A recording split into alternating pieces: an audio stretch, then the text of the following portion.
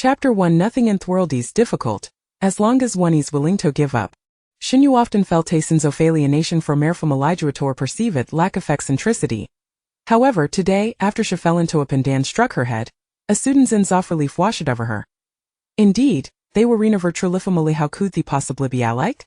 After the impact, Shen Yue inexplicably found herself flooded with numerous memorias of her future resolve. She witnessed it others claiming she was not the genuine daughter of Shen family, she sought the true heiress of Shen family, who, despite years of hardship, remained dazzlingly exceptional. Should be eldero mistakes leading to alonlitami in prison. She saw her own mud a little hand reaching to tint the pond, and in that moment of reverie, theta stuffed prison food camera rushing back, granting her an epiphany, those who memorias from her past life. She was destined to serve a time in prison. The food in prison was unappetizing, the labor was both grimy and exhausting, and in would be subject to bullying. Thus, she resolved to change her fate from this moment inward. How could daffles the stroll yelter her destiny? Was he to undergo complete transformation of blood and genes? The only alternative would be to reincarnate in her next life. Should she start seeking powerful connections to increase her familial affection? Eiffel went as expected, aside from her lenient parents, Eldest Brother swear reluctant to include a here their activity as due to her perceived illness was cling to their legs when she could. Should she commit herself to diligent study, relying on knowledge to alter her fate? This indeed seemed feasible. With resolve, Shen Yue sat at their disconned fervent like complete Dane examination paper. After checking her answers, chesolently close ethic, feigning nonchalance. Whether in this life or the previous, knowledge had the power to change their destinies, yet it seemed unlikely to change her own. That day, Shen Yue gazette a 45-degree angle, and at just 12 years old, she could masterful embody the sorrow wofi out full pain literature. How a third. After pondering contemplating for 10 minutes, Shen Yue reached a conclusion. If she was fated to endure the hardships of prison, why not thoroughly enjoy the present and indulge in food? Nothing in the world is difficult, as long as so nice willing to give up. Before she ended up behind bars, she would relish every meal. A variety of dishes, each different from the last. However, when evening came, she found herself staring at table of blend, watery buckhoy, once again lost in thought. Elder brother, has her family gone bankrupt? Shinichen, who had initially prepared at Talivi after dropping off food, paused in surprise not due to her question, but because of her demeanor. In his memory, Hijia and her sister had always been afraid of him, speaking cautiously as if he were Riemann Sturthat might devour her.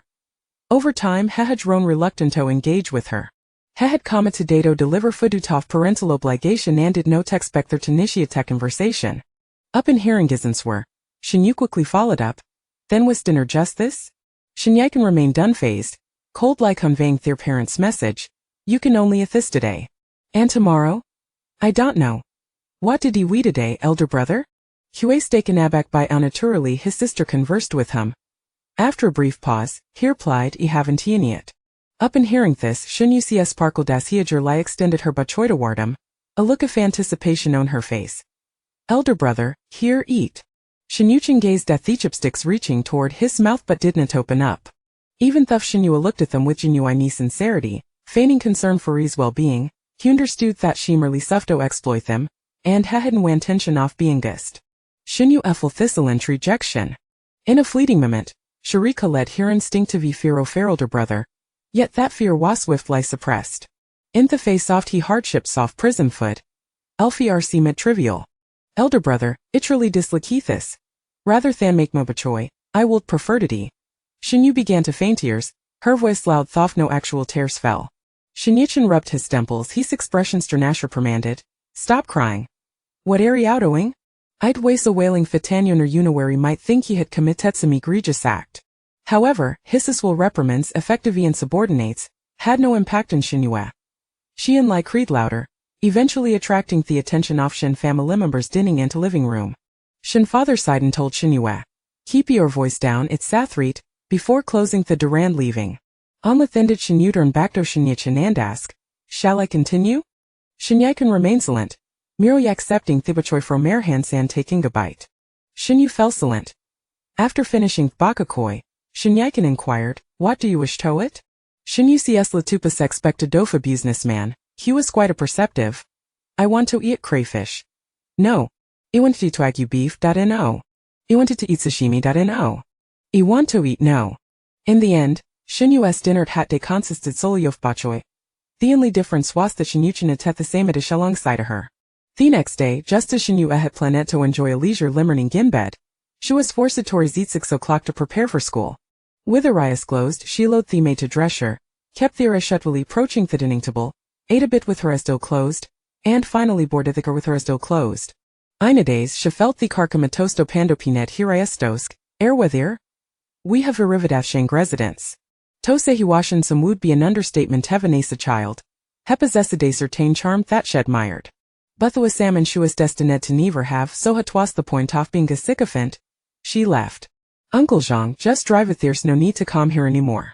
Uncle Zhang was taken aback that although Shen Yue and Shang Jun were still young, had seen admiration she held for him.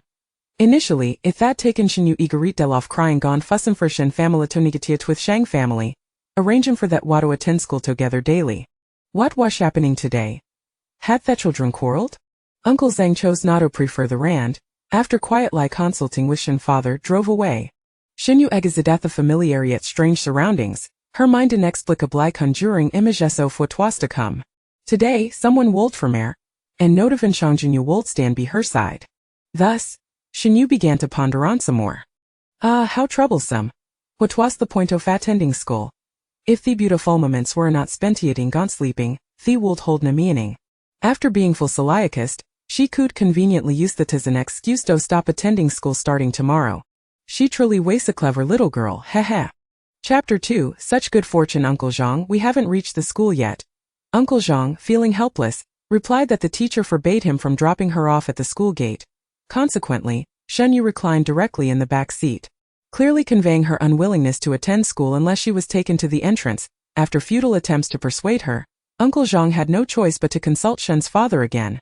The response was that Shen Yue's physician had confirmed her health was satisfactory. If she persisted in her obstinacy, he would simply carry her to school and hand her over to the teacher with a resigned sigh. Uncle Zhang felt this approach was rather unsatisfactory, but he dared not defy his employer's orders. Accepting his fate, he trudged to the back seat and hoisted the still reluctant Shen Yue onto his back. Forgive me, little Yue. As Shen Yue slowly grasped the situation, she felt no discomfort. In fact, she found it quite pleasant. Ultimately, as long as she remained inactive, she felt a sense of bliss. This was not mere laziness. Rather, she was conserving her strength for her eventual labor. Now armed with a justifiable rationale, Shen Yue continued to lounge on Uncle Zhang's back. A yawn escaped her lips, causing her to inadvertently spot some morning tea across from her, prompting her to exclaim, I want to eat that. Uncle Zhang, exasperated, knew that Shen's family had always prohibited her from indulging in outside food. He dared not purchase anything impulsively and could only continue to refuse. No, you cannot. Shen Yue persisted. Why not? Because your parents won't allow it. Why must you make things difficult for a mere worker like me? Uncle Zhang refrained from speaking the truth, fearing that the child might indiscriminately share his words and jeopardize his job. Instead, he concocted a serious excuse. It's not that I won't buy it. It's just that uncle is incapable and cannot afford it. With her memories resurfacing, Shen Yue instantly empathized. She understood the pain of poverty, one that required meticulous budgeting even for a single gummy bear. What cruelty it was for a faux heiress to burden a laborer. How outrageous of her to desire to feast upon the fruits of another's toil. As though starving in prison and resorting to snatching scraps from others' plates. The pain was profound. In that moment, Uncle Zhang transformed in Shen Yue's eyes from an ordinary worker into her revolutionary comrade. As they locked eyes, both felt a swell of emotion. However, Uncle Zhang suddenly sensed impending doom. Surely, this little ancestor would not begin to see it would be a calamity if she wept on the street. He needed to hasten her to school. Adopting a sprinter's stance, he prepared to dash and deposit Shen Yue at the school entrance when she spoke, her eyes brimming with tears. Uncle Zhang, I'm sorry. I shouldn't be so willful. Please don't be upset. Uncle Zhang froze. Well, I'm not really that upset. I merely feared a reprimand from your father and a deduction from my pay. Yet, witnessing Shen Yue's sincere apology made him realize that not only had he denied the child her morning tea, but he had also deceived her. Provoking her tears, he felt like a beast. After a fierce internal struggle, he finally said, next time I promise to buy it for you. Let us wait until we can ditch the bodyguards, shall we? At that moment, Shen Yue's classmate, Zhang Peng, happened to pass by and overheard their conversation. He was astounded by the revelation. Shen Yue's family couldn't even afford morning tea? This meant her parents were destitute. Typically, the items Shen Yue used appeared to be quite luxurious. He had never anticipated this. At 12, one is neither too old nor too young, yet it is the age when all impulses bloom. Often without regard for consequences, the classmate who had overheard the secret quickened his pace, eager to share this sensational news with the entire class before Shen Yue could enter the room. Guess what I just heard? You will never believe it. Shen Yue is actually a fraud. As soon as the words left his lips, the classmates, engrossed in their own activities, turned to him in unison. Shen Yue is a fraud? Are you still half asleep this early in the morning? Which Shen Yue are you talking about? Is it the one from our class? Zhang Peng slammed his hand on the desk, grabbing the eraser, preparing to elaborate, but suddenly remembered that the teacher would soon arrive and hastily added. On my way here, I heard Shen Yue talking to her uncle. They can't even afford morning tea, her uncle said. Uncle is useless and cannot produce any money, and then Shen Yue started apologizing. But didn't Shen Yue grow up with Shang Junyu? I always thought her family, while not as affluent as Shang's, certainly wasn't lacking. Yet, the things Shen Yue uses seem rather expensive. Perhaps they are counterfeit? If they cannot afford morning tea, how could she possibly have such luxuries? Could it be that she stole them? Ugh, that's disgusting. Why would Shen Yue resort to thievery to pretend to be wealthy? Wow, recalling how she treated me to snacks in the past makes me laugh. Where did she even get the money? It must have been ill-gotten gains. Should we report her? The saying goes, 3 men can create a tiger. Even if the initial suggestion of theft was merely hypothetical, the more people echoed it, the more it morphed into a reality. Especially since it was about Shen Yue, the girl who walked to and from school with Shang Junyu daily. The one who could play the piano and dance, and whose sweet appearance and amiable personality had won her admirers. To think such a person could be a fraud, perhaps even a thief, was simply too amusing. Sometimes one's happiness is built upon the suffering of others, particularly when it comes to belittling those who excel, as if such actions could make one's own failures seem less tragic and provide some solace. Thus, when Shen Yue finally sauntered into the classroom, she noticed that the gazes of her peers had shifted dramatically. Unsure of how to interpret their stares, Shen Yue felt as though, if she were in prison, those with such looks would not survive to see another day. Ignoring the scrutiny, she calmly approached her desk, only to discover her chair was damp, and the once pristine surface was now covered in graffiti and an array of scrawled insults. Fraud, pauper, disgusting, vain, thief. These were merely the more refined terms. There were others that were far cruder, implying lewdness and other vile slurs. Shen Yue scrutinized the mess, feeling as though happiness had arrived too abruptly, leaving her uncertain. She turned to her neighbor and inquired, "Is this my desk?" Now Shen Yue understood. She had fallen victim to bullying. "Hey Shen Yue, aren't you going to sit down? How could a noble princess sit on a sticky chair?" Shen Yue chose to ignore the mockery, calmly retrieving her phone from her bag to call Uncle Zhang. To render her emotions more convincing, she even pinched her thigh hard enough to bring tears to her eyes. "Hello. Uncle Zhang, I don't want to go to school anymore." The child's voice trembled slightly, and despite her efforts to maintain composure, Uncle Zhang could discern the fragility and sadness in her words. He immediately turned the car around, heading toward the school, soothingly assuring her, "Don't be afraid. I'll be there soon." After hanging up with Shen Yue, Uncle Zhang hesitated momentarily before dialing the assistant to Shen Yichen. Meanwhile, Shen Yue, having ended the call, lost her previously pitiful expression as she rubbed the graffiti on her desk. She delved into the memories flooding her mind. Logically, weren't they just accusing her of taking someone else's belongings? How did it morph into graffiti on her desk? The memories in her head seemed unreliable. Yet, for reasons unknown, despite Shen Yue's attempts to convince herself otherwise, she never doubted one thing. Her ultimate fate would undoubtedly be prison. Chapter 3.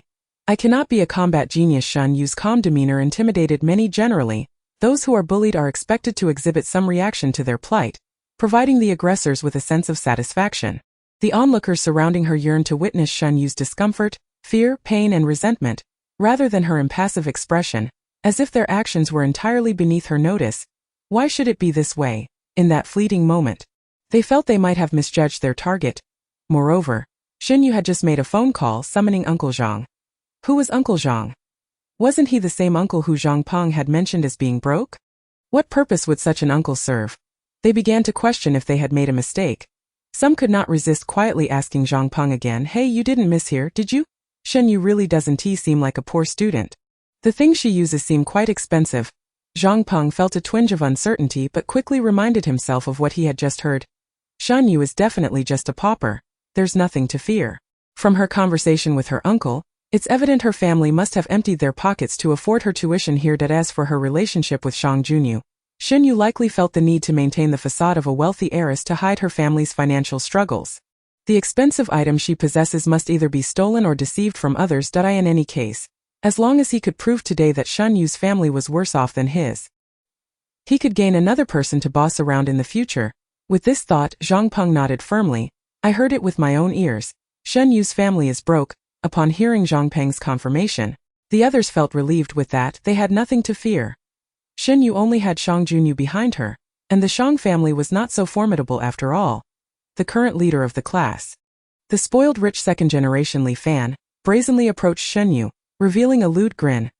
Shen Yue, there's no need for you to pretend to be a refined young lady. If you agree to listen to me from now on, I will protect you. What do you say? Our family is even more formidable than Shang Junyu's. After all, Shen Yue was genuinely beautiful. Despite the lingering baby fat on her face, it would be no exaggeration to describe her features as exquisite. If you just agree, I will make sure to teach a lesson to those who dared to deface your desk, leaving no one unpunished. The moment those who had previously vandalized Shen Yue's desk heard this, they began to panic. Li Fan acted recklessly, and his words were not mere empty threats. While their family backgrounds might not differ vastly from his, they were ordinary people, normal individuals who feared the unpredictable. If Shen Yue truly acquiesced, Li Fan would undoubtedly unleash his wrath upon them. Realizing this, many exchanged glances and then turned to Zhang Peng, devising a plan. Shen Yue, please don't blame us. It was Zhang Peng who barged in and declared you a fraud, claiming your family couldn't afford to eat, that everything you used must have been stolen. He incited us to write on your desk, which is why we acted. Once one person spoke up, others chimed in as well. Yes, it was Zhang Peng's fault. It has nothing to do with us, we were just having fun. The hurtful things we said earlier were merely to fit in with the atmosphere. So please don't take it to heart. It's all Zhang Peng's doing. We were just following his lead. Exactly. It's all Zhang Peng. Zhang Peng stared in disbelief, his eyes wide. He desperately wished to clarify that he hadn't instigated anyone to deface Shen Yue's desk. But before he could utter a word, he was slapped. What do you think you're doing? Have you forgotten what I've taught you? Zhang Peng clenched his fists tightly, then released them, murmuring, I'm sorry. It was my mistake. The entire classroom felt like a farce, and some even suggested that Zhang Peng kneel before Shen Yue to atone for his sins. Zhang Peng remained silent, his lips sealed. Shen Yue surveyed her classmates, and in her dazed state, they appeared not as mere children, but as a horde of demons. Their sharp fangs seemed poised to tear someone apart at any moment. Although she had never witnessed such a scene before, it felt eerily familiar. Shen Yue did not harbor strong feelings for Zhang Peng. To be precise, she cared little for anyone in the school aside from Shang Junyu. Thus, experiencing school violence for the first time while witnessing others being bullied before her eyes inflicted a profound trauma upon her tender heart. She felt certain that she must have damaged her mind.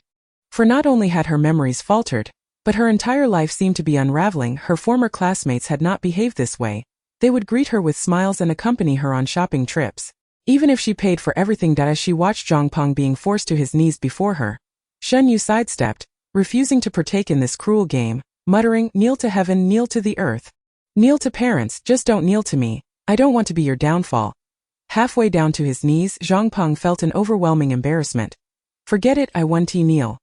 Fortunately, everyone's attention was on Shen Yue, and no one noticed him. Hey Shen Yue, tell us honestly, what do your parents do? The truth was, the family business had been entirely entrusted to her elder brother, while her father spent his days indulging in leisure, using the savings he had earned through years of hard work. Her mother was even more carefree, practicing dance at home, only making an appearance during major national events. However, when relayed by others, this became a confirmation of Shen Yue's lowly status. Especially a girl who had always been at odds with Shen Yue could not resist sneering. How dare someone like you give us a disdainful look? She had long been envious of Shen Yue's beauty and popularity, and now she had a righteous reason to act, lunging forward to grab Shen Yue's hair. Let us see what kind of fake goods the lofty princess wears. They look surprisingly real. Jiang Ruan inched closer to Shen Yue, and at that moment, memories of her training with her sister in prison flashed through Shen Yue's mind. Remember these 3 points. First, strike to obstruct arterial blood flow, causing cerebral ischemia and halting blood supply to the brain. Second, attack the carotid sinus to induce bradycardia, hypotension, or even sudden death. Third, target the cervical vertebrae to damage the spinal cord. If a fracture occurs, it could sever the vertebral artery and lead to death. If someone strikes you, retaliate in kind. If you're lacking strength, use a weapon to you understand. Shen Yue comprehended if she lacked strength, she would find a weapon. Thus, she seized a nearby chair and hurled it at Zhang Ruan, who had reached out towards her. Any hesitation would be a sign of disrespect towards her sister. Zhang Ruan was startled by Shen Yue's sudden resistance and couldn't help but scream. Shen Yue ignored her, casting a glance at her desk, where 2 words stood out prominently: slut and bitch.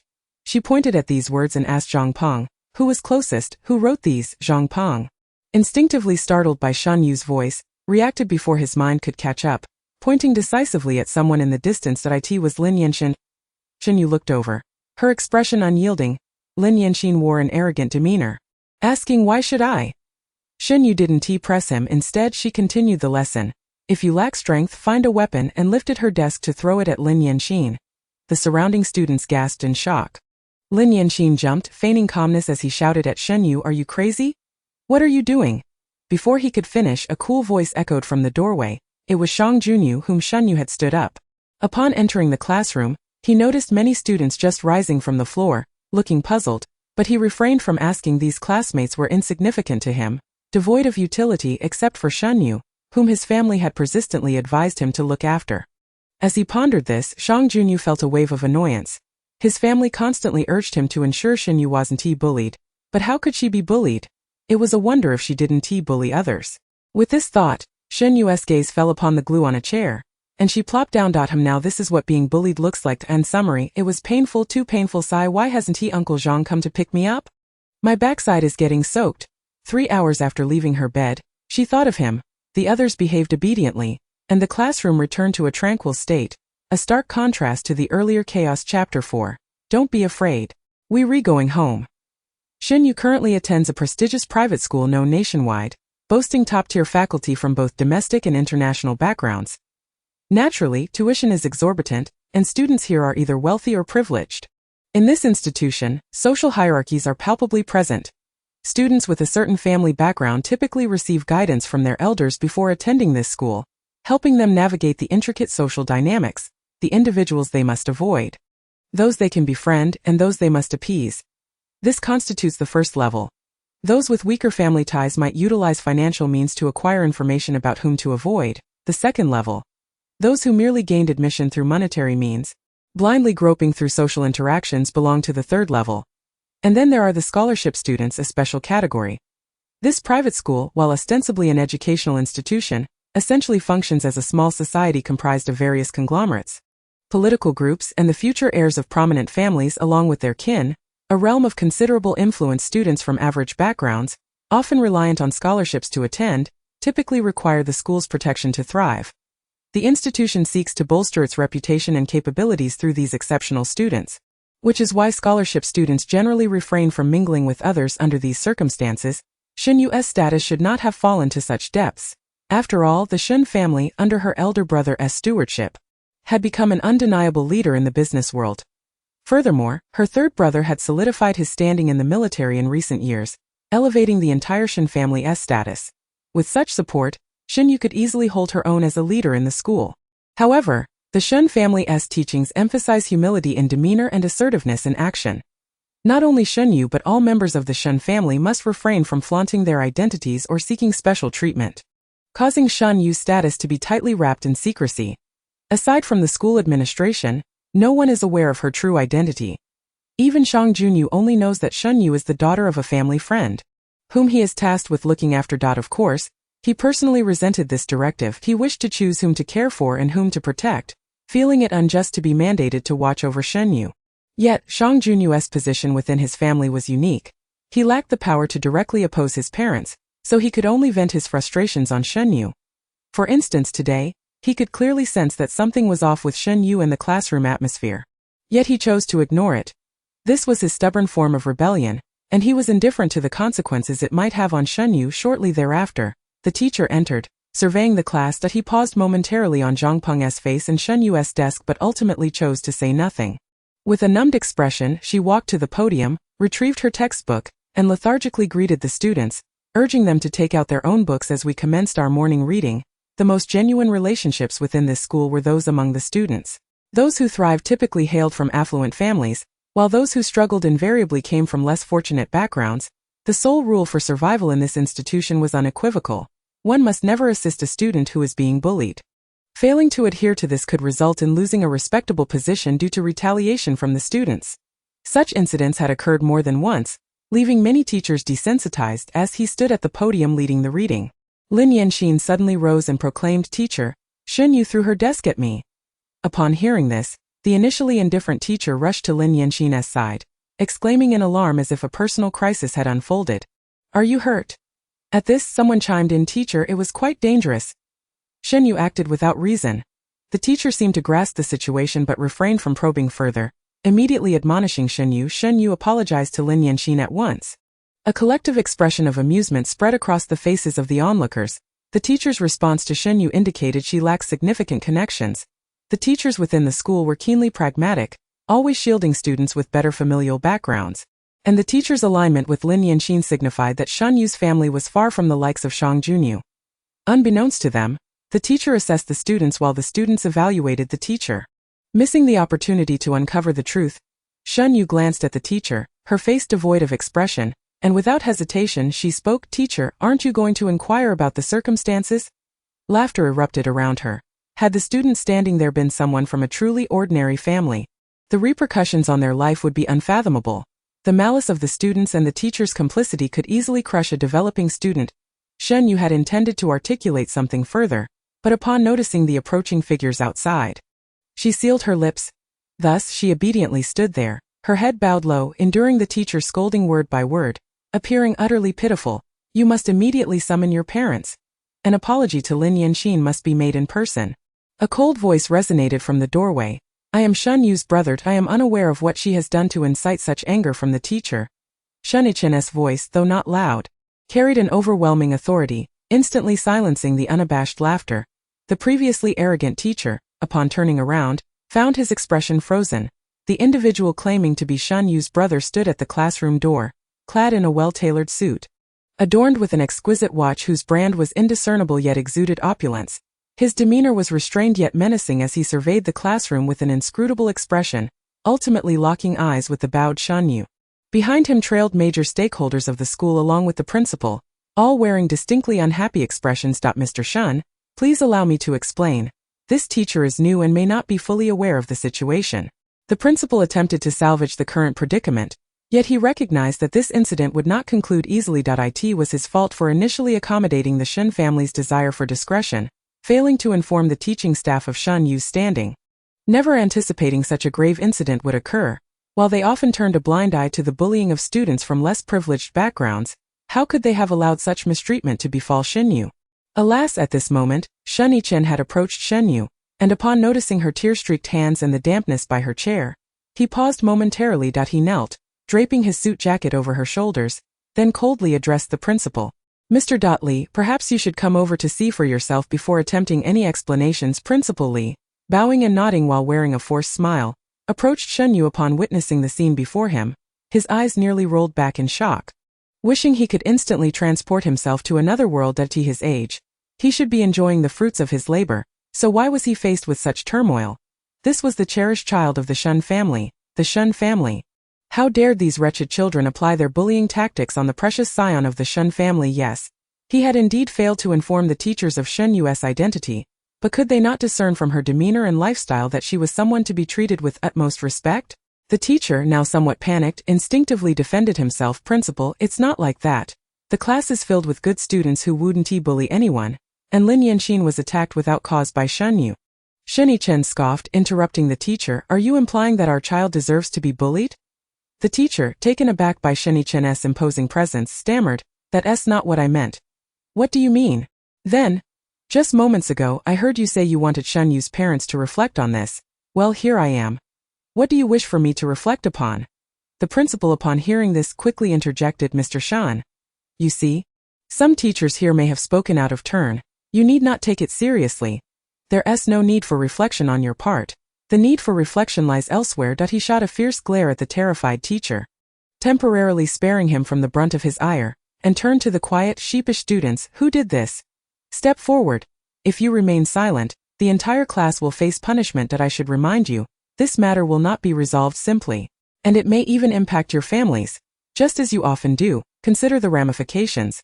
The principal's words struck at the very core of the students' fears. Each student present understood that their audacity stemmed from the power of their family behind them. Should this incident adversely affect their households, their parents would undoubtedly not take it lightly. In the worst-case scenario, they too could become objects of scorn. Yet, doubts lingered in their minds. Was the situation truly this dire? Could bullying Shen Yue really influence their homes? Was Shen Yue's family truly that formidable?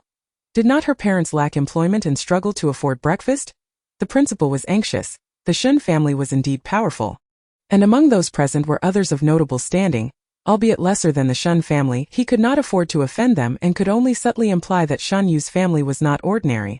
Hoping to awaken some sense in these children while the bullying incident appeared grave, they were all still young, and as long as they recognized their mistakes and admitted them, the Shen family would likely not escalate matters.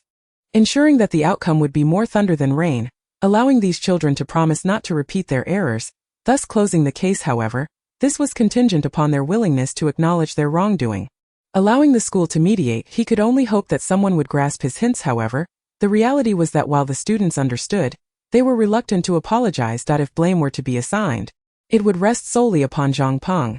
Had he not spread the erroneous rumor that Shen Yue was a pauper, they would not have acted against her. If anyone were to admit guilt, it should be Zhang Peng. They felt no culpability, merely carrying out their usual antics. It was Zhang Peng.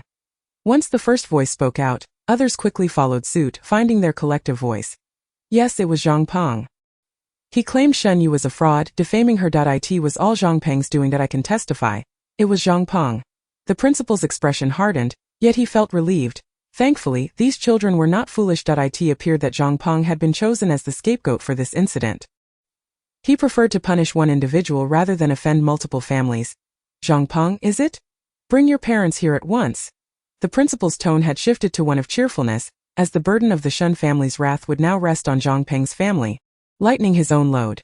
Yet Shen Yichen was unfazed by this shift in tone, calmly stating, not just him. The principal froze, turning to Shen Yichen. Mr. Shan, perhaps we could have some time for the school to respond satisfactorily? Shen Yichen ignored the principal's plea, resting a hand on Shen Yue's shoulder, gently patting her as if to offer comfort, while speaking assertively. After observing your conduct, I suddenly comprehend why this school has become what it is. It is also the Shen family's oversight to have entrusted Shen Yue to such an institution. What?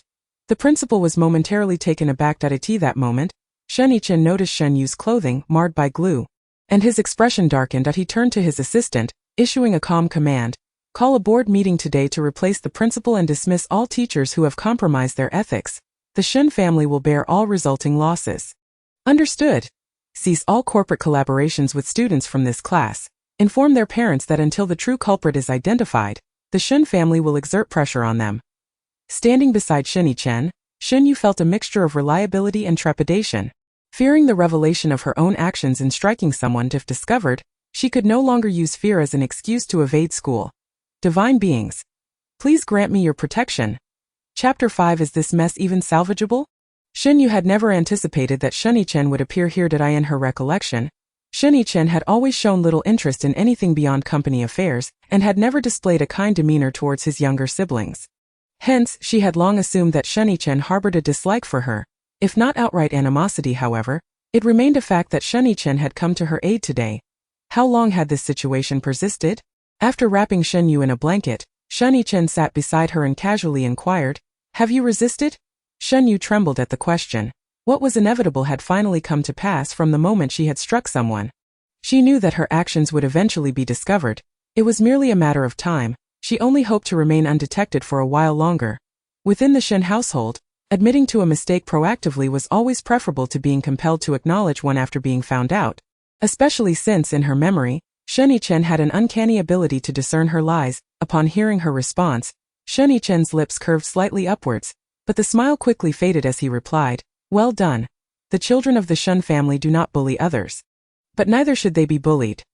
"Thank you, big brother." Shen Yue sensed Shen Yichen's genuine intent to guide her. Coupled with his earlier act of defending her, it was truly gratifying. Even though she was aware that she was not the true daughter of the Shen family, she felt a deep-seated gratitude for the brother who was currently protecting her. Big brother is truly remarkable. Initially, Shen Yichen felt a twinge of regret for abandoning his work impulsively to come here. But upon hearing her words, an unprecedented sensation surged within him. It was the first time he clearly recognized his identity as an older brother. Nevertheless, a question lingered in his mind. Why had his sister, who had once feared him and kept her distance, suddenly changed her demeanor? Had someone instructed her to speak in such a manner? Who taught you to say such things? As Shen Yue met Shen Yichen's probing gaze, she wondered if she had perhaps overstepped in her flattery. In the confines of the prison, possessing the ability to articulate one's thoughts was of paramount importance. Expressing kind words bore no detriment to her. Yet it could make others feel at ease, prompting them to lower their defenses. She recalled someone had once taught her that charm, though elusive, boiled down to making others like oneself. Shen Yue, you handle matters too rigidly. Even if you speak the truth, few will believe you. Start by learning to compliment others. Thus, in her subsequent memories, Shen Yue first practiced awkwardly offering praise, which later evolved into genuine compliments, culminating in a seamless expression of sincerity. The honesty she had displayed earlier was genuine. She understood that no amount of deceit would fool Shen Yichen with this brother. Sincerity was all that mattered. She aimed to convey her desire to sleep and skip school in a manner that would resonate with him. Someone told me that emotions between individuals are not inherently communicative. Unless I express my thoughts verbally, it is rare for anyone to discern my true feelings. Big brother, I think you are the most impressive. And I truly want to thank you, but I have never voiced it before. I believe that was a mistake. So now I must say it. This marked the first time Shen Yichen felt the positive emotions emanating from Shen Yue towards him, leaving him so astonished that he forgot to inquire about the identity of the person she mentioned. Yes. Upon hearing this, Shen Yue's heart soared with joy. So much had transpired from yesterday to today. She ought to lie in bed and unwind. Casting aside all thoughts, once her mind relaxed, she became acutely aware of the dampness on her backside, realizing she was still clad in those pants plastered with glue. As Shen Yichen prepared to stand and leave, he noticed Shen Yue sitting in the car, her head lowered, and felt a pang of reluctance. He gently lifted her from the vehicle and took her hand, saying, "Come with me."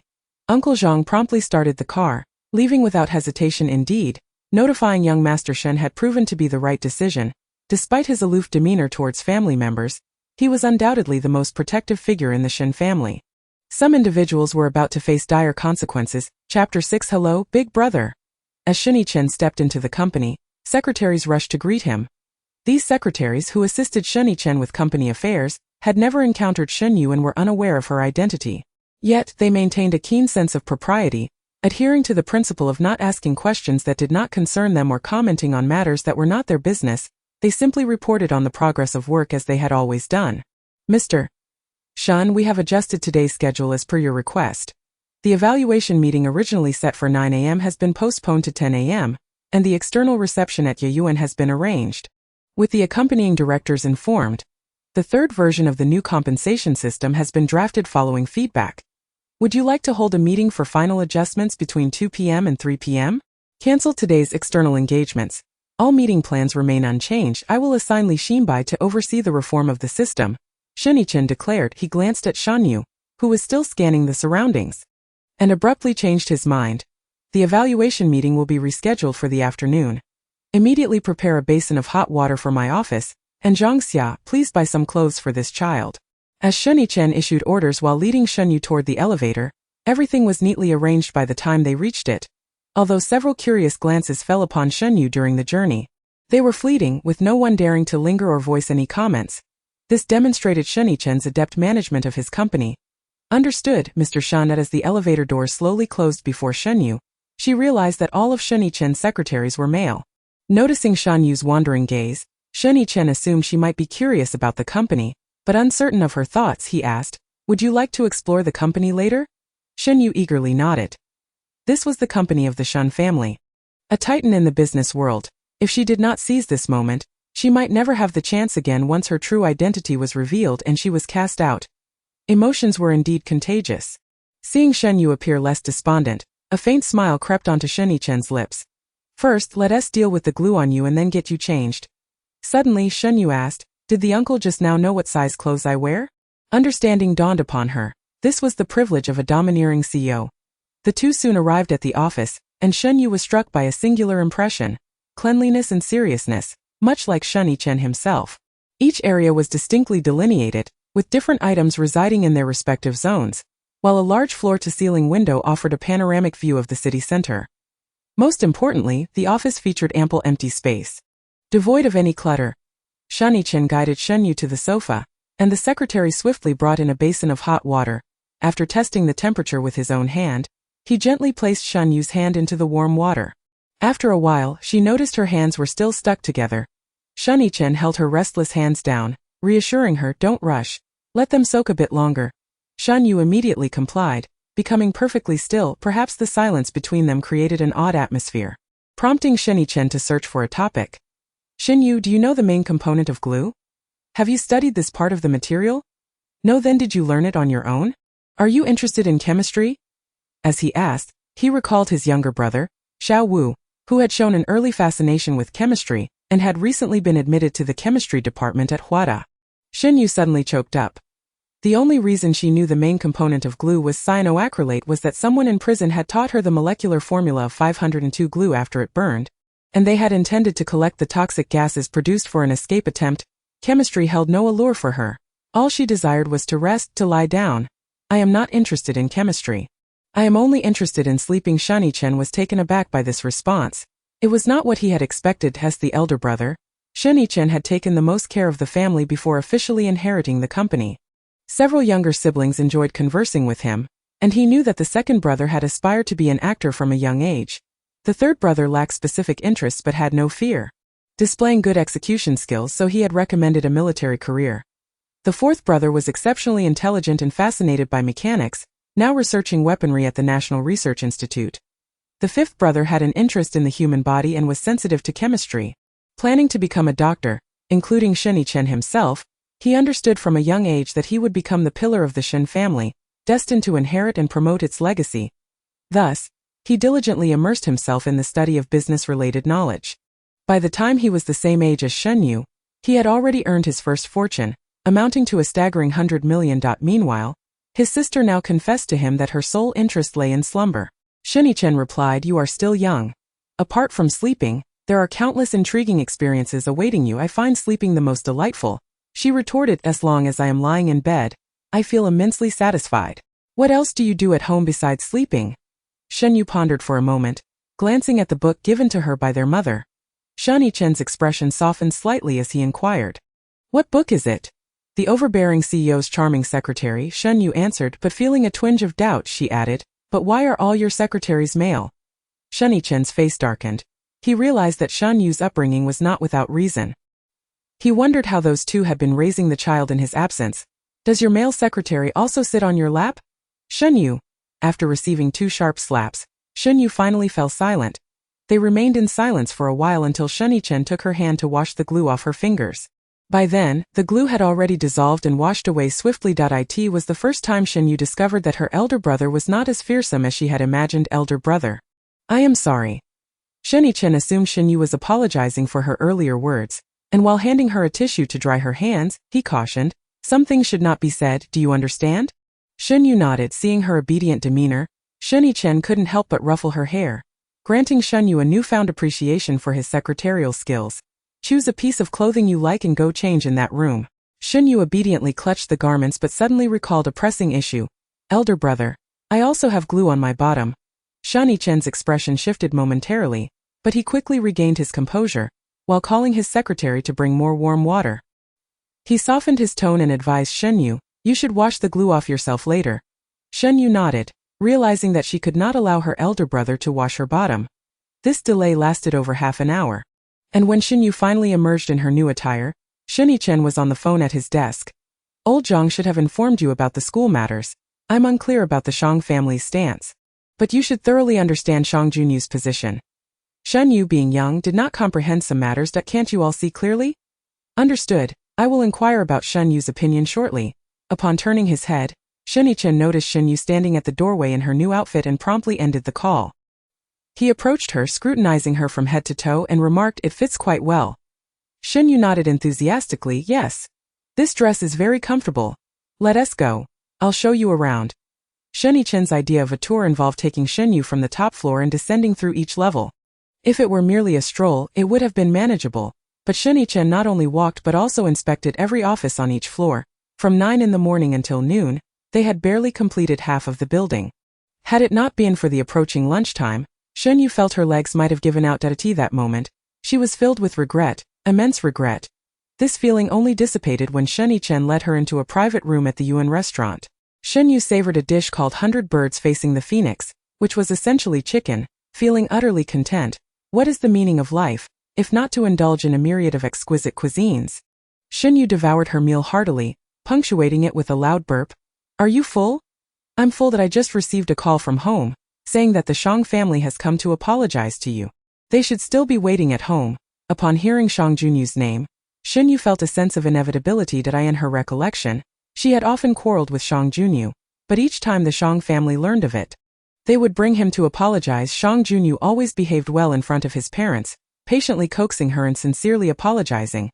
Yet, every time she believed he would genuinely treat her well, he would reveal another side of himself. The cycle would repeat, she would quarrel, and he would placate her as they grew older. Shen Yu's reputation for being domineering and Shang Junyu's for being polite spread.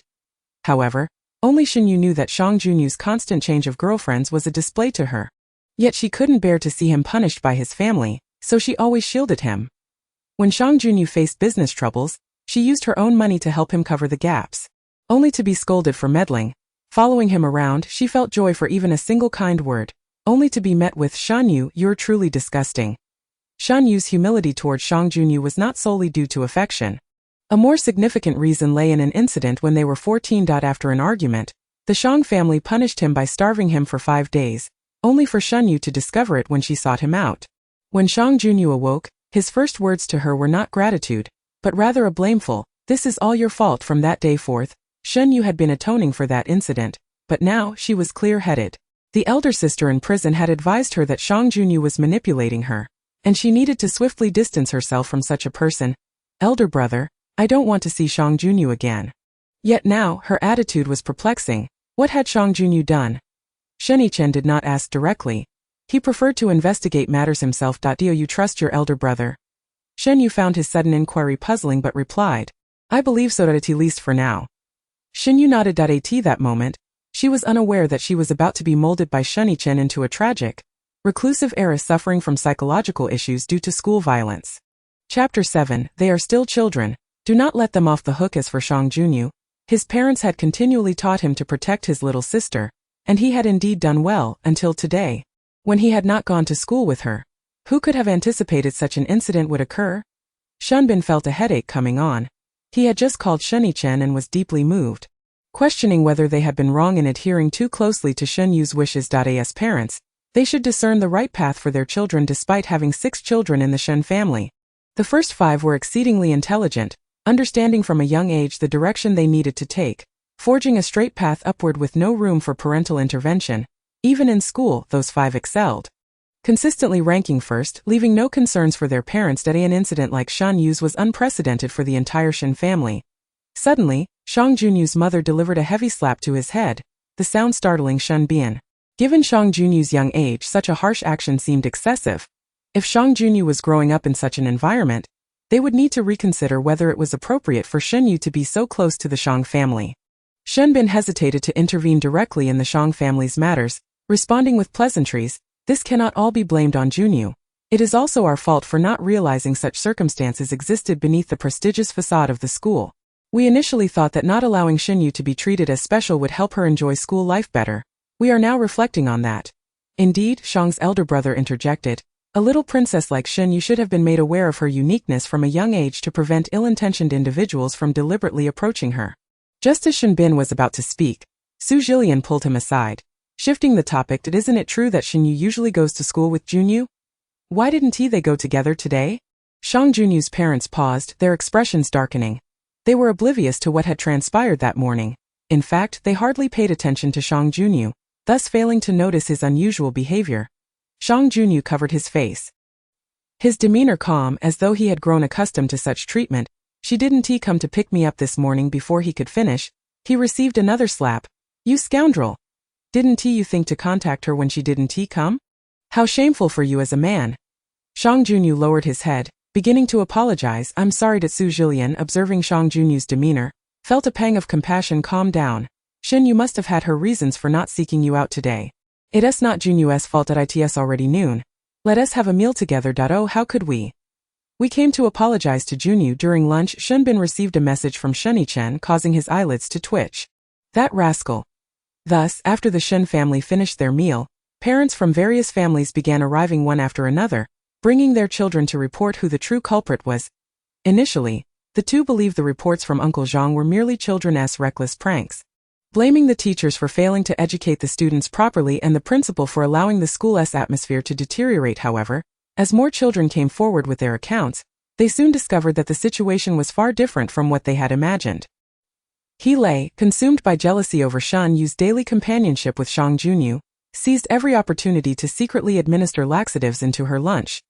This incident marked the peak of her schemes as she vowed to teach Shen Yue, whom she deemed shameless, a lesson that would deter her from ever approaching Shang Junyu again. Su Jilian's expression darkened as she recalled that Shen Yue often appeared pale for several days each month, clutching her stomach in evident discomfort. Initially, she assumed it was merely a phase of adolescence, but now she considered the possibility of deeper issues, particularly those involving Shang Junyu. Thankfully, she had not allowed anyone from the Shang family to follow them inside. Is it He Lei? Su Jilian thought. The Shen family will remember this, that if it proves true, we will ensure that no innocent parties are implicated. Upon hearing these words, the family that had come to report felt a surge of relief, exclaiming, "That's wonderful. I knew the Shen family, being prominent, would not act irrationally, ha ha ha."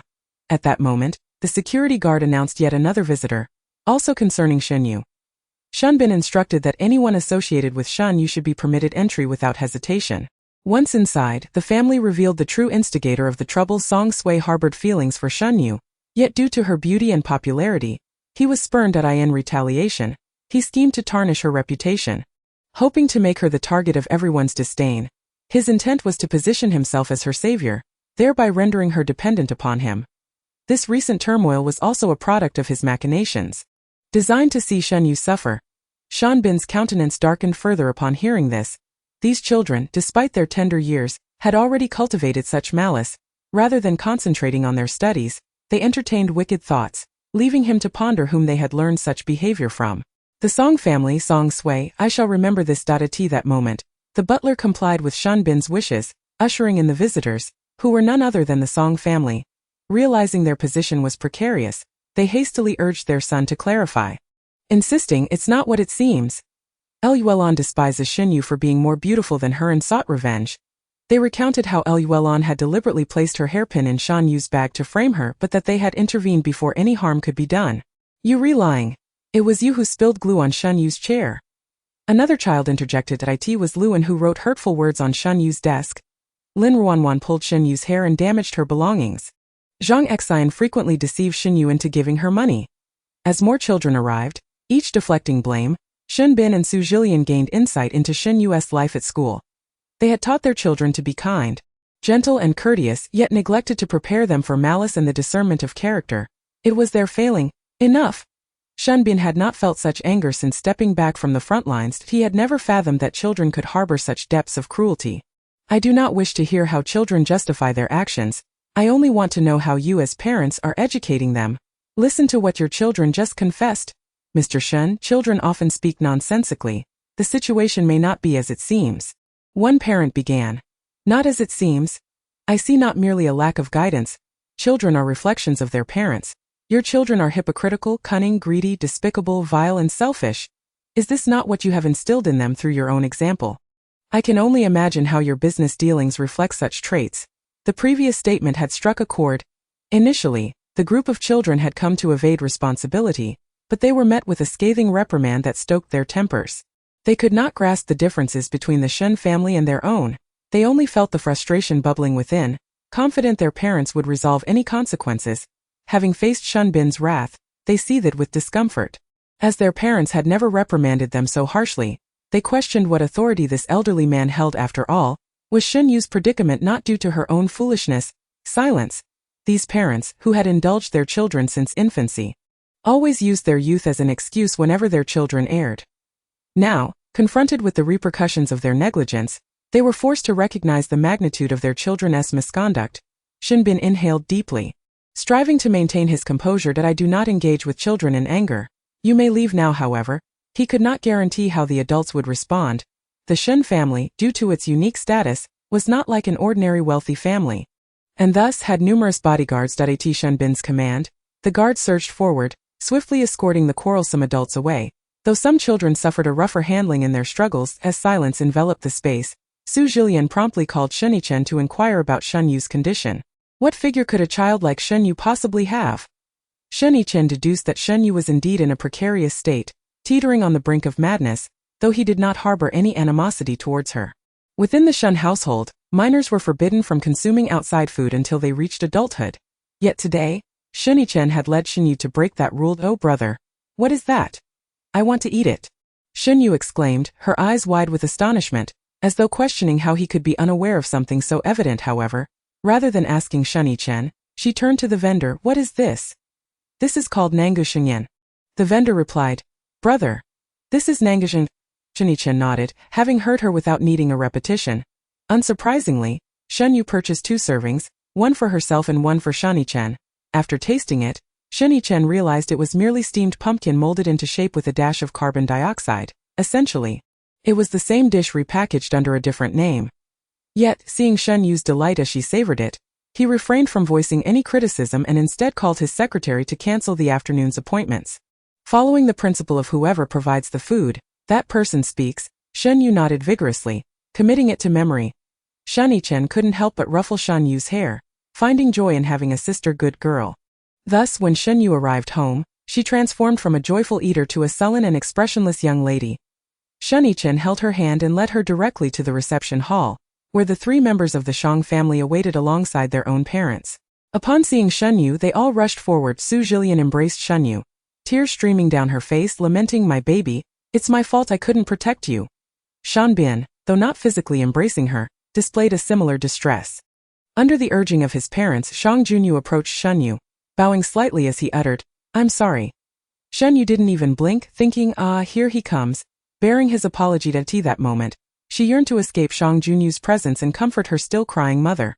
Perhaps by revealing that she was not her daughter, imploring her not to be upset. However, having promised Shen Yue to remain silent, she resolved not to speak. Moreover, upon recalling everything on the first day, she had attempted to disclose her true identity to no avail. Each time she tried, her voice would falter. After several attempts, she surrendered to the fact that she could not share this aspect of herself with anyone. It was only when Shen Bin noticed Shang Junyu's body beginning to tremble that he prompted him to straighten up. "Yeah, what's wrong? Can you reassure your mother with a word? Don't frighten her." "Mom, when I picked Shen Yue up from school, she didn't say a word. She must have suffered some psychological trauma. Please don't pressure her." Upon hearing this, Su Jilian cried even harder. Shang Junyu's parents recognized the gravity of the situation and exchanged knowing glances. Understanding one another's intentions, they stepped forward, urging Shang Junyu to approach her further. "Su Jia, we should avoid provoking Xiao Yu in her current state and refrain from questioning her. Perhaps we could let Junyu try to speak with her? He is of the same age and has been close to her. He might coax her into talking." As they conversed, their intentions were glaringly apparent. They aimed to use Shang Junyu to ensnare the Shan family.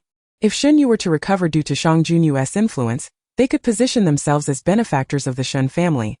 Finally, after remaining silent, Shen Yue spoke up. "So, you are Shang Junyu? Secretary Wang informed me of certain matters, how you take all of Shen Yue's money each day when you go to school, how you intentionally leave her lunch in the cafeteria before returning, how you fail to defend her when others speak ill of her, and even give your admirers subtle hints. Please explain these actions." Upon hearing this, the expressions of everyone present, aside from Shen Yue and Shen Yue, shifted dramatically. He pulled Shen Yue behind him, shielding her completely, adopting a protective stance, and curtly addressed Shang Junyu, saying, "Do not look at Shen Yue. I am asking you to this moment."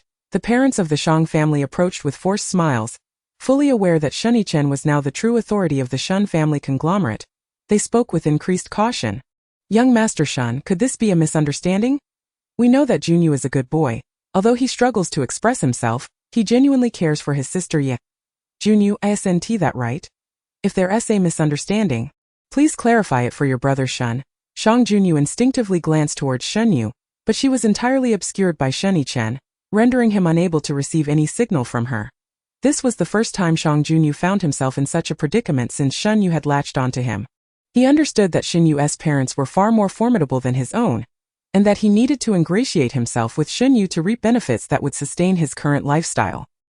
He recognized that his previous actions were wrong, Yet Shen Yue always forgave him, leading him to believe over time that he was in the right. Shang Junyu remained silent, prompting his father to grow anxious. He struck Shang Junyu across the face, exclaiming, "You beast! Did you truly commit these acts? It's a sin. How could I have raised such a child? Kneel down immediately. Let us see if I don't beat you to death." Shen Bin, feeling a headache coming on, rubbed his forehead and halted Shang father's actions. Stepping in front of Shang Junyu in a subdued voice, he reiterated his question. "Shang Junyu, as a man, you must possess the courage to own up to your actions. I have always believed you to be a good child, which is why I allowed you to grow so close to our Ye.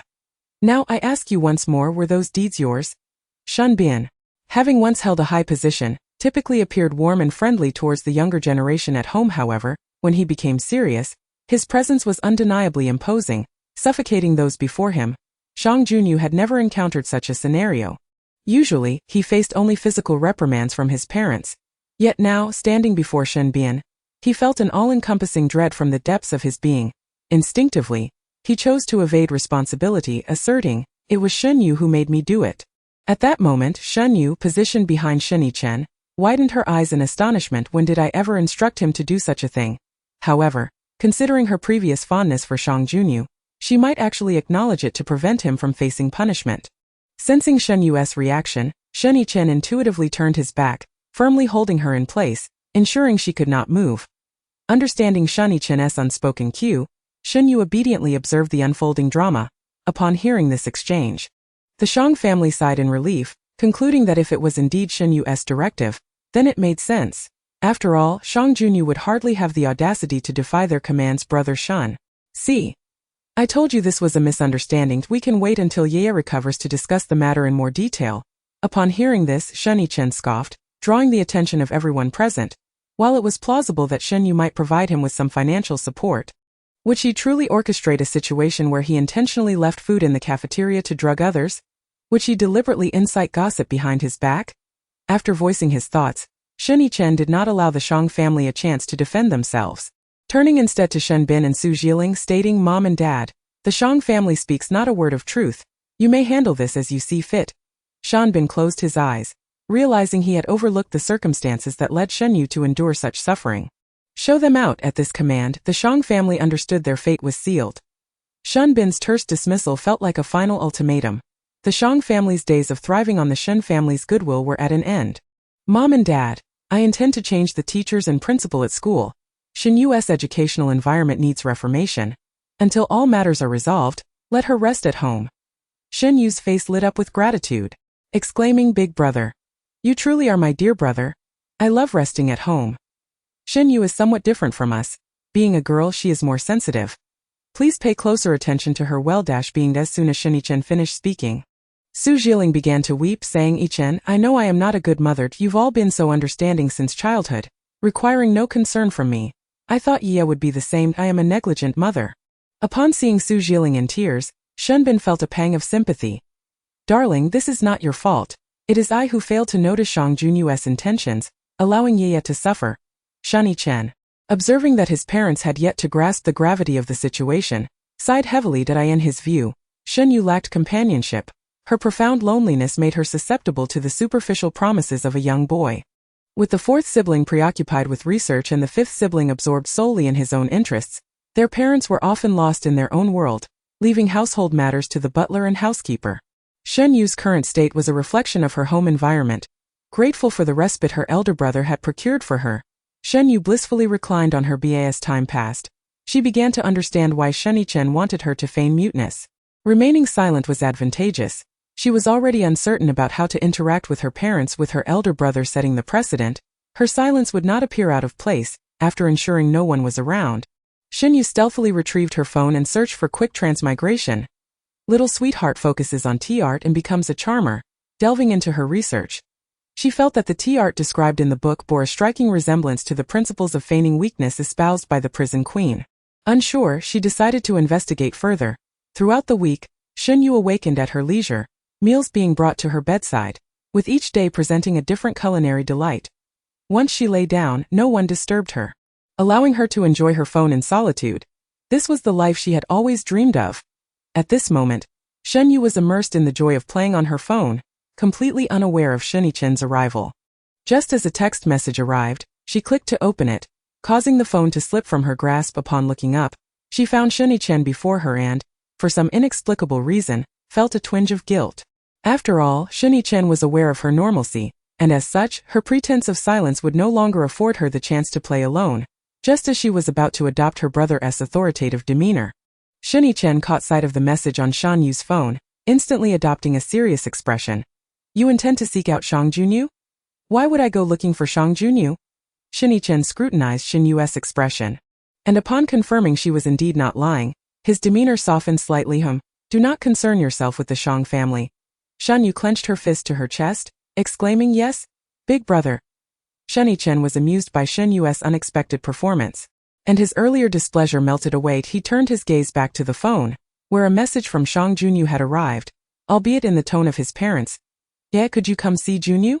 Ever since he left your home, he has been incessantly apologizing, insisting on atoning for his actions. It has been 5 days since he last ate. When we offer him food, he cries and protests, claiming that if you do not forgive him, he might as well die. Yeah, you are a kind child. Please save Yue. Shen Yue captured a screenshot of this message and swiftly sent it to the tearful Su Jiling and the glum Shen Bian. Have you two not noticed the Shang family's little schemes during your time at home? After sending the message, Shen Yue turned to Shen Yue, asking, is there anything on your phone that you wouldn't want your parents or me to see? Shen Yue thought carefully and replied, I don't believe so. I usually just use my phone to shop or read novels, and I rarely contact anyone. I used to chat with Shen Yue. But not anymore. No, just pretend you didn't see that message. I will handle it. Shen Yue was bewildered. It wasn't that she had chosen to overlook it, she genuinely hadn't seen it. Shen Yue promptly collected Shen Yue's phone, instructing her, you have 20 minutes to get ready. I'll take you to buy a new phone and get something to eat. Shen Yue immediately sat up, eager to prepare for the outing. Shen Yue chuckled softly, stepping out to close the door behind him. He stood at the doorway and pulled out Shen Yue's phone, scrolling through the messages. In addition to the earlier message from the Shang family, there were numerous other messages from unnamed individuals, most of which were apologies beseeching her to show mercy, interspersed with some threats. Shen Yue, if you have the guts, come to school and see what I do to you. You better hide at home for the rest of your life. Just a whiny little brat. As he scrolled through, he took screenshots of all these messages to send to his secretary. It seemed that he had not been stringent enough in dealing with the situation. However, what left Shen Yue speechless was his own parents. They had clearly disregarded his earlier warnings. Continuing to scroll, he discovered that Shen Yue had also sent messages to Shen Yue previously. I was wrong. I'm sorry. I will never act that way again. Please forgive me. Can you come pick me up for school tomorrow? I'm truly sorry. I beg you not to ignore me.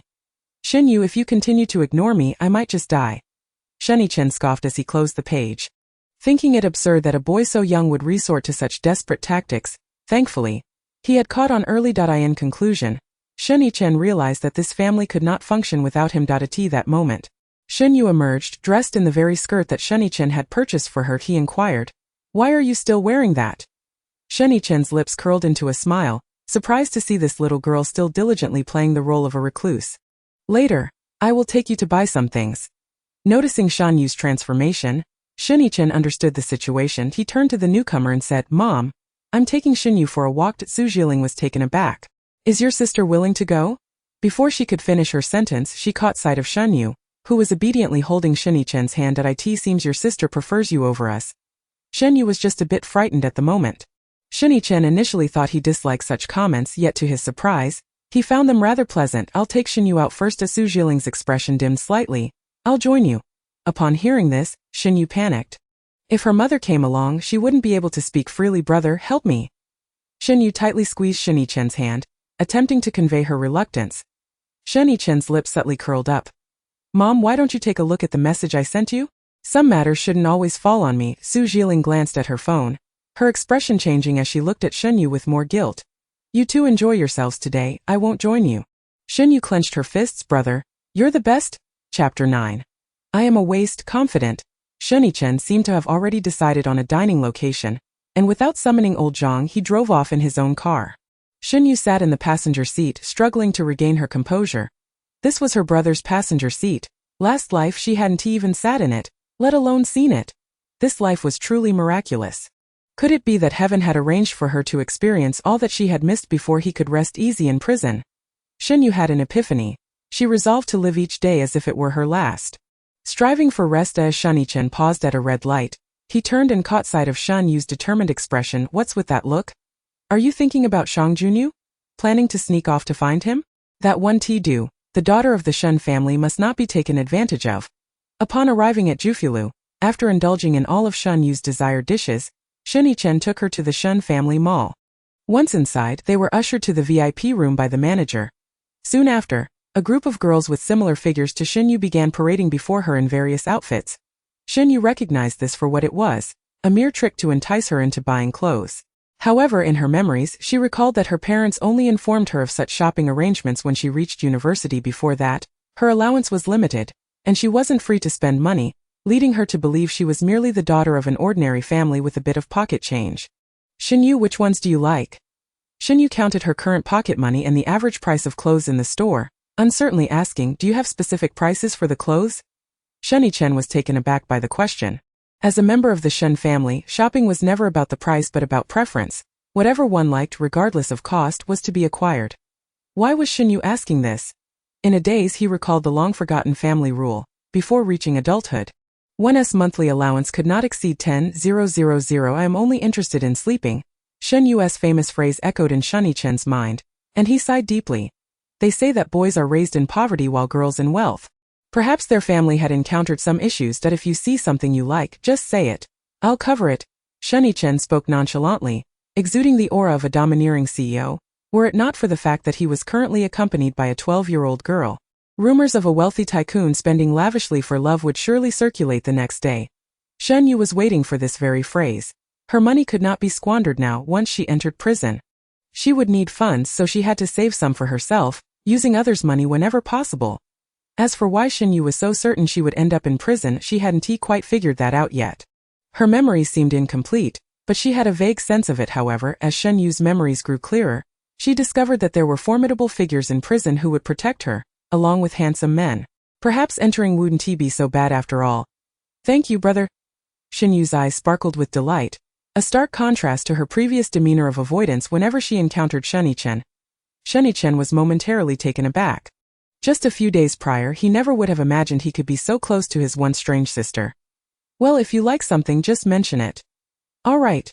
Shen Yue responded enthusiastically, but after scanning the selection, she chose a simple and elegant white dress that was a safe choice, yet Shen Yue felt it was too plain. Brother, I've made my selection, just one. Yes. I like this one.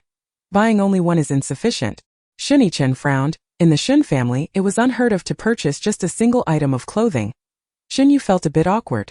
Ever since she learned she wasn't truly a Shen family daughter, spending money felt somewhat unnatural, and she instinctively hesitated to buy more. However, she couldn't confess the truth to Shen Yue.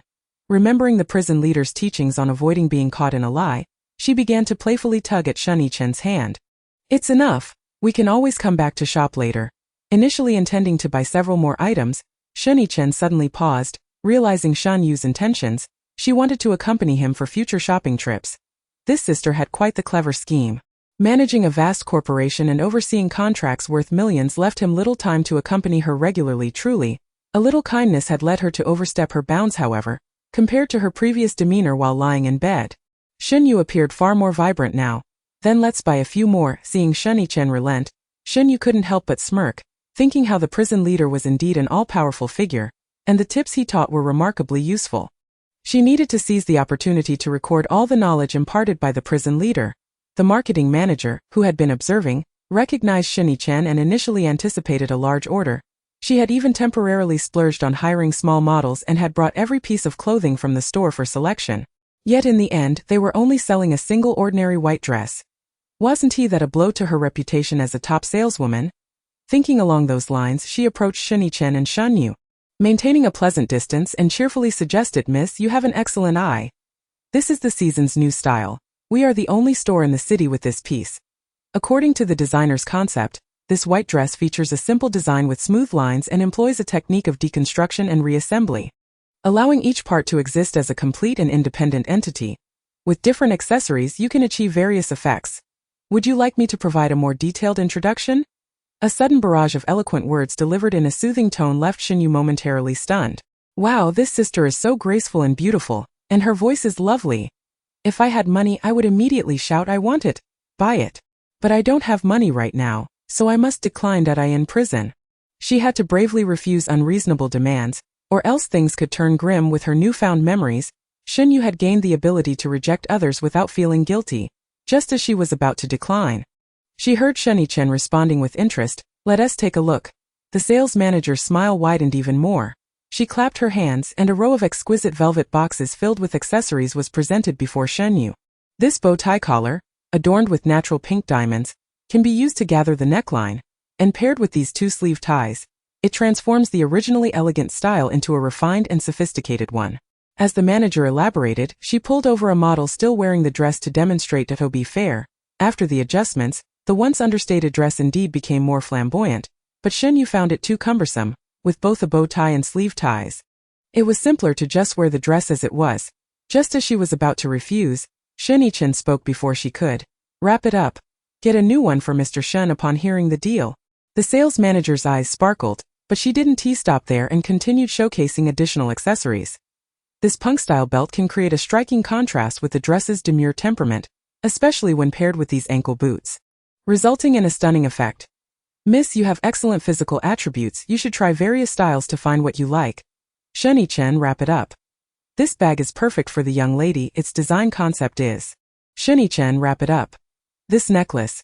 Shen Yue, wrap it up. This outfit matches beautifully with the accessories you just purchased. Shen Yue, wrap it up. This one. Wrap it up. Shen Yue was left speechless, unable to interject a single word. She could only listen as the sales manager enthusiastically introduced item after item while Shen Yue remained expressionless, insisting, wrap it up. Shen Yue watched in astonishment as Shen Yue transitioned from buying accessories to purchasing her a myriad of outfits, and subsequently numerous new bags to match the new clothing. This gave Shen Yue a renewed understanding of men's purchasing power. Who said men were inferior to women? After she finally came to her senses, she interrupted Shen Yue, exclaiming, Brother. That's quite enough, please don't buy so much. Shen Yue, however, instinctively interpreted her words as, Brother, if you buy so much, will you not accompany me next time? I want you to be with me. I don't want the clothes. In that moment, the workaholic Shen Yue, who had always been consumed by his career, genuinely felt that having a clingy younger sister was quite delightful. That he softened his tone, replying, all right, we shall buy more next time. Shen Yue suddenly felt a pang of fear. Her brother hadn't scolded her for several days, making her skin itch with anticipation, and she quickly glanced at the terrifying figure of her brother in her memories. Thank you, I feel much more at ease. Once the clothes were selected and packaged to be delivered to the Shen residence, Shen Yue led Shen Yue out of the mall and inquired if she wished to engage in any other activities. Upon hearing the word lie down, Shen Yue instinctively frowned at the Shen family's educational philosophy. If one lacked ambition, if one only wished to rest comfortably, it was no different from being a waste of space. Some affluent families often indulge their children, especially those with daughters, proclaiming them to be the little princesses of the household, assuring them that it was perfectly fine not to possess any skills because their parents would provide everything. However, the Shen family did not adhere to such traditions. One must strive for everything on their own, and the family would only support them until the age of 22, even if Shen Yue was the sole daughter of the Shen family. It made no difference. Shen Yue, as the eldest, currently held 40 of the family's shares, a portion granted to him after passing the heir assessment. Excluding the branches of the Shen family, another 30 would be allocated by their parents based on the performance of the other siblings. For instance, the second brother, who is currently a rising star in the entertainment industry, has yet to meet their father's ideal standards, thus has not received any shares. The third brother has met the criteria, but his unique job prevents him from holding substantial shares in the family business. The fourth brother's inheritance of shares is a foregone conclusion once his research yields results. The fifth brother is the cleverest and has no need for concern. Only Shen Yue caused Shen Yue great concern. If she were not properly guided, she risked becoming the only member of the Shen family to end up on the streets. Shen Yue was now 80 certain that even if Shen Yue found herself homeless, she would only do one thing: lie down. The Shens have always walked the path of righteousness, inheriting their forebears' legacy through their own efforts, and there must be no existence of those who merely subsist without striving. Not even a sister. It seemed he would need to start with correcting her mindset. If their parents could not provide the necessary guidance, then he would take on that responsibility. That night, someone pondered 100 methods of retaliation against the Shang family. Someone else spent the night contemplating how to correct the mindset of those who merely existed, and someone happily hummed a tune while lying in bed reading a novel. utterly oblivious to the fact that her simple and honest wishes were about to propel her into the depths of hard work. Me? Going on a variety show? Why? On the third day of lying in bed, Shen Yue received some unwelcome news. Shen Yue took out a tissue, gently wiping the black pepper sauce from the corner of Shen Yue's mouth, and remarked nonchalantly, "I was worried you might be bored lying around at home, so I found you something to do." Shen Yue felt a bit aggrieved, pleading, "Can't we?" In her desperation to continue lounging, Shen Yue's mind began to race. "But if I go on the variety show, I will have to speak, won't I? Shouldn't I be unable to speak right now? How infuriating." It was only after Shen Yue left that Shen Yue suddenly remembered she had forgotten to ask what the variety show was called. However, if the second brother was participating, it should be easy to find out. In her memories, the second brother ultimately became an award-winning actor, establishing an entertainment company and standing atop the food chain of the industry. Though he wasn't that impressive yet, he was certainly formidable. A rising star, with a hint of harmless scandal, yet no rumors. There it was. Shan Shuangyi was about to participate in the variety show All Roads Lead to Effort alongside his 12-year-old sister. Shen Yue searched for this new variety show which had just been planned, and she was among the first batch of guests. The premise of the show was quite simple: to help children living in Rome understand the importance of hard work. Shen Yue was puzzled. What am I supposed to work hard for? To end up in prison? Chapter 10 ended. Shen Yue lay in bed for a full 2 minutes, failing to comprehend how her life had suddenly been augmented by a variety show. Thus, she abandoned her thoughts and began to play by herself. At 9 o'clock in the morning, several individuals carrying equipment were allowed into the Shen residence after a thorough series of checks. The butler led them, directing them to Shen Yue's room. Shen Yue was neatly dressed. Lying in bed asleep, with an open but empty box beside her. At this point, someone had to wake her up. Classmate Shen Yue? In fact, Shen Yue was already dressed in comfortable athletic wear, complete with a hat adorned with small ears, looking quite adorable. Goodness, while the family next door is bustling with activity, this sister is still asleep. You say she is asleep, yet she is dressed. You say she is awake, yet with all this commotion she remains undisturbed. Where are her parents? It's already 9 o'clock. Attention, attention. This is the princess's room. Please be mindful when speaking. She is not one of those stars you can mold as you please. Shen Yue found herself in a dilemma. After all, who could resist enjoying pure crab roe buns with the big sister of the prison in their dreams? If she had merely awakened from a dream, that would be one thing. But now that the dream was continuing, she had no desire to wake up. Shen Yue disregarded the comments and directly called the butler, asking, "Where are our parents?"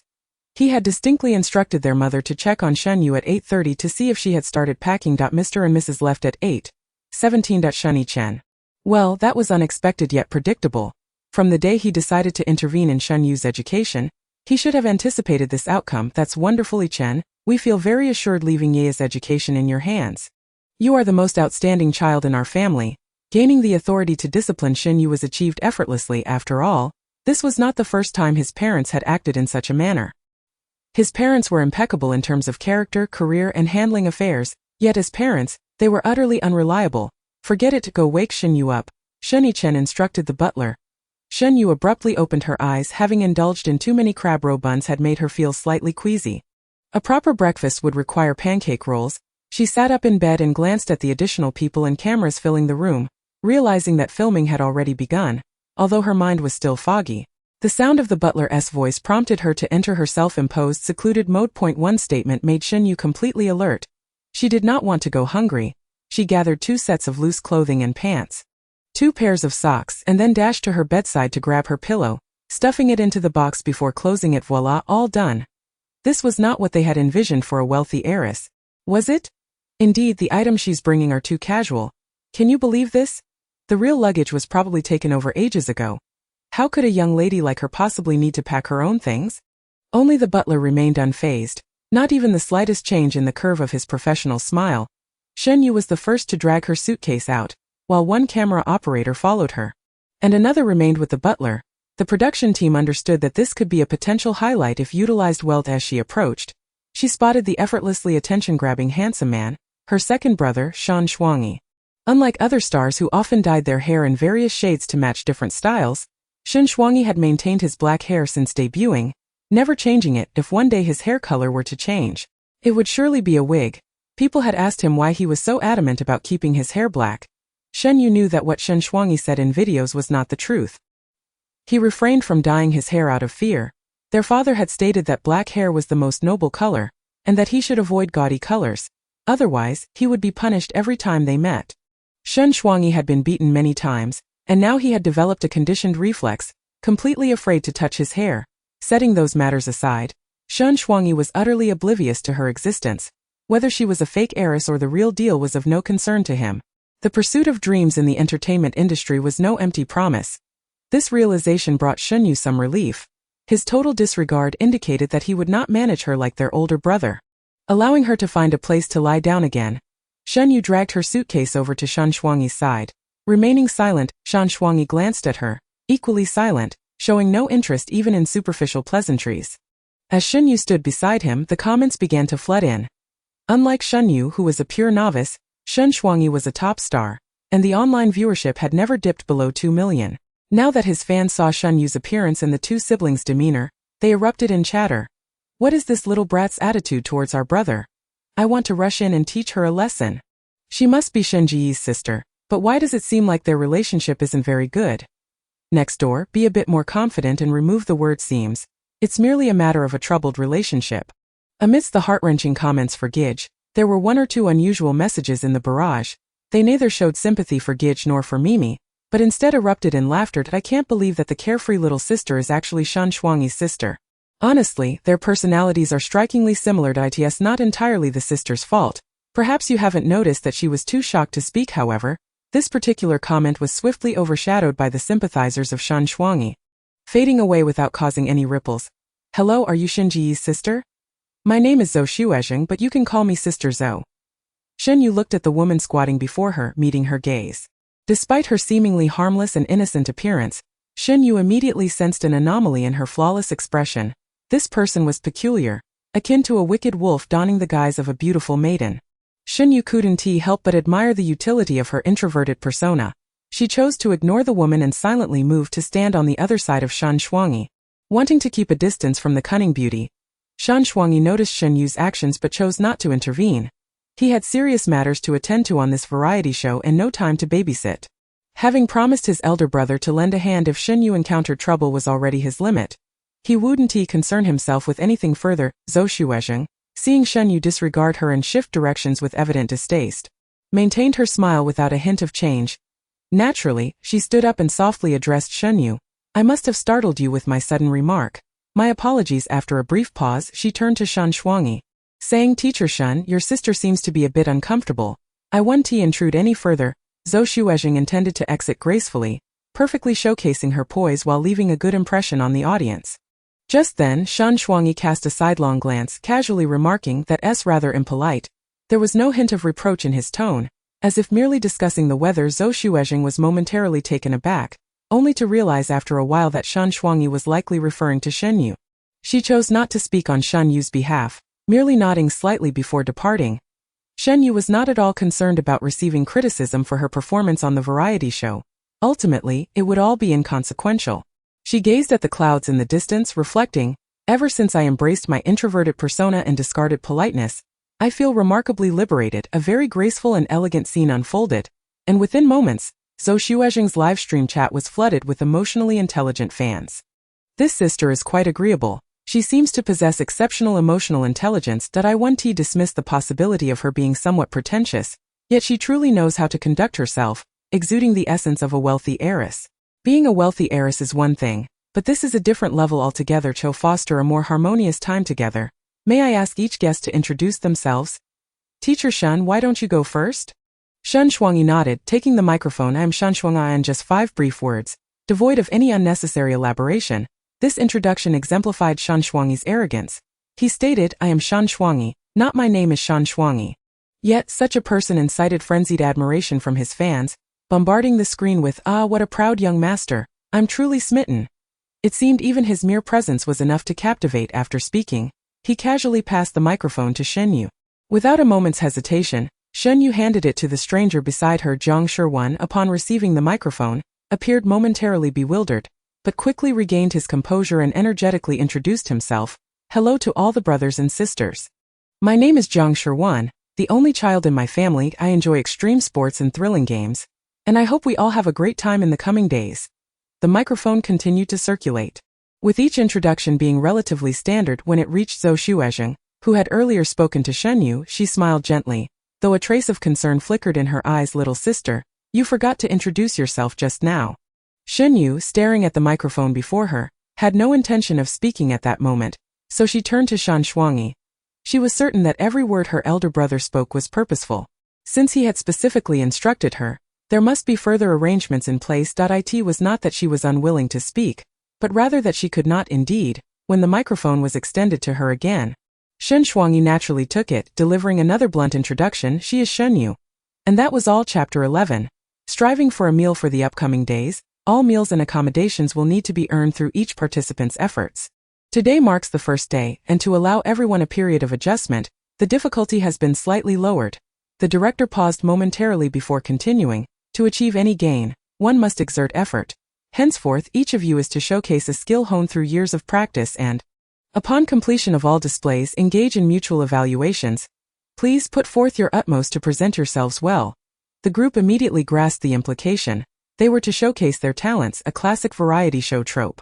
I'll go first. I hope the brothers and sisters don't mind. Though he said this, Zhang Shirwan paid no attention to anyone else, retrieving his skateboard from behind and promptly jumping on. I really enjoy extreme sports, and since I can't showcase anything else, I'll perform this. Zhang Shirwan's face was inherently charming and delicate, yet clad in hip-hop attire with stylish braided hair. His expensive shoes captured a close-up as he stepped onto the skateboard.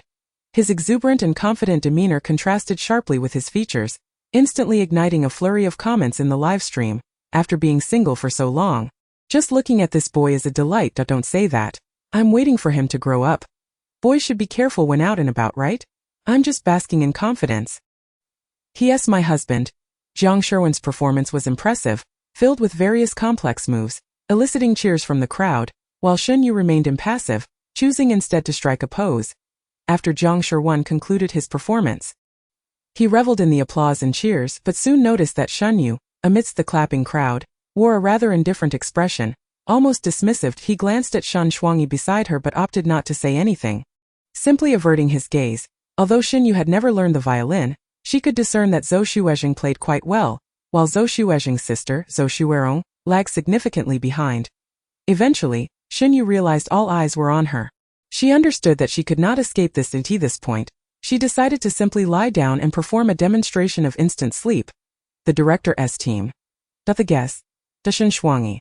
Everyone had anticipated some surprising twist from Shen Yue, yet after nearly 2 minutes of waiting, they discovered she was genuinely just sleeping. Thus, the audience was treated to a 2-minute showcase of Shen Yue's slumber. What is she doing? Surely no one finds sleeping at such a time humorous. Thanks for the invitation. Because of this, sister, my toes are awkwardly curled into a 3-bedroom apartment. Why is Shen Ji's sister behaving like this? If she causes trouble for Shen Gu, it will truly be painful. Thank you. Undoubtedly, Shan Shuangyi claimed the first position, while the still sleeping Shen Yue found herself in last place. Next, we will depart for tonight's accommodation. Everyone may select their rooms in the order of the rankings just established. Soon, the lively atmosphere transformed into a quiet desolation, eventually arriving at a dilapidated courtyard. As the guests unveiled the black cloth covering their view, they all froze in astonishment. The reason? The courtyard was exceedingly filthy and crumbling, with surrounding walls constructed from yellow earth, marred by various unsightly stains that obscured their original shapes. You may select your rooms in the order of your rankings. The program team announced. As soon as these words fell, someone began to protest. You mean we have to stay in here? Are you insane? Upon hearing this, the woman who had spoken, Dong Yunxin, haughtily declared, where is the nearest 5-star hotel? I will book a room myself. The director team did not intervene but instead provided the hotel's address. However, as Dong Yunxin proudly called the hotel to arrange for a car to pick her up, she faced rejection. What do you mean? Do you know who I am? I have a card with you. She could not bear to be seen in such a disgraceful light by her idol. The cameraman responsible for the live stream followed her closely, while the others began selecting their rooms. Shan Shuangyi naturally chose the largest and brightest room, while the others followed suit. When it was Shen Yue's turn, only a small, poorly lit room remained. Shen Yue made no fuss and simply selected one at random. Shan Shuangyi took a disdainful glance at the dishes before him and, with an air of entitlement, asked the others, who among you can cook? The response was a profound silence. At this moment, Shen Yue, who had been acting as a transparent entity, finally panicked. She realized she was about to face the greatest crisis of her life, the dinner crisis. This meant the option of asking for help was also off the table. Even Shen Yue, who had been rather indifferent, began to take the situation seriously. What was the surprise? The program team promptly distributed a sheet of paper and a pen to each participant. Boldly emblazoned on the paper was today's surprise question. How would you strategize and clear an enemy-occupied village in daily life?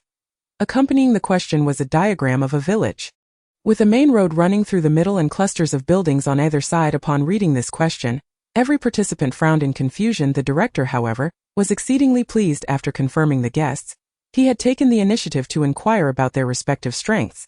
Fully aware of the topics that each guest would struggle with, his intention was to confound everyone. Without challenges, how could there be effort? Seeing your bewilderment delights me. Meanwhile, upon encountering the question, Shen Yue had no time to furrow her brow. Her mind was solely preoccupied with overcoming the challenge and securing dinner. Without a second thought, she picked up her pen and approached the stone table situated at the center of the courtyard. Beginning to write regarding the objective village outlined in the question, it was structured along the highway, with a main road traversing the heart of the village, flanked by clusters of buildings. If only a portion of the village was to be depicted, the actual expanse of the village would be much larger, possibly featuring secondary roads, and it would require several infantry squads to clear it. Shen Yue, continuing from yesterday's discussion, elaborated. The infantry squad is divided into 4 components. The first component is the ambush group, responsible for severing the enemy's retreat route through firepower. The ambush group should not be too large, typically comprising 2 to 3 individuals or a light machine gun team. The second component is the fire support group, tasked with utilizing firepower to isolate each building, rendering them incapable of mutual support. This group should include at least 1 infantry squad, and where conditions permit, it is preferable to equip them with a light machine gun team or designated marksmen to enhance their firepower. The third component is the assault group, responsible for entering the buildings to neutralize the enemy. This group should, depending on the situation, consist of approximately 1 infantry squad.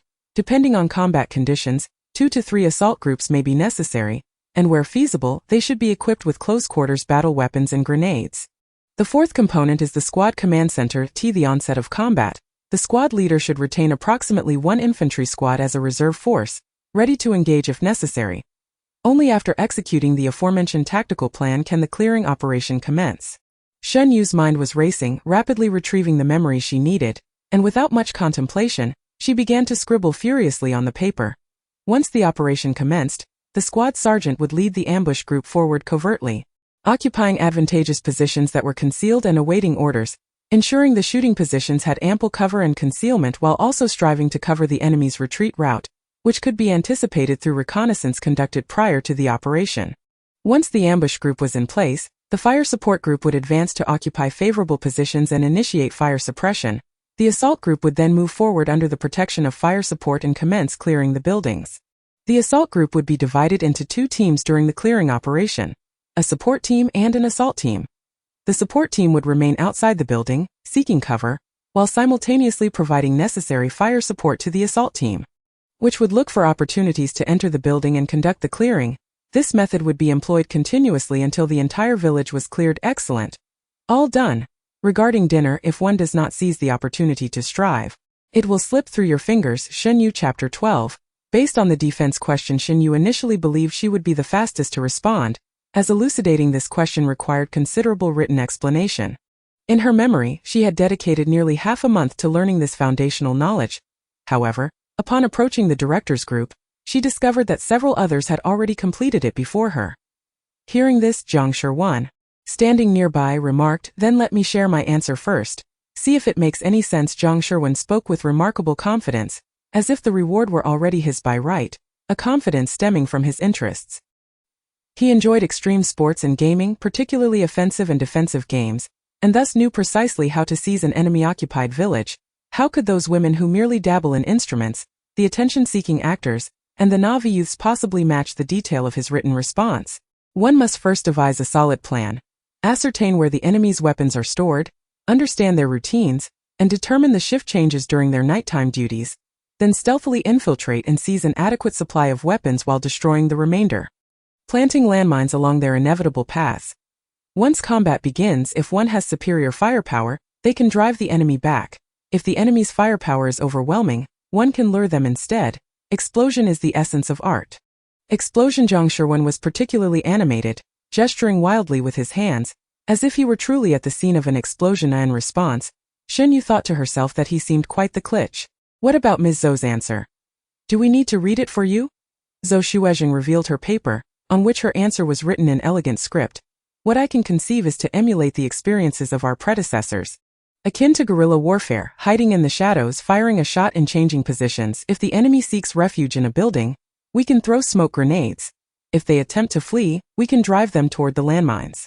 This should also suffice to complete the clearing. After Zhou Shuezheng spoke, Li Xing, who had been relatively inconspicuous, could not help but praise, I never expected Ms. Zhou to be so knowledgeable in this area. Zhou Shuezheng maintained her smile, responding gracefully, I wouldn't call it mastery. The relevant information regarding guerrilla warfare has been documented since the records of the Grand Historian. I merely retained a general understanding. Ms. Zhou is far too modest. Hey brother-in-law, you're already engaged to my sister. Don't go flirting around outside. Look at you, your eyes are practically glued to someone else. Zhang Sherwen stood at a distance, disdainfully eyeing Li Xing and Zhou Shuezheng. As if he were observing some unsightly creature. Li Xing's gaze darkened, a fleeting glint of malice concealed by his lowered head. When he looked back at Zhang Sherwen, his expression transformed into one of innocence mixed with slight grievance. Sherwen, what are you babbling about? We were merely having a normal conversation. I don't mind how you speak about me, I've grown accustomed to it. But you mustn't slander Ms. Zhou. Where is your decorum? Zhang Sherwen, seeing this, paid no heed to Li Xing's pretense. He scoffed, mind your tone. Do you think you have any standing? Li Xing was Zhang Sherwen's brother-in-law and a somewhat popular second-tier star. While not as renowned as Shen Shuangyi, he was certainly quite accomplished compared to others. No sooner had Zhang Sherwen finished his sentence than Li Xing's fans began flooding into his live stream, launching a barrage of insults. What a lack of quality. I thought he looked decent earlier. Clearly, he's just a spoiled child from home. He was just standing with our star, and now he turns his back on us. Why is he so annoying? Like Shen's sister. Can't he act like a normal kid? I can tell from his attitude what position Li Xing holds in their family. My heart aches for him. If he were my brother, I'd beat him until he called for mom. The atmosphere between Li Xing and Zhang Sherwen suddenly became tense, yet Shen Shuangyi remained entirely indifferent. She even nonchalantly strolled between the two with her completed answer in hand. Submitting it to the director. It was only then that Shen Yue realized what was happening and hastily ceased her idle observation, moving to the director to submit her own answer. The director's group seemed oblivious to the conflict. Having already begun reading Shen Shuangyi's paper aloud to know the answer, call 0015372698 everyone. Teacher Shen, you cannot seek external assistance for the challenge. The director scratched his head, as if wiping away non-existent sweat, and returned the written answer to Shen Shuangyi. After hearing this, Shen Shuangyi stood in silence for 2 seconds, then replied fine before departing with an air of grace. Shen Yue then submitted her answer, patiently awaiting her turn. And the prospect of dinner, what is this nonsense? The director rubbed his eyes and glanced again. It was still an extensive piece. He read through a couple of sentences, suddenly adjusting his seating position and readjusting his glasses before resuming his reading. The further he delved into it, the more astonished he became, unable to suppress his curiosity. Classmate Shen Yue, what is your field of study? After posing the question, he felt rather foolish, realizing that Shen Yue appeared quite young and likely had no formal field of study. Merely interest. Shen Yue remained silent, fixating her gaze upon him, attempting to communicate through her eyes, only to fail. The director glanced at the paper, then at the others, his expression reflecting considerable distress. Zhang Sherwen, still lingering near the director's group, caught sight of the director's visibly unusual demeanor and immediately became intrigued, striding over in a few steps. What does her answer say? Let me see. Zhang Sherwen had no intention of asking. He simply snatched Shen Yue's answer from the director's hands. After reading for a brief moment, his expression mirrored that of astonishment as he gazed at Shen Yue. After a pause, he inquired, do you also play Death Conflict? Zhang Sherwen clearly did not pick up on Shen Yue's nonverbal cues and approached her once more, asking, ignoring me? Have you played it or not? Or perhaps you play something else? Shen Yue continued to remain silent, perfectly embodying the self-restraint of a reclusive girl. Zhou Shuezheng, noticing Zhang Sherwen's persistent questioning, stepped forward, positioning herself protectively in front of Shen Yue. All right, Sherwen Ye is rather shy. Please don't tease her like that. Upon hearing Zhou Shuezheng's words, Zhang Sherwen sensed a hint of malice. It sounded as though she were accusing him of bullying. His temper flared instantly, and he retorted brusquely, I merely thought she was impressive and wanted to talk to her. Why are you so nosy? With that, Zhang Shiwen returned the answer to the director's group and turned away, muttering a curse under his breath. Upon hearing Zhang Shiwen's remark about Shen Yue's prowess, Zhou Xuejing maintained her smile, yet her eyes dimmed slightly. Chapter 13. The heart aligns with strength.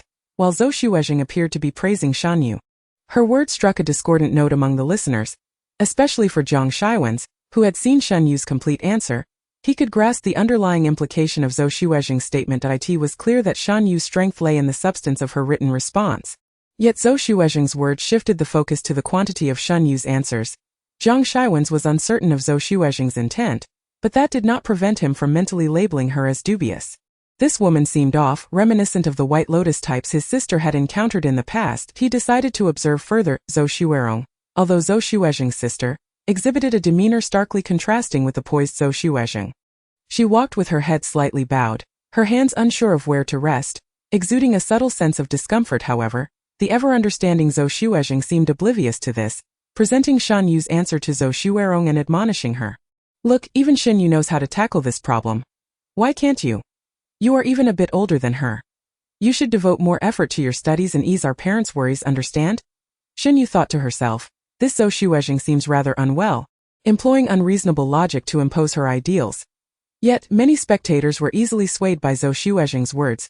Her final statement was particularly deceptive. Once she invoked their parents, her actions could be interpreted as concern for family, framed as being for their benefit. That if Zhou Xuerong dared to retort, it would only reflect poorly on her. Zhou Xuerong had no intention of opposing, her face paling after glancing at Shen Yue's answer. Muttering, I'm sorry, I will try harder. Zhou Xuejing gently ruffled her hair, offering reassurance. Don't be too hard on yourself, dear, as long as you put in the effort, that's what matters. Shen Yue was left perplexed. Oh, can you return my answer now? I'm rather hungry. I would like to see what I wrote. Dongnua seized Shen Yue's answer from Zhou Xuerong, scrutinizing it for a moment before inquiring with a tone that was anything but cordial. Did you write this yourself? It was not a mere inquiry, but rather laden with skepticism. Dongnua then tucked the paper behind her back, denying Shen Yue access. How can you prove that this is your own work? Dongnua was confrontational. Had this not been in front of the cameras, she might have resorted to violence. Up to this point, the expressions of those who had seen Shen Yue's answer had shifted dramatically, piquing the curiosity of the audience. What exactly did she write? I am so curious. It seems like it should be something quite impressive. I want to see it too. What could this impolite child possibly write that is remarkable? It's meaningless. Am I the only one curious about who Shen Ji's call was for? Earlier, Zhang Shiwen said Shen Yue was remarkable. I suspect she might have reference game settings for her answer, perhaps even more professionally than Zhang Shiwen's. The production team, sensing the suspense had reached its peak, refrained from addressing the disputes among the guests and simply asked, has everyone completed their answers? If so, we will evaluate and distribute rewards. Upon hearing this, Zhang Shiwen's interjected sarcastically from the side, just because you can't do it doesn't mean others can't. Our phones have been confiscated, we can't search online or consult materials. And even calling is limited to us few. Tell me, where would you procure an answer? Use your brain. Both were still quite young. Zhang Shiwen's was 16 and Dongnua was merely 13, just a year older than Shen Yue. And neither had yet mastered the art of adult diplomacy. Zhang Shiwen's words ignited Dongnua's ire, and she shot him an equally disdainful glance, retorting, isn't that the nature of variety shows? Who knows if she acquired her answer in advance?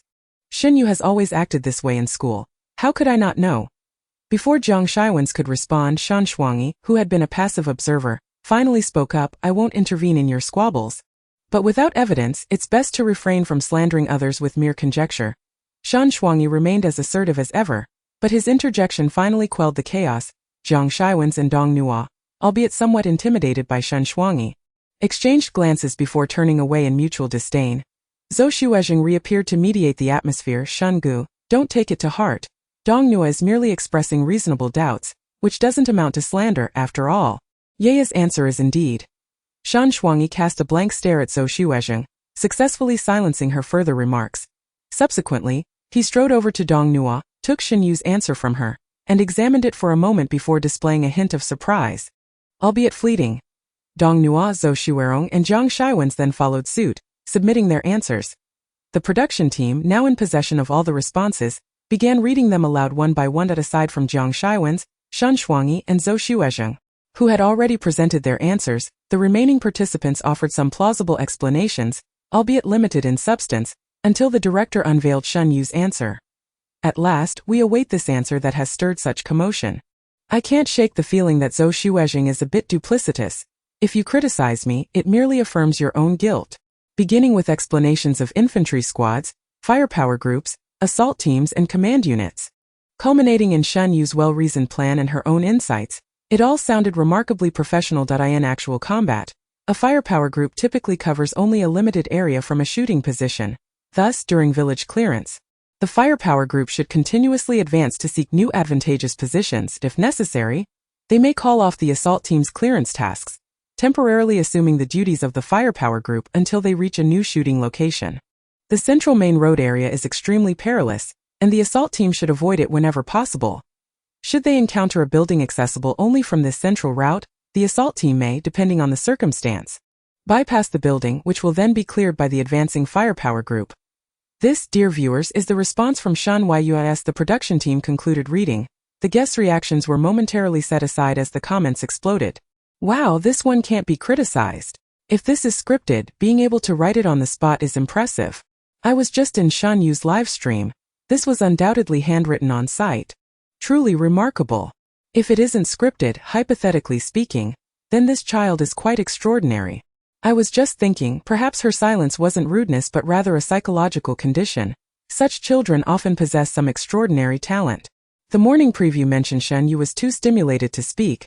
You should have watched the entire segment before labeling her impolite. Woe is me. A single sentence will haunt me for a lifetime. I apologize, I shall never again call Shen Yue impolite. If that is the case, it makes sense why she might have been sleeping earlier. It was likely out of fear.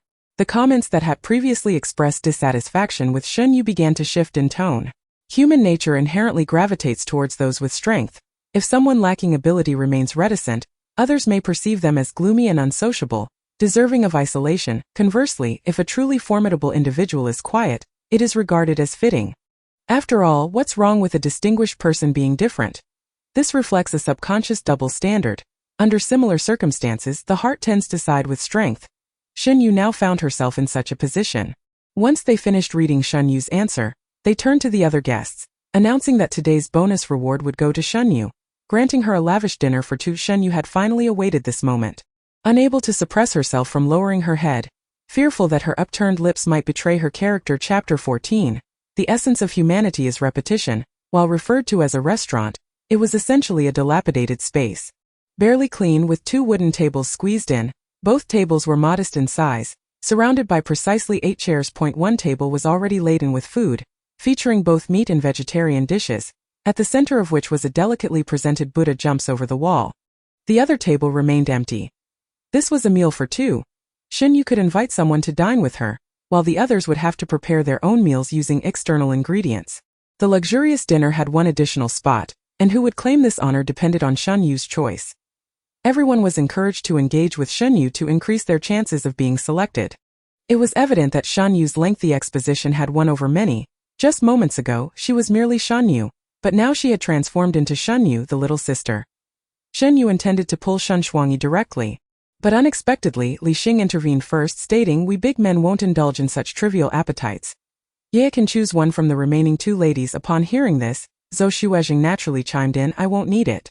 A bit of salad will suffice for me with that." Only Zhou Xuerong remained, however. Upon hearing Zhou Xuezheng's statement, Zhou Xuerong's expression darkened, especially when she saw Shen Yue reaching out to her, prompting her to hurriedly exclaim, "No, sister has a stomach ailment. I must eat properly." Zhou Xuezheng feigned surprise, softening her expression as she reached out to stroke Zhou Xuerong's head. "You dear child, always worrying about me. I'm perfectly fine." "No, sister must eat properly. That's the only way." Zhou Xuezheng's smile radiated even more brilliantly. Just as she was about to stride towards the dining table, she noticed Shen Yue had already tugged at Shen Shuangyi's sleeve, and the two of them headed towards the table together. It was evident whom Shen Yue had chosen. Zhou Xuezheng could barely maintain her smile, while Jiang Shiwen suddenly burst into laughter beside her, exclaiming, "Ha ha ha ha, how self-indulgent you all are." Jiang Shiwen's sharp-tongued demeanor had shed even the pretense of politeness he had exhibited upon their initial meeting. "Shun!" Li Xing shouted at Jiang Shiwen. Though he quickly softened his tone, still, it was clear he was doing his utmost to restrain himself. "This isn't at home. You shouldn't speak so harshly, yet Jiang Shiwen remained unfazed, continuing unabated. What have I said wrong? Shen Yue can choose whomever she pleases. Why should you all be so accommodating? Did she ask you to defer? Her elder brother Shen is right there. Who do you think you are to act so amusingly? Without glancing at Li Xing, Jiang Shiwen stepped outside. Wow, is it really that intense? This younger brother truly dares to speak. He seems just as arrogant as brother Shen. That I'm a fan now. Jiang Shiwen is right. It's entirely up to Shen Yue whom she chooses. If they keep deferring like this, will they blame Shen Yue if she doesn't pick one of them? How hypocritical of these adults. Hypocritical adults. Hypocritical adults. And so on, repeating 100 times. The essence of humanity is to repeat. Everyone. Protect our Shen Yue. Though the barrage of comments was playful, it did not distract Shen Yue from her meal. As she sat down and picked up her chopsticks, she caught sight of Jiang Shiwen's dashing figure leaving. How should one describe it? There was a certain aesthetic in his disregard for others. The Buddha jumps over the wall is truly delicious. Shan Shuangyi also took his seat before Shen Yue, elegantly sipping soup before glancing back, his expression aloof as if to say, what were you all arguing about? I wasn't paying attention. This single statement perfectly encapsulated why he had so naturally begun eating. Had it been any other celebrity, they might have been accused of being arrogant and impolite, but since Shan Shuangyi had always behaved this way since his debut, his fans not only forgave him but adored him immensely. Well done, Brother Shan. Laughing my head off, did you think Brother Shen would humbly defer? He simply pretends not to hear. Shen may, you all may defer. If I choose any of you, it counts as my loss. I now believe that Xiao Yiye is indeed Brother Shen's biological sister, as her personality is just as unyielding. In just half a day. So much has happened. I genuinely worry about the director's mental state while casting this crew. The director, however, indicated that his mental state was quite well, even finding it amusing. He had initially thought that this group of young ladies and gentlemen would at least pretend to behave for 2 days before revealing their true natures. But to his surprise, it had only taken 1 day for the chaos to commence, especially Shen Yue, who, without uttering a word, had managed to incite so much conflict, something they never anticipated. Li Xing and Zhou Xuezheng felt even more embarrassed after hearing Shan Shuangyi's remark. Realizing that they had spent so long discussing the matter while Shan Shuangyi had been completely oblivious, however, Zhou Xuezheng reacted more swiftly than Li Xing. She acted as if nothing had happened and explained to Shan Shuangyi. It's nothing, just a slight misunderstanding with Shiwen earlier. Then turning to Li Xing with a hint of reproach, she added, Mr. Li, Shiwen is at an age where his passions run high and he won't easily change his mind about what he believes in. You shouldn't confront him directly. It's better to guide him gently. On the surface, she seemed to chide Li Xing, but in reality, she was providing him a way out while subtly criticizing Jiang Shiwen for his obstinacy. Li Xing understood the underlying message and followed Zhou Xuezheng's lead, admitting, I was a bit too harsh earlier. I'll go see him. With that, he hurriedly left. Zhou Xuezheng excused herself to think about dinner and took Zhou Xiaorong with her. Leaving only Shen Shuangyi and Shen Yue at the dining table, Shen Yue remained silent, focused on her meal. Shan Shuangyi typically ate little, but seeing Shen Yue enjoying her food so much, he found himself eating more than usual. Initially, he had thought his elder brother had placed a burden on him, but it turned out to be quite beneficial, as it helped him enjoy a meal. As Shan Shuangyi picked up the last sea cucumber with his chopsticks, he hesitated for a moment but ultimately placed it into Shan Yue's bowl, saying, eat more. Having finished her meal and preparing to wipe her mouth, Shen Yue asked, must you serve me food at such a time? Chapter 15. Plucking Dog Fur. Nevertheless, Shen Yue set down the napkin and consumed the sea cucumber, which was imbued with Shan Shuangyi's affection. For the next few days, she would have to stay with her second brother, hoping he might overlook her during her naps, thanks to this meal. Yes, this was Shen Yue's private intention, bribing Shan Shuangyi to turn a blind eye while she indulged in her slumber. After Shen Yue completed her meal and wiped her mouth, Shen Shuangyi also finished his tea. This point, 3 dishes remained untouched on the table: a plate of braised rabbit, a plate of stir-fried pork with peppers, and a plate of vinegar-splashed cabbage. She had missed the rabbit earlier, and now that she saw it, she could no longer eat. The stir-fried pork had gone ignored, and as for the cabbage, Shen Yue disliked vegetables, while Shan Shuangyi had little taste for sourness. Remembering Jiang Shiwen, who had helped her twice earlier, Shen Yue picked up the rabbit and the stir-fried pork, heading outside. The once immaculate courtyard was now a scene of chaos, strewn with the remnants of haphazardly cut fruits and vegetables, along with scattered flour. Shen Yue paid no mind to the disarray as she hurried to Jiang Shiwen, who was frowning while peeling potatoes in the corner. and offered him the dishes. Zhang Shirwen paused, momentarily taken aback by the sight of the food, and asked uncertainly, "Is this for me?" Shen Yue remained silent, merely extending the dishes closer. Understanding her intent, Zhang Shirwen accepted without hesitation, thanking her, embracing this unexpected delight. Zhang Shirwen suddenly shouted to the others still struggling with their dinner preparations, "Wow, are all these delicious dishes for me? Are they really just for me?" Shen Yue watched Zhang Shirwen's antics in silence and slipped away. "Ha ha ha, I can't help but see disdain in Shen Yue's eyes. Shen Yue, regretting giving him this food. Shen Yue, what a commotion. I'm dying of laughter. How amusing. I'm shipping this couple." Shipping what? The situation above is truly absurd. What can I say? I enjoy watching kids in relationships since I can't find a partner myself. Originally intended to be a relaxing moment.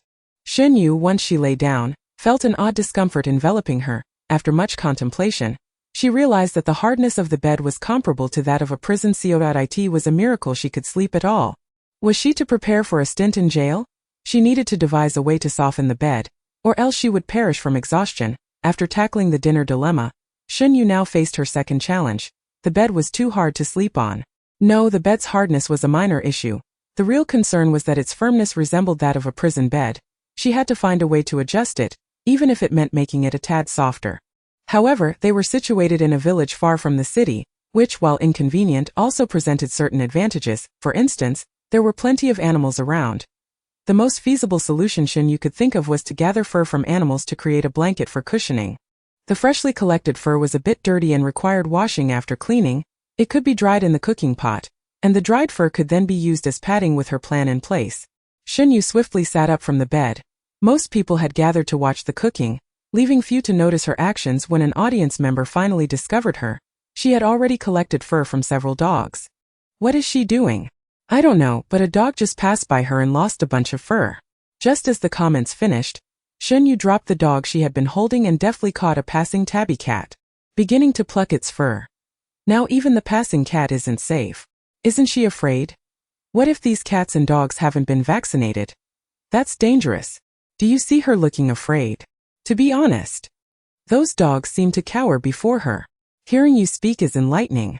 Calmly plucking fur, Shen Yue was indeed unafraid of dogs and knew precisely how to soothe them with her actions, allowing her to do as she pleased. At this moment, it appeared everyone had finished their meals, and the cooking station was deserted, which was perfect for Shen Yue. She tossed the fur into the pot, fetched some water from the well, and added the pea pod she had picked up in the yard, stirring it all together. As the mixture simmered and the water began to boil, the dirt from the dog fur floated to the surface.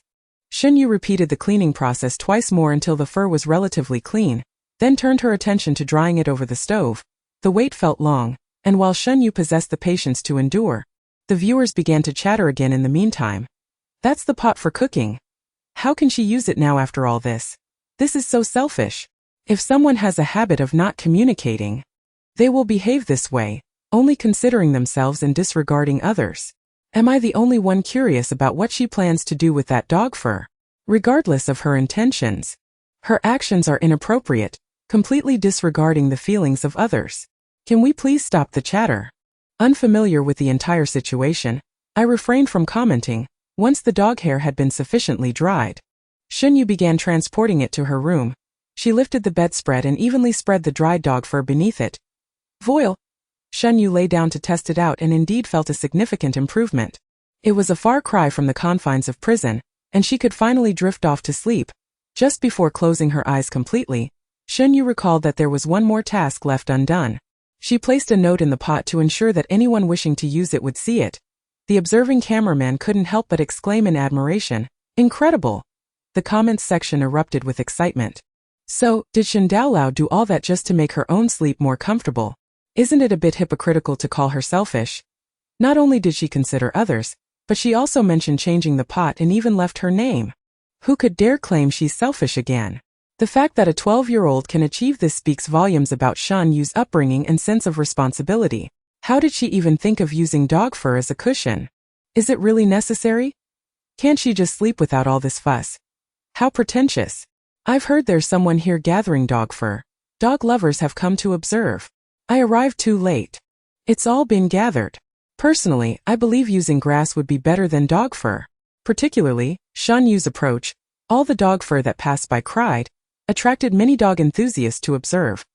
They emulated Shen Yue's methods and techniques, extending their hands toward the dogs that wandered near them. As long as they aimed to gather all the loose fur, there would be no more shedding. Come here, darling. Yet, even after successfully acquiring clean fur, Shen Yue remained discontent, still feeling uncomfortable.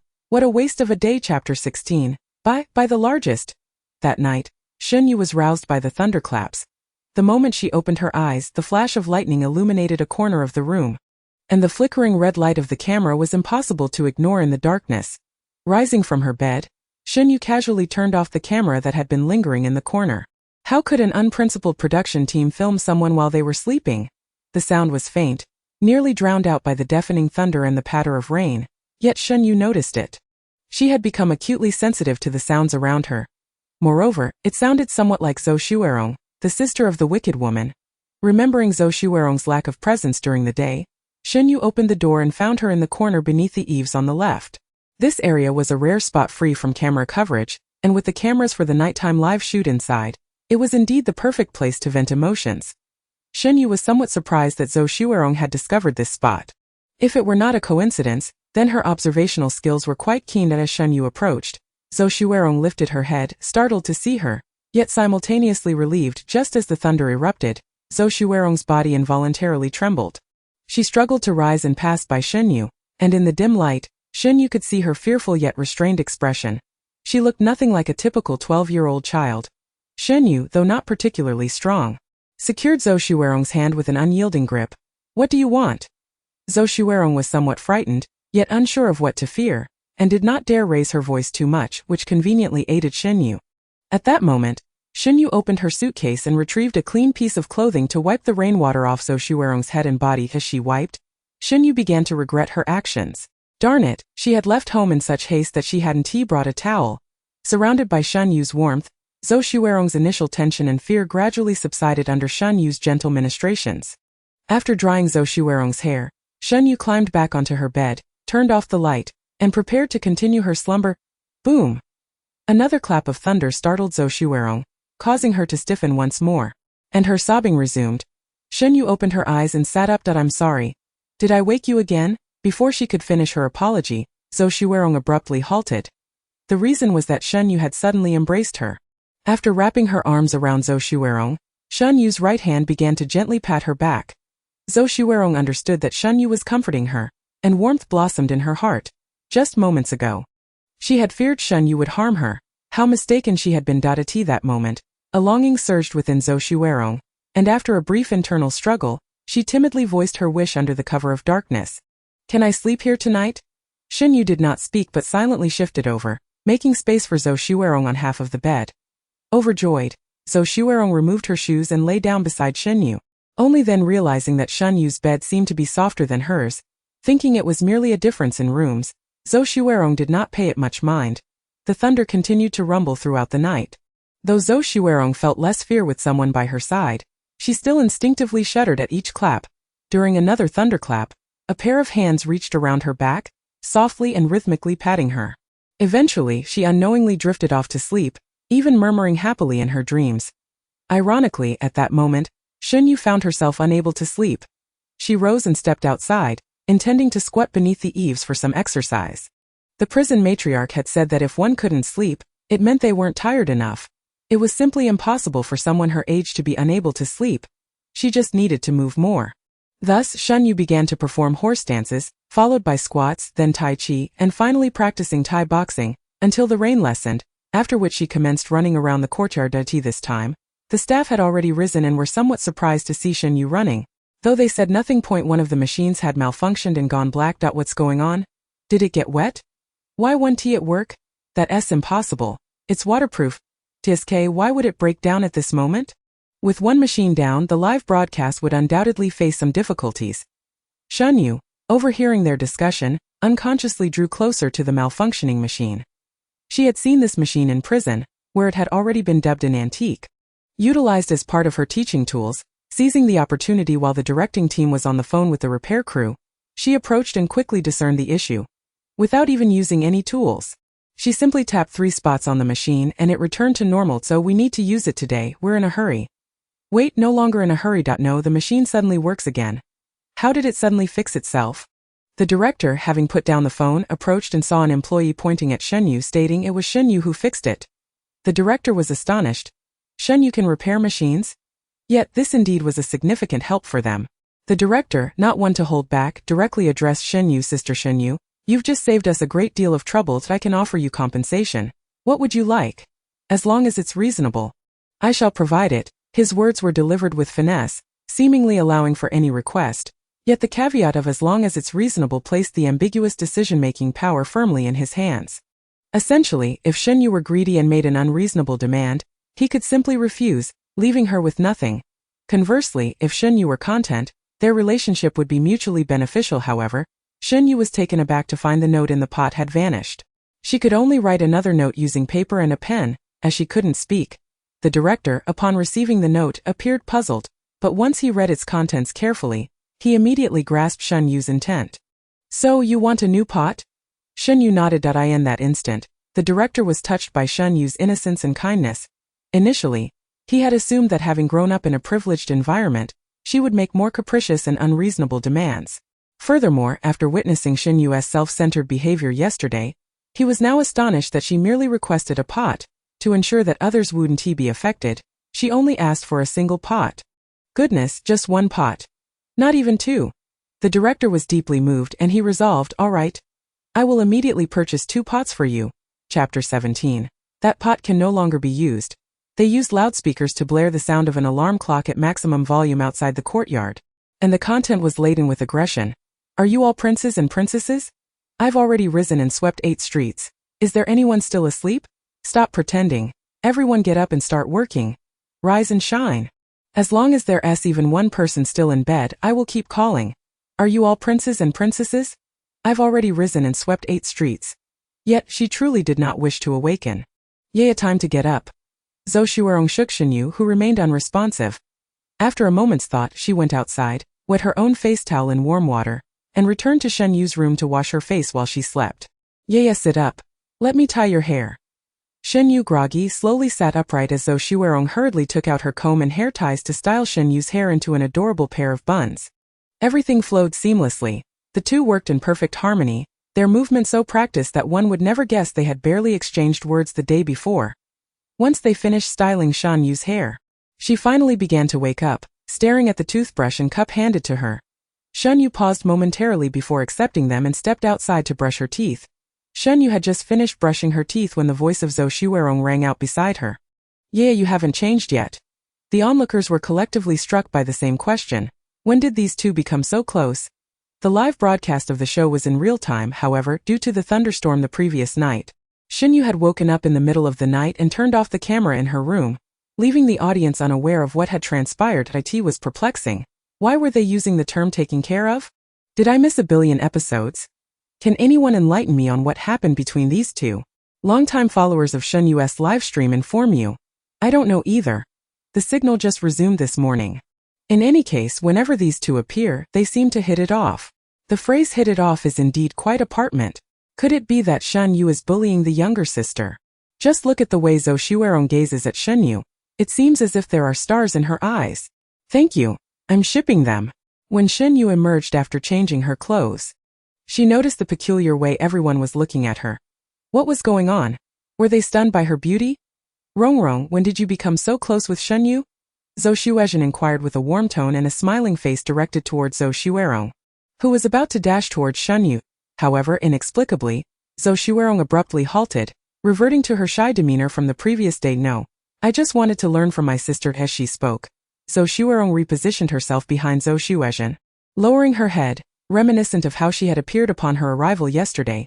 Zhou Xuezhen nodded with a smile and said, I see. Shen Yue observed this scene in silence, merely walking towards Shen Shuangyi. Shen Shuangyi was commanding and charismatic, with a substantial fanbase, thus Shen Yue deduced that being near her second brother would afford her the most tranquil variety show experience as she passed by Zhang Shirwang. He greeted her with his messy hair, good morning. Shen Yue subtly nodded in response. Meanwhile, Dong Nua still wore a sullen expression. Apart from a few adults, both Zhang Shirwang and Zhou Xuerong had deliberately expressed goodwill towards Shen Yue today, leaving Dong Nua feeling out of place and silent that he had initially been dragged here against his will, and now he found himself alone. Yet, being a man, he could not indulge in tantrums. He could only endure. What tasks lay ahead? Different breakfasts corresponded to different tasks. For instance, a bowl of plain congee required picking 50 cabbages from the backyard. If one desired congee with pickled vegetables, they would need to not only pick 50 cabbages but also sell 10 of them. If one wanted soy milk with fried dough sticks, that entailed a different price altogether. In summary, to obtain food, one must labor. To phrase it more eloquently, to acquire anything, one must exert commensurate effort. The production team understood Zhou Shuezhen's implication. Yet they intentionally remarked that most of it was store-bought, although some had already cooled down and would require reheating in a pot before consumption. Upon hearing this, Zhou Shuezhen displayed a somewhat troubled expression. Turning to Shen Yue with a determined look, yesterday, I noticed you put some not-so-clean items into the pot. That pot definitely needs to be cleaned. As soon as Zhou Shuezhen finished her sentence, Li Xing immediately inquired what not-so-clean items. Zhou Shuezhen replied softly, animal hair. That I intended to remind you yesterday, but once she had already added the hair, I feared it might startle her, so I refrained from saying anything. However, that pot can no longer be used for cooking. Upon hearing this, Dong Nua suddenly began to retch. Zhou Shuezhen rushed over, her face filled with concern. What's wrong? Are you okay? What happened to make you vomit like that? Li Xing chimed in. Xiao Nua seems to have woken up earliest. He used that pot to boil water while washing up. Zhou Shuezhen was taken aback, covering her mouth in shock. Oh my, Chapter 18. Oh. Second brother, you truly know how to add fuel to the fire. Dong Nua continued to retch. Yet Shen Yue remained silent, having discerned the inconsistencies in Zhou Shuezhen's words. After using the pot, she had left a note inside, clearly stating that she had boiled dog hair, and that it should not be used. If Zhou Shuezhen had seen her use the pot and insisted that she had boiled something dirty, it implied that Zhou Shuezhen had been close enough to inspect the pot. However, during the time Shen Yue was boiling the hair, she had kept a close watch on the kitchen, and no one had approached. This indicated that Zhou Shuezhen had entered only after she had finished boiling. At that moment, Shen Yue had already written the note and tossed it into the pot, and when she returned to check the pot in the early hours, she discovered that the note was missing. Given the depth of the pot and the location of the kitchen, even a heavy rainstorm could not have blown the note away. It could only have been taken by someone. Initially, Shen Yue did not know who had taken it, but now she was certain it was Zhou Shuezhen. Zhou Shuezhen had inspected the pot closely, discovered the note, and subsequently removed it. Moreover, the way Zhou Shuezhen appeared so confident that no one else was aware indicated that she must have taken the note shortly after Shen Yue had left. Shen Yue was unsure of Zhou Shuezhen's motives for this action. She also did not wish to delve into it, for sometimes a malicious woman acts without reason, simply out of spite. Shen Yue stood composed next to Shen Shuangyi, displaying an air of tranquility. He tentatively remarked, "You seem quite at ease. Did you make such a significant mistake and expect me to cover for you?" Upon hearing Shen Shuangyi's words, Shen Yue merely glanced at him, then turned and dashed to Jiang Sherwing's side to continue observing the unfolding drama. Shen Shuangyi, feeling snubbed, thought to himself, fine, he wouldn't be angry for the sake of his older brother. But he certainly would not protect this little brat in this matter. Jiang Sherwing welcomed Shen Yue warmly, lowering his head to join her in watching the spectacle. Did you offend that woman? Why is she always biting at you? His demeanor resembled that of someone who relished the unfolding drama, showing no concern for Shen Yue's predicament. Once Dong Nua finally finished retching, Zhou Shuezhen was simultaneously comforting him while casting a helpless glance at Shen Shuangyi. When she noticed Shen Shuangyi ignoring her, she instinctively turned her gaze to Li Xing, who immediately took the bait, shouting at Shen Yue, "You've gone too far. That pot doesn't belong to just you. It belongs to everyone. Why didn't you tell us you used it to prepare something non-food related? Look at how Xiao Nua has been affected because of you." After this, he turned to Shen Shuangyi. Speaking cryptically, "Shen Ge, you can't spoil the children too much. They must recognize their mistakes." Shen Shuangyi yawned and turned his head away. How can you condemn someone based solely on one side of the story? Have you even asked Shen Yue? Indeed, I can't bear these two any longer. I saw Shen Yue write that note with my own eyes. Does this woman not have any perception at all? What a chilling thought. What kind of conspiracy is this? I said this is supposed to be a survival reality show. Is there anyone from Zhou Shuezhen's livestream yesterday who can speak up? I am so scared. The cameras were dark at night. Who could see anything? Relying on others is less reliable than relying on oneself. The case is solved. Yesterday, Zhou Shuezhen entered the kitchen shortly after Shen Yue left. But we can't tell if she took the note. Let us not jump to conclusions. Perhaps the beautiful sister only had good intentions. Why would she target a child? unable to ascertain Zhou Shuezhen's motive. The comments ultimately resorted to speculation, lacking substantial evidence. Shen Yue was somewhat astonished by Shen Shuangye's words. She had initially believed her second brother would dislike her more, yet in this circumstance, he was actually speaking in her defense. Shen Shuangye took Shen Yue's note, glanced at it, and a smirk spread across his face. He then asked, "When did you change it?" At 4 a.m. Upon hearing this time, Dong Nua finally ceased retching, considering that he had only gotten up at 6 a.m. to wash up. By that point, the pot would have already been clean. Zhou Shuezhen slapped Dong Nua's hand, her expression nearly faltering. She had not anticipated that Shen Yue would resolve the pot issue so swiftly initially. She had intended to use this incident to establish a contrasting example for herself, but now it seemed impossible. She needed to remedy the situation quickly. Zhou Shuezhen reacted promptly, immediately apologizing to Shen Yue. "Oh, is that so? I'm sorry, I didn't know it had already been changed." Just now, Shen Yue remained silent. "And I assumed I'm sorry, I was one-sided. Yeah, I hope you can forgive your sister." Shen Yue remained silent, her expression still largely unreadable. Now Zhou Shuezhen was both admitting fault and deflecting blame, forcibly shifting everyone's attention from herself to Shen Yue. With her recollections of her training as a leader, Shen Yue was well aware that Zhou Shuezhen's question of whether she could forgive her sister effectively shifted responsibility onto her. If she forgave, she would bear the loss, while Zhou Shuezhen would gain the reputation of having recognized her mistake. Conversely, if she did not forgive, she would appear ungrateful, while Zhou Shuezhen would seem earnest. To counter such a situation, there was only one method: to defeat magic with magic. Thus, Shen Yue trotted over to hide behind Shen Shuangye. Shen Shuangye was quick to understand, addressing Zhou Shuezhen, "Don't pressure her. UV frightened her." Upon hearing this, Shen Yue silently gave Shen Shuangye a thumbs up in her mind. "Oh, second brother, I underestimated you. When it comes to adding fuel to the fire, you are unparalleled." Chapter 19. You may breathe. Upon hearing this, Zhou Shuezhen's eyes suddenly glistened, her expression one of pitiful vulnerability, adeptly evoking a protective instinct in others. She presented herself as the quintessential strong little flower Li Xing could no longer bear to watch. Yet considering Jiang Shaiwen's presence, he ultimately refrained from taking any substantial action. Instead, he turned to the director's team and inquired, "Weren't we just discussing breakfast? Can we now receive our tasks? Is it permissible to assist others with theirs?" The director smiled benevolently, stating, "We only recognize the completion of tasks, not who completed them." With a mysterious smile, the director added, "Today's main objective is to cultivate everyone's ability to survive independently, hence the egg challenge is related to survival." As the director spoke, a staff member cautiously produced an iron box. Although the contents remained obscured from view, the staff's demeanor and actions indicated that something highly dangerous resided within. Once the iron box was set down and opened, it revealed an object resembling a pineapple. Inside lay a simulated blue 3B bomb, commonly referred to as a pineapple bomb, although we have modified it to significantly reduce its explosive power, ensuring no one would be harmed. Improper disassembly could still result in considerable pain. The director observed the sudden pallor on everyone's faces with satisfaction.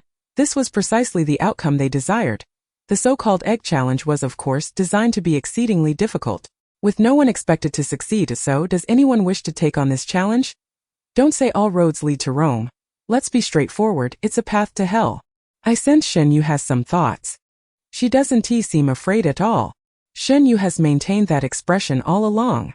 The program's remarks startled both the guests and the audience alike. It had already been explained that while the bomb's physical structure resembled that of a pineapple bomb, its modified form posed no danger, only some discomfort. Li Xing remained silent, taking 2 task cards with him. Subsequently, others approached to collect the task cards they deemed achievable, save for Shen Yue, who rushed to examine the bomb. Upon noticing her interest, Jiang Shaiwen's eyes lit up, deciding to postpone his task. Zhou Shuezhen, observing this, interjected, "Yeah, that thing is far too dangerous. It's not a toy." She reached out to pull Shen Yue away, but Jiang Shaiwen's intervened. "Auntie, mind your own business, even her own brother hasn't spoken, yet you're the loudest." Shaiwen's, "Apologize. Li Xing, I'm fine with it." The three engaged in their usual banter, while Shen Yue remained undistracted, intently studying the bomb structure. She recalled the principles behind a pineapple bomb's detonation. First, the bomb detaches from its casing. Then, the T-shaped safety pin controlling the tail fins falls away, allowing the fins to deploy and the bottom cover to lose its stability. At this moment, the tension of the tower-shaped spring propels the firing pin from its groove, while the explosive charge is pushed into position by the spring, aligning it with the firing pin. thus entering a combat-ready state. When the bomb strikes the ground, the tower-shaped spring compresses, causing the firing pin to collide with the explosive charge and trigger an explosion. As she contemplated this, Shen Yue picked up the box and the screwdriver nearby. Just as the crowd had begun to breathe a sigh of relief, Shen Yue boldly extracted the bomb from its soft casing. In that instant, silence enveloped the room. The previously flowing comments halted. Shen Yue positioned the bomb's tail inward on her left hand, used her right hand to extract the T-shaped safety pin, causing the tail fins to unfurl, and deftly pried the 6 recessed sections of the bottom cover with the small screwdriver. At this moment, the tower-shaped spring ejected the bomb's cap and firing pin. Shen Yue then set down the screwdriver and the bomb, making her success unmistakably clear. She had disassembled it in a remarkably brief time. Less than a minute. Everyone momentarily lost their words, fixated on the bomb she had placed on the ground, anxiously awaiting its reaction. At that moment, a comment scrolled across the screen. Fun fact, you can breathe. Chapter 20. A passing Shunichen. All eyes were riveted on Shen Yue, unable to look away, until Jiang Shiwen shattered the tranquility by exuberantly rushing to her side, exclaiming, "No way! You actually disarmed the bomb? Yuri, incredible! Wow, that's amazing, sis!" The others, having stood at a distance, had not felt the intensity she exuded during the disassembly. Paired with her swift, almost frightening movements, it was a heart-stopping sight to witness a 12-year-old girl unflinching dismantle what was meant to terrify ordinary people. The bomb expert, after multiple inspections and handling of the disarmed bomb, ultimately confirmed that it had indeed been safely disassembled. However, the moment his hand landed on Shen Yue's shoulder, it was swiftly brushed off. Despite her gentle touch, he found himself suddenly unable to exert any strength. Jiang Shiwen was convinced this was no coincidence. He was certain it was Shen Yue's doing. His sister was truly remarkable. He needed to find a way to learn from her. "Yu Jia, let me be your little brother. From this day forth, I'm your little brother, and I'll do whatever you say." "Shen Yue, this kid is too amusing," Jiang Shiwen exclaimed excitedly, trailing after her incessantly. Shen Yue suddenly thought that had she known it would turn out this way, she should have let the food from yesterday stay in her stomach. She ran, he chased, and they were both unable to escape. The comments exploded in enthusiasm. "I Wang Erger. From this moment on, I am Yu Jia's dog. Yu Jia is awesome. This kid can really disarm bombs. Is the bomb real or fake? It feels too scripted." "Fake? What do you mean by fake? After all, my Yu Jia is capable of meticulously drafting attack plans. Isn't disarming a bomb quite normal?" When Shen Yue first picked up the bomb, she didn't look like a novice at all. I wonder what kind of family raises a 12-year-old to be able to disarm bombs. I'm not listening. Shen Yue's mom loves you." At that moment, Shen Yichen was also watching the live streamed, and stark contrast to the jubilant comments, his expression was as dark as coal. Shen Yue learned these things at 8 years old? No wonder he had noticed calluses on her hands that day. How harsh must their third brother have been to cause such marks on a child's hands?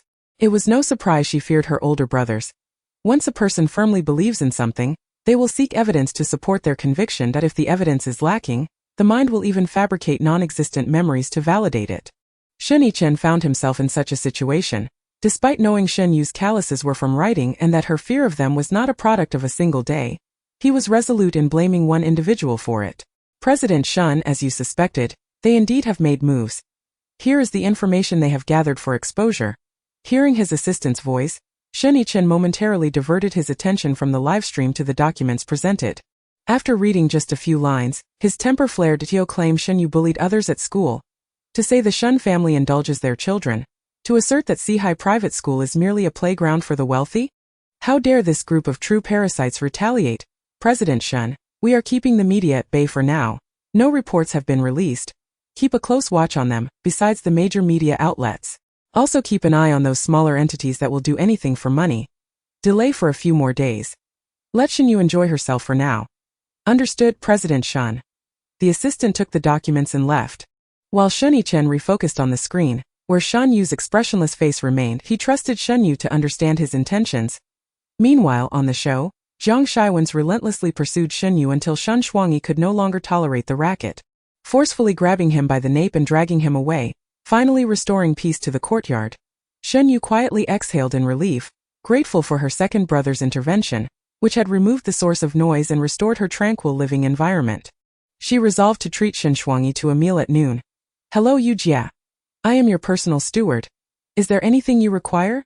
As one wave subsided, another arose. Just as Shen Yue dismissed one Jia, another appeared. Upon reflection, it felt rather pleasant. Yes, just call me that.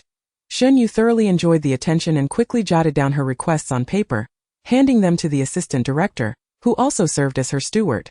1. Please prepare a soft, large and comfortable bed as quickly as possible. To prepare enough food for 4 people, including meat dishes, vegetables, soup and storable snacks. I can skip breakfast. I can sleep through that. Upon seeing Shen Yue's requests, particularly the second one, the assistant director's lips curled into a teasing smile. All right, I'll get that prepared immediately. However, her minor concerns dissipated once she lay down. She loved sleeping. Sleep loved her. That morning, some were fishing for loaches in the ditch. Others were using their small backs to carry firewood. Some struggled to pull stubborn cabbages, while others not only completed their tasks but also made a fortune. Meanwhile, some were enjoying a good sleep. Just as Shen Yichen had finished his business and accidentally stumbled upon Shen Yue's live stream, he noticed the bed she was sleeping on. A smirk forming on his lips, she had indeed acquired it. How delicate. Chapter 21. Extracting the dream castle of Barbie. Shen Yue. You possess a face that elicits sympathy, yet you seem oblivious to how to leverage it. What do you gain from feigning strength all day? It would be far better to shed a few tears. Can crying truly resolve issues? Listen to the nonsense you utter. Of course, crying can solve problems. If you weep before me, I shall assist you in dealing with those despicable men who harbor ill intentions towards you. What do you say? I dislike this. I can handle it myself. It is precisely because you are so unappealing that your candid words go unheeded. Is it enough to simply cry? Certainly not. Your tears must be beautiful and appropriately timed. Timing is crucial. For a woman like you who usually appears fierce, if you were to cry at the right moment, it would be quite extraordinary, and undoubtedly amusing. Ha ha ha. Eventually, Shen Yue learned to cry. And she did so with remarkable grace. Shen Yue enjoyed a restful sleep, though upon reflection, it was not entirely peaceful. She dreamt of fragments from her memory. When she conjures these fleeting memories in her mind, she can analyze them from a third-person perspective as one would study knowledge. However, dreaming imbues her with an overwhelming sense of immersion, leaving her momentarily disoriented. That was a prison. Is it reasonable to think that a mere tear could incite a clash among the 3 major factions on her behalf? This isn't a mindless, beloved character novel. Indeed, the surplus memories seem troubling. They require further examination. Jia, are you awake? Lunch is ready. The assistant director called from outside the door. Upon hearing the call for food, Shen Yue promptly cast aside her dream and hurried to the dining hall. The individuals she encountered along the way were all busy. Some were chopping vegetables, others stoking the fire, all working in unison to prepare lunch. Even Zhou Shuezheng was unsteadily fetching water. Shen Yue glanced at the ingredients in the kitchen. Noodles. She loved noodles, yet she could not cook them. She spotted Shen Shuangyi, sleeves rolled up and back straight as she perused the recipe, and approached her, tugging at Shen Shuangyi's clothing to pull her along. Understanding Shen Yue's intent, Shen Shuangyi's lips curled into a smile, yet she feigned reluctance, saying, I had planned to learn how to cook today, but it seems that opportunity has vanished. With that, she snapped the recipe shut and followed Shen Yue. Zhang Shiwen, who had been slicing cabbage, spotted Shen Yue's actions and called out, Jia, when will you teach me how to defuse a bomb? Shen Yue pretended not to hear and continued to the dining hall. The familiar sight of 2 tables welcomed her. Shen Yue sat at one end while Shen Shuangyi occupied the other. A sumptuous lunch spread before them contrasted sharply with the others still toiling in the kitchen.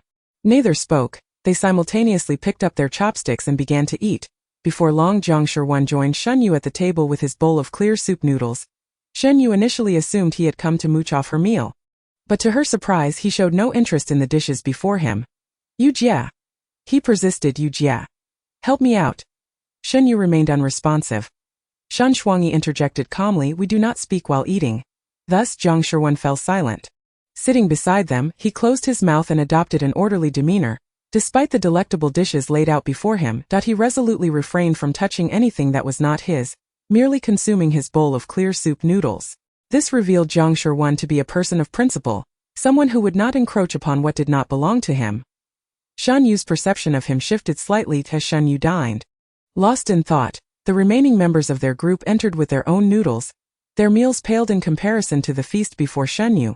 Upon noticing Zhang Shiwen seated next to her, Li Xing momentarily paused, then nudged Dong Nua beside him, smiling as he addressed Shen Shuangyi. Brother Shen, it's acceptable for us adults to eat less, but the children must not go hungry.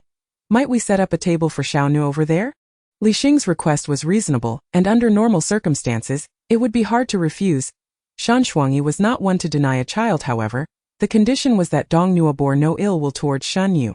Don't ask me, I'm merely here to eat and have no authority. After swallowing a mouthful of food, Shen Shuangyi deflected the issue. Hey, Auntie, Dong Nuo is as old as my Yujia. Let us not bring age into this. Sure one, I know there have been misunderstandings between us, but given our current circumstances, we must assist one another to progress. We are a team, not rivals, and certainly not enemies. I hope we can resolve our misunderstandings now. Shen Yue's sister feels the same. If you have any grievances against me or anyone else, please voice them now so we can collaborate better in the future, correct? Listening to such words, Shen Yue felt as though she had become a villain. Depriving children of food and forcing them into hard labor, leaving everyone dissatisfied and silent. So they are counting on her to remain silent, are they? Yet she had merely been eating her own meal all along. Zhou Xuezheng's words, combined with her expression, were quite persuasive, leading many spectators to side with her. I feel Shen Yue has indeed gone too far, being rather selfish. That table of food could easily feed several people. Yet Shen Yue shows no inclination to help others. What does it matter if she is capable? She lacks empathy, being self-serving. In summary, I can only say that both the brother and sister are equally arrogant.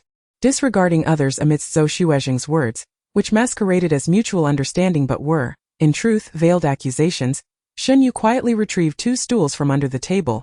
She then procured 2 sets of bowls and chopsticks from the butler and set them on the table. Gesturing towards Zhou Xuezheng with an invitation, the meaning was unmistakable. There were only 2 seats available, choose wisely. After a prolonged silence, Zhou Xuezheng finally spoke. Teacher Li, this morning we 3 owe you our success in completing the task. Please do enjoy a good meal to replenish your strength. We cannot predict what the afternoon may bring. Li Xing, heartened by Zhou Xuezheng's willingness, replied, this is what I ought to do. You are a lady. And the 2 children are still young. I should certainly assist in any way I can. The implication was clear to all. After all, Shan Shuangyi had been absent all morning, just as Li Xing was about to take a seat. Shen Yue suddenly set down her chopsticks, rose from the table, and approached Dong Nuo and Zhou Xuezheng, taking one by each hand and pulling them to the dining table. Once seated, Shen Yue placed a chicken leg into Jiang Sherwin's bowl. At that moment the tension was palpable, though unspoken. Everyone understood the underlying sentiment. Hello family. This is the dream castle of Barbie I constructed with my toes for Teacher Li. Please indulge yourselves. Chapter 22. Sleeping together. Shen Yue provided bowls and chopsticks to Zhou Xuezheng and Dong Nuo. Yet neither displayed any signs of joy, particularly Zhou Xuezheng, whose gaze remained fixed on Zhou Xuezheng, clutching her utensils without moving. As for Dong Nuo, his expression was even more pained. He was torn between eating and reluctance to set anything down. Shen Yue paid no heed to their internal struggle, continuing to eat while occasionally serving Jiang Sherwan. With Shan Shuangyi's support, the food on the table steadily diminished. Dong Nuo gazed at the dishes before him, bit his lip and suddenly declared, Shen Yue, consider this meal a debt I owe you. I shall repay you in the future. With that, he hastily grabbed a large piece of meat and scooped rice from the pot, devouring it ravenously. It was evident he was quite famished. In truth, Shen Yue harbored no anger towards Dong Nuo's attitude. After reassessing her image through the lens of a third party, devoid of any filters regarding Shang Junyu, Shen Yue became acutely aware of how others perceived her at school. She was seen as Shang Junyu's sycophant, an extension of his possessions, a common girl who gained favors by pleasing him, and so forth. In the past, she would occasionally hear whispers of her family's poverty, insinuating that she depended on appeasing Shang Junyu for her living expenses. During that time, she knew these were falsehoods and felt compelled to argue. But Shang Junyu had intervened. His ambiguous remarks had led Shen Yue to abandon her explanations. Although she was aware of the rumors circulating, she never heard anyone voice them in her presence again, and she felt it inappropriate to confront others directly about it. Over time, this rumor seemed to become an accepted notion within the school community. Everyone regarded her as Shang Junyu's appendage, exclusively his. Some even claimed that any accolades she received were merely due to Shang Junyu leveraging family connections to please her. Thus, Shen Yue understood perfectly why Dong Nuo regarded her in such a manner. She bore no desire for retribution. Rather, she recalled the prison warden's words. Those who harbor overt malice towards you are either genuine or completely disregard you. When encountering authenticity, a mere gesture of goodwill can lead them to renounce their previous hostility and align with you. Conversely, if one encounters a deep-seated disdain, it is best to remain silent and depart. A gentleman's revenge is best served cold. Through her assessments, Shen Yue concluded that Dong Nua belonged to the former category. And thus, she wished to personally test the method taught to her by the prison warden. After all, seeing is believing. No matter how much knowledge and experience one possesses, unless one tries it for oneself, how can one discern the truth from falsehood? With this intention in mind, Shen Yue invited Dong Nua to join the table. She wished to witness how Dong Nua would repay the kindness of a shared meal. Meanwhile, the two individuals at the other end began their insincere refusals once more. Shen Yue, uninterested in their pretense, noticed that Zhou Xuerong was not eating and promptly collected her abandoned utensils, leading by example to hasten her own dining pace. Upon observing Shen Yue's actions, Shen Shuangyi did not intervene but instead smiled even more brightly as Shen Yue accelerated her eating. Shen Shuangyi urged Dong Nua and Jiang Shiwang, "You both should eat faster. How can you not be hungry after having had breakfast?" As soon as she finished speaking, the pace at which everyone picked up their chopsticks noticeably quickened. At that moment, Li Xing felt a surge of anger. Yet he concealed it, forcing himself to endure. Thus, he merely offered a lonely smile towards the camera and remarked to Zhou Xuezheng, "Little Nua can just sit over there. I had too diverse a meal a few days ago. And now I crave something lighter." Zhou Xuezheng chimed in with a smile, "That's exactly what I was thinking." She then turned to Zhou Xuerong, seemingly inquiring with concern, "Won't you join us, Rongrong?" Zhou Xuerong, with her head down, murmured softly, "I'll follow my sister." "Oh no, Zhou Xuerong was just fine with our Yujie this morning. That detestable Zhou Xuezheng is breaking up the little friends. I feel like Zhou Xuezheng is up to no good. Just look at Zhou Xuerong's expression. I must say that Yujie is truly genuine. I adore her. I have no fondness for Li Xing and Zhou Xuezheng. They both seem exceedingly insincere. Whoever is polite I dislike. I only love Yujie's straightforwardness." Sigh. Is Zhou Xuezheng's live stream filled with a bunch of pathetic men? Truly ridiculous. This meal is something my Yujie risked her life for. She can share it with whomever she pleases. Who are you to complain? If you're not selfish, then you go ahead. I'm new here. What do you mean by risking one's life? You know, disarming a bomb. A real bomb. I think so. But who knows if it's scripted? The production team kept an eye on the barrage of comments, and upon noticing that some viewers began to question the authenticity of their bomb, the director's temper flared up. They never anticipated that not only would Shen Yue disrupt their plans, but now the audience was doubting its genuineness. Truly, there are limits to what one can tolerate. This is played on repeat a staggering 10,086 times. Mental pollution. The effective blast radius of the bomb is 30 meters, and Shen Yue stood far away, yawning in boredom. She truly could not fathom what was so captivating about a bomb. Meanwhile, the director's team erupted in manic laughter, shouting, "Fake? Keep saying it. Fake!" The comments flooded in with a chorus of fake, infuriating the director's team, who decided to escalate the difficulty of the afternoon's tasks. The dinner guests remained unchanged. "Yeah, it's me." This was Zhou Xuerong's voice. When Shen Yue opened the door, she found Zhou Xuerong standing outside, blushing and clutching a pillow, cautiously poised. Upon seeing Shen Yue, a smile appeared on her face. One that had not graced her features during the day. "Can I sleep with you tonight?" Chapter 23. Out of fear, Zhou Xuerong's face lit up with joy as she hurried into the room.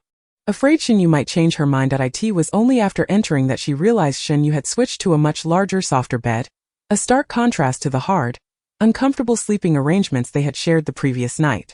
While she should have been thrilled that Shen Yue allowed her to share the bed, Zhou Xuerong inexplicably grew anxious upon seeing it. As she held Zhou Xuerong's hand, Shen Yue helped her adjust her sleepwear. Zhou Xuerong, feeling Shen Yue's gentle touch, suddenly recalled that there was a camera in the bedroom. She leaned closer to Shen Yue and whispered, "I know how to turn off the camera. We can secretly shut it down and turn it back on during the day." Shen Yue nodded, reasoning that if the camera was turned off by someone else, it wouldn't breach their agreement. Zhou Xuerong located the camera in the room and tinkered with it until the blinking red light dimmed. Once she confirmed that the camera was off, she transformed into a different person, bouncing over to Shen Yue, exclaiming, "I turned off the camera." She failed to notice that although the red light had disappeared, the lens slightly shifted as she turned to leave. "What is Zhou Xuerong saying? Isn't the camera still on? Could it be that I'm seeing things? She probably thinks she turned it off. This is hilarious. Now we have a show to watch. Let me see what you two are up to with the camera turned off." Goodness, not a single decent person in this entire live stream. After Zhou Xuerong claimed to have turned off the camera, Shen Yue produced a beautifully embroidered box adorned with lotus flowers and handed it to her. Zhou Xuerong opened it to find a few exquisitely crafted pastries inside. "Is this for me?" Initially intending for Zhou Xuerong to enjoy them quickly, Shen Yue was taken aback when she suddenly burst into tears, laughing through her sobs while clutching the box tightly. Shen Yue began to suspect she had done something terribly wrong. After a moment of weeping, Zhou Xuerong managed to say, "Thank you. I will treasure this. Shen Yue, but these are edible. If you don't eat them today, they will spoil by tomorrow." Shen Yue was utterly speechless. After retrieving a tissue from the table to wipe away Zhou Xuerong's tears and sniffles, she snatched the box from her grasp, opened it, and began to feed her the pastries without a moment's pause. Zhou Xuerong was caught off guard and took a bite, her expression instantly morphing into one of grievance. "This is your gift to me. How can it be eaten? But it is quite delicious. Shen Yue, hurry and eat." Zhou Xuerong eventually finished all the pastries while simultaneously crying, feeling guilty yet blissful. Shen Yue now harbored serious doubts about Zhou Xuerong's mental state, as during the day she seemed timid and compliant in front of Zhou Xuezheng, but now with just the two of them, she was chattering away, alternating between giggles and sobs. Zhou Xuerong then approached Shen Yue but let out a small pained sound while getting into bed. Shen Yue opened her eyes and looked at Zhou Xuerong, who quickly explained, "I'm fine.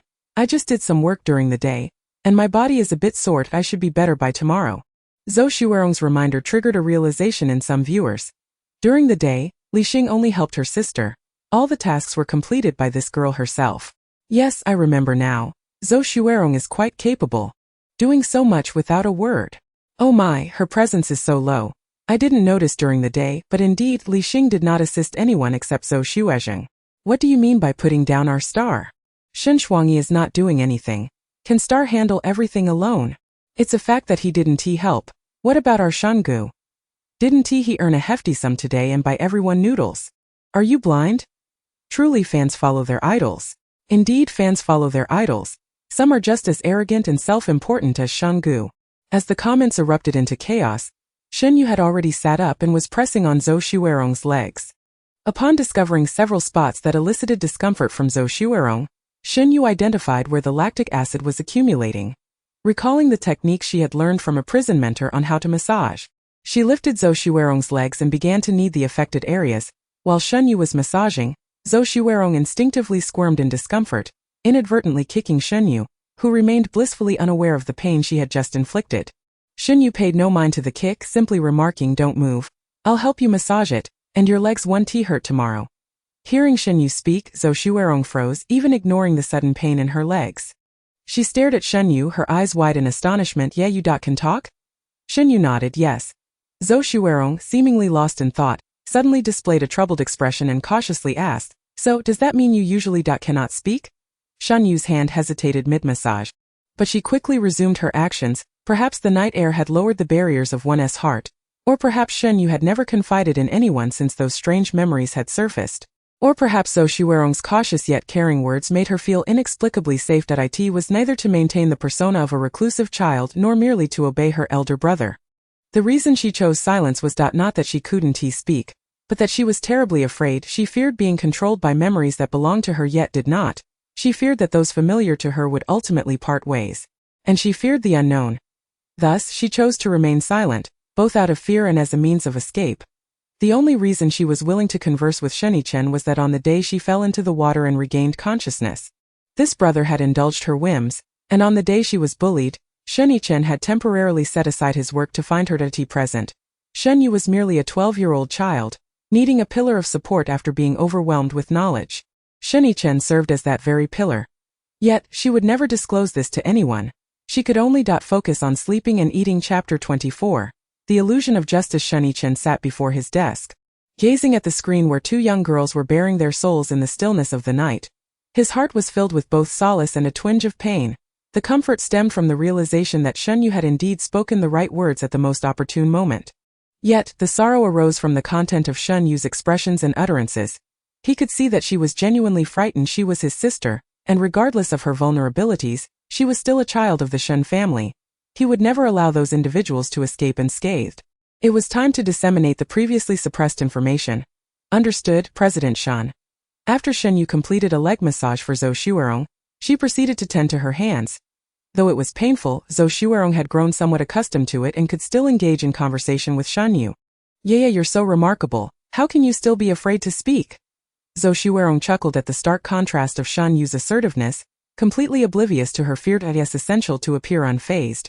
But how did you learn to massage? Do you inflict this much pain at home as well? Shen Yue pondered. At home there was no pain, yet during her time in prison, it had been quite excruciating. That place was a world-class special prison, filled not with ordinary criminals. If she wanted to survive, she had to exert herself diligently, acquiring knowledge and honing her physical abilities. The mere recollection was terrifying enough to evoke a physiological rejection within her. Thus, Shen Yue reasonably suspected that her current reluctance to engage in any activity stemmed from the overwhelming experiences embedded in her memory, not merely a desire for slumber and play. Perhaps noticing Shen Yue's pallor, Zhou Xuerong quickly interjected, "I'm sorry. If you don't want to talk, you don't have to. It's my fault for asking inappropriate questions." Shen Yue released Zhou Xuerong's hand and unexpectedly pinched her cheek. "It's fine, I don't mind." Zhou Xuerong, bewildered by the gesture, mumbled, "Why are you with an expressionless countenance?" Shen Yue replied matter-of-factly, "You should smile more. You look lovely when you do." Her tone was flat, devoid of emotion, as though she were stating an ordinary fact. Yet, those simple words caused a deluge of tears to cascade from Zhou Xuerong's eyes. Akin to a dam breaking, she cried more intensely than before, biting her lip to stifle any sound, resembling a silent lament. After a prolonged moment, Zhou Xuerong finally composed herself, fervently apologizing to Shen Yue. "I'm sorry, yeah, but no one has ever told me I was beautiful." Shen Yue, like a small adult, took a tissue to wipe the still damp tears from Zhou Xuerong's face, softly assuring her, "You are indeed beautiful. Try not to keep your head down all the time." Zhou Xuerong nodded, pausing momentarily before flashing a radiant smile at Shen Yue. "All right." Once they had tidied up, both girls switched off the lights and lay in bed. Zhou Xuerong suddenly asked, "Is what just happened our secret?" Shen Yue replied with a quiet choosing not to elaborate. It was unreasonable for her to remain silent indefinitely. Thinking is so troublesome. I'll ponder it tomorrow instead. After a while, Zhou Xuerong inquired again. Yeah, when I was bullied before, my parents told me that if everyone else isn't bullied but I am, it must be because of my shortcomings. Even though I am a child of the Zhou family, I don't resemble my sister at all, and I feel inadequate. With a poor temperament, I was bullied but didn't dare to retaliate. It's all my fault, yet you are so remarkable. I think you are super capable. Even though I don't know what you're afraid of, don't be scared, you can definitely overcome it." Shen Yue was taken aback by such words. Her heart warming slightly, however, she understood that the true events occurring in her life could never be disclosed to others. Thus, she merely responded, "You are not at fault. Neither am I. The 5 brothers were all exceptional." While she felt like a mere weakling, Zhou Xuerong seemed inclined to ask further questions. Shen Yue turned away. "Let us sleep. You will surely be tired tomorrow." "Okay." The 2 children swiftly drifted off to sleep, especially Zhou Xuerong, who had accomplished much during the day and fell asleep the moment she touched the bed, even letting out soft snores. Shen Yue woke momentarily and adjusted Zhou Xuerong's blanket. "Oh my, what a divine friendship. My heart aches for these 2 children. I suddenly feel averse to Zhou Xuezheng. She doesn't seem as kind as she appears. I mentioned before that Shen Yue might have psychological trauma. Now I suspect she endured bullying at school. Could it be? Shen Yue appears so formidable and cool. Could anyone possibly bully her? Didn't you notice that Shen Yue, despite her expressionless demeanor, possesses an incredibly gentle nature? At first, who among you noticed Zhou Xuerong? Yet she did. Last night she surely helped Zhou Xuerong. Moreover, Shen Yue is astute. Such individuals are often the targets of jealousy and isolation. Heavens, my heart aches for my dear Yue. I wonder what she has endured to feel fear. Is this the reality of affluent families? It suddenly feels so tragic, truly. Generally, families like theirs project a strong image. If they claim to be bullied, few would believe them. Indeed, it's quite lamentable. That night, the keyword Shen Yue allegedly bullied quietly ascended the trending searches. Concurrently, topics like "See high school is merely a capitalist game. The principal and teachers can be replaced at will, and the school dominates. No one is exempt from its wrath" surged in popularity. Delving into the content revealed the accusations of a parent whose child claimed to have been bullied by Shen Yue at school. After extensive questioning at home, the child finally divulged the truth. They had been victimized by the offspring of the Shen family. The notoriety of the Shen family's influence at school was well known. One simply could not provoke them, or else one would face dire consequences. The child feared that revealing such information would implicate their family, hence their silence. But how could they bear to let their child endure this alone? Thus, they covertly approached the school. Fortunately, both the principal and the teachers were rational individuals, promising to handle the matter seriously. However, to their astonishment, the outcome was the forced resignation of both the principal and the teachers. "We cannot fathom what has become of this world. Must ordinary people always be subjected to bullying? Our child has done nothing wrong. They merely wish to pursue their education. We only seek our child as safety. In desperation, we have turned to the media, hoping to restore justice for our child. This was merely a fragment of the unfolding narrative. The companies previously suppressed and reprimanded by Shen Yue united to fabricate a baseless bullying case. Their confidence stemmed from the knowledge that the school lacked surveillance, and the Shen family had no evidence to counter their claims. As long as the Shen family could not produce proof, they could feign victimhood. In this world, the weak often garner more support, for a hidden societal rule dictates that the strong must protect the weak. When one believes they are safeguarding the vulnerable, their mind deceives them into thinking they stand on the side of justice. At such moments, they become impervious to dissenting voices. Furthermore, it is an unspoken rule that the strong do not require protection. When these individuals painted the Shen family as powerful and themselves as pitiful, nearly everyone would oppose the Shens, regardless of how the Shen family explained themselves or presented evidence, or even if someone came forth to testify. The public would perceive it as the Shen family's financial might and influence at play. This is the harsh reality. The self-righteous justice of netizens can become the sharpest weapon in the hands of those with ulterior motives. Chapter 25. Not just internet trolls. Under Shen Yue's deliberate manipulation, the trending topics surrounding Shen Yue and Zhou Xuerong did not ascend to prominence, merely occupying a modest position at the tail end. In contrast, topics exposing the inner workings of C High School and the overwhelming power of the Shen family surged to secure the top 3 spots in trending discussions after a night of brewing. Within the topic C High School is merely a capitalist game, an increasing number of anonymous students began to voice their experiences. Some recounted instances of being stripped and abandoned on the rooftop. Others spoke of being publicly humiliated and forced to kneel during class, with teachers turning a blind eye. Some claimed they endured daily beatings on school grounds, only to face another round of violence upon leaving. Others described an incessant barrage of verbal abuse from their peers. Among these accounts, truth mingled with falsehood. While some incidents indeed occurred, the individuals voicing such claims were, in fact, the very perpetrators masquerading as victims. They were the ones who had committed these wrongs, yet they hid behind the anonymity of the internet, attempting to cast all blame upon the Shen family. Those educators dismissed by Shen Yue for ethical misconduct also swam in these murky waters. Attempting to construct a grandiose image of themselves in front of Shen Yue, they dared not utter a word, yet online, they fabricated one lie after another, portraying Shen Yue as someone who could not discern right from wrong, who bullied the weak, who was arrogant and rude, and who condoned the shameless actions of his family. It truly felt as though the internet had become a lawless realm.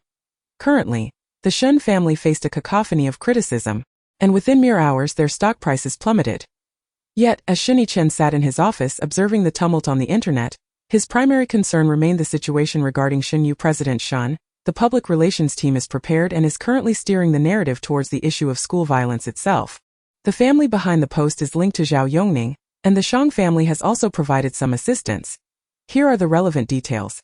Very well, we can release additional information detrimental to the Shen family. Keep a close watch on the live stream. When someone approaches, we shall clarify. Should we manage the discourse in the live stream? There is no need for control, however. One may guide the individuals in the live stream to observe trending topics. Very well, it is likely that Zhao Jia Yuanlin Company possesses internal records pertaining to the planning of this incident. Should we enlist the services of a hacker to procure the information?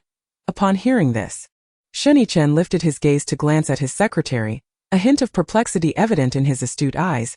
Have you been watching too many dramas? What need is there for a hacker to retrieve Zhao's documents? Simply send Li Zhuangzhuang and his team to collect them directly. The secretary promptly acknowledged and hurriedly departed, all the while lamenting, how infuriating. Back at my previous company, server attacks were commonplace, yet now in such a larger entity as the Shen family group, we resort to such primitive methods. He felt embarrassed to convey Shen Yue's exact words, for what he proposed was not merely a collection, but in fact, an act of theft. Nevertheless, despite his continuous internal monologue criticizing his boss, the secretary complied with the directive and contacted Li Zhuangzhuang and his colleagues stationed downstairs, joining them on their way to Zhao's company. Once the office fell into silence again, Shen Yue accessed the trending topics, diving into the comments which could only be described as utterly disheartening. Today, the ancestors of the Shen family must be tormented by the vitriol of netizens. The initial comments were rife with condemnation directed at the Shen family. Lacking any redeeming qualities, however, the latest entries introduced a fresh perspective. We have located Shen Yue. the youngest daughter of the Shen family, who attends the same school as the original poster's child, and is currently participating in a variety show with her elder brother. Grateful for the exposure, Shen Yue is but a child. Do not let her escape, comrades, charge forth. What nonsense! Can this generation of netizens not utilize their brains? I can believe that the Shen children bully others. But to assert that this child is Shen Yue raises my doubts about the original poster's credibility. How much did the original poster receive from the Shen family? Count me in for some profit. Shen Yue is a child of impeccable character, gentle and kind. She could never be a bully. Copy-paste for 0.5 yuan per entry. Wait, are you suggesting that Shen Shuangyi is part of the Shen family? Good heavens, my brother is not an ordinary person but a scion of a wealthy family. Let us not digress. The current focus should be whether capital can act with impunity. The variety show is titled All Roads Lead to Effort, comrades. Charge forth. Shen Yichen furrowed his brow as he perused the comments. Although everything seemed to be proceeding according to plan, for some inexplicable reason, the mention of Shen Yue triggered an instinctive sense of irritation within him. Let us bring this to a swift conclusion. Once the staff sensed something amiss, they immediately reported to the director, who dismissed their concerns, stating, "There is no need to worry. You all are well aware of what kind of person Shen Yue is. And the audience watching the livestream knows even better." Thus, Shen Yue's livestream transformed into a battlefield. The conflict was divided into two factions. One comprised of self-proclaimed righteous netizens seeking justice based on their investigations, and the other consisting of various fans who had remained loyal to Shen Yue's channel, including devoted mothers, true fans, and knowledgeable supporters. Some fans, after viewing the trending content, chose to believe in Shen Yue, reasoning that her revelation of experiencing school bullying preceded the online accusations against the Shen family. Furthermore, her kindness towards Zhou Xuerong and her tolerance towards Dong Nua painted her as a good-hearted child. Those who had initially entered the livestream with the intent to verbally assault Shen Yue, wielding their perceived rights of justice, were met with unexpected resistance. Meanwhile, the audience who had been observing Shen Yue for several days could no longer remain passive. They opened Weibo, becoming increasingly active. If you watch this variety show, you will see that Shen Yue is truly not the type to bully others. In fact, she is more likely to be the one being bullied. I am not defending the Shen family. I simply believe that Shen Yue is likely feeling somewhat aggrieved in this matter. Shen Yue is merely a shy girl. Can you all think with your brains while slandering her? It is reasonable to suspect that the Shen family has offended someone. I have noticed that many accounts speaking in favor of Shen Yue do not resemble hired commenters, and their remarks seem quite fair. Let's observe further. I shall refrain from taking sides for now. The development of this situation makes me feel that this bullying complaint is not as straightforward as it appears. After years of surfing the internet, this is the first time I have encountered a case of bullying being whitewashed. However, have you all noticed that among those advocating for Shen Yue, there is a professor from a prestigious institution? In summary, as a few of Shen Yue's elite fans stepped forward, the once one-sided online judgment began to shift dramatically. The Shen family's public relations team exchanged bewildered glances at the sudden turnaround. Did you purchase hired commenters again? No, who would dare to buy them without the boss's approval? Good heavens! The one defending her is a military academy professor. This is certainly not a hired commenter. On that day, the Shen family's public relations team reached a conclusion. Miss Shen Yue is formidable. Chapter 26. How could such a Shen Yue bully others? Soon a video titled How Could Such a Shen Yue Bully Others? Emerged. Her gaze conveyed focus and seriousness. Upon completing her answers, she smiled at the A4 paper filled with her writing. However, when she approached to submit her answers, there were already others ahead of her. So she patiently stood at a distance, quietly waiting. This scene was frozen in time, accompanied by a line of text. She merely appears impolite, but in truth she is afraid. Her true self is diligent, earnest, and understands that offering something to elders signifies respect. Yet, Shen Yue moved forward without uttering a word, and before those around her could react, she rushed in to defuse the situation with remarkable decisiveness and execution. A display of courage that could send shivers down one's spine, even through the screen. Even with the audacity to face life and death, even possessing the ability to overshadow most, she still prefers to be alone. At this point, do you perceive Shen Yue as a capable individual, filled with responsibility yet reluctant to engage with others? You would be mistaken. The scene shifted to Zhou Xuerong adjusting the camera. Ivy turned off the camera. You can speak? Is it that you cannot speak? Shen Yue's voice, devoid of inflection, replied, It's not that I cannot, but rather that I am very afraid. Yue when I was bullied previously. My parents told me, why do people bully me instead of others? It must be because I am at fault. But you are so capable. Do not be afraid. You can do it. Following this statement, the video fell into silence for a prolonged moment, reminiscent of Shen Yue's own quietude. Then came her flat, unchanging tone, which somehow stirred emotions within the audience. You are not at fault, neither am I. She appears indifferent to everything, yet she observes it all. Though fearful, she is still willing to extend a hand, telling herself, I am not at fault. The video concluded at this juncture, particularly, the few succinct yet impactful phrases within the video profoundly encapsulated its theme. How could such a Shen Yue possibly bully others? Many initially knew little about Shen Yue. Upon learning she was the youngest daughter of the Shen family, they unilaterally assumed her to be a bully. Yet after this enlightening video, numerous individuals who had stood in opposition to the Shen family could no longer find it within themselves to disparage Shen Yue. How could one label such a serious, timid, and gentle child as a bully? It seemed more plausible that she would be the one to suffer at the hands of bullies. At this moment, a previously concealed trending topic began to resurface, steadily climbing the ranks with each share and comment, ultimately reaching the pinnacle accompanied by an explosive character. Shen Yue suspected of being bullied. The video editor even posted another Weibo update, pinning it at the top. A gentle, socially anxious girl who can defuse crises and strategize. Don't miss out on this treasure.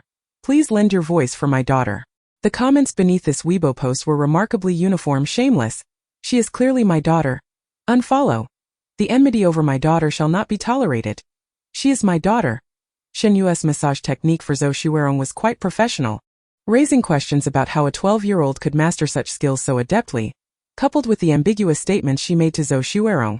An astute netizen akin to Sherlock Holmes speculated that Shen Yue had likely experienced physical bullying. But any attempt to confide in her parents would only result in blame. Thus, she had to conceal her bruises and self-soothe. Shen Yue transitioned from a supposed bully to a likely victim. This rapid and absurd transformation, though striking, went unnoticed by the collective, as everyone was involved, leading netizens to feel compelled to apologize to Shen Yue. However, a new question arose. If Shen Yue had not engaged in bullying, then who had perpetrated it? Consequently, individuals flocked to the original poster who had exposed Shen Yue to demand information on the other children from the Shen family.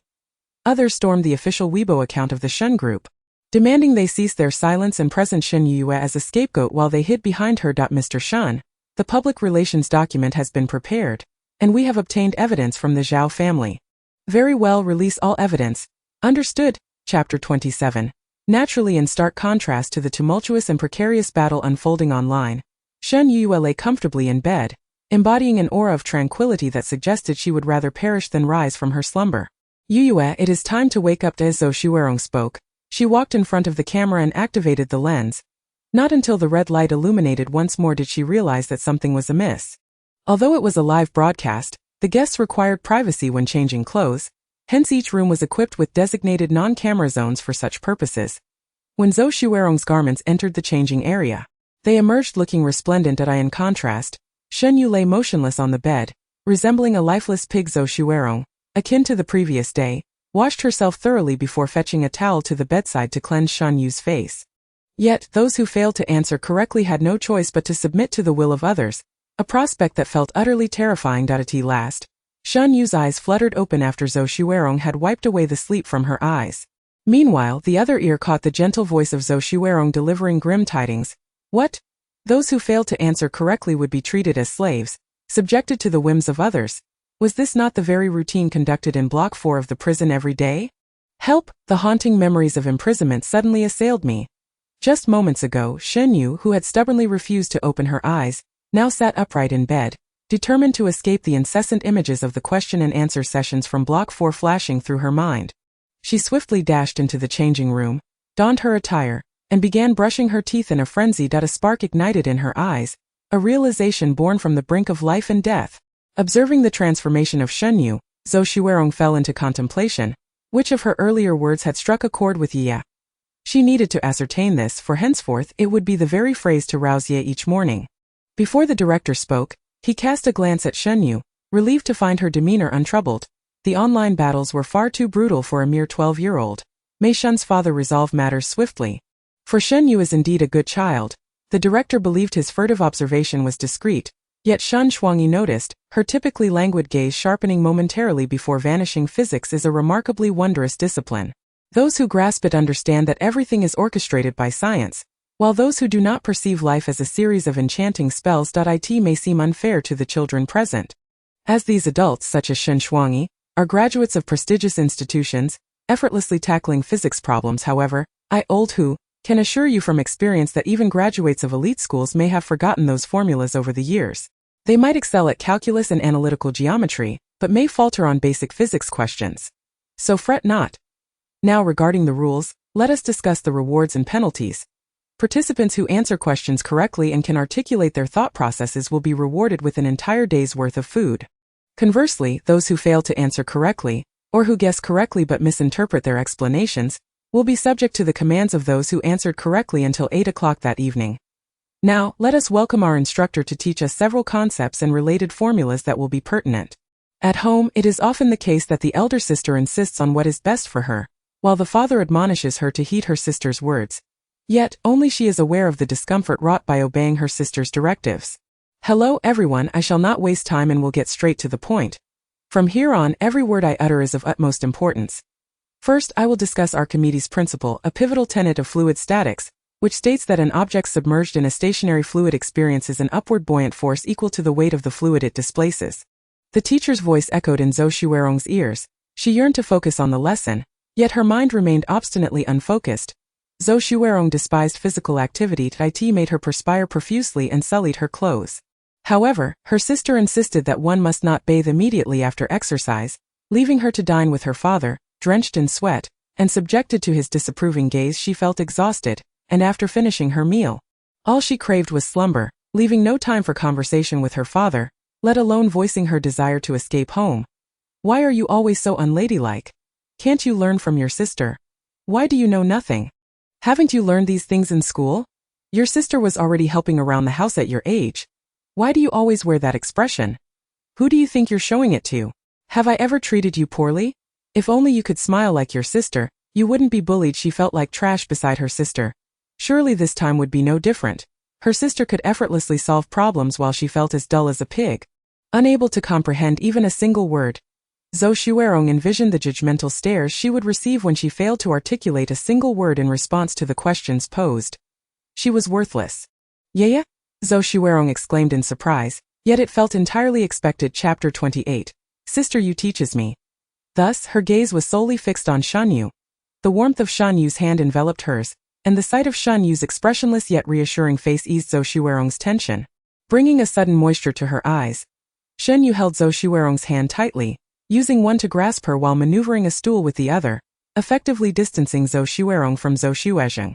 Shen Yue had intended to concentrate on the lesson, determined to make an effort after 2 days of lying down, yet as she listened, she unexpectedly realized that she had previously studied this material and comprehended it quite well. Indeed, she had learned it from memory. As the saying goes, once memory serves, it is as if one truly understands. Thus, Shen Yue tossed her pen aside and began to survey her surroundings, soon noticing Zhou Xuerong's distress. Without a moment's hesitation, she brought Zhou Xuerong closer. After placing Zhou Xuerong's stool beside her own, Shen Yue indicated for her to sit by patting the empty seat. Zhou Xuerong seemed on the verge of tears but ultimately held them back.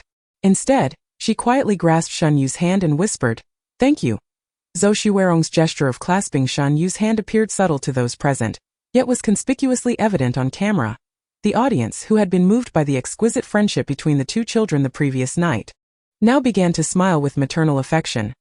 "I apologize, though little Ro is pitiful, and my sister Yu remains as captivating as ever. My sole desire at this moment is to say, he. Hand-holding. How wonderful it is between girls." To the editor, hurry and include this in the video. I want to see the new promotional video for my daughter within 3 minutes. Hello everyone. Performing now are my daughter and her adorable friend. Hey, that's my daughter. Just patrolling to see if there are any miscreants defaming my sister Yu at school. It seems there are none. There were a lot of barking dogs around that time, but they must have been silenced now. Thanks for the invite. I was one of the barking dogs at that hour, and I admit I may have been a tad loud. Laughing to death. Those who acknowledge their mistakes can redeem themselves.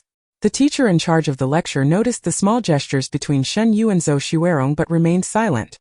This was not a school setting, and he would not compel anyone to learn. Such was not his duty. Each individual had the freedom to choose. Effort would yield rewards, while lack of effort would lead to being left behind. As for the others, they offered no commentary on Shen Yue's actions. The teacher spoke too swiftly, necessitating their full attention. Today's punishment had evidently struck a nerve. These individuals, accustomed to being top contenders in their respective fields, could not abide by orders from others, especially Shen Shuangyi. One could bleed, but dignity must not be sacrificed. For the first time, Shen Yue observed a seriousness in the usually flippant gaze of her second brother. As if the stakes were a matter of life and death, amused, Shen Yue continued to watch, successfully earning herself a disdainful glance from Shen Shuangyi, along with the pen she had previously discarded.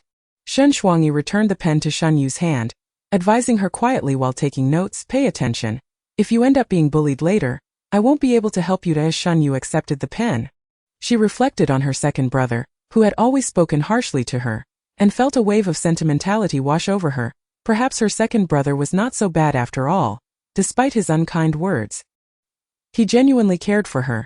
The teacher soon concluded his lecture, seamlessly presenting a question on the whiteboard while pulling out his phone to initiate a countdown. Upon seeing the question, Shen Yue's resolve solidified further.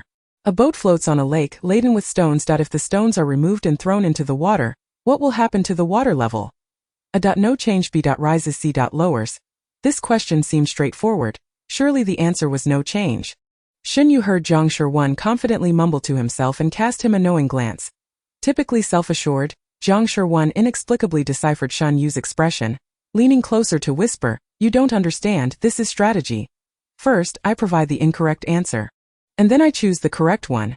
I know the right answer is B." Shen Yue was rendered speechless. Zhang Shirwan, observing Shen Yue's expression, suddenly grasped something and, covering his mouth, exclaimed softly, "Could it be C?" Shen Yue remained noncommittal. "What? How could it be C? I don't understand. Sister, you teach me." Zhang Shirwan, caught up in excitement, inadvertently raised his voice, matching his usual tone when engaging in banter. This drew the attention of Zhou Xuezheng and Li Xing, who were situated at a distance to the answer. Zhou Xuezheng, initially poised to select A, decisively switched to C upon hearing Zhang Shirwan's outburst.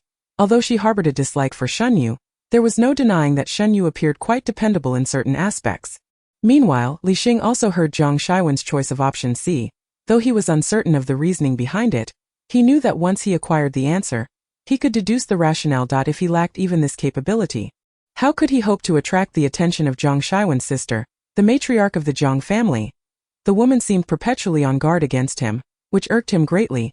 His agreement to participate in this variety show was, in part, a strategy to elicit a sense of urgency within Zhang Shirwan's sister. He wished for her to witness his popularity and charm on the show, thereby instilling in her a sense of crisis. The previous two occasions where Shen Yue had overshadowed him were inconsequential.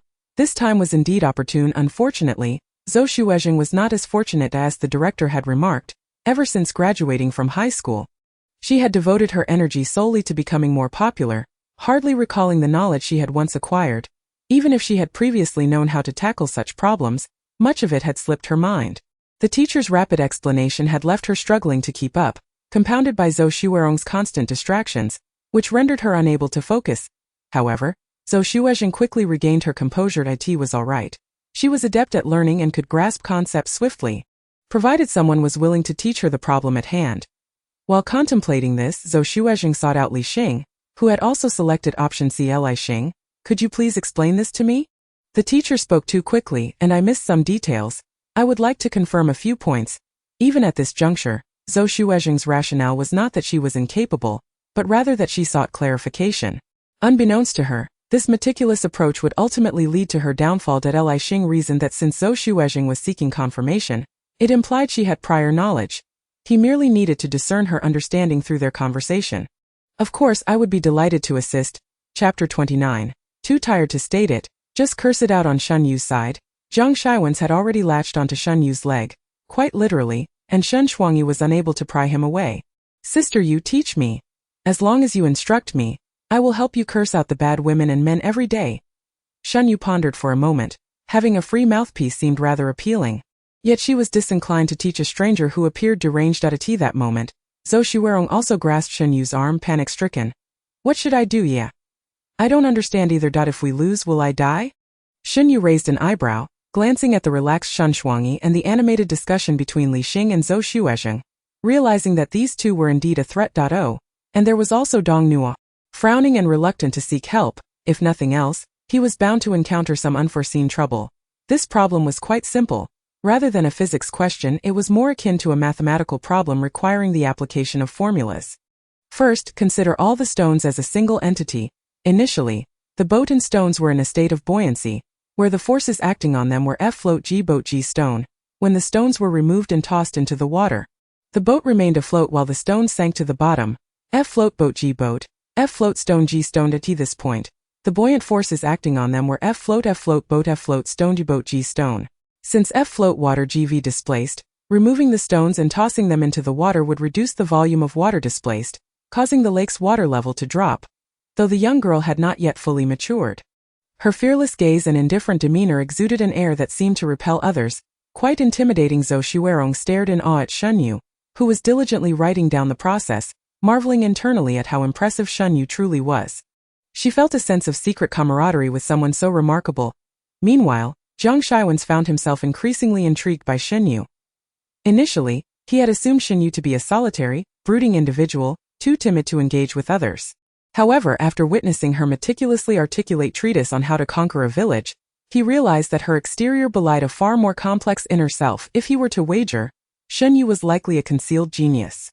After interacting with her a few times, Zhang Shiwen became more convinced of his assessment.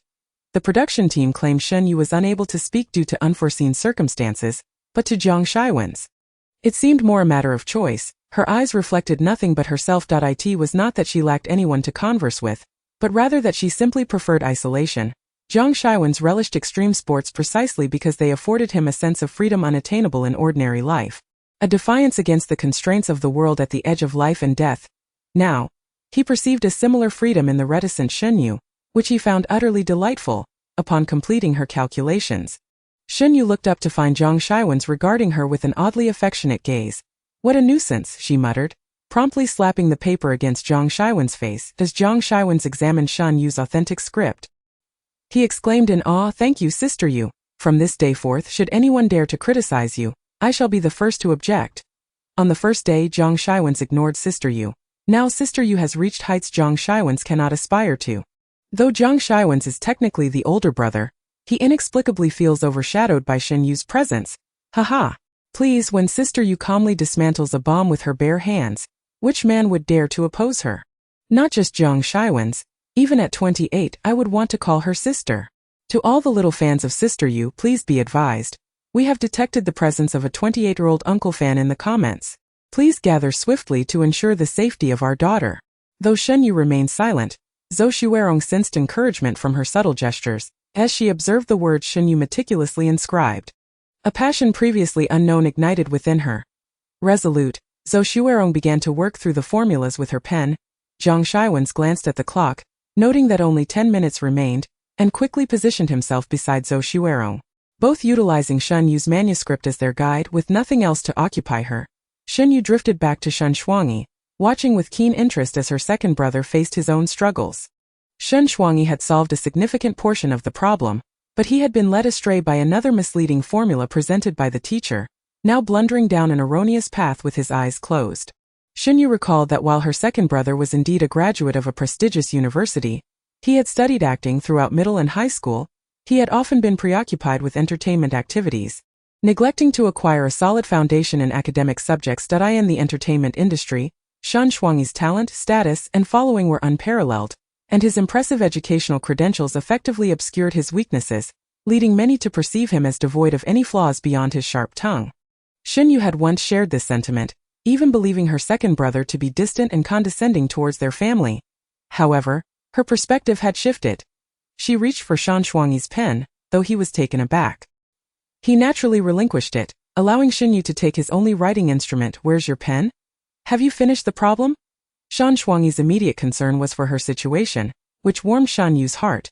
Shen Yue was quick-witted and grasped her intentions almost instantly. Casting an unexpected glance at Shen Yue as he mused, "Indeed, she is my sister." Shen Yue felt an inexplicable embarrassment at his words. Unknown to her, the comments section was already filled with mockery directed at Shen Yue for his self-aggrandizing remarks. Meanwhile, the fans of Shen Yue were even more exhilarated. They had always believed him to be omnipotent, and today, witnessing a side of him that was less than proficient was a revelation. While the charming beauty of Shen Yue was undeniable, it was this admission of imperfection, along with minor character flaws, that rendered him more relatable. This was why, despite his sharp tongue, many remained steadfast in their support of him. Shen Yue's perceived perfection necessitated a touch of imperfection to balance it out. The display of his vulnerabilities today only endeared him further to his fans, making him seem more authentic. Yes.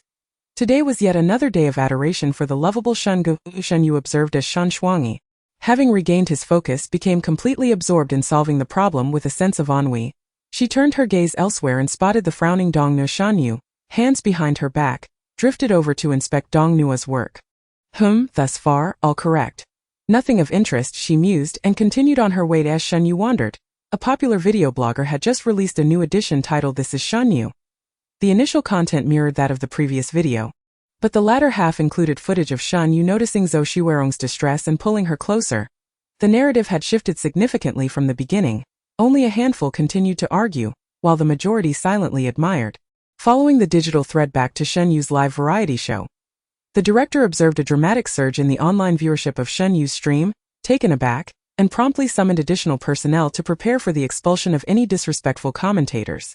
Meanwhile, the public relations team from Shen Yichen's household had finally compiled all necessary evidence and issued a statement of clarification.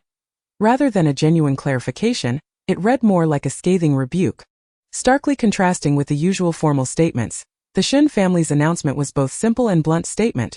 Firstly, the Shen Group has indeed acquired a substantial number of shares in C High School, and upon becoming the largest shareholder, convened a board meeting to dismiss the previous principal and several teachers lacking in professional ethics. Under the management of the former principal, the entire C High School was shrouded in a detrimental atmosphere, where students failed to cultivate the virtues expected of them, instead succumbing to comparison, brawling, acts of violence, and even gambling. This institution, once graced by numerous esteemed educators, gradually lost sight of its foundational purpose of teaching and nurturing. Upon discovering this disheartening reality, the Shen family dismissed the principal and certain teachers, adhering to the principle of avoiding any severe negative repercussions. Thus, the board refrained from publicly disclosing the reasons for the dismissals.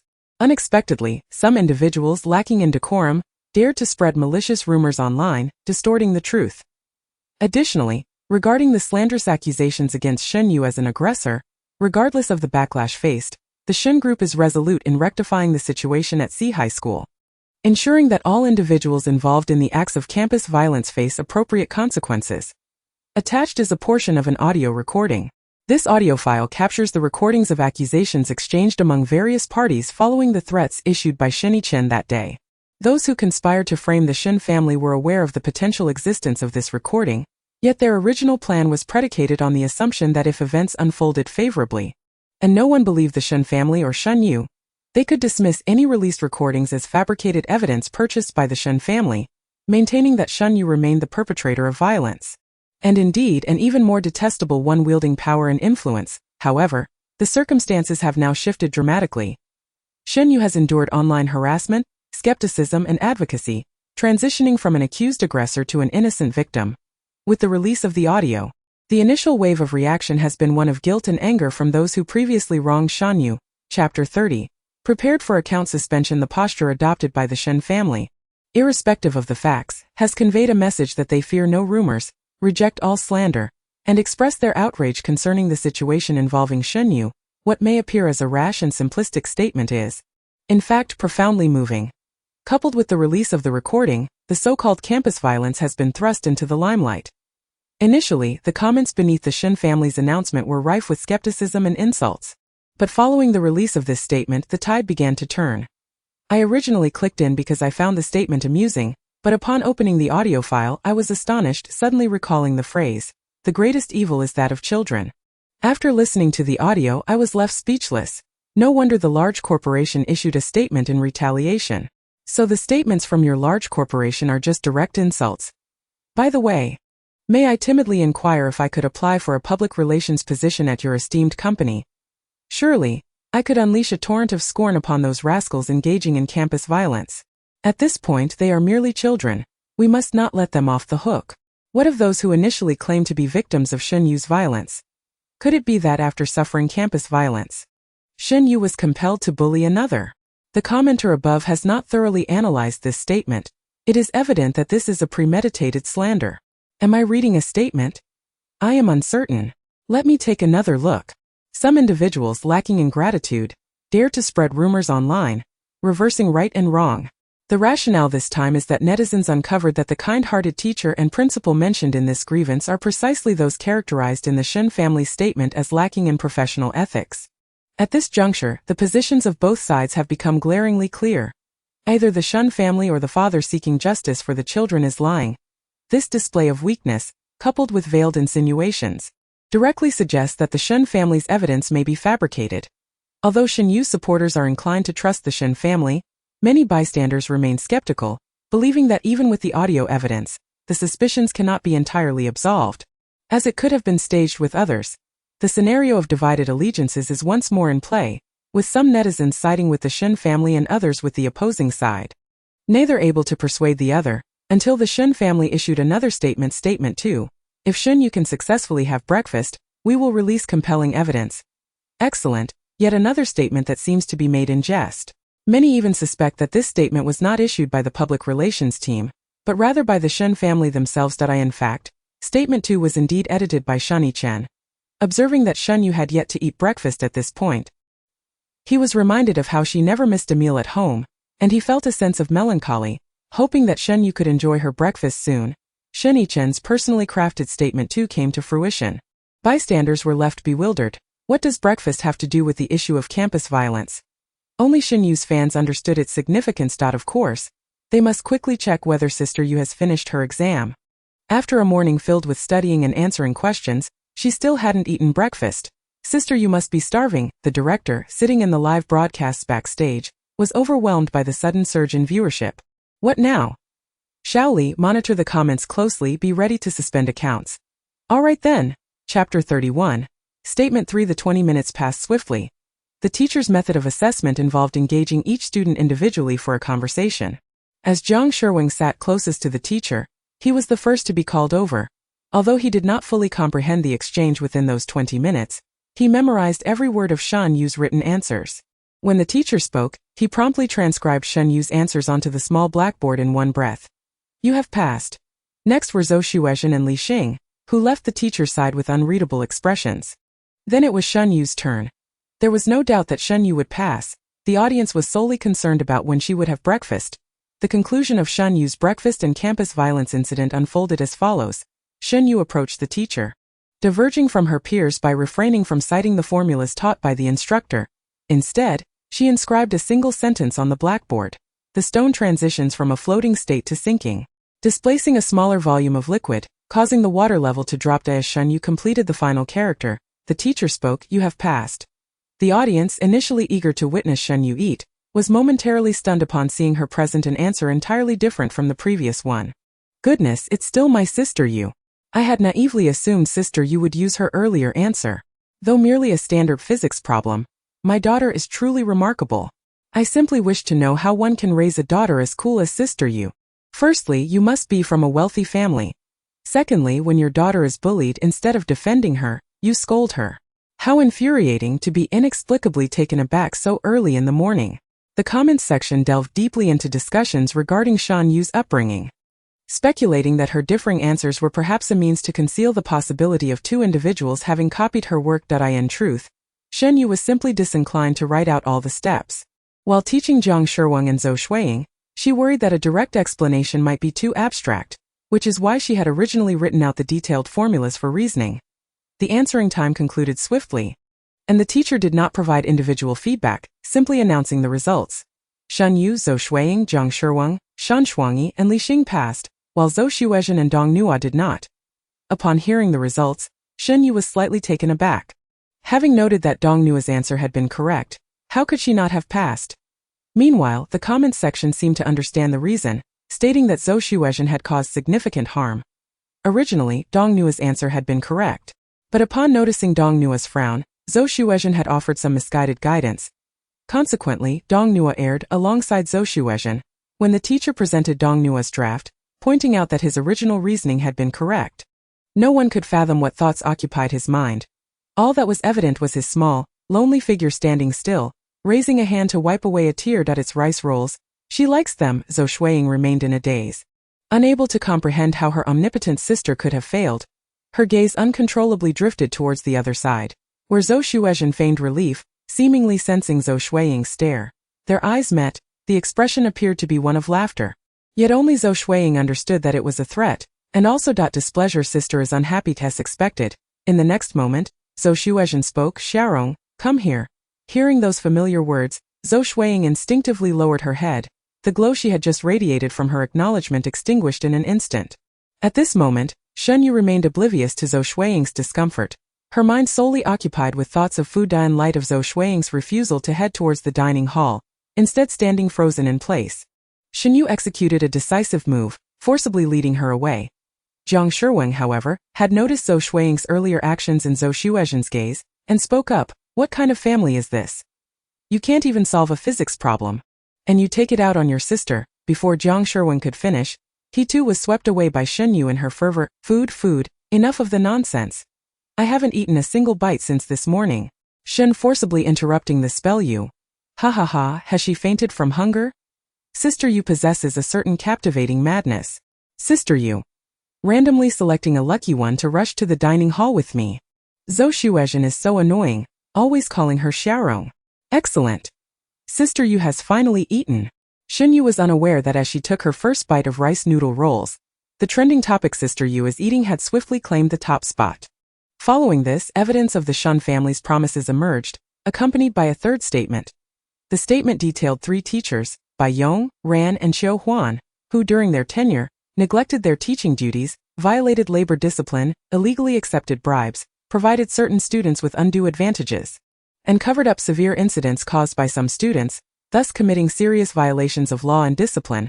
They were consequently dismissed, with relevant evidence submitted for further action. Attached to this statement were records of various gifts received by the righteous teachers who stood up for the victimized students during their employment. Along with a photograph of a forced entry to seize illicit gains, the photograph bore a note. The enforcement was not captured clearly. Please forgive. This annotation added a touch of endearing absurdity to an otherwise grave and serious image. At this moment, the truth of the matter became abundantly clear. Shen Yichen had known from the outset that concretely presenting evidence of the other party's campus violence would be impossible. The absence of surveillance cameras was a critical flaw. And the Shen family's formidable influence would likely bias perceptions from the start. Regardless of whether the Shen family produced medical reports or sought witnesses to provide testimony, they would be dismissed as contrived, fabricated, or bought off. It was imperative for the opposing party to voluntarily expose clear and irreconcilable contradictions to achieve a decisive blow. Those dismissed teachers became the pivotal entry point. Shen Yichen anticipated that they would not easily relent, and would likely unite for a shared purpose, creating an illusion of potential retaliation against the Shen family. Thus, he had strategically set up suitable bait early on, awaiting the fish to bite. The Zhao family and others, under pressure from the Shen family's suppression, had no choice but to resist in hopes of survival. The dismissed teachers, constrained by the Shen family's deliberate restrictions, found it impossible to secure employment elsewhere and could only gamble on the Zhao family and others for a chance at redemption. Everything was orchestrated. Under Shen Yichen's manipulation, they were forced to the brink, leading to inevitable choices. Suddenly, a diligent secretary sorting through documents sneezed at, "Oh no, could it be that President Shen requires him to fetch something again?" Please, in a society governed by law, gathering evidence of bribery is fraught with risk. Surrounded by several burly men, he drew attention wherever he went, nearly being mistaken for a target of a police crackdown on organized crime. Truly unfortunate. If only his salary could increase. Chapter 32. Please, Ms. Zhou, dry your tears and abandon your delusions. What does it signify when a teacher representing the victims is suddenly convicted? It implies that the victims are no longer seen as innocent. Once vulnerable, if they lose the trust of the majority and the impassioned solidarity of netizens rushing to their defense, they become utterly powerless. The Shen family, having exposed the situation of the dismissed teachers, successfully cleared their name. The dismissal of teachers to silence dissent and obscure Shen Yue's transgressions became mere absurdity. The unfortunate father, who bravely spoke out for his child, was turned into a laughingstock. Isn't it delightful to profit from the suffering of others, driven mad by the desire for money? How could he exploit his own child for show? I now suspect the injuries on your child were self-inflicted. Without a reasonable explanation, I might consider reporting this. What good can come from someone colluding with those teachers? As netizens flocked to interrogate the account that initially ignited this incident, the Shen family unleashed a second wave of information. The headline summarized, "The victims are, in fact, the aggressors." The content provided concrete evidence revealing the dubious individuals behind the account that slandered the Shen family. Even more infuriating was the revelation that the initial photos of the injured child were genuine, but they were not the result of Shen Yue's actions. Those who twisted these images to invert the truth were the true perpetrators. At this juncture, the Shen family had garnered the trust of netizens, requiring no further explanations. A barrage of evidence sufficed. Meanwhile, enraged netizens lost their composure, causing Weibo to crash under the weight of their outrage. Shen Yichen surveyed the blank Weibo screen unperturbed and promptly opened Shen Yue's dedicated livestream, gifting a sum of 10,000 yuan with the note, "I'll make dinner for the child on time tomorrow." The new backstage monitor promptly reported this to the director, who remained remarkably calm. Isn't that the account claiming to be the Shen family's big boss. Ignore him. He goes wild in Shen Yue's livestream every day, throwing around money like confetti. Just allocate a portion of that gift for Xiao Ye's meals. The monitor scratched his head, seemingly understanding. Understood, director. The obedient monitor chose to selectively ignore this statement, while the barrage of comments, following an uproar of gossip, began to piece together the identity of the Shen family's big boss. Many lamented that despite the family's questionable parenting methods, the elder brother genuinely cared for her. Some curious onlookers unearthed information about the current head of the Shen family group, realizing that the eldest son was actively managing affairs, which clarified today's scandal. It was indeed the wrath of a wealthy family's doting son. Dong Nua wore a complicated expression, nearly speaking to Shen Yue, but upon noticing Shen Yue repeatedly transferring the vegetables Shen Shuangyi had tossed into her bowl to Jiang Sherwin's, he swallowed his words. He would apologize to Shen Yue once there were fewer people around. Li Xing continued to give Zhou Xuezhing face, explaining to the camera, "I'm sorry, it was my misguidance that led you to fail." Zhou Xuezhing smiled, speaking in a gentle yet appropriately measured tone. "What Teacher Li said is all due to my own lack of intelligence. I'm already very grateful that you let me share a meal." Chuckling, she added, "I don't know why, but every time I hear you speak it brings me such joy." Zhou Xuezhing's eyes sparkled, seemingly amused. "Really?" Before Li Xing could respond, Jiang Sherwin interrupted, calling out, "Auntie, I'm done eating. Please take my bowl." This remark made it sound as if he were treating Zhou Xuezhing like a household servant. Li Xing immediately cast a disapproving look at Jiang Sherwin, her voice tinged with reproach. "Sherwin, clean up after yourself. Also, Ms. Zhou is very young. At most, she's your sister, to be polite." The production team found themselves in a predicament, but it was the director who stepped in, stating the rules are indeed as such. Yet, the director merely articulated the rules without enforcing them on Zhou Xuezhing. She bit her lip, lowering her gaze slightly, her exquisitely beautiful eyes shimmering with unshed tears. Although everyone knew that Zhou Xuezhing was not as innocent as she appeared and even possessed a hint of cunning, witnessing her in such a state elicited involuntary sympathy. "That I see, even more so as a pitiful sight," aptly describes Zhou Xuezhing. Certain fans of Zhou Xuezhing's beauty surged forward, vehemently condemning Jiang Sherwin as excessively harsh. Li Xing also stood firm, positioning herself protectively in front of Zhou Xuezhing, frowning as she said, "Sherwin, stop causing trouble. If you don't want to clean up, just hand your bowl to me." This statement only fueled Jiang Sherwin's anger further, as he sarcastically retorted, "I haven't seen you this eager when you're at home with my sister." That moment, Zhou Xuezhing stepped out from behind Li Xing, softly saying, "Please don't argue because of me. Teacher Li, I'm sorry, you have a family, and I've inadvertently caused misunderstandings. It's all right. I can handle it." Zhou Xuezhing's demeanor momentarily made the audience forget the rules of the game, only feeling that she was the one suffering, while Jiang Sherwin was being unreasonable. Approaching Jiang Sherwin, she noted that Shen Yue had nearly finished eating, casually inquiring, "Do you need to collect your bowl too?" Lost in her own world, solely focused on her meal, Shen Yue responded, "Why are you still clinging to her?" Zhou Xuezhing's question, regardless of her giving or withholding, seemed inappropriate. However, before Shen Yue could protest in silence, Shen Shuangyi had already raised his hand in refusal, stating, "No need, Ms. Zhou, just focus on your own tasks." This was one of the few instances where Shen Shuangyi spoke politely, yet even so Zhou Xuezhing appeared deeply wronged, tears welling up in her eyes as she began to sob. The atmosphere in the room shifted dramatically, becoming quite delicate. Seeing her emotional outburst, Zhou Xuerong was taken aback, having never witnessed her sister cry before. Had she gone too far? Was it because she hadn't stayed close to her sister today that she had upset her? He spoke casually, yet he was well aware of which words could be forgiven and which could not. He never rebuked truly respectable seniors or morally upright juniors. He only chastised those deserving of it. As for women who approached him with ulterior motives, he would drive them away without hesitation. Initially, he had turned a blind eye to Zhou Xuezheng's behavior because he sensed that her intentions were focused on Shen Yue rather than himself. At that time, he held a somewhat dismissive impression of Shen Yue as a burden and a nuisance, and thus chose to ignore her. However, now, he had begun to reconsider. Having a sister who seldom spoke was quite intriguing. Therefore, Ms. Zhou, please refrain from imposing your assumptions on others. We have merely been doing what we ought to do, and kindly refrain from overstepping. Chapter 33. She only exerts herself briefly for the sake of food and sleep. Zhou Xuezheng had always been aware of her desires. All the children rushed forward in a frenzy, clamoring for their desired gifts, even resorting to physical altercations. Only she stood aside, reluctant to wrinkle her delicate little skirt. Once the majority had chosen their prizes, she approached and casually picked one up.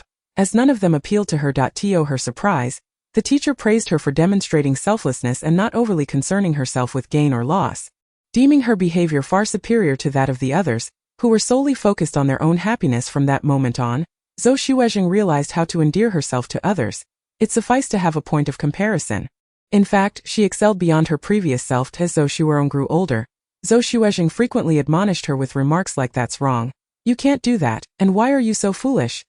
Over time, Zhou Xuezheng's confidence waned, and she often kept her head down, gradually fading into the background at home. Human nature is inherently biased. As long as there is a point of comparison, she would always emerge as the best. Zhou Xuezheng firmly believed in this principle. Gaining affirmation through comparisons with others was her sole avenue to experience unparalleled joy, to win her parents' affection, and to ensure that everyone she encountered liked her. She needed a contrasting figure who could perfectly highlight her charming personality. Thus, when Shen Yue made her entrance, Zhou Xuezheng immediately took a liking to her. The impolite, taciturn younger sister of a famous celebrity appeared easily manipulable.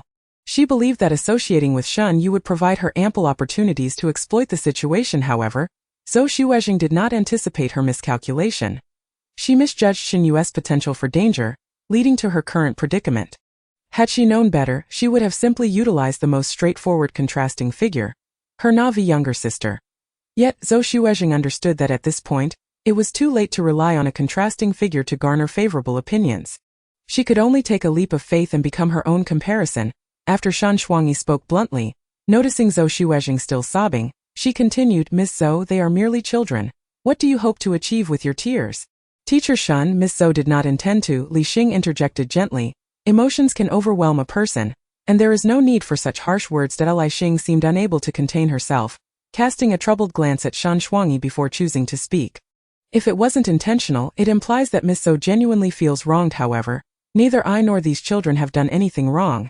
As I mentioned earlier, we are simply fulfilling our responsibilities. One must possess self-awareness." Shen Shuangyi had never feared confrontation.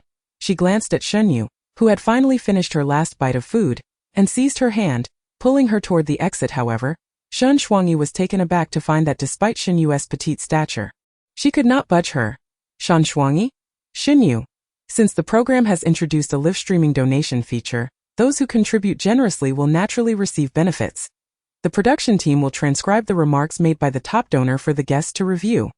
Especially since the guests currently lack access to the internet, this level of involvement seems more demanding than when he was caring for his younger brother. Yet, he could not disregard it. After all, that was his elder brother. Shen Yue pretended not to hear Shan Shuangyi's words, even shifting her weight on the chair, embodying a stance of indifference to his complaints. At that time, Shen Yichen's exact words were, "She is far too unambitious." Shan Shuangyi had dismissed it, believing that her lack of ambition was of no concern to him. Losing one less contender for the inheritance was a boon. Only now did he suddenly comprehend. This sister seemed only to exert effort for food and sleep in fleeting moments. Shan Shuangyi tentatively tugged at Shen Yue's hand, but to no avail. The sounds of Zhou Xuezheng's continued sobs and Li Xing's soft reassurances quickly escalated Shan Shuangyi's irritation. He recalled a message from Shen Yichen yesterday that sparked a sudden inspiration. "This village has many unique delicacies that aren't found elsewhere. Would you like to join me for a meal?" Upon hearing this, Shen Yue instantly perked up, standing and taking the lead to pull Shan Shuangyi outside. "Shan Shuangyi? Audience? It is well known that Sister Yu's social withdrawal is genuine, and her love for food is equally sincere. One might reasonably suspect that Shen Yue worked so hard to earn money yesterday solely to entice Sister Yue out for a stroll today. In terms of Shen Yue's selective hearing, how can Sister Yue manage to look so cool despite being socially withdrawn? It's hard to fathom how such a personality could be bullied. Quick, take her to eat. As Shen Yue stood up, Zhang Shiwen followed suit, exclaiming, Sister Yue, wait for me. I'll help you carry your things. Seeing Zhang Shiwen join in, Zhou Xuerong promptly abandoned her previous hesitation and chased after them. The once lively restaurant grew quiet in an instant following Shen Yue's departure, leaving only the faint sounds of Zhou Xuezheng's lingering sobs. Xiao Nu, I'm sorry.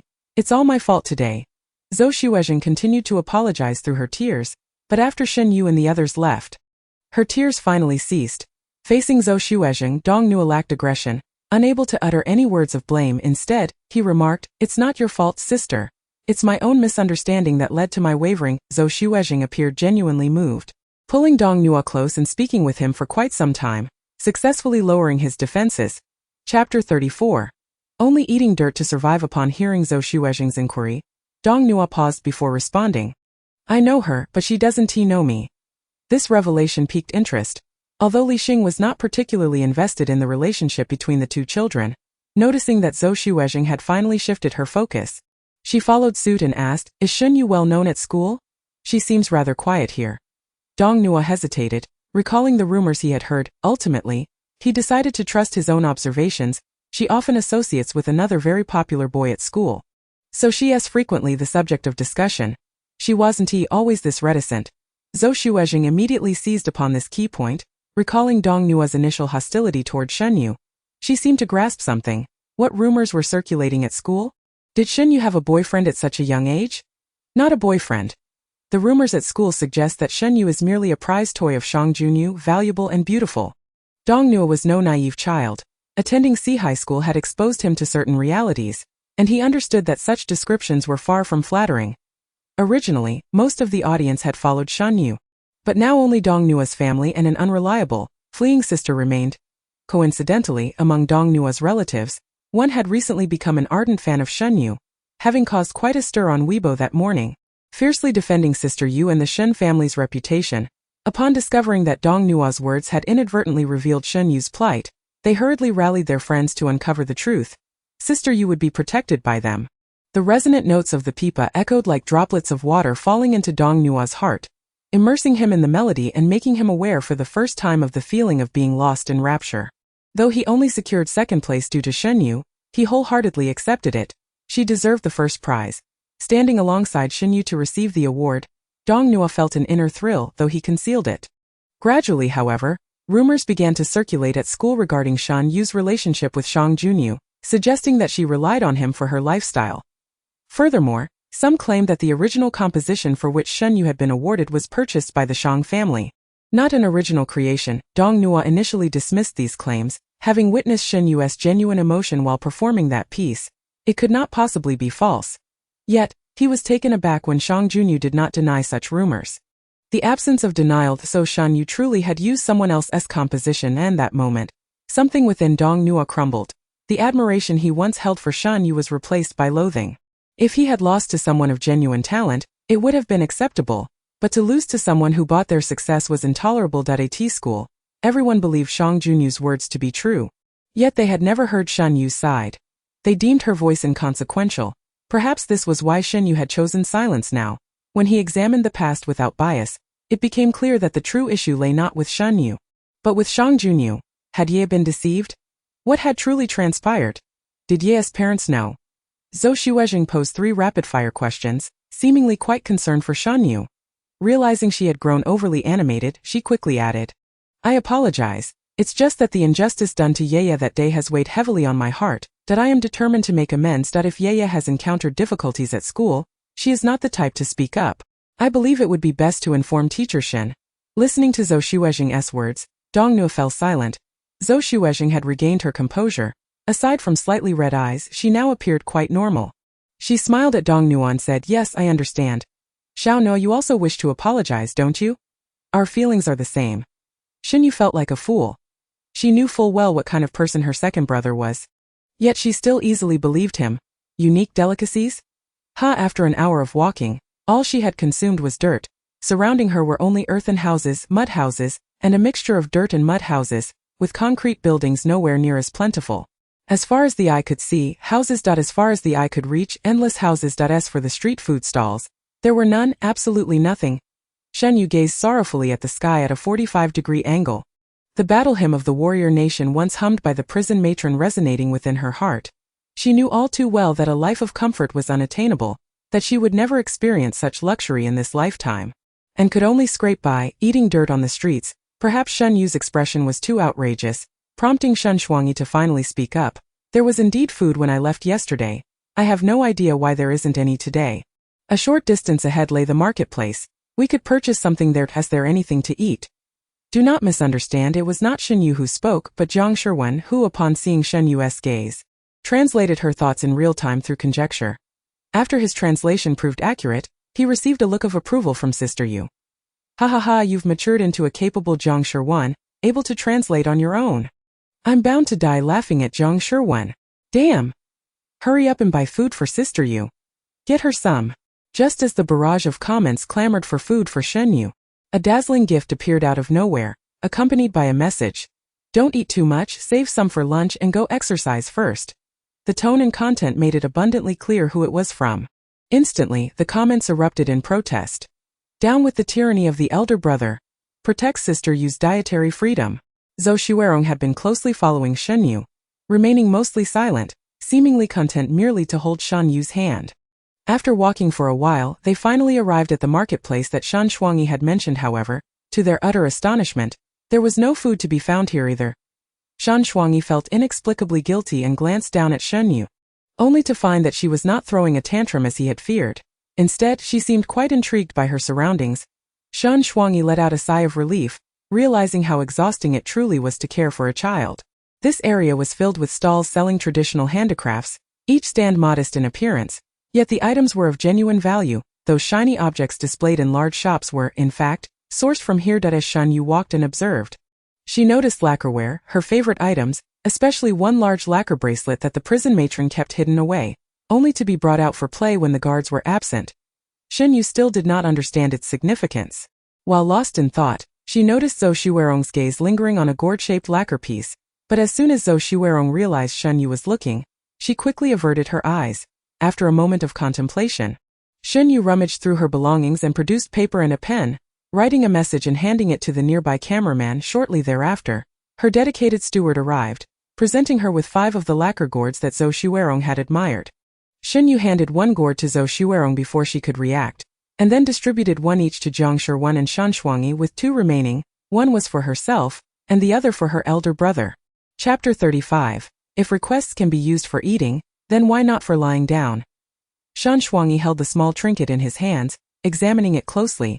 The gourd was of commendable quality, appearing quite beautiful in the sunlight. Under normal circumstances, he would never purchase such an item. He preferred practical goods over decorations. Yet, when Shen Yue approached him with the small gourd, he instinctively reached out, feeling an uncontainable joy at being remembered by her. This feeling was perplexing. Initially, when Shen Yue had shared food with him, his heart had felt nothing. So why was he now so elated over a mere lacquer gourd? Shen Shuangyi vaguely recalled that this emotion had only surfaced when he received praise from his elder brother. Did that mean the value of his brother's commendation equated to this gourd from Shen Yue? Could it be that his elder brother was equivalent to Shen Yue? How could that even be possible? Shen Shuangyi stared at the lacquer gourd, still warm from Shen Yue's touch, lost in contemplation. Fortunately, Shen Yue was unconcerned with Shen Shuangyi's reaction. Her intent in gifting the gourd was merely to bribe him into refraining from meddling in her affairs. Shen Yue had come to realize that her second brother exhibited a form of forced concern towards her, likely due to her elder brother's instructions. Her memories of her second brother revealed a stubborn individual, one who disregarded others' words, especially disliking their parents' interference, yet obediently compliant before their elder brother. Upon reflection, it seemed that all the children in the Shen family were quite obedient to their elder brother. Jiang Shiwen, upon receiving the gourd, was ecstatic, leaning towards Shen Yue and exclaiming loudly, "Sister Yue, don't say anything. Apart from my sister, you will be my only sister from now on." Shen Yue? Shen Yue perceived that Jiang Shiwen might not be the brightest, but she refrained from commenting, choosing instead to wait for him to realize it himself. Zhou Xuerong, typically shy in public, opened up only when alone with Shen Yue at night. When she accepted the gourd, She merely whispered a thank you, too bashful to admire it closely, quickly tucking the lacquer gourd into her embrace. Shen Yue placed the remaining 2 gourds into her pocket and continued to explore the area. This time, she refrained from purchasing anything further, simply listening intently as the shopkeepers shared the histories and crafting techniques of these intangible cultural heritage items. The group strolled through the marketplace for the entire morning. And at lunchtime, Shen Shuangyi, using the hard-earned money from the previous day, bought each child a bowl of clear noodle soup. Only Shen Yue glanced at her bowl, then at Shen Shuangyi, silently implying something. Shen Shuangyi, under Shen Yue's gaze, set down his chopsticks, and added some minced meat to each bowl. That little look of hers unmistakably conveyed the pain of having spent a significant amount of money. Having witnessed how Shingu earned money yesterday, I now feel a moment of heartache. Sister Yue's gaze is a lethal weapon. Why does the atmosphere among these people feel entirely different from that of the group next door? Next door, Emo, here you should eat less. In the end, Shen Yue devoured her noodles completely, leaving not a drop of broth behind. Don't ask. The answer is simply that she was hungry. So what should one do after a satisfying meal? Sleep, of course. Thus, Shen Yue declined Shen Shuangyi's proposal to take her out to earn money and headed straight back. Zhang Shiwen and Zhou Xuerong, after all, were soft-hearted and chose to follow Shen Shuangyi to learn survival skills. It was through this day that they discovered that while Shen Shuangyi's words could be infuriating, he was genuinely intelligent. What he said never made others feel there was a problem. Instead, it was the person he rebutted who seemed to have issues. While Zhou Xuerong learned Shen Shuangyi's money-making techniques, she resolved in her heart to earn well, so that when the time came for Shen Yue to complete tasks or earn food, she could treat her. Zhang Shiwen was equally diligent in his studies. He had come to realize that Shen Yue, this little girl, was impervious to the usual means of persuasion, but could easily be swayed with food. Shungu, I noticed you seem quite skilled at cooking. Just a little. Teach me, Shungu. I'm willing to offer all my earnings from today. If he could learn to cook, when Shen Yue had to complete tasks herself after exhausting her 6 requests, that would be his prime opportunity to catch her attention, to win over Shen Yue. He first needed to win over her stomach. Once he became Shen Yue's chief cook, he was certain she would eventually teach him how to disarm explosives. Shirwengu. Don't go. My stomach can't do without you. I'll teach you how to disarm bombs if you cook for me, alright? Note: the above events will not occur. Although he had yet to begin learning to cook, Zhang Shiwen seemed to envision a promising future for himself. Without money, he could not buy food. Without food, he could not coax Shen Yue out for a stroll. If Shen Yue didn't come out, he couldn't complete the tasks assigned by his elder brother. And if the tasks went unfulfilled, his elder brother would be disappointed. That absolutely could not happen. He needed money. The 3 of them, united by a shared goal, labored together throughout the day. Meanwhile, Shen Yue could hardly be bothered to walk. Without a moment's hesitation, she summoned her steward, exchanging one of her opportunities for a ride. She wanted to travel in comfort. By this point, she had utilized 5 of her 6 requests, 3 for meals, 1 for purchases and 1 for a ride. The comments were counting them up, collectively deeming Sister Yue wasteful, yet this was undoubtedly something she was capable of doing. If requests could be used for eating, then why not for lying down? If a car could be used for sitting, then why not for reclining? As Shen Yue pondered these thoughts, she slowly reclined in the back seat. Netizens promptly captured screenshots and turned them into memes, leading to the emergence of a trendy new phenomenon online. Slowly reclining. JPG, and then Shen Yue was startled awake. This nap was perfectly timed, as the car had just arrived at its destination. Dong Nuo's face flushed slightly, and he didn't dare look at Shen Yue, stammering without managing a complete sentence. Just as Shen Yue was about to walk past him, Dong Nuo finally blurted out, Shen Yue, I'm sorry. I misunderstood you before, and I truly regret my previous attitude. Dong Nuo bowed his head in apology to Shen Yue, keeping his gaze fixed on the ground, unable to bear picturing her expression. And then he saw Shen Yue simply turn on her heel and walk away. She left without a word. Her assistance to Dong Nuo had merely been an experiment, and now the results were in. Undoubtedly, the matron was correct. It also confirmed that she could indeed discern different types of individuals. Truly impressive. Well then, perhaps she deserved a day of relaxation. Shen Yue pushed open her door, just as Zhou Xuezhen, having heard the commotion, rushed out, feigning panic as she called out to Shen Yue, I heard you were deceived by a bad boy at school. You mustn't keep such things to yourself. You should tell an adult. Shen Yue? What business is it of yours? As Zhou Xuezhen drew closer, Shen Yue closed her door and muttered under her breath, what a lunatic. Chapter 36. Where is the eldest brother of the Shen family? Shen Yue has fallen in love. Zhou Xuezheng noticed Shen Yue's indifference and paid it no mind, instead turning to Dong Nuo, who stood still in bewilderment, and gently inquired, Xiaonuo, how did your conversation with Ye go? However, upon observing Dong Nuo's reaction, Zhou Xuezheng realized that their discussion had not gone well at this juncture. A hint of melancholy graced Zhou Xuezheng's smile, and after a brief pause she continued, for instance, although I did not intend to. I ultimately hurt Ye. Aside from her, no one else can truly grasp the pain she endures, nor can we compel her to forgive. She added, if she chooses to forgive me, I would feel a sense of relief. Yet even if she does not, she bears no fault. The right to forgive lies solely with the one who has been wronged, and some matters simply do not merit forgiveness. Dong Nuo, vaguely aware that he had acted excessively, had been buoyed by Shen Yue's recent demeanor, leading him to believe he could be forgiven. Now faced with rejection, he could not help but turn to Zhou Xuezheng, who had shared a similar plight. Zhou Xuezheng, sensing Dong Nuo's interest, felt a surge of delight yet maintained an impassive facade, still expressing concern. I need to first understand what Ye has done at school and what you have done to make such a judgment. Dong Nuo glanced at the camera in the room, hesitating. Is it really appropriate to speak of this? Zhou Xuezheng, discerning his apprehension, deliberately remarked, Ye is not the one at fault here. You need not worry about any negative ramifications of speaking out. Rather, some issues must be resolved by adults. If Ye keeps everything to herself, it will only harm her. Dong Nuo, upon hearing Zhou Xuezheng's words, suddenly found them to be quite sensible. Indeed, revealing what Shang Junyu had done and allowing adults to address it would genuinely aid Shen Yue. Thus, Dong Nuo began to recount Shen Yue's experiences at school. Our school is rather unique.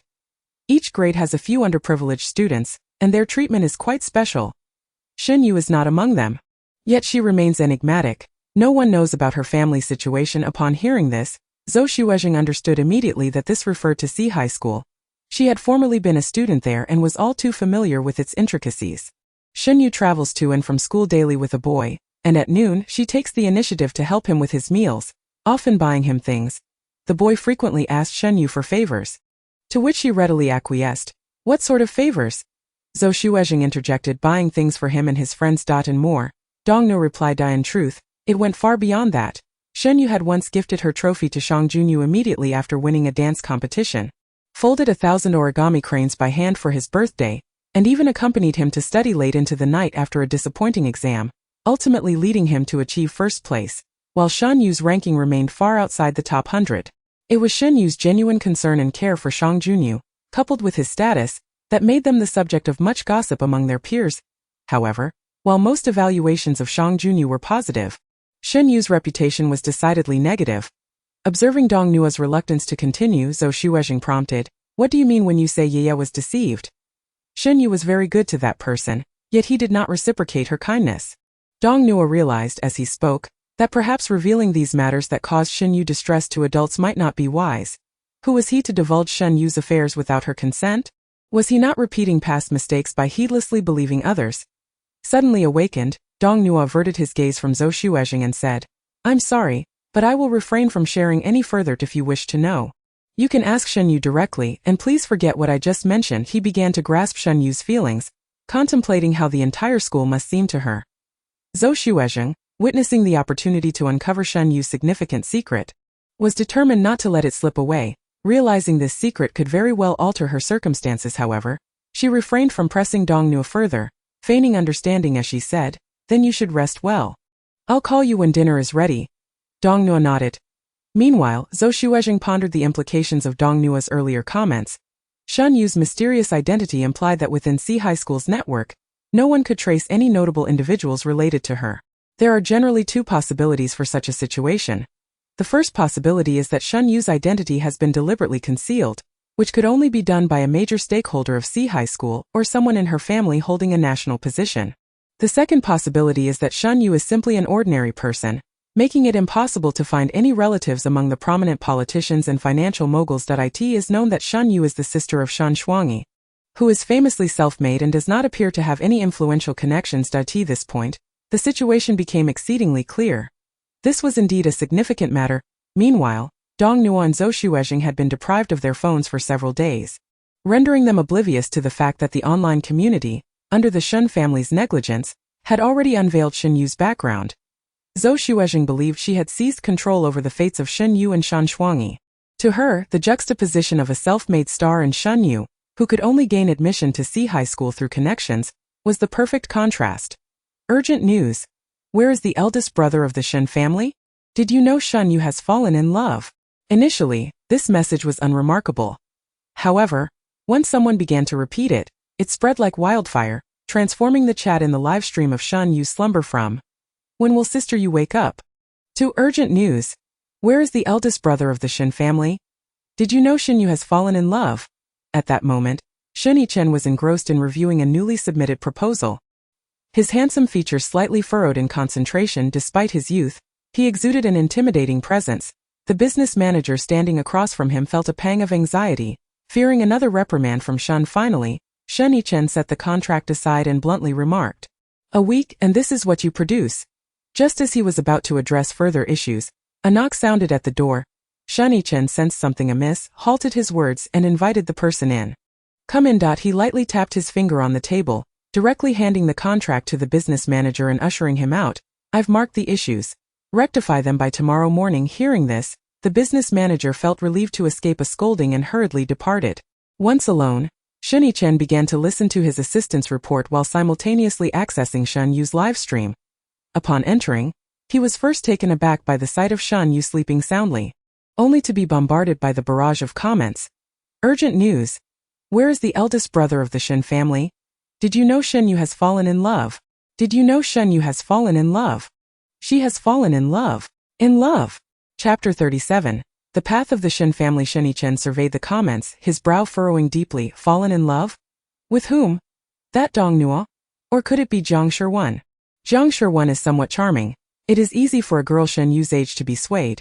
But to have feelings for a 12-year-old boy at 16. Shen Yichen contemplated whether he should call Zhang Xiyuan to ensure she kept her brother in check, preventing him from seducing underage girls. As he perused the comments, mentally scrutinizing both Zhang Shirwan and Dong Nuo endlessly, his assistant finally clarified the situation. It turned out that Shen Yue's love interest was neither Dong Nuo nor Zhang Shirwan, but rather Shang Junyu. In that case, it is nothing to worry about. Since the incident involving Shen Yue, Shen Yichen had conducted a thorough investigation into the tangled relationship between Shang Junyu and Shen Yue.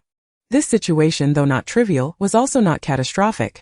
The incident had originated from Shen Yue's unreliable parents taking her to an amusement park, only to forget her in their revelry, alone in the park. Shen Yue encountered Shang Junyu, who ultimately led her to a rescue station, preventing the matter from escalating up to this point. Their meeting seemed entirely normal. Yet Shen Yue, perhaps due to a childhood marked by a lack of affection or profound loneliness, had become infatuated with Shang Junyu, yearning to be by his side at all times. If she went too long without seeing him, her demeanor would darken, and she would even lose her appetite. Resembling a form of withdrawal, her family, unable to bear the sight of her distress, had thus communicated with the Shang family, hoping they could encourage Shang Junyu to spend more time with Shen Yue. To which the Shang family readily agreed, recognizing the benefits of such an arrangement. Although this arrangement might sound akin to selling a son, as long as the outcome was favorable, neither family would object. With Shang Junyu's companionship, Shen Yue indeed appeared to thrive. Her face was often alight with joy, and she caused no trouble at home, which delighted her parents, who reveled in their world of two. To express their gratitude for the Shang family's efforts on Shen Yue's behalf, the Shen family would periodically offer tokens of appreciation. It was only recently, after the news of Shen Yue being bullied surfaced, that her unreliable parents realized the gravity of their actions. Over the years, they had unwittingly nurtured an abuser of their daughter with their wealth. In the eyes of outsiders, Shen Yue's dependence on Shang Junyu may be labeled as affection, described as a vague fondness, or even classified as puppy love. However, in Shen Yichen's perspective, Shen Yue's feelings are far from superficial. If one were to insist on defining it, it could be seen as a form of reliance, a quest for redemption for emotions that have nowhere to reside. Shen Yichen is acutely aware of this sentiment. As the firstborn child of his parents, he was raised by them during their inexperienced years. Perhaps due to their naivety, his parents were more attentive to him then than they are now, when they have become more detached. Yet, he did not crave such attention from a tender age. He understood the inheritance model of the Shen family, where meritocracy reigns supreme. Observing his father manage the company's myriad affairs daily, he developed a profound interest in eventually inheriting this colossal enterprise. Coincidentally, he also possessed considerable talent. Yichen, did you calculate this? On that day, his father, holding the financial report he had meticulously compiled, though still somewhat immature, was filled with excitement. Proclaiming that Chen would undoubtedly become the next heir to the conglomerate, we have no concerns about this child.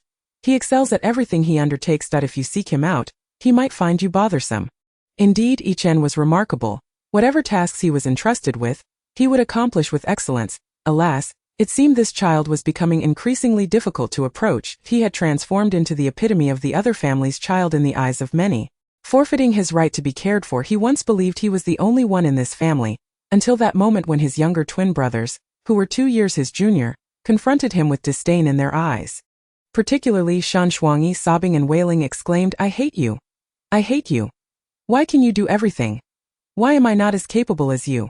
It turned out that because he was too exceptional, their parents, deeming Shen Yue and the reticent Shen Shuangchen as incapable of surpassing him, lost interest in nurturing them, allowing the twins to do as they pleased each day, simply focusing on their own happiness. Shen Yue and Shen Shuangchen were indeed Shen family children, but if they weren't, it would matter little. In their eyes, Shen Chen glimpsed solitude, a solitude akin to his own brother. Shouldn't we have never been born? After all, one Shen Chen is sufficient for the Shen family. That day, Shen Shuangyi's words awakened him to his role as the elder brother. The sibling to Shen Shuangyi and Shen Shuangchen, perhaps he could fill the emotional void that Shen Shuangyi yearned for but never possessed, for he too understood the feeling of loneliness. Subsequently, their oblivious parents welcomed 2 more younger brothers. And unsurprisingly, these 2 were also raised poorly. One, although intelligent, was exceedingly sensitive and reluctant to communicate, isolating himself. The other, despite exhibiting remarkable talent in medicine, harbored antisocial tendencies, posing a danger at any moment. At that time, Shen Chen was merely 15 yet bore the weight of a 30-year-old's heart. He also gained a sister. Unlike the others, she received all their parents' affection from birth, obtaining what the 5 of them had once desperately desired yet found elusive. Thus, within the household, apart from their parents, none of them harbored fondness for Shen Yue. The sight of their parents encircled around her made him feel superfluous. However, their parents' novelty wore off after less than 5 years. Once he truly took over the company, his father, free from worries, spent all his time with their mother, thereby neglecting Shen Yue. The expressions of schadenfreude on the faces of others were palpable, while Shen Chen felt indifferent. He did not wish to oversee Shen Yue as he did with the other younger siblings, for Shen Yue was fearful of him. So be it. Yet, on that day when Shen Yue fell into the water, it was unclear whether her mind was still coherent. As she surprisingly approached him despite her fear, he had no intention of engaging, merely wanting to complete his task and depart, but Shen Yue inquired, "Brother, what did you eat today?" In that moment, Shen Chen was taken aback. How long had it been since anyone had asked him such a question? He was perceived by the world as a deity capable of anything. Yet no one knew that even he, after 3 days of relentless work, could tire. If he neglected to eat, his stomach would ache. The longing for what had been deprived for far too long, once touched, became insatiable, both for him and for Shen Yue. This was the path destined for the Shen family. Chapter 38. Woohoo, a check-in of 100,000 words. After a 5-minute barrage of comments, they finally encountered the familiar floating gift message stating, "Let Shen Shuangyi explain." Those few words instantly quelled the chat. Very well, if the elder brother says so, then it proves there is no issue. What a devilish message. It is clearly a message of love. Given the elder brother's tone, everything is under control. Is no one concerned as to why the elder brother is always available? Is this the daily routine of the group's leader? Narrow-minded. There must be someone specifically monitoring Yuejia's livestream, reporting any issues as they arise. So, does that mean my constant whispering of brother-in-law has also been exposed? The one calling brother-in-law has surely been blocked. As Shen Chen spoke, the lively atmosphere in Shen Shuangyi's livestream, where he was still earning money, also blossomed. Seeing Shen Yue, unaware of the imminent danger, still focused on earning money, left me in deep contemplation. By the way, has anyone noticed a particular issue? Yuejia is the daughter of the Shen group, right? That means Shen Yue is also a wealthy heir, correct? Oh my! Indeed, Shen Yue is from a super affluent family. Why has he been living such a hard life these years? Woe is me. Poor wealthy young master Shen Shuangyi, after toiling for half a day, had successfully earned 95 yuan, which also included the portion earned by Jiang Shirwan. Shen Yue, where are we headed now? Shen Shuangyi asked, expressionless. To buy groceries.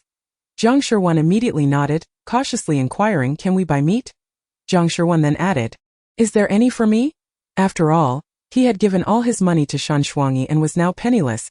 Shan Shuangyi gave him a surprised glance, displeased, and retorted, "What do you take me for? Can I possibly let you go without a meal?" Zhang Shiwen, touched, leaned closer, exclaiming, "Shan Gu, you are my brother. I adore you." Shan Shuangyi, disgusted, pushed Zhang Shiwen away, coldly responding, "Get away. I prefer females." Zhang Shiwen quickly replied, "What a coincidence. So do I. Shen Gu. We are so fated." Laughing to death, I never realized Zhang Shiwen was such a joker. In just a few days, I want my original cool and formidable Zhang Shiwen back. While grocery shopping, Zhou Xuerong disappeared for a moment before reappearing, which Shan Shuangyi disregarded. Pretending he hadn't noticed, he understood that expression all too well. It was one of eager anticipation for gossip. A sense of foreboding began to rise from his heart. The production team approached Shen Shuangyi, handing him a note. "Shan Gu, this is a donation message from a netizen named Shen Family Elder Brother." Shan Shuangyi. The so-called message was essentially a task, wasn't it? With a sigh, he reluctantly accepted the note, opened it, and was left bewildered. Let Shen Shuangyi explain. What does this mean? What is there to explain? The use of the term bully is quite clever, as it can be interpreted in many ways. Dong Nua's original word stated that Shen Yue was deceived, but this deception, in a certain light, could also be termed bullying. As for what those who heard it thought, who could possibly know? Language can become a weapon. Upon hearing this, Shan Shuangyi immediately grasped the note's intent. He was to explain the matters surrounding Shen Yue. However, Zhou Xuezhen mistakenly believed Shan Shuangyi was addressing her, hurriedly adopting a guilt-ridden demeanor. "I'm sorry, I didn't know." Before she could finish, Shan Shuangyi interjected. "Huh? Unsatisfied? What does he wish to hear?" Zhou Xuezhen. The production team chimed in again.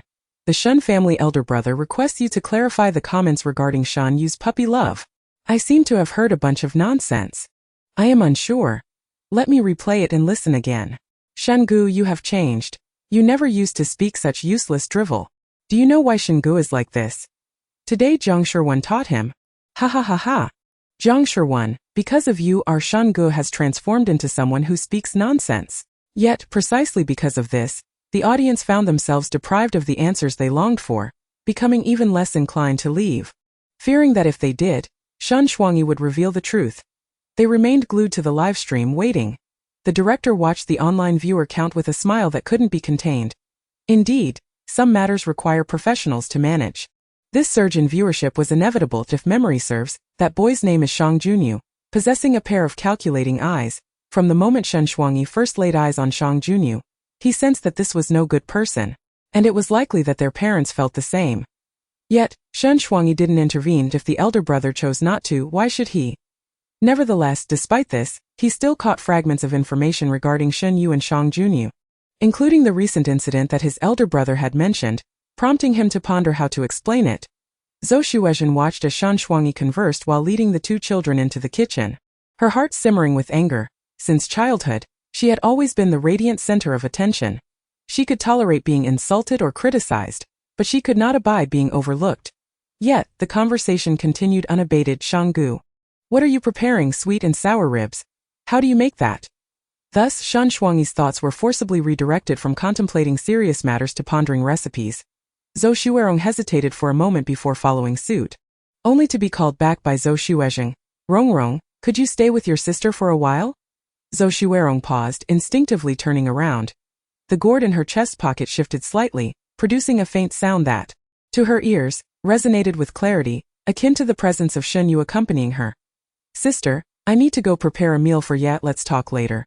Zhou Xuerong chose not to glance at Zhou Xuezhen's expression. Realizing that rejecting her sister was not as arduous as she had imagined. Would Ye enjoy stews? Chapter 39. Who is typing? It's me. Shen Yue was awakened by the tantalizing aroma of the dishes. Groggily opening her eyes, she instinctively made her way to the kitchen, only to discover 5 industrious figures. Shen Yue had little interest in who they were. Her focus was solely on the array of food laid out on the table. After an afternoon of slumber, her hunger had grown, yet she was acutely aware that she had not exerted any effort for the food before her, thus it did not belong to her. She could only observe. Inspired by the dishes and having selected her desired dinner, Shen Yue pulled out a small note, ready to expend her final opportunity to place an order. However, Shan Shuangyi noticed Shen Yue's action first. Restraining her hand and snatching away her paper and pen, folding it neatly and returning it to her pocket before softly commanding, "Go sit in the dining room. The dishes will be ready soon." Though Shen Shuangyi's expression appeared somewhat displeased and fierce, his movements were remarkably gentle, creating a stark contrast to his overall demeanor. In that moment, everyone thought of a phrase, a tyrant with tender affections. Wooer, it's the first time I've seen Xinggu so gentle. Suddenly reminded of how Xinggu looked so reluctant when he first met little Yeye. I feel like there might have been some misunderstanding back then. Shen Ji's temper must have stemmed from his disappointment in others. I believe it relates to the boy who deceived Shen Yue earlier. Zhang Shiwen, hurry up with the cooking. I can't wait to uncover the truth. Although aware that the guests could not see, Zhang Shiwen's live stream suddenly transformed into a culinary urgency, with the audience imploring him to expedite his cooking. After all, Shen Shuangyi and the others were too timid to urge him. While Zhou Xuerong felt sympathy, leaving only the frantic boy Zhang Shiwen to be urged, Shen Yue observed Shen Shuangyi, who was gently placing a pen into her small bag, feeling somewhat astonished. She had never anticipated hearing such words from her second brother. In her memories as well as throughout her 12 years of life, the notion of her second brother cooking for her had never even graced her dreams, while Shen Yue was lost in thought. Zhou Xuerong eagerly approached, proudly presenting a plate of food before Shen Yue with outsiders present. Zhou Xuerong felt a twinge of discomfort, instinctively lowering her head. Yeah, I made a stew for you, could you please try it? The stew was a dish she learned in her school cooking class. In truth, she could prepare many other dishes, but today her earnings had fallen short, preventing her from purchasing more ingredients to create a wider array of delicacies for Yi. Contemplating this, Zhou Xuerong resolved to surpass her current self tomorrow, striving to earn more to prepare delicious meals for Yi. Shen Yue inhaled the scent of the stew Zhou Xuerong had brought over and assessed its quality. It seemed quite commendable. If she were not bound to maintain her persona, she would have undoubtedly exclaimed and devoured 3 large bowls. It wasn't that she was particularly obedient to her brother. Rather, she believed that sometimes silence could alleviate numerous troubles. As Shen Yue pondered, preparing to embrace Zhou Xuerong, Zhou Xuezheng interjected with a vague remark, little Rong can cook too. I never knew. Why didn't you tell your sister? Mom and Dad probably don't know either. Though her words bore no malice, they caused Zhou Xuerong to stiffen abruptly. Yes, she had refrained from showcasing her abilities in front of her sister. Feeling inadequate, her sister was unaware that she could cook. How would she explain this upon returning home? Should she claim to only know this one dish? But her sister would inquire why she had never cooked for the family. Her parents would certainly scold her. Absolutely. Once home, without Shen Yue, Shen Gu or Zhang Shiwen, she would be alone. Zhou Xuerong suddenly felt a pang of fear. She had previously been oblivious to the outside world, confined within the cage constructed by Zhou Xuezheng, yet now she realized how joyous it was to be understood and affirmed. Being beside Shen Yue was warm, but her rightful place was not at Shen Yue's side. It was within her own cold home.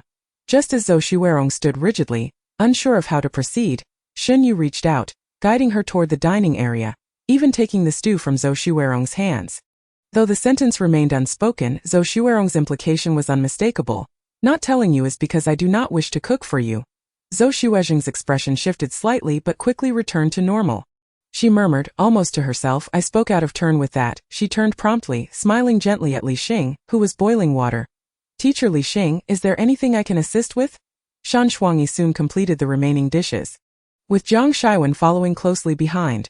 The 4 familiar individuals gathered around a table, instinctively serving Shen Yue as Shen Yue lifted her chopsticks, her bowl quickly filled with food. Thanks for the invite. I'm in a variety show. Just starting my meal. It tastes delightful. Though there are greens, Shen Yue's principle was simple. She was not picky, except when it came to vegetables. However, Zhou Xuerong had made a stew, a pot of tender bok choy, and she was eagerly watching Shen Yue, hoping she would enjoy it. The pressure of Zhou Xuerong's gaze weighed heavily on Shen Yue, yet she ultimately conquered her aversion to greens and took a bite. The group was enjoying their meal when Li Xing, who had kept his distance, suddenly approached with a feigned smile, holding a delicate little cake, which he presented to Shen Yue. Shen Yue did not accept it but merely looked up at Li Xing.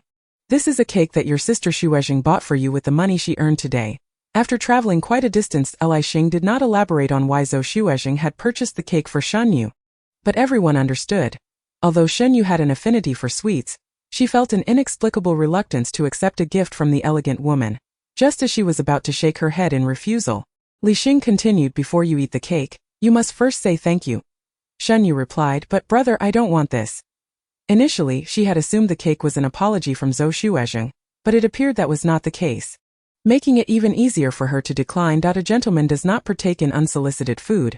Shen Yue resolutely shook her head in refusal and took a sip of water, while Li Xing maintained his smile. His tone lacked any semblance of politeness. Yeah, you cannot always refuse what you do not wish to do by throwing tantrums that I have observed for several days and believe that teacher Shen has been overly indulgent with you. Chapter 40, Having a sister is quite nice. Shan Shuangyi shot a sidelong glance at Li Xing, swallowed his food and coolly remarked, Are you perhaps overstepping your bounds? Li Xing continued to smile. I initially did not wish to interfere. But do you not think Shen Yue has been behaving excessively these past few days? I heard from Xiao Nua that Shen Yue seems to have suffered some harm at school. But that does not justify her imposing her pain onto others here. Shan Shuangyi regarded Li Xing with a look of incredulity, prepared to speak, but Jiang Shiwen interjected, Are you out of your mind? Are you defending a woman? Do you think you would die if you didn't maintain your warm male persona? How did my sister end up with someone like you? Shan Shuangyi raised an eyebrow. Placing a hand on Jiang Shiwen to quell his disdain. What explanation do you seek? Li Xing turned his attention to Shen Yue. His smile slightly waning. I do not ask for much. I simply hope that Shen Yue can accept the cake. A culmination of all Ms. Zhou's efforts and express her gratitude. Are you out of your mind? Sister, you can't speak. Children who are disobedient need proper guidance, not to be allowed to do as they please. Dong Nua entered from outside, feeling somewhat guilty upon hearing Li Xing mention his name, and moved to the other side while holding a bowl, though Li Xing had been biding his time. He had been observing closely that he was also immersed in the entertainment industry and was acutely aware that Shen Shuangyi had no support behind him and often faced manipulation each time. He had narrowly managed to endure. The only uncertainty lay with Shen Shuangyi's sister. However, today Dong Nua had revealed that Shen Yue was a student at Sea High School, where she not only had to buy things for others but had also been deceived. The atmosphere at Sea High School was notorious within elite circles. Those who were exploited and deceived there must surely come from the lowest echelons of society. After making these judgments, Li Xing orchestrated today's events. Aside from some light banter with Jiang Shiwen, everything else concerning him had been rather mundane. He required a sensational incident that would not jeopardize his career yet would elevate his visibility. Moreover, the discord between Shen Yue and Zhou Xuezheng, if appropriately managed, could enhance his favor with Zhou Xuezheng. Thus, even if he no longer relied on Jiang Shiwen's sister, he would still possess alternative connections. Without a doubt, Shen Yue bore psychological trauma from her experiences at school, and such individuals, when provoked, would instinctively lash out at others to shield themselves. His previous comments were indeed meant to provoke Shen Yue. However, to his surprise, after his lengthy speech, Shen Yue did not react with anger. Instead, she served food to Shan Shuangyi, as if silently comforting someone. Shan Shuangyi gazed at the piece of garlic that Shen Yue had placed before him. Feeling somewhat speechless, yet the irritation simmering within him had indeed diminished considerably, he chose not to look at Li Xing, as if he had completely disregarded his presence. It was merely a cake after all. I can certainly afford it should you utter another word. I shall hurl this cake, infused with your so-called effort, right atop your head. Li Xing, momentarily taken aback by Shan Shuangyi's imposing aura, felt an inexplicable sensation. As if he were being scrutinized from all directions. Despite Shen Shuangyi's lack of direct gaze, after a brief pause, the anger that had been suppressed surged within him, prompting him to speak. Teacher Shen. It is precisely because of your unreasonable behavior that Shen Yue is so easily deceived by boys. Smack. This time, Shen Shuangyi refrained from further discourse, directly seizing the cake from Li Xing's hands and smashing it onto his head. The force was such that Jiang Shiwen and Zhou Xuerong were astonished to discover that cream could create such a resounding noise. Li Xing stared at Shen Shuangyi in disbelief, unable to fathom that he would actually dare to strike him with a cake. He cast a glance at Shen Yue, who was looking at him with admiration, or so he thought, and continued, The boy you refer to must be the caretaker we hired for Shen Yue. Unfortunately, the caretaker turned out to be excessively greedy, neglecting her duties and harboring ulterior motives. She has since been dismissed from our household. What about you? Do you wish to be dismissed from the company as well? Shen Shuangyi's words were laden with double entendre. Despite Li Xing's attempts to convince himself that Shen Shuangyi was merely an ordinary celebrity and could not possibly possess such influence, his heart betrayed him. In the presence of Shen Shuangyi, he felt genuine fear. Li Xing stood rooted to the spot, momentarily at a loss for words to counter Shen Shuangyi's assertions. Ultimately deciding to retreat, however, before departing, he stubbornly declared, It seems that your indulgence has played a significant role in your sister's behavior, Teacher Shen. Without even lifting his eyelids, Shen Shuangyi retorted, Get lost. Reluctantly, Li Xing left. Dong Nua had vanished without a trace. While Zhou Shuezhen never even made it to the dining hall, Zhang Shiwen chattered incessantly, praising Shen Shuangyi's handsomeness, with Zhou Shuerong occasionally chiming in. After a moment of contemplation, Shen Yue, fixated on her bowl, suddenly turned to Shen Shuangyi and her voice slightly hoarse from disuse, expressed, "Thank you, second brother." In that instant, the once boisterous dining hall fell silent. That day held a profound significance for Shen Shuangyi. His sister, who had previously been afflicted by autism, had found her voice once more, akin to a dying individual struggling to survive due to his influence. For the first time, his heart raced, not for any other reason but, did such words not render him a savior in his sister's eyes? Even when Shen Yichen later divulged the truth about Shen Yu's inability to speak, Shen Shuangyi could not shake the poignant thrill that had surged within him at that moment. He began to feel that having a sister was indeed a wonderful thing. Chapter 41. Independence and Strength. My dear baby finally spoke. Don't say any more, Mama is truly moved. Previously, little Yu was simply too frightened to speak. But now that Shengu is willing to protect her, the situation has changed. Am I the only one curious about what Shengu meant regarding that boy and the caretaker? Big brother Shen, come forth and clarify. I won't be able to sleep until I hear the answer. Where are the omniscient netizens? Quickly uncover the truth. The matter that Shen Shuangyi had mentioned piqued not only the curiosity of netizens but also that of Zhang Shiwen and Zhou Shuerong. They could hardly believe that Shen Yue had been bullied, let alone to the extent of being rendered speechless. So, you mean to say that the so-called male caretaker we hired for you was dismissed because he was so unruly? The term male caretaker struck a somewhat embarrassing chord. Shen Shuangyi feigned surprise, asking, would you like to know? Zhang Shiwen glanced at Shen Yue, noting her indifference, and only then nodded affirmatively. Yes, I want to know. The money you earn tomorrow goes to me, Shen Shuangyi declared, his demeanor cold and devoid of any mentor-student affection. Even if it was merely a few dozen yuan, money is still money. Zhang Shiwen's eyes widened in disbelief. Shengu, how can you say something so frigid with a temperature of 36.5 degrees? I could utter even colder words. Skip today's meal. Please, brother. I'll give it. I'll hand over all the money I earn tomorrow. Everything. Zhang Shiwen clutched his bowl tightly, regretting his earlier bravado. That moment, Zhou Shuerong, who had remained silent until now, hesitantly voiced her concern. Is you okay? In response to Zhang Shiwen's somewhat ruthless Shen Shuangyi. Upon hearing Zhou Shuerong's question, his expression softened. It's not a significant matter. Everyone experiences something in their lives that prompts growth. For Shen Yue, this may not necessarily be a bad thing. Observing Zhang Shiwen's curious expression, Shen Shuangyi began recounting the backstory between Shen Yue and Shang Junyu. He spoke of their time at the amusement park, the efforts made by the Shen family to provide Shen Yue with companionship, and their recent discoveries regarding the boy's behavior towards Shen Yue at school. However, Shen Shuangyi exhibited restraint, refraining from mentioning Shang Junyu's name directly. So, you're saying that this scoundrel not only took your family's money but also bullied my sister at school? Shen Shuangyi took a sip of soup and replied nonchalantly, you could put it that way. You must have regarded him as a friend to treat him so well.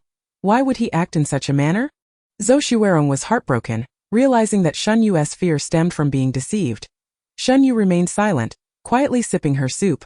Zhang Shiwen turned back to Shen Shuangyi, who pondered for a moment before stating, the boy is rather good-looking, though he's still young. He seems to appeal to both young and old alike. Zhang Shiwen scoffed, running his fingers through his dreadlocks. Huisnt. As Shen Shuangyi engaged with the two, he kept an eye on Shen Yue's demeanor. Upon realizing that she genuinely did not care about Shang Junyu, he felt a wave of relief wash over him. It appeared there was still hope. He then seized Zhang Shiwen, who was still chattering away, and brought him before Shen Yue, instructing, Shen Yue, remember clearly. You cannot trust handsome men like him, do you understand? Shen Yue glanced at Zhang Shiwen, then back at her earnest second brother, nodding vigorously from the seemingly resolute yet chaotic expression in her eyes. Shen Shuangyi discerned something and added, except for handsome fellows like me. The memory of her second brother, who had once shown little concern for her, now demonstrating such awareness of her feelings, moved her deeply. Yet, she couldn't help but feel that something was amiss and that caution was warranted. After a brief moment of contemplation, Shen Yue decided that never mind, she would be cautious tomorrow instead. Her primary concern was her fatigue. Shengu truly knows how to talk. I suddenly feel that the Shen family is not as simple as it seems. They are unlike typical wealthy families. Just check the historical development of the Shen family. I must say, a family that has endured for more than 3 generations without decline has its reasons. Wow, the Shen family is ruthless. If descendants lack capability, they are directly cast out. Huh? Impressive. My poor Yu Bao, what will happen to her? She was originally a princess, but who knows, she might end up as a maid. For the record, Yu Jie cannot possibly become a maid. At the very least, she could go to Syria to defuse bombs. That day, the Shen family's rules inexplicably trended on social media. Accompanied by even more ludicrous topics. Yu Jie just wants to lie down, what should she do? Is there a wealthy family in need of a daughter who can defuse bombs? I am Shen Yue. VMe 50 to help me escape the Shen family. Shunichen surveyed these trending topics, feeling a myriad of emotions. He had not anticipated that within just a few days, Shen Yue had not only retained her lazy mindset, but had also garnered attention from numerous netizens for her lack of ambition. If this were to be compiled into documentation during future family assessments, it could severely impact Shen Yue's rating. Should her rating fall short of the required standard, she might truly find herself destitute. Suddenly feeling a headache coming on, Shen Yichen picked up his phone to call the director. Cancel the Easter egg. Tomorrow, let Shen Yue go out to earn her keep. That if she fails to earn any money, she absolutely cannot eat, not even the food offered by others. The director had been struggling to find a way to rein in Shen Yue, and upon hearing Shen Yichen's directive, he immediately perked up, responding enthusiastically, sure thing, Shen Zong. Thus, the following day, as everyone awoke to the incessant cacophony of I woke up early, I'm simply remarkable, and you woke up early, I woke up early, we'll be together soon. They were met with the grim news, good morning everyone. Wishing you all good luck. Chapter 42. Tossing coins. Upon hearing this news, Shen Yue was momentarily stunned. She believed she was glaring fiercely at the director who had just spoken, successfully delivering an adorable attack that made him feel a twinge of guilt for a fleeting second.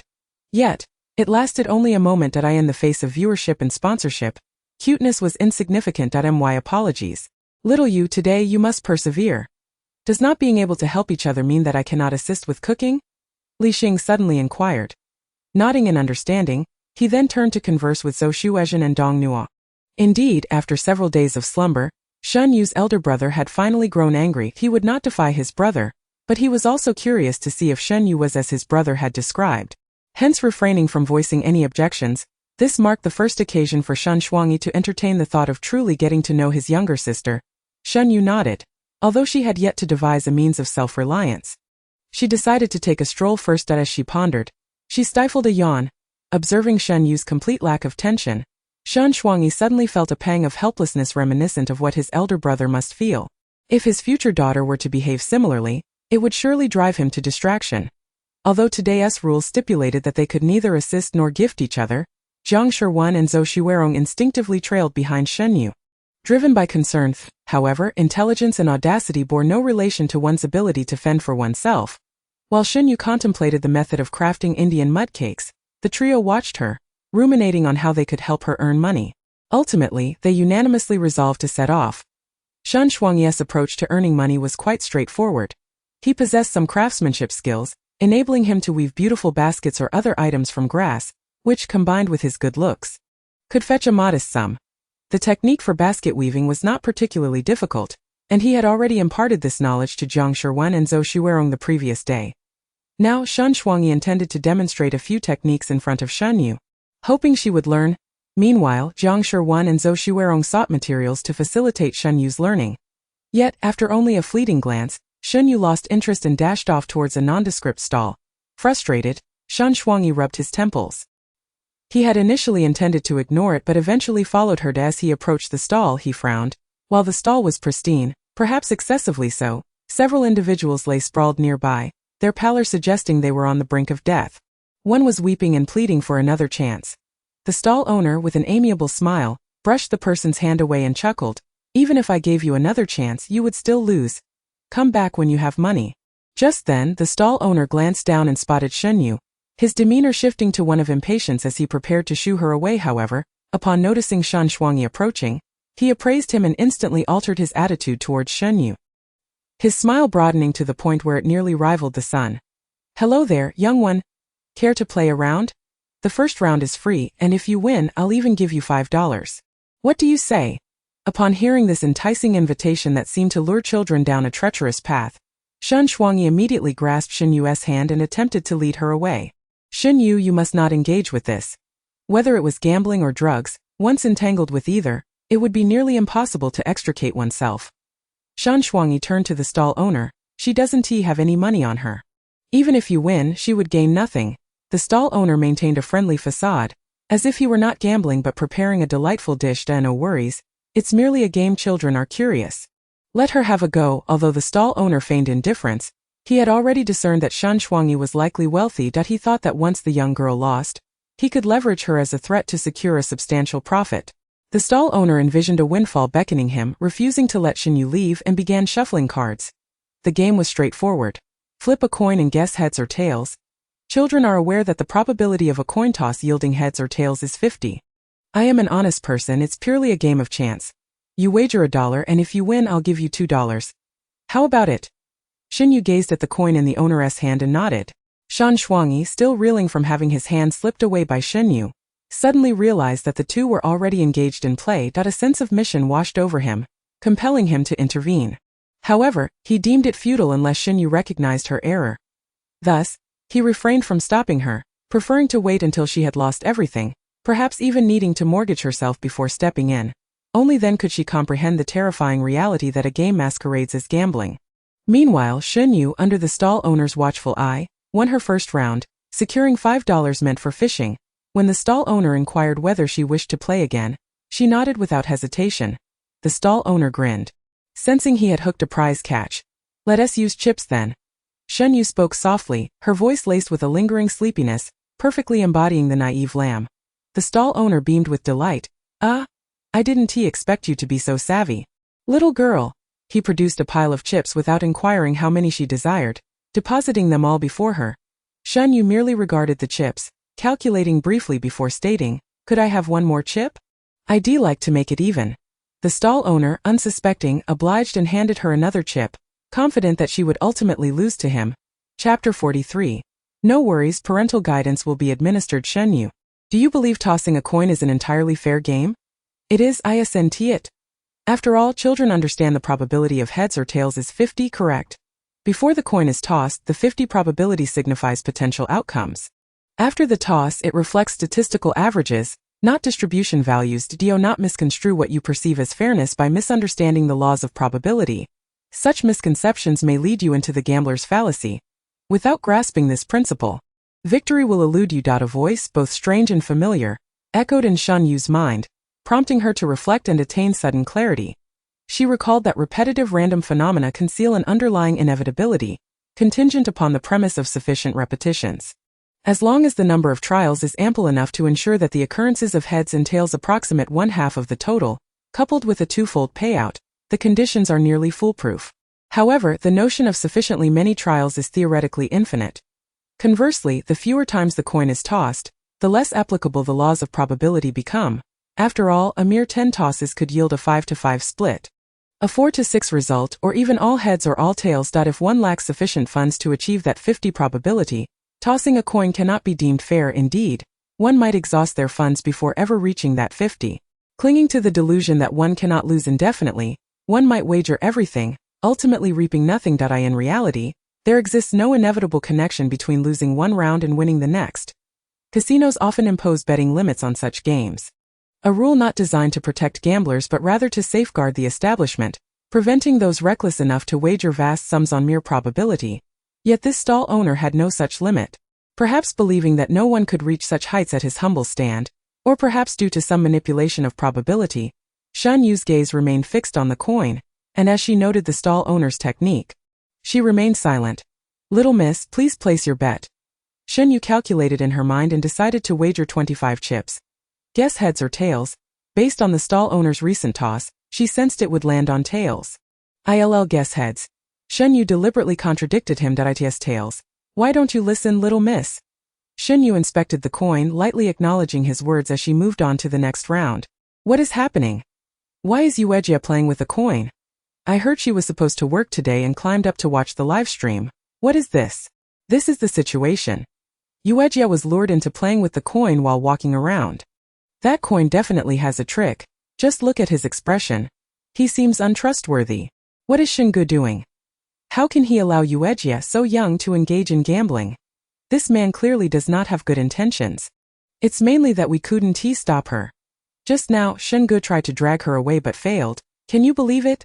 As the comments buzzed, in no time at all, Shen Yue had lost 3 more rounds, her chips dwindling one by one. What is happening with Yuejia? Has she been tricked? Not a single win. Yet, whether it was the viewers watching the live stream, Shen Shuangyi standing nearby, or the stall owner, who was lost in dreams of impending riches, none noticed that Shen Yue's gaze consistently lingered on the stall owner's thumb and index finger as he flipped the coin. Jiang Shiwen quickly grasped the situation, recalling that someone in his family had previously engaged in such practices, but they had ceased after the government cracked down on crime. He leaned closer to Shen Shuangyi and whispered, "Shengu, what is Yuejia doing? Continuing like this is a sure loss." His inquiry only intensified Shen Shuangyi's grim expression. She wouldn't listen, and now she was on a losing streak. Just after he spoke, Shen Yue lost yet another round, surrendering more chips. To the onlooker, she appeared unfazed, as though she were merely playing with toys rather than losing money. Meanwhile, Shen Shuangyi observed, mentally preparing a lecture for Shen Yue. How had his elder brother educated him in the past? Should he call his brother for a script? As he fished out his phone, he realized it was still unable to connect with the outside world. Very well then. Zhou Xuerong, sensing from the atmosphere that Shen Yue was engaged in questionable activities, hesitated briefly before positioning herself beside Shen Yue, softly encouraging, "Go for it, yeah." Upon spotting Zhou Xuerong, the stall owner's eyes gleamed with a hint of mischief, and he took the initiative to engage her in conversation. "Hello there, young lady. Your friend just lost quite a bit. Are you here to settle his debts?" His grin was wide, revealing his belief that he had struck gold. Indeed, this was a group of affluent young ladies and gentlemen eager to indulge in life's experiences that if he could ensnare just one, it would yield him a handsome profit. Of course, you can start with 30. The rest can be secured with other collateral. His demeanor suggested he was already envisioning a victory. Jiang Shiwen detected something amiss and inquired, "How much is this one chip worth?" The stall owner promptly replied, 100 yuan each. Jiang Shiwen frowned. Such small stalls could hardly offer chips at such inflated prices, suspecting it was merely an attempt to extort. Yet, he refrained from voicing his doubts as Brother Shen had not intervened, possibly harboring his own intentions, and Sister Yu did not strike him as someone easily taken advantage of. She was formidable. However, after observing for a while, Jiang Shiwen was left dumbfounded. Shen Yue had been losing continuously. Fortunately, her bets had been modest, preventing her from losing all her chips too swiftly. It was evident that something was amiss. While coin tosses do not always adhere strictly to a 50 probability, how could Sister Yu not win even once? Such a feat could not be attributed to mere luck. It was implausible at the gambling table. This individual must have tampered with the coins. Yet Jiang Shiwen could not pinpoint the deception and decided to bluff. He suddenly shouted at the stall owner, "I see something's off with your coin. You're not being honest, are you?" As expected, the stall owner turned his gaze but exhibited no sign of alarm. Instead, he smiled warmly. "Oh, little one, don't speak out of turn. This is merely a game of chance. Wins and losses depend solely on luck.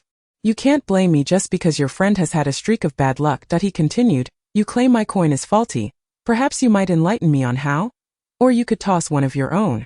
Jiang Shiwen was utterly unacquainted with gambling, having been warned repeatedly by his family to steer clear of such vices. Had he been aware, he would have exposed the scoundrel and unleashed a torrent of invective. "Perhaps I misjudged. My apologies." Jiang Shiwen relented, feeling a surge of frustration boiling within him. Unbeknownst to them, while they were embroiled in their petty squabble, Shen Yu's eyes discreetly scanned the stall owner's hands once more. When their attention returned to the gambling table, they beheld Shen Yue confidently pushing all her chips forward, a picture of elegance and decisiveness. Jiang Shiwen was taken aback by her boldness and rushed to stop her. "Sister, you know, each of those is worth 100. If you lose it all, it's gone." To Jiang Shiwen, 100 was merely a number, one he could carelessly spend without a second thought. However, after a day of learning with Shen Shuangyi, he had come to appreciate just how hard it was to earn 100 yuan. With no money among them, if Shen Yue lost everything, they would have no choice but to leave her behind as collateral. Yet, Shen Yue ignored his protests and simply pushed her chips forward once more. "Sister, you let her play," Shen Shuangyi interjected calmly, showing no inclination to intervene. People, by their very nature, often only heed warnings when they witness danger themselves.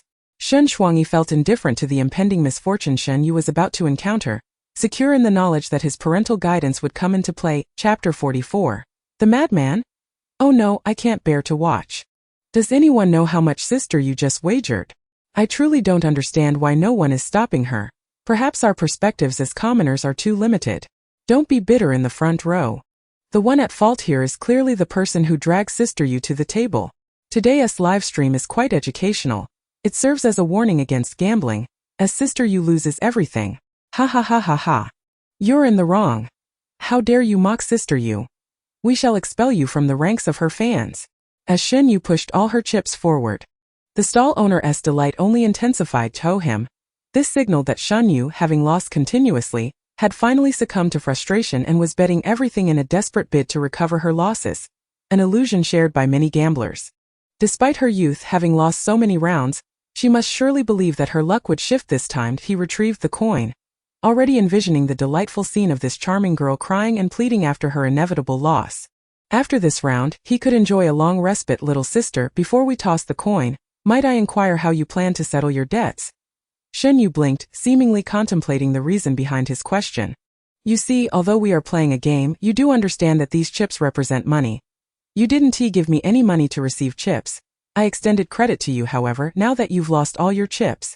You owe me that. As the stall owner spoke, he glanced at Shen Shuangyi, preparing to raise a ruckus if these individuals refused to pay. Such genteel folk cared deeply about appearances, but he had no qualms about losing face. He only desired the money. At that moment, Shen Yue calmly stated, for the final round, I call heads. The stall owner's chatter ceased abruptly as he looked down at Shen Yue, finding playing with children to be quite bothersome. With unwavering confidence, he tossed the coin into the air, allowing it to land in his palm. Place the coin on the table, Shen Yue instructed with a chuckle. The stall owner complied, covering the coin with paper. Shen Yue swiftly lifted the paper to reveal heads. The stall owner's sunny demeanor abruptly faltered. His eyes widened in disbelief as he stared at the coin before Shen Yue, exclaiming, how is this possible? This cannot be. Such an outcome was unprecedented. You just mentioned the odds were 2 to 1. I've won, Shen Yue remarked, observing the stall owner's stunned expression, a rare moment of triumph prompting her to speak again. All witnesses to this spectacle were utterly astonished, be they viewers, crew members, or Jiang Shirwan and his companions, unable to fathom that Shen Yue had indeed turned the tables, whether it was her bold wager or her demand that the stall owner remove his hands. It was evident. Shen Yue had discerned the stall owner's trickery. Wow, Sister Yue is amazing. You will always be my sister. Darn it, today we can only watch Sister Yue bask in glory. Your Sister Yue operates for 10 minutes, rests for the majority of the day. Hello, the small Yue you requested has secured funding, and will soon go offline. So how did she figure it out? This is unreal. Is this a drama? Wait, is this scripted? This isn't scripted. Who doesn't know that Brother Shen wishes for Shen Yue to take action? There's no way he would fund her. The previous commenter is correct. Have you forgotten? Shen Yue seems to be, perhaps, a genius. This was impossible, the stall owner exclaimed as he examined the coin, confirming it was indeed the one he had tossed earlier. Yet, according to his usual methods, the coin should have landed tails. Jiang Shirwan, relishing the stall owner's disarray, leaned closer, taunting, didn't you say this was a game of luck? How can it be impossible now? You wouldn't be that unable to take the loss. Would you? This is rather unprofessional. It's impossible. This round doesn't count. You must have cheated. I absolutely refuse to accept this. The stall owner protested, retreating, abandoning his chips and stall in preparation to flee. Shen Shuangyi swiftly recognized the stall owner's intent and moved to restrain him, ensuring he could no longer scheme. A loss was a loss. This is impossible. You're cheating. I want to acknowledge this. Shen Shuangyi understood that reasoning with such a rogue was futile. He had to rely on facts to render him speechless. Moreover, he was curious about how Shen Yue had managed to win. Just a tinge of curiosity. Shen Yue, do tell him how you won just now. Shen Yue pondered for a moment, feeling increasingly fatigued, and as she yawned she replied, it's physics. Physics? What sort of physics? Jiang Shirwan asked, intrigued, leaning in closer, only to frighten Shen Yue, resulting in a sharp slap to his face. Jiang Shirwan cradled his head, feeling aggrieved. Shen Yue rubbed her sore hand and explained, he was manipulating the coin using a simple technique. Balancing it between his index and thumb, tossing it with a flick. When it lands, there's a 99 probability it will land on the thumb side. After a brief pause, she continued, however, that's just a 99 probability. There's still a 1 chance it could land tails. By slightly altering that 1, it could become 100. Ignoring air resistance. A coin in the air undergoes rotational motion around an axis that aligns with its angular momentum. If the coin is tossed with heads facing up, the angle between the normal n of the coin's plane and the angular momentum m plays a crucial role. when the axis of rotation is not parallel to the ground i.e. not 90 degrees. The normal n will rotate around the angular momentum m, resulting in precession. This precession affects the orientation of the coin in the air, thereby influencing the probability of which side faces up. When the precession is minimal, its effect on probability is negligible, and the chances of heads or tails remain balanced. However, as the amplitude of the precession increases, the equilibrium between the probabilities of heads and tails is disrupted, resulting in an imbalance where the chances of either side facing up are no longer equal. Zhang Shi 1. Stop, something flashed through his mind. He didn't wish to listen. The stall owner, upon hearing Shen Yue's explanation, was left utterly dumbfounded. This is an expert. He had only ever known a few simple techniques. For instance, he understood that controlling the direction of the coin could influence whether it landed heads or tails. Yet he was oblivious to the underlying principles. He had earned a considerable amount of ill-gotten gains through methods unknown to ordinary people, but this was the first time he had encountered someone like Shen Yue, who employed such sophisticated analytical techniques. Zhang Shi felt a bit dazed and in a stupor asked Shen Yue, "Sister Yue, so you just used that precession thing to change the direction?" "No change, you should read more. Gambling is a pursuit that many in prison are fond of. There is even a building where the hierarchy is determined by gambling techniques. In that building, the methods of cheating are varied and bizarre. And if one cannot see through others' deceit or cannot control the entire situation seamlessly without leaving traces, relying solely on luck will lead to a lifetime of losses. For ordinary individuals like Shen Yue, the best course of action is to stay far away from gambling." Shen Yue felt that the head of the gang was correct. Someone like her should never engage in gambling throughout her life. Shen Yue staggered over to the stall owner, extending her small hand for money. The stall owner, having abandoned his earlier unruly demeanor, now gazed at Shen Yue with admiration, shouting enthusiastically, "Master, master, take me as your disciple." Shen Yue, what a lunatic! Chapter 45.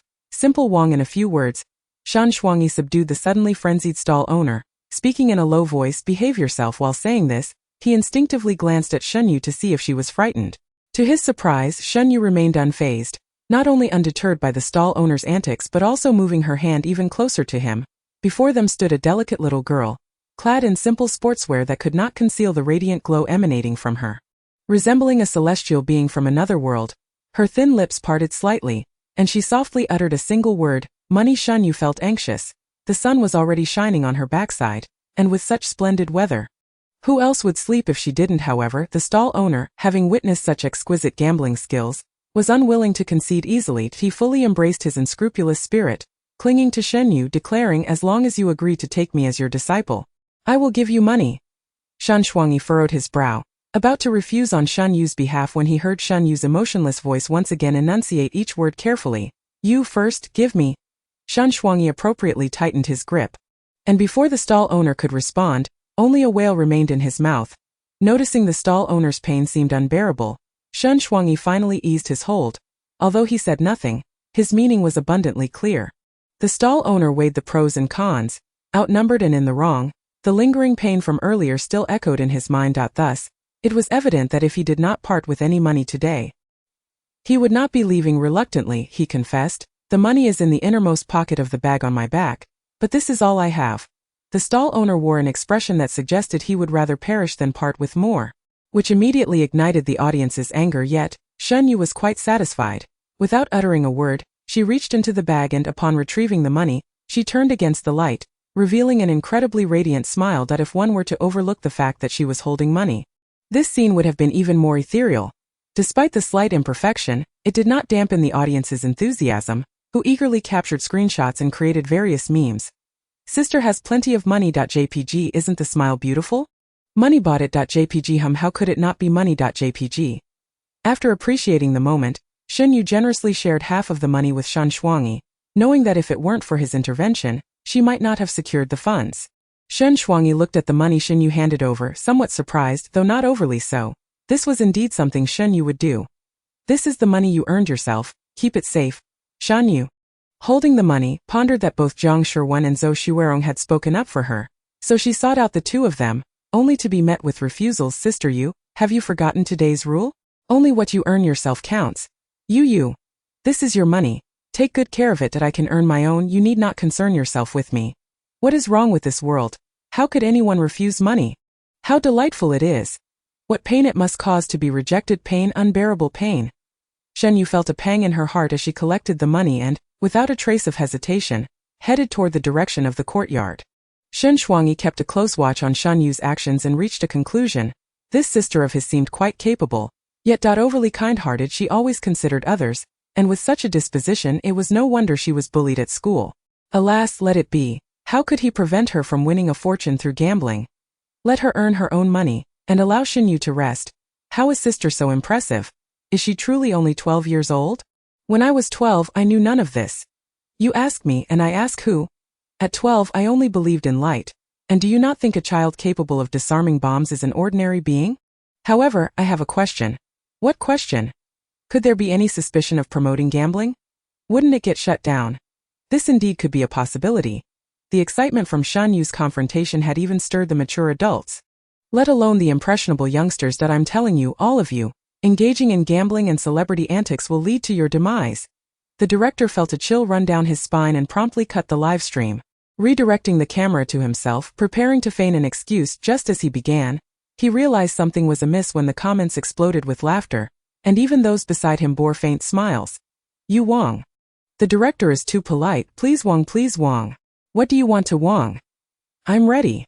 Seeing the atmosphere unexpectedly pleasant due to his slip of the tongue, the director breathed a sigh of relief, ignoring the teasing, and began to admonish. What transpired in the livestream was unforeseen, and I believe you all witnessed it. First and foremost, I must declare that gambling is inadvisable, as it not only threatens one's mental health but also endangers family members.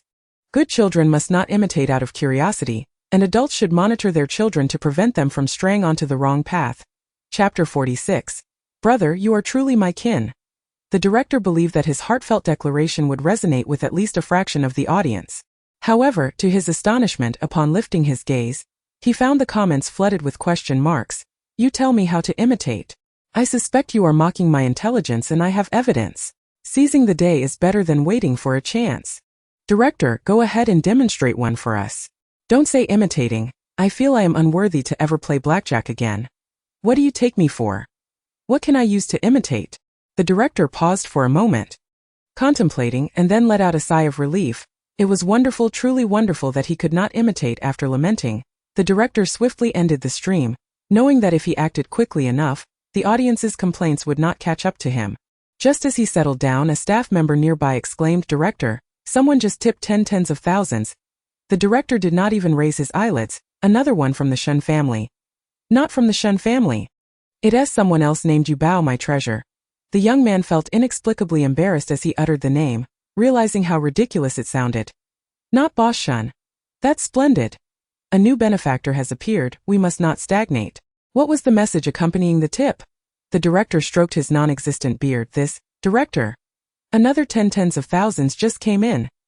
Shen Yue's small head was puzzled for a moment but chose to ignore it. She was close, so very close. She could already smell the scent of her pillow. It still carried the trace of her drool. Shen Yue halted her steps, looking up at the obstacle in front of her. Tilting her head in confusion, the director felt a pang of affection but steeled himself to speak. Yu, the money you just earned must be turned over in full due to Shen Laosher's assistance. And you must earn it back. Upon hearing this, Shen Yue felt as though struck by lightning. Her previously drowsy mind instantly awakened. She felt pain. Was it truly possible for such delightful money to have only followed her for a brief moment, barely having warmed up to her, only to be taken away? Thus, though reluctant, Shen Yue still took out all the money she had on her and handed it over.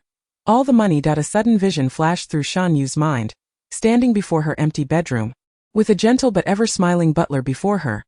Where are my belongings? Madam, the Shen family does not possess anything that belongs to you, and I kindly ask that you return all Shen family property by the end of today. What does that mean? You are not a daughter of the Shen family, thus you cannot possess any of the Shen family's belongings, but my parents, they have already consented. I am merely acting on orders that day. She relinquished everything, left with nothing to owe her. Everything concerning the Shen family felt akin to a fleeting dream, one imbued with a bittersweet essence. As Shen Yue placed the money into the director's hands, she found herself inexplicably overwhelmed by emotion for the first time. Drawing from her memories in the past, she regarded the recollections within her mind as mere stories belonging to others, flipping through them as one might peruse a book. Acquiring peculiar skills akin to a learning machine, or reflecting on the miseries of her future to reinforce her resolve to embrace the present, she could not fathom the reason behind her tears. Much like she could not comprehend the ceaseless flow of her weeping, initially poised to propose a wager after receiving the money, the director found himself momentarily taken aback upon witnessing Shen Yue's tears. Was Sister Yue crying? The usually impassive, yet resourceful Xiao Ye crying? A scene flickered through Shan Shuangyi's mind, recalling the day Shen Yue had looked at him and called him second brother, causing a string in his mind to snap. He swiftly stepped in front of Shen Yue, pulling her close to him. Shan Shuangyi refrained from interrogating the director or inquiring about Shen Yue's distress. Instead, he retrieved a handkerchief from his bag, gently wiping her tears while soothingly murmuring, "Don't cry. Once I earn the money, I'll give it all to you." In front of the camera, Shan Shuangyi had always exuded an air of arrogance, dismissing everything with a nonchalant demeanor. Yet encountering a weeping child could evoke a tenderness within him that he had never known before. Shen Yue, unlike her peers, did not cry with anguished screams or exaggerated performances aimed at eliciting sympathy. Her tears fell silently, one by one, but her unspoken sorrow resonated more deeply, stirring the hearts of those around her as the two stood together. An unexpected silence enveloped the room, even the barrage of comments ceased. Would they truly give her money? So wonderful! Would that mean she could finally sleep again? Second brother, you truly are my real brother. Second brother. Shen Yue had intended to shower her brother with praise, but after having just cried, her words turned into a poignant tremor, making her sound utterly aggrieved. Taken aback, she quickly closed her mouth. Shan Shuangyi, however, was only more distressed, succumbing to the notion that he was his sister's savior. Why else would she only display such vulnerability before him? Clearly, she trusted him above all others to reveal her fragility. Don't ask Shen Shuangyi how he knew. It was simply who he was. Indeed, she was his sister, sharing his traits of resilience and reticence. The director, sensing something amiss, hurriedly stepped in front of Shan Shuangyi to intervene. "Teacher Shen, what are you doing?" Shan Shuangyi spoke with unwavering conviction. Unlike the earlier commotion caused by Dong Yunxin, Shan Shuangyi remained calm, his eyes brimming with concern that paradoxically instilled fear in those around him. At this moment, everyone recognized that Shan Shuangyi was undeniably a member of the Shen family. Chapter 47. Exhausted beneath the setting sun, had they not accepted the 2 million as a gift, they would not have felt so guilty. Shen Yue's predicament could be viewed from two perspectives. Firstly, during her game of blackjack with the boss, she had not relied on external assistance. She had won that money entirely on her own merit. It was only after her opponent resorted to underhanded tactics that Shan Shuangyi intervened. But he merely restrained the individual without aiding Shen Yue in her winnings. Thus, while it was true that Shan Shuangyi's intervention aided her in receiving the funds theoretically, there was no issue regarding the timing of her acquisition. However, they had never anticipated that they would inadvertently provoke her to tears. Shen Yue typically left an impression of being formidable yet somewhat daft, appearing capable yet never taking the initiative. Such individuals often exude an air of strength, leading others to believe that even if they faced hardships, it would not matter. This principle of the strong doing more work manifested in life as the capable shouldering more burdens. If you possess the ability, you ought to do more, and if you are strong, you must protect the weak. After Shen Yue repeatedly demonstrated her uniqueness in her struggle to secure enough food, many had forgotten that despite being called Sister Yue, she was still merely a 12-year-old child. It is normal for a child to cry when wronged, and naturally, Shen Yue would weep when faced with injustice. The once bustling stream of voices calling her Sister Yue transformed into affectionate calls of Yuebao after Shen Yue was cradled in Shan Shuangyi's arms. The director, his face already flushed from embarrassment, now faced the imminent threat of further humiliation. Yet, Shen Shuangyi had already reached the doorway, and any delay in saving face would be too late. Shen Yue had meticulously calculated that leaving now would constitute an improper exit. Knowing that Shan Shuangyi's one-arm strength was approximately 50 kg, you may wonder how she knew. At that moment, she was nestled in his embrace, feeling it firsthand. This arm strength, coupled with the breathing rhythm she had inadvertently overheard during an outing with him, allowed her to roughly estimate his endurance. Given that her second brother's basal metabolic rate was 1072 kg 6.25185 cm, 520, 51781.25, combined with the exertion of carrying a 38 kg load while walking at a moderate pace, she deduced that Shan Shuangyi could only sustain holding her for a maximum of 3 hours. Only 3 hours. Should they encounter the worst-case scenario where Shan Shuangyi exhausted his strength, it would mean she would have to walk on her own. On this treacherous path, she would leave her footprints step by step, ultimately collapsing beneath the warm glow of the setting sun as the evening breeze blew. the background music began to play. And Shen Yue felt an overwhelming sense of immersion, as if her very soul had perished. The mere thought of such a fate was agonizing. She would never allow it to come to pass. Thus, she bravely extended her hand, clutching Shen Shuangyi's right arm, and spoke up to halt him. "It's my fault. Second brother, please don't be angry." Shen Yue could discern that Shen Shuangyi's earlier actions had startled the director. Yet upon weighing the situation, she sensed that Shen Shuangyi's anger seemed to be more substantial, so she decided to appease him first. Upon hearing Shen Yue's hoarse voice call him second brother in a soft, tear-stained whisper, an unfamiliar surge of protective instinct welled up within him. He could not help but ponder how he would have fared had his elder brother not extended a hand during his own moments of helplessness. Would he have been consumed by hatred or reduced to utter uselessness? Unlike his elder brother, who possessed an uncanny ability to manage everything with ease, or his third brother, who excelled in execution, he was merely the most ordinary and weakest among the Shen family. During those times, his elder brother had imparted a crucial lesson. While an ordinary person's strength may seem insufficient to accomplish great feats, history reveals that monumental achievements are rarely the work of a single individual. The ants escaping a raging fire, the citizens rising against tyranny, none fought alone. They relied on one another. In his moment of reflection, Shen Shuangyi felt a profound connection with Shen Yue. Both concealed their thoughts within, appearing strong on the surface yet shattering at the slightest touch. This Shen Yue required someone to lend her a hand. Thus, Shen Shuangyi acted without hesitation, as if he were dispelling the darkness of his past while guiding Shen Yue away from it. He gently ruffled her hair, gazing at her as if he were looking at his own reflection. "You did nothing wrong. Do not apologize." Shen Yue nodded, imitating Shen Shuangyi's gesture by reaching up to touch his head. Second brother is not angry, and neither should the director be. The director, upon hearing this, hastily interjected, No, I am not angry. It was my fault. No, it was my fault. I should not have cried." Upon hearing Shen Yue's words, the director felt an overwhelming sense of guilt. This child is so well behaved. How can she be so obedient? Thus he continued to insist, "No. It is I who am at fault. I should not have cried." "Cry? Cry as much as you want. I challenge anyone to stop you." Shen Yue. One cannot help but question the director's mental state. Chapter 48.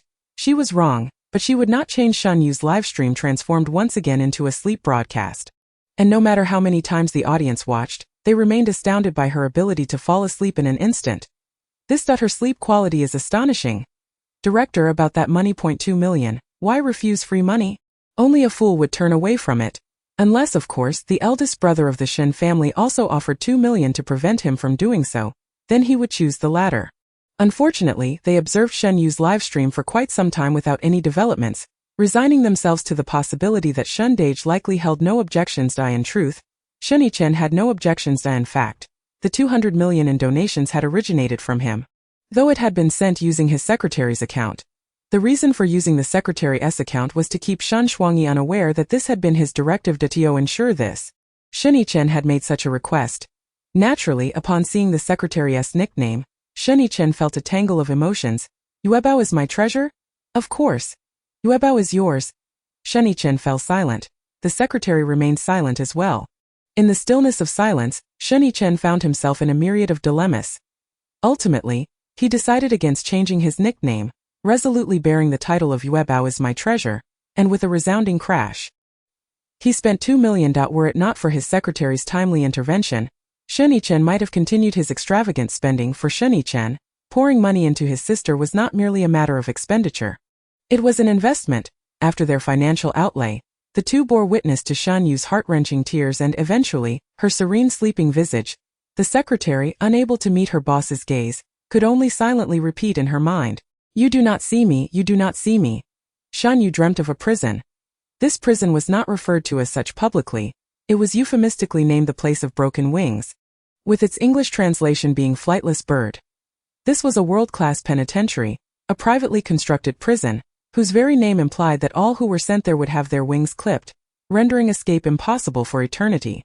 It was built by a coalition of nations on an island that does not exist on any map, surrounded by the boundless Pacific Ocean, where access and supply could only be achieved via air transport. However, few were truly aware of this place. Only a select few in high governmental positions knew its existence. The inmates confined here typically possessed considerable backgrounds, whether in power or wealth for a nation's regime. Placing these individuals in ordinary prisons posed an inadequate security risk and would inevitably lead to continuous troubles.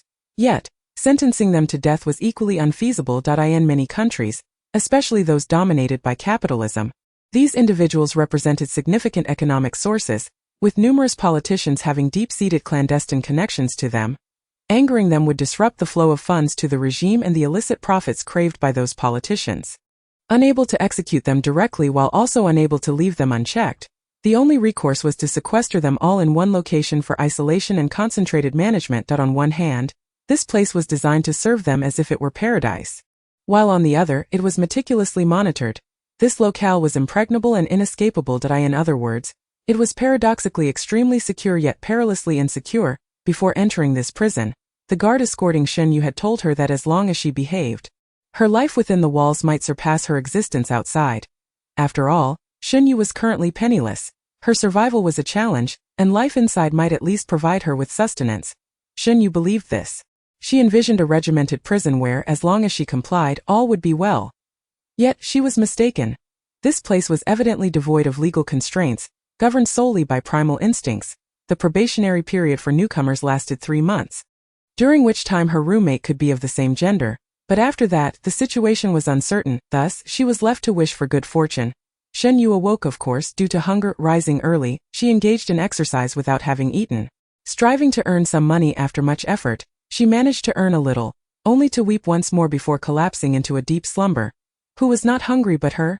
Shen Yue opened her eyes, leisurely sat up, and ambled to the changing area to don her clothes. Upon opening the door, preparing to venture out for a meal, she was greeted with a neatly packaged lunchbox being handed to her.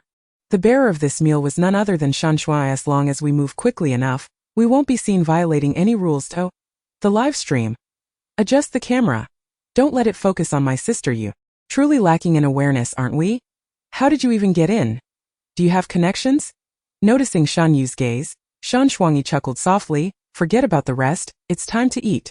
Shen Yue responded with an "oh," extending her hand to accept the meal, only to inadvertently grasp Shen Yue's hand instead. I do not consume hands, thank you.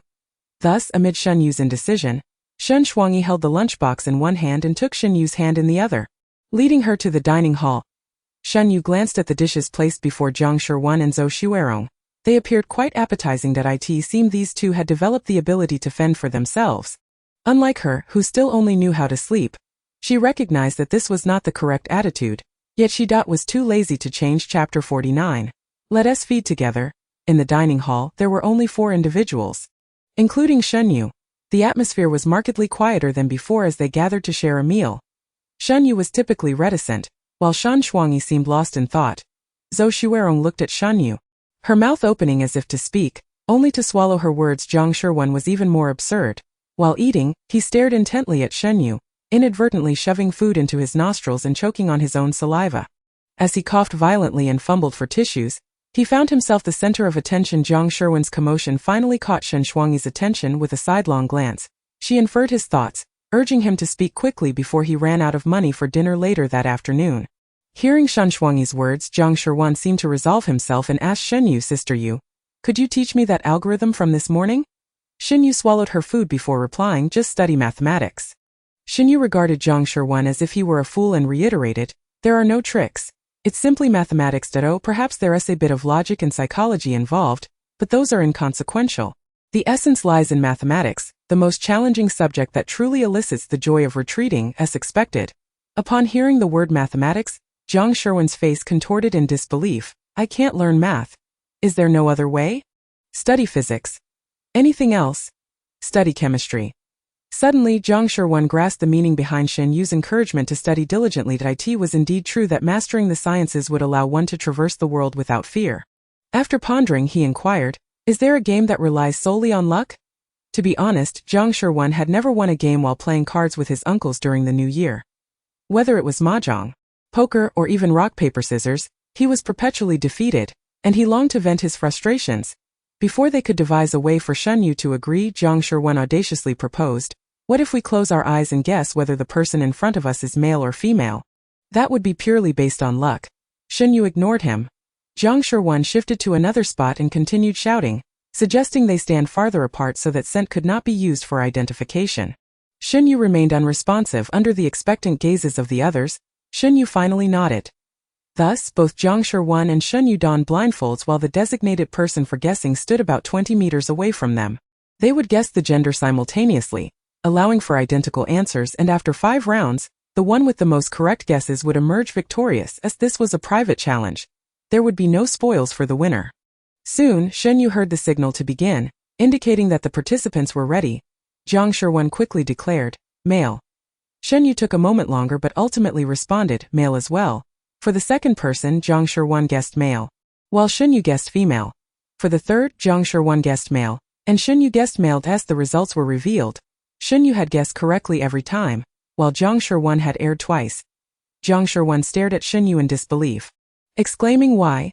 Shen Yue glanced at the sun, which was shining brightly, perfect for a midday nap, and casually replied, "Just guessed." Jiang Shiwen clearly found this implausible and pressed Shen Yue for an explanation, but she remained silent.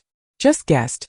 Jiang Shiwen was unconvinced and was about to continue his protest when Shan Shuangyi whisked him away.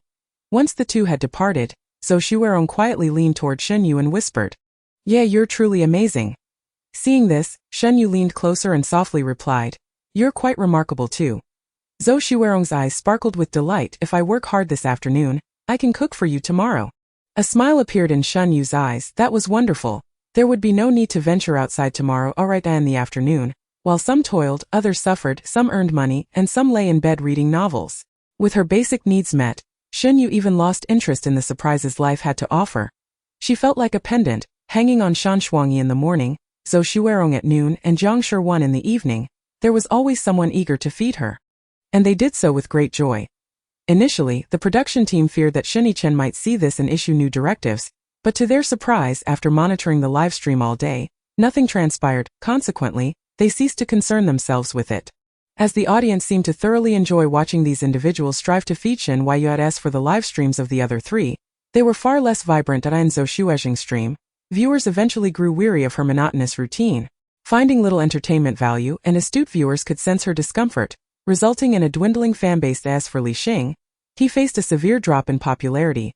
Initially, he had voluntarily assumed the role of a live-in son-in-law at Zhang's residence.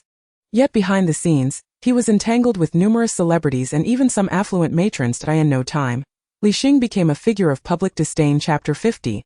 A quest for treasure. Together in what appeared to be a desolate village, they concealed dozens of souvenirs, each worth its weight in gold. All purchased with the funds granted by a certain wealthy benefactor. The items were of genuine quality. Shenichen's secretary remarked that whenever Shenichen opened the live stream, he would furrow his brows in concern before sighing deeply, only to return to his official duties shortly thereafter. He would glance at his tablet, scowl again, and sigh once more, unable to endure the spectacle any longer. The secretary proposed the idea of a treasure hunt to the boss. As an exemplary secretary, one cannot always wait for their superior to assign tasks. It is imperative to proactively alleviate their burdens and solve their dilemmas. Anticipating the next steps in the tasks designated by the boss is the hallmark of a proficient secretary. Such diligence deserves a salary increase. Adults recognize this as an opportunity, in a game where rewards are predetermined. If one participant surpasses the average, they appear more formidable and garner greater admiration. The humorous moments that arise during the treasure hunt also contribute to the audience's engagement. Should anyone miss out on a gift, it becomes a sensational highlight, showcasing everyone's performance. While several individuals harbor their own motives, Shen Yue's mind is entirely consumed by the plot of the novel she recently read. She cannot fathom how, within a mere few tens of thousands of words, so many elements can coexist, far exceeding the mundane daily lives of her fellow inmates. Over these many days, both the audience and the director have gleaned the essence of what occupies Shen Yue's mind, primarily clear water. Occasionally emptied from the moment her eyes revealed a crystalline simplicity, the audience has understood. I wager the director's entire head of hair that this girl has certainly not been listening. Director, are you being polite? At this moment, Sister Yu's gaze exudes 5 parts mockery, 3 parts indifference, and 2 parts arrogance. I suspect she is contemplating the novel she just read. Ha ha ha, I zoomed into the live stream to the utmost, restored the image, and discovered my Sister Yu engrossed in my life. All for you. Ah, the above, that book is not to be read. Nonsense, it's a masterpiece. Everyone should read it. I trust Sister Yu's judgment without question. Tear the umbrella to shreds. Disperse it all. Let it rot. While Shen Yue is momentarily lost in thought, the director's team has already commenced drawing lots. Typically, the treasure hunt involves pairs, yet such an arrangement would leave one person alone. Moreover, Shen Yue must carefully select her teammate, someone who will not coddle her but rather motivate her to take action. First, Zhou Xuezheng, Dong Nuo and Li Xing are eliminated. Shen Yue would not bother with them. And it is entirely possible she would opt out of the treasure hunt altogether. As for Shen Shuangyi, that too is not an option. These past few days, Shen Shuangyi has been practically serving her meals in bed. And should Shen Yue express fatigue during the hunt, he would undoubtedly carry her away. Unacceptable regarding Jiang Shiwang, he is a possibility, but not advisable that he harbors an inexplicable admiration for Shen Yue when she suggests moving east. He will not venture west, and if she says stop, he will not proceed. Pairing them would lead to a scenario where, upon Shen Yue feeling weary, Jiang Shiwang would simply offer her a chair to rest. After much deliberation, Zhou Xuerong emerges as the most reliable choice at least over the past few days. She has been the only one capable of rousing Shen Yue from slumber and occasionally taking her for a stroll. Shen Shuangyi teams up with Li Xing, Jiang Shiwang with Zhou Xuezheng and Dong Nuo, while Shen Yue partners with Zhou Xuerong. When the results are announced, the tension among the participants is akin to that of awaiting exam results. With some rejoicing while others lament. Teacher Shen, although we had some misunderstandings a few days ago, I still hope we can collaborate pleasantly today, says Li Xing. Tsk, what bad luck, responds Shen Shuangyi. Shiwang, are you unhappy about being in a group with me? Inquires Zhou Xuezheng. I am not happy. I am very unhappy. Sister Yue, today you won't have me serving you tea and water, but that's all right, you must persevere on your own.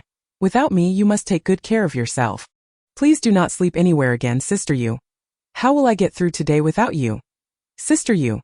This is Jiang Shiwang. And this is Dong Nuo. Yeah, let us hurry, says Zhou Xuerong. Upon drawing lots to team up with Shen Yue, Zhou Xuerong quietly rejoices. However, upon noticing Jiang Shiwang's frantic demeanor and Shen Urge's continuous gaze upon her, she quickly retrieves the treasure map from the director and pulls Shen Yue along. Shen Yue obediently follows Zhou Xuerong. Quite compliant once outside, Zhou Xuerong feels reassured that the likelihood of Jiang Shiwang swooping in to snatch Shen Yue away is low, and she begins to decipher the treasure map in her hands. However, after a short while, Zhou Xuerong's brows furrow in confusion. She realizes she cannot comprehend it. The map is far too abstract. Yeah, could you take a look at this map? I seem to be at a loss. Shen Yue glances briefly and quickly discerns that Zhou Xuerong is holding the map upside down. She takes the map from Zhou Xuerong's hands, reorients it, and points to one of the main paths, saying, here is the route we took together that day. Zhou Xuerong leans closer to examine it, her eyes sparkling with realization. Yeah, you're amazing. As Zhou Xuerong leans in, her gourd, which had been hanging from her chest, falls out. Upon noticing, Shen Yue's gaze flickers. While Zhou Xuerong excitedly discusses their next destination, Shen Yue suddenly asks, do you wish for treasure? Zhou Xuerong nods eagerly, yes. I am so happy to search for treasure with you. Yeah. Shen Yue understands. Then let's head here. Where is here? I don't know, that's all right. Let us walk over there first. If you feel tired, just let me know, okay? Alright, Chapter 51. In adulthood, who is not a little mad? Merely holding on. A heart-wrenching exclamation from Sister Yue instantly captivates a multitude of viewers. They all share the same thought. I am eager to see how you survive today without Sister Yue. I am dying of laughter, drawn in by the madness. Bets have been placed. Let us see how long Jiang Shiwang can resist seeking out Sister Yue. Jiang Shiwang's live stream has opened a betting pool. Shen Shuangyi's stream, on the other hand, is more zen in nature, embodying various interpretations of tranquility. All manner of prayers and mantras float through the comments. Brother Shen, remain calm. Brother Shen is truly unfortunate, facing such circumstances on the final day. Let us mourn for Brother Shen. This day with Brother Shen will forever be etched in our memories. The conflicting dynamics among the members of these two groups lead to an impasse, leaving them unable to set off, merely staring at one another. While they engage in a silent standoff, Shen Yue and Zhou Xuerong have already arrived at their first destination, the pear garden. Zhou Xuerong hesitates, but Shen Yue strides confidently inside. Indeed, after a short while, they encounter someone seated in the garden. The individual, upon spotting Zhou Xuerong and Shen Yue, greets them without surprise. You two have come in search of treasure? Zhou Xuerong, feeling shy, grips Shen Yue's hand, wanting to speak but finding herself at a loss. It is Shen Yue, still somewhat withdrawn, who steps forward, affirming, yes. You two have come at a fortuitous time. Please take a seat here. The individual guides Shen Yue and Zhou Xuerong to sit down, and before them stands a stage. Shortly after they are seated, performances commence on the stage. As the myriad colors bloom, all is surrendered to the crumbling ruins. What a pity that splendid moments are met with such fate. Who enjoys the pleasures of life in whose courtyard? After listening for a while, Shen Yue recognizes this as a song frequently sung by her fellow inmates. Peony Pavilion. Little Yaya, are you interested in kunku opera? Our kunku is renowned for its melodious phrasing, characterized by its tender and lingering tones. No. Thank you. Do not question her choice of action. It is simply the most comfortable. Zhou Xuerong, bewildered, wonders in this courtyard. How will we find anything in such a vast space? Shen Yue, however, breathes a sigh of relief, thinking to herself how fortunate it is that she is not required to sing. She almost feared that learning to sing the previous piece was a prerequisite for receiving any items. Zhou Xuerong glances around and quietly proposes, "Yeah, how about you search from that end while I look from this end?" Shen Yue does not respond but suddenly directs her gaze toward a pavilion not far away. Perhaps we need not search at all. As she speaks, Shen Yue leads Zhou Xuerong straight toward the pavilion. After some exploration, they find nothing of value. Just as Shen Yue begins to doubt her instincts, Zhou Xuerong suddenly presents her with an object. "Yeah, do you think this might be useful?" It is a peony, but it is far past its blooming season. The appearance of the peony seems out of place. Shen Yue takes it and discovers an oddly shaped bead nestled within the flower's center. Earlier, while exploring beneath the table, she had felt a rough spot. Without hesitation, Shen Yue slots the bead into the table's underside, prompting a crisp click as a panel pops up in the center of the table. Zhou Xuerong gasps, "Yeah? It's treasure." Although Zhou Xuerong appears eager, she does not reach for it but instead watches Shen Yue intently. Shen Yue understands what she is thinking and voluntarily opens the box to reveal a perfectly exquisite pink diamond. Shen Yue, not edible. How disappointing. However, Zhou Xuerong's eyes light up. She recalls seeing her parents gift her sister a stunning pink diamond necklace, of which only her sister possessed. Her parents had said they would buy her such things once she improved. Yet Zhou Xuerong herself has no idea what she ought to change. The wonder in Zhou Xuerong's eyes does not escape Shen Yue's notice, and she places the box in Zhou Xuerong's hands, saying, "Here, it's for you." Zhou Xuerong, startled, quickly pushes the box away. "This is what you found. You cannot give it to me." "Yeah, keep it for yourself." Zhou Xuerong's reasoning is simple. If it is something she desires, then surely Yaya would too, and she willingly offers her cherished items to Shen Yue. Observing Zhou Xuerong's startled demeanor, Shen Yue suddenly remarks, "You are impressive. Without you, I surely would not have found it."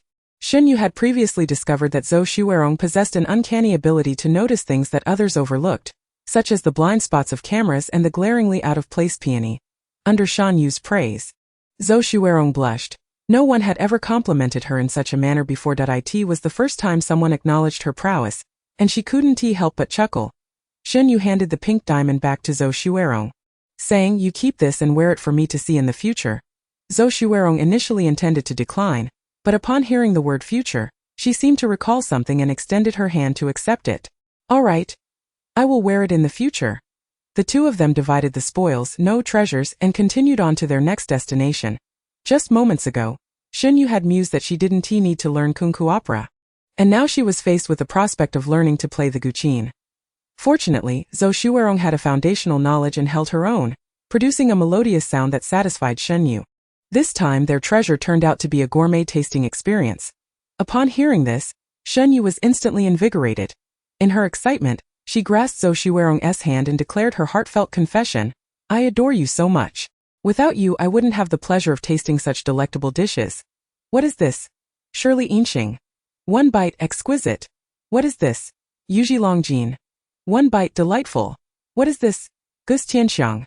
"One bite, heavenly." As for the audience in their livestream, they were nearly beside themselves with excitement, with a flurry of comments about the fervor of their admiration. "Calm down everyone, they are just kids." "No way. I'm ready to faint from excitement." "Someone, come on. Give my sister Yue a boost." "Sister Yue is going wild." Shan, the introverted enchantress. "Oh come on, what's with the calm? What adult isn't a little crazy? It's just a facade." Chapter 52. Finding a topic. While Shen Yue and Zhou Xuerong were making remarkable strides, the other groups were encountering significant challenges, particularly 2 hours later, as Zhou Xuerong was helping Shen Yue digest, a sudden outburst from Zhang Shirwan erupted. "Sister Yue!" Shen Yue swiftly dodged, silently observing Zhang Shirwan. Unfazed by Shen Yue's evasion, something he had grown accustomed to. Jiang Shiwen began to lament about how bothersome Zhou Xuezheng was. How foolish she was and how she incessantly used Dong Nu as a scapegoat, rambling on until he could no longer endure and fled. Jiang Shiwen redefining integrity single-handedly. I knew I would see him and Sister Yu's livestream the moment he ran off. Jiang Shiwen. But you didn't see this escape route coming. After a barrage of complaints, Shen Yue had gleaned that he had accomplished nothing in those 2 hours. Did you find any treasures? Jiang Shiwen with a flourish adjusted his dreadlocks, exuding confidence replied. Not a single one. Zhou Xuerong marveled at Jiang Shiwen's ability to state the truth with such self-assuredness and couldn't help but compliment. Brother Jiang, you're impressive. Shen Yue sighed. I'm so exhausted. She hadn't felt this way when it was just her and Zhou Xuerong, but now that they had a third person the fatigue was palpable. Shen Yu's gaze drifted to the small cart Jiang Shiwen was pulling behind him, wondering what it was meant to carry. Sister Yu, Brother Jiang hasn't found any treasures. Can he join us? Shen Yue, fixated on the small cart, replied. I'm tired. Jiang Shiwen, immediately understanding, offered the cart, stating, I knew you must be tired, Sister Yu. I used the last of my earnings from these past few days to buy this for you. Hop on. Shen Yue cared little for the cart's simplicity. She only needed a place to sit without having to walk. Once seated, she felt all her previous discomfort dissipate. Shen Yue inquired of Zhou Xuerong. Where is the next location? Zhou Xuerong paused, then leaned over the map. Let us go left. Without waiting for Shen Yue to say anything, Jiang Shiwen took the lead, exclaiming, Let us go. They appeared to be having a splendid time. Zhou Xuerong watched Jiang Shiwen pulling the cart with Shen Yue in tow, and suddenly burst into laughter. It wasn't until Jiang Shiwen took a wrong turn that Zhou Xuerong panicked. Brother Jiang. Not that way. Sister Yu. Zhou Xuerong rummaged through her bag, pulling out the 5 treasure boxes aside from the pink diamond, and asked, Sister Yu, what should we do with these? Shen Yue barely glanced at them, responding, You can have them. Zhou Xuerong protested vehemently, her refusals continuing until they reached the courtyard. Upon everyone gathering in the courtyard, the production team announced the number of treasures each group had found. Shen Yue and Zhou Xuerong's group, 8 treasures, Jiang Shiwen's trio, 1 treasure. Shan Shuangyi and Li Xing's group, 1 treasure. The one in Jiang Shiwen's possession counted as part of Shen Yue's group since it was given to him after they found it. The remaining 2 treasures were held by Li Xing and Zhou Xuezheng respectively. After acquiring the treasure, Dong Nua didn't appear particularly pleased. The final scene in Shen Yue's livestream showed her retrieving 2 treasures from the pile in Zhou Xuerong's hands. Shen Yue nodded as Shan Shuangyi was leaving. Shen Yue handed him a treasure box. Shan Shuangyi paused mid-motion, turned and accepted the box with both hands, not bothering to open it. He merely ruffled Shen Yue's hair and thanked her. When the butler opened the door for her, the brightly lit hall, with chefs and maids occasionally moving about, felt devoid of warmth to Shen Yue. The butler seemed to sense Shen Yue's sentiments and leaned closer to her. Explaining, Madam has gone to K country for a performance. Sir has accompanied her.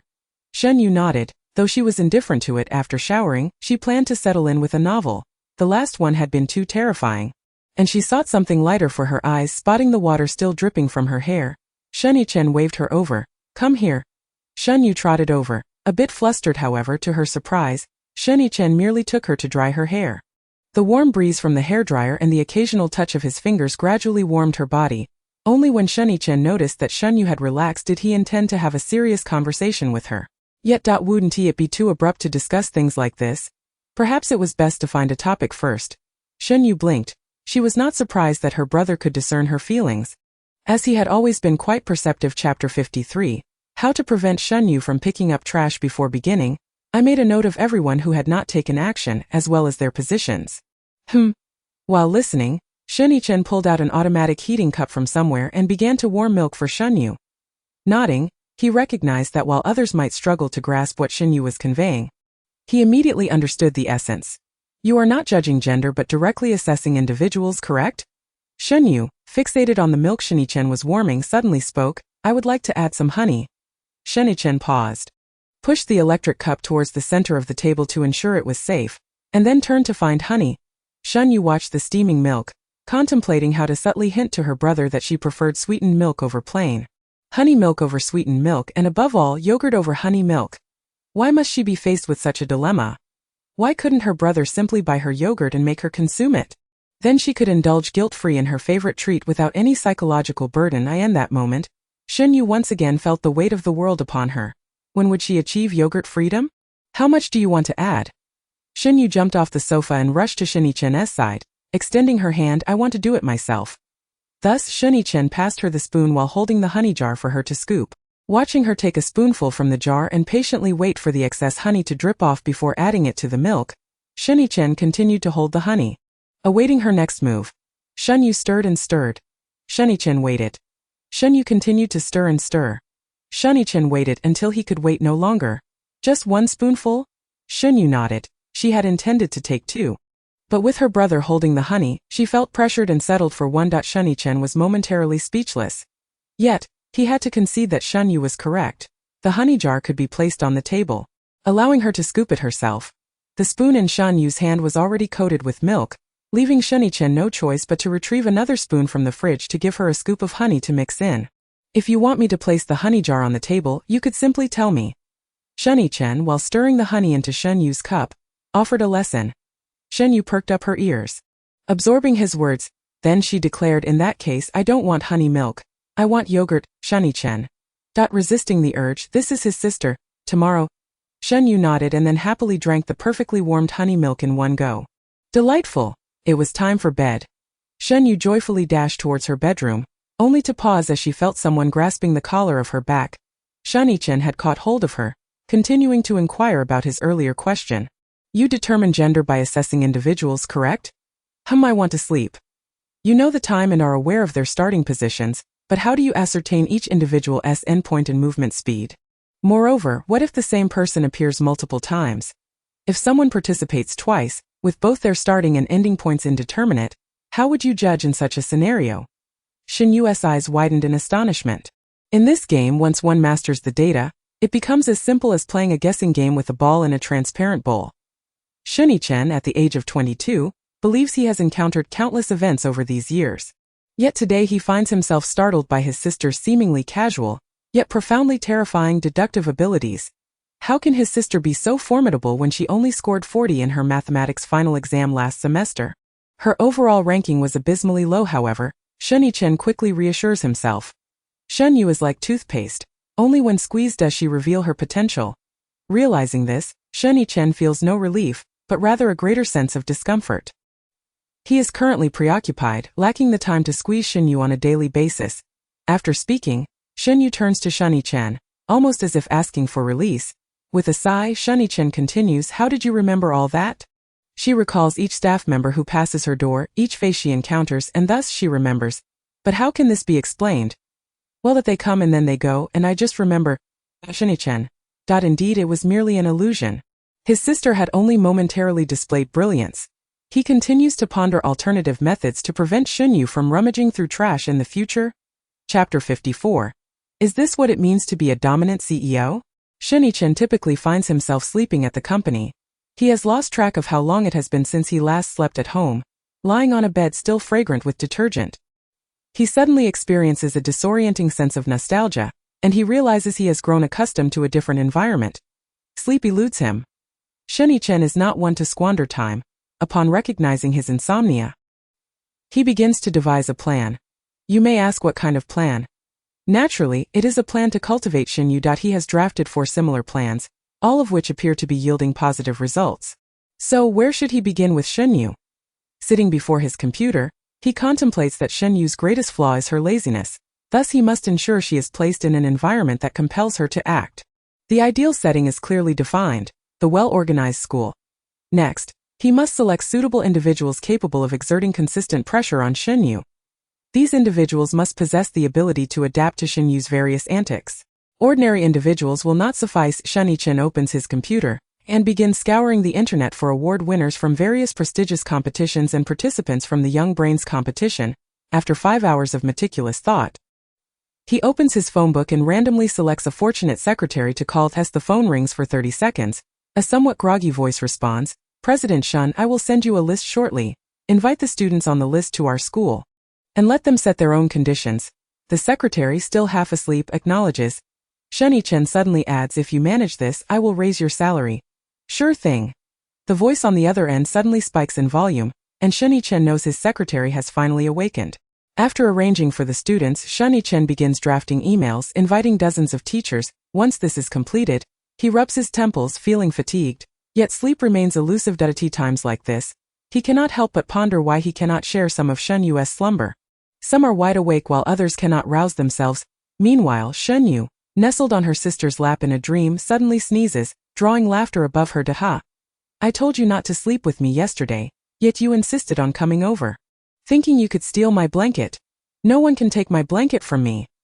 Angered, Shen Yue is determined to prove she is capable of stealing it, so she yanks at the blanket that has mysteriously appeared. In doing so, she is abruptly pulled upright.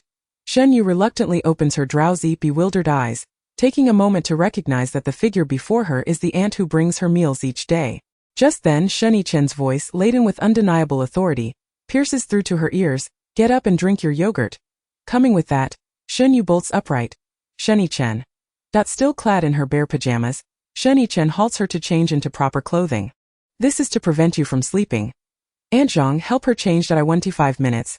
I'll be waiting for you downstairs. Ultimately, Shen Yue changes into sportswear and is forcibly taken by Shen Yichen for a couple of laps around the house. After breakfast, she is again compelled to join him in the car to the company. As she sits in the vehicle, Shen Yue feels as if she should be under it, bewildered by the morning's events. She cannot fathom why things have turned out this way. Wasn't she merely supposed to get up and drink yogurt? Why is she now enduring the trials of early rising, running, and accompanying her brother to work? Why can't he go alone? She has never required company for school.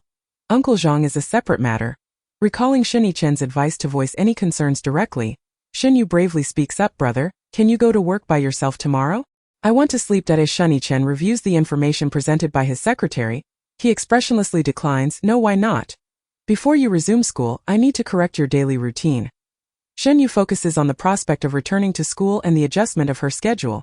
Finally grasping the impending ordeal she is about to face, her rusty mind begins to churn, and she manages to muster an excuse. But I don't want to go to school, it's very scary.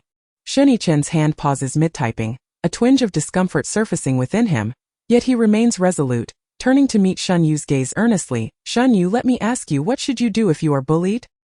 He continues, if they apologize, how should you respond? Shen Yue is perplexed by her brother's sudden inquiries, uncertainly asking, can I not accept the apology? A hint of amusement flits across Shen Yichen's features. You may. An insincere apology need not be taken to heart. Remember, only when those who have wronged you experience the same suffering can it be deemed an apology. The driver, who has been with the Shen family for nearly 2 decades and has accompanied Shen Yichen for over a decade, realizes that this is the 5th time Shen Yichen has uttered these words. The driver ponders why Shen Yichen can remember this phrase for so long, and why he shares it with everyone. Is this what it means to be a dominant CEO? Chapter 55. Today, Shen Yue faces defeat indeed. Shen Yue has memorized the words, albeit for now only recalling this single phrase. The deeper understanding will only surface when confronted with real-life experiences. After delivering this advice, Shen Yichen resumes his focus on his phone, though he subtly ensures that whenever Shen Yue nearly drifts off against the car window, he will prod her awake. Shen Yue grows increasingly exasperated with his insistence. Eventually, she opens her eyes and sits upright, much to Shen Yichen's satisfaction. The two of them arrive at the office in relative silence. Shen Yichen instructs Shen Yue to sit on the sofa and hands her a poetry anthology from his bookshelf. Saying, read here, do not sleep. With a face strained from discontent, Shen Yue, still intimidated by her brother, reluctantly accepts the book, pretending to read while actually staring blankly beyond the words. Shen Yichen settles at his desk, opening his computer to begin work, but suddenly looks up and instructs Shen Yue, recite the first poem on the 3rd page. Lost in thought, Shen Yue, forced to flip to the 3rd page. She begins to read aloud, reading without realizing spring has deepened. An inch of time is worth an inch of gold. It is not the arrival of the sage that brings laughter. The sentiments of Zhou and Kong are what I pursue. Although Shen Yue's language skills are not exceptional, she comprehends the meaning.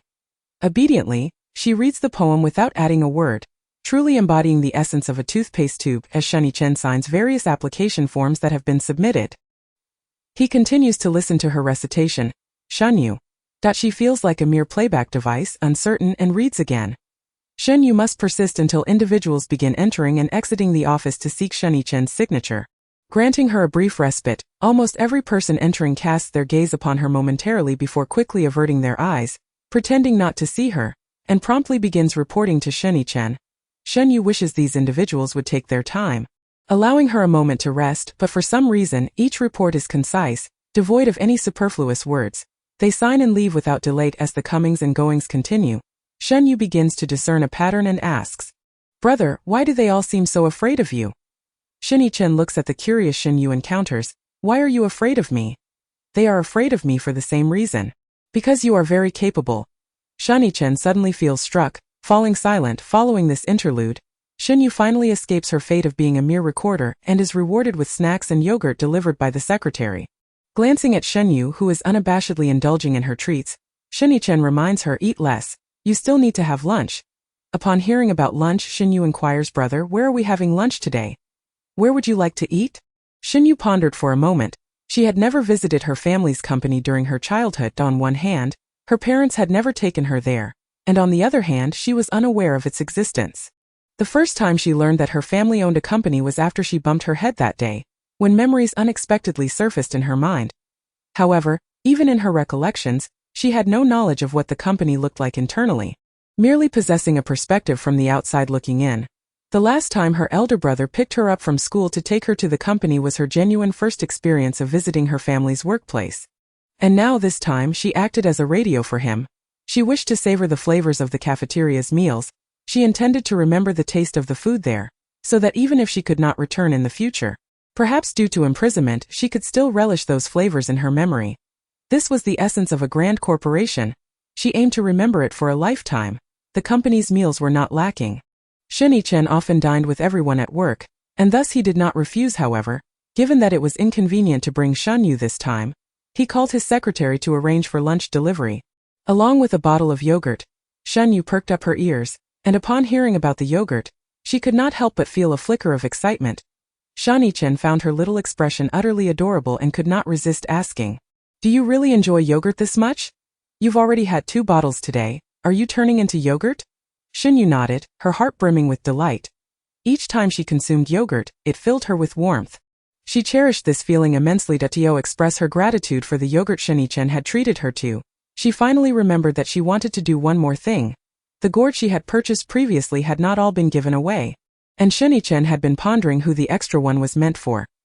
"Brother, this is for you," Shen Yue said earnestly, presenting the small gourd to Shen Chen. After speaking, she felt her response was rather ordinary. Fearing that Shen Chen might think she was indifferent, so she added, "I really like it." Upon hearing this, Shen Yue smiled brightly, exclaiming, "I thought you wouldn't like such things." She had merely offered it as a test.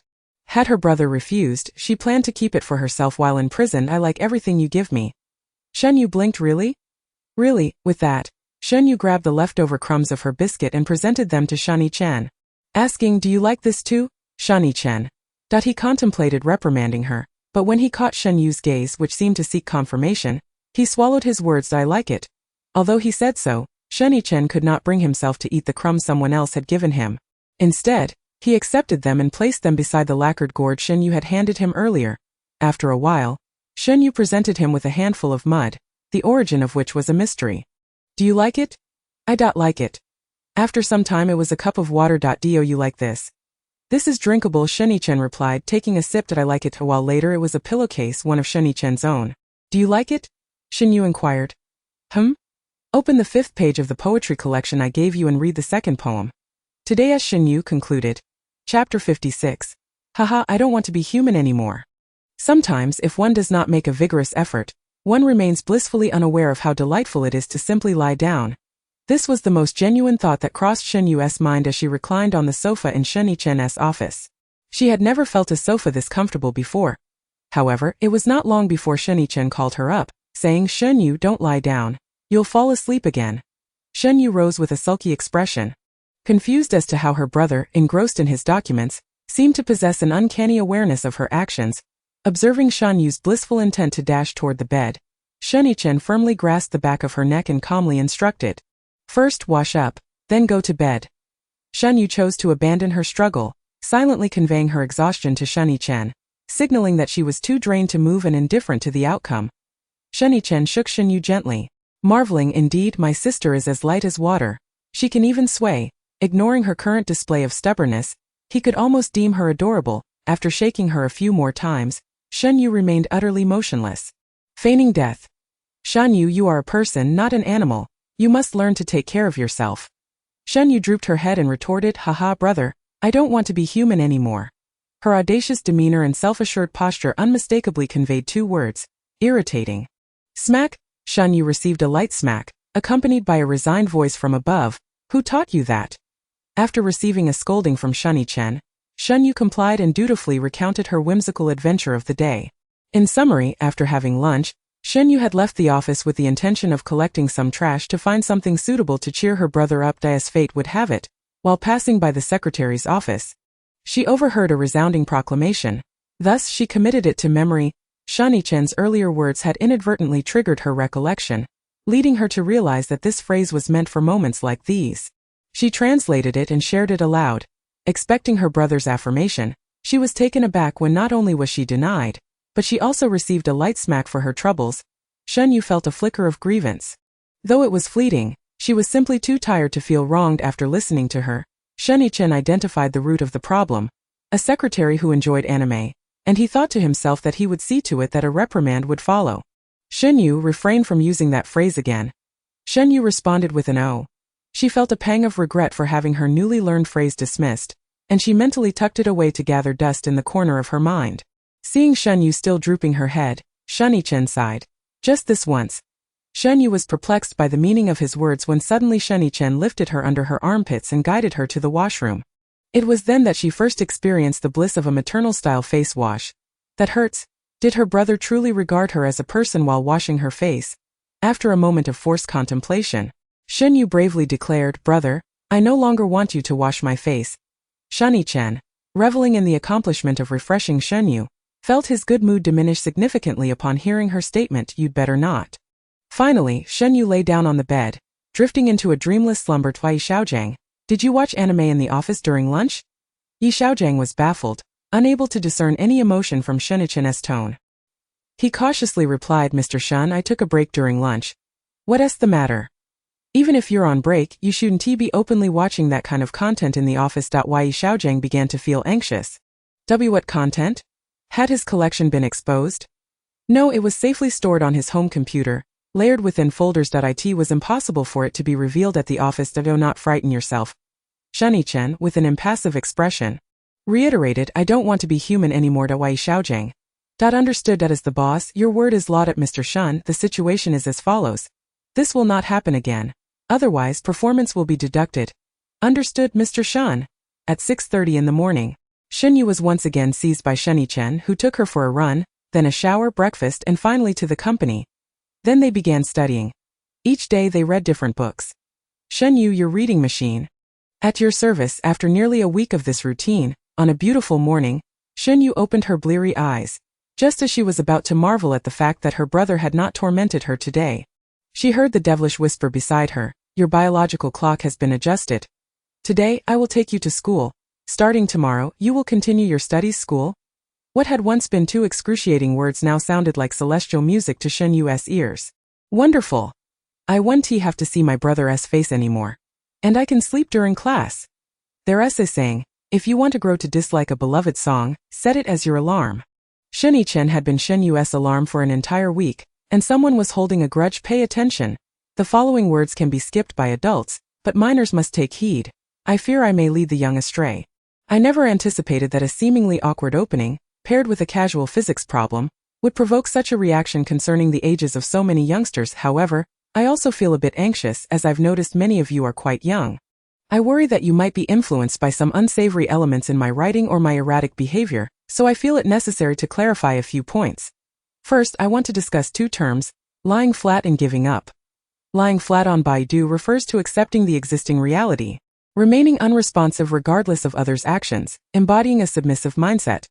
Conversely, giving up refers to abandoning efforts due to the anticipated poor outcome. Both terms have gained popularity online, as they provide a convenient rationale for human laziness, allowing one to comfortably utter "I'm giving up" when lacking motivation. However, this is not the case. Whether one is a couch potato or giving up, it is merely a choice you make. The ability to make such a choice stems from having the right to choose. Without that right, life will leave you with neither the opportunity to lie down nor the option to give up, for you lack the capacity to deal with the issues that arise from either choice. I harbor a profound fear that the protagonist in my book spends her days languishing idly, devoid of ambition, and consequently, you all follow suit in this lethargy. This cannot persist. Sister Yue is capable of lying down because she has accepted the worst possible future.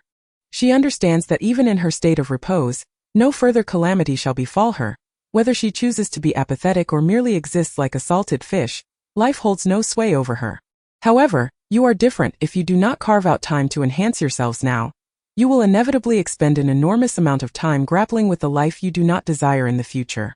This leads me to some platitudes that may sound like mere motivational rhetoric. It is imperative that you transform your own mediocrity, and do not allow timidity to undermine your self-worth. Only those who run swiftly can feel the wind at their ears. Those who lag will be beset by idle gossip. Perhaps you find my admonitions tiresome, yet the truth remains. I hope each of you shall conquer your inner demons and blossom into your best selves. Charge forth. The main text concludes here, and I shall continue my unabashedly eccentric behavior without regard for anyone's feelings. After all, you chose to delve into this narrative and have persisted until this point. You have earned this, ha ha ha ha. Scream. Insert a wheel here, equally ensuring every heedless adult pays heed to counsel. And let me ask, do you perhaps hold a fondness for me? Chapter 57. I am Shen Yue, and I adore slumber. They were preparing to finish breakfast before heading off to school. Shen Yue had initially presumed that after enduring such experiences at school, Shen Yue would harbor some aversion to returning. Yet surprisingly, she appeared rather pleased. Her hair was tied rather askew and excessively simply. His sister, attending school with merely a basic low ponytail, did not adequately accentuate their family's unique aura. Reflecting on the hair tying techniques he had covertly learned from short videos over the past few days, Shen Yue felt an urge to act. Seizing the moment while Shen Yue was engrossed in her meal, he stealthily retrieved a comb, ready to embark on his first attempt at hairstyling. Shen Yue was confident. He had always been a quick learner, and this was merely a trivial hairstyle. A feathered braid would suffice. He had long awaited this day, having amassed a plethora of decorative clips, rubber bands, flowers, and butterflies. Frankly, he had anticipated this moment for quite some time. Styling Shen Yue's hair before she set off for school imbued him with an inexplicable sense of ritual. Shen Yue worked swiftly, and as he had envisioned, braiding Shen Yue's hair presented no challenges, especially given her excellent hair quality and absence of tangles, making the task even more effortless. Shen Yue's voluminous hair yielded a beautiful braid, and as Shen Yue admired his handiwork, he felt it a pity not to boast about it. Just as Shen Yue felt a slight itch on her scalp and was about to scratch, Shen Yue restrained her hand, imploring her not to disturb his labor. Shen Yue, but brother, my head itches. Endure it. If you cannot withstand this minor discomfort, how will you achieve greater things in the future? Shen Yue was primarily concerned with one question. Will enduring this discomfort affect my sleep?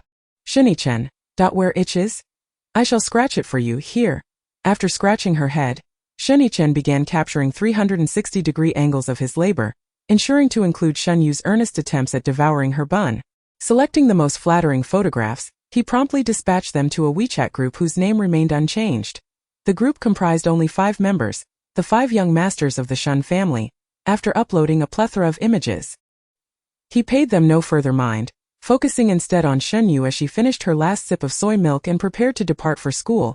Upon hearing it was time to leave, Shen Yue dashed off in excitement, delighted that she could finally attend school to sleep as long as she could avoid her brother's presence. A peaceful slumber awaited her. Shen Yue trailed behind her, pondering, was she truly so elated merely because he had styled her hair? Nonetheless, thanks to Shen Yue, he too felt in good spirits today. The vexation he had experienced from this little girl in recent days had considerably dissipated. During the drive, Shen Yue, brimming with excitement, remained awake, gazing eagerly out the window to gauge how much longer until they reached school. What are you so happy about? Shen Yue's voice suddenly broke her reverie.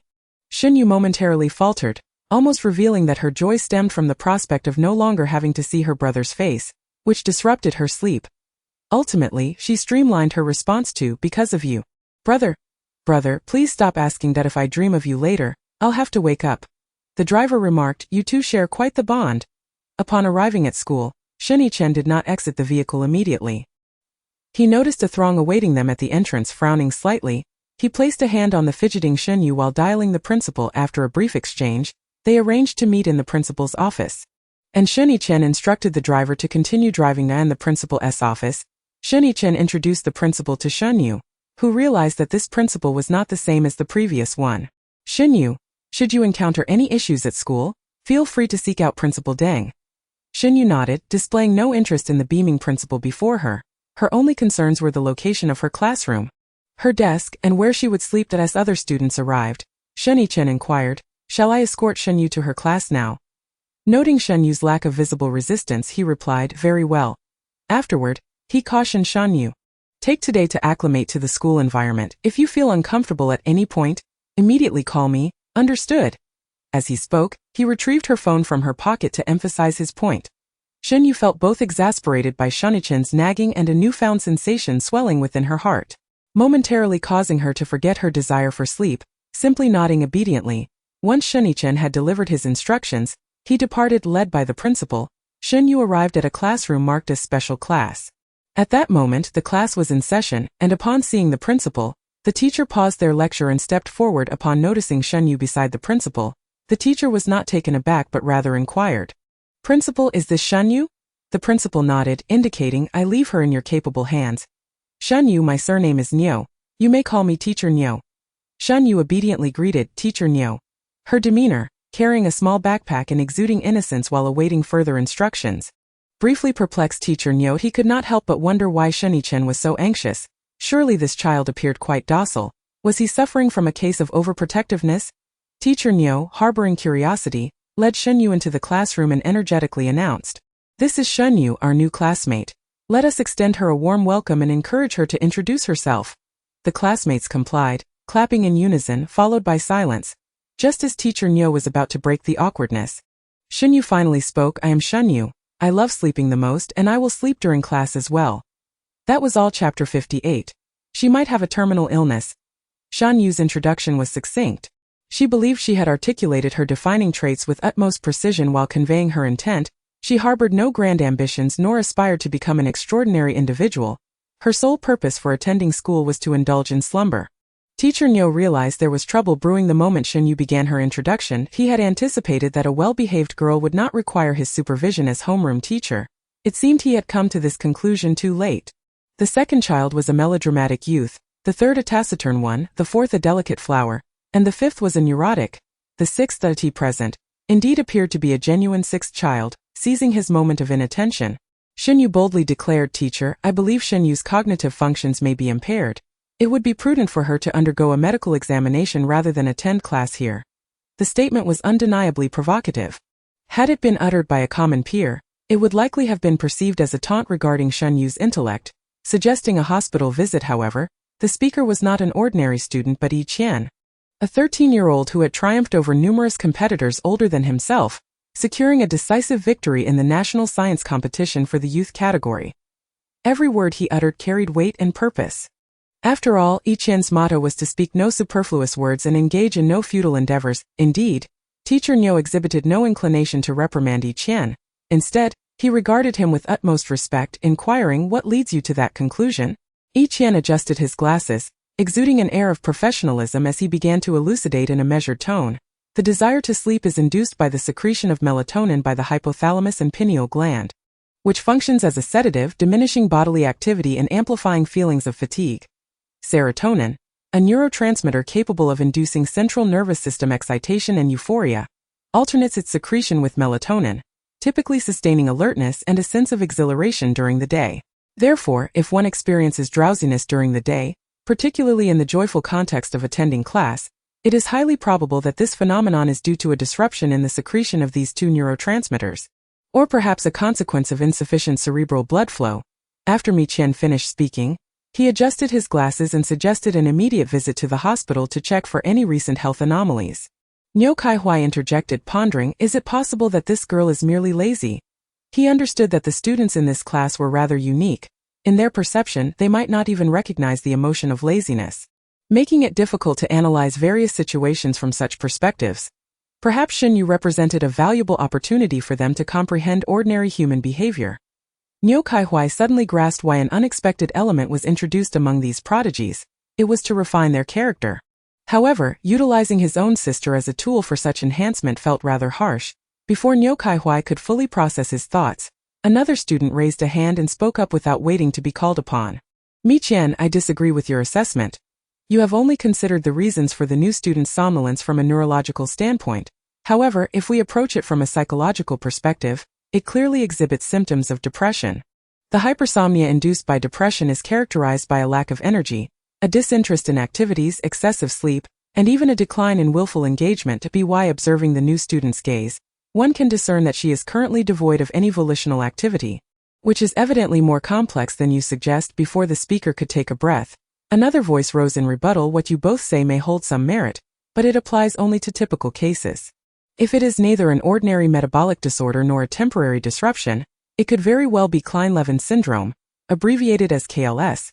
Have you noticed the new student's feeble posture and lethargic demeanor? She appears on the verge of collapsing into slumber, reminiscent of a rare neurological anomaly that a particle known as somnogen can, in certain circumstances, render individuals incapable of awakening from sleep. Somnogen, composed of amino acids, resembles a protein and can lead to prolonged bed rest for those afflicted. Extended sleep can shallow the brain's grooves. Simply put, during the day the brain captures information, while at night, it organizes and filters that information. Excessive sleep disrupts this normal mechanism, potentially resulting in amnesic behaviors. I can conduct an immediate experiment. New student, do you know Mi Qian's name?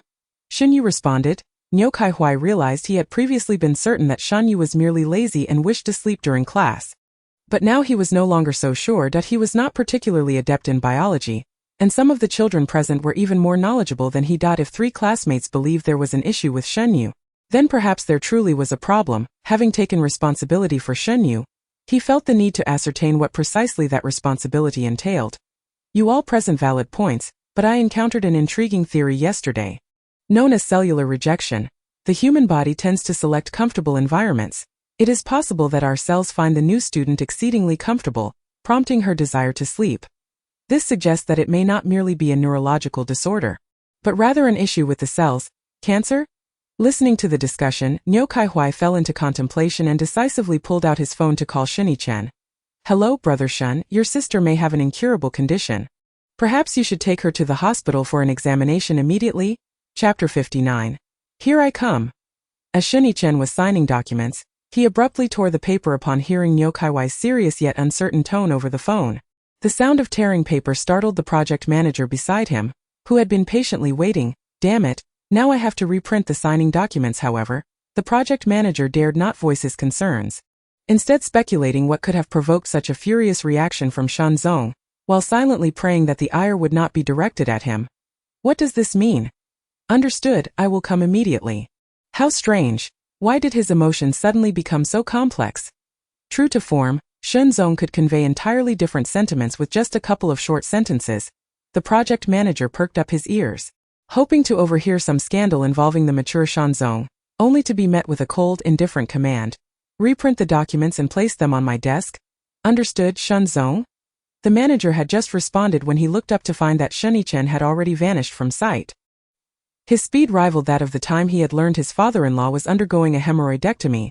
Suddenly, an idea sparked in the project manager's mind. Could it be that Shen Zong's family was afflicted by hemorrhoids as well? Indeed, whether it be the domineering CEO or his family, none could escape the fate of such afflictions. Sighing, the manager proceeded to reprint the damaged documents. Onlookers observed the manager's sighs and assumed he had incurred Shen Zong's wrath, causing a wave of anxiety among them. Today, Shen Zong appeared rather displeased. Perhaps it would be wiser to postpone the signing until tomorrow. In reality, the manager was contemplating one thing. If even the family of a powerful CEO could not evade the curse of hemorrhoids, what about himself? Was there still hope for him? As for Shen Yue, she was oblivious to everything else. She simply knew she needed to rest and thus fixed her bright gaze on Niu Kaihui. With her mind preoccupied by the thought of resting, Shen Yue listened to Niu Kaihui's explanations, marveling at the validity of these theories. Yes, promote me like this. Shen Yue suppressed a smile as she nodded. Yay! If even my brother believes I'm ill, perhaps he will no longer insist I wake up early. The suffering will finally yield to comfort. My apologies, Teacher Niu. I acknowledge that my voice was a touch too loud earlier. You truly are a helpful instructor. After speaking, she handed her small backpack to Niu Kaihui and began to walk towards the school gate.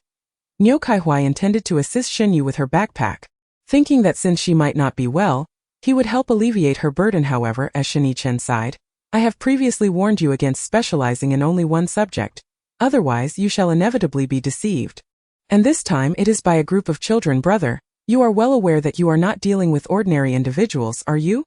I fail to comprehend why you insist on establishing such a class and allowing your sister to join. Ordinary people are incapable of understanding and interacting with geniuses. Should your sister suffer a blow to her confidence, I shall not take responsibility. In truth, Niu Kaihuai was older than Shen Yichen, yet due to certain peculiar circumstances, he was compelled to address Shen Yichen as brother. Upon hearing those words, Shen Yichen recalled something, fell silent for a moment, and then replied earnestly, Shen Yue will not be discouraged. She possesses considerable talent, though she is rather indolent.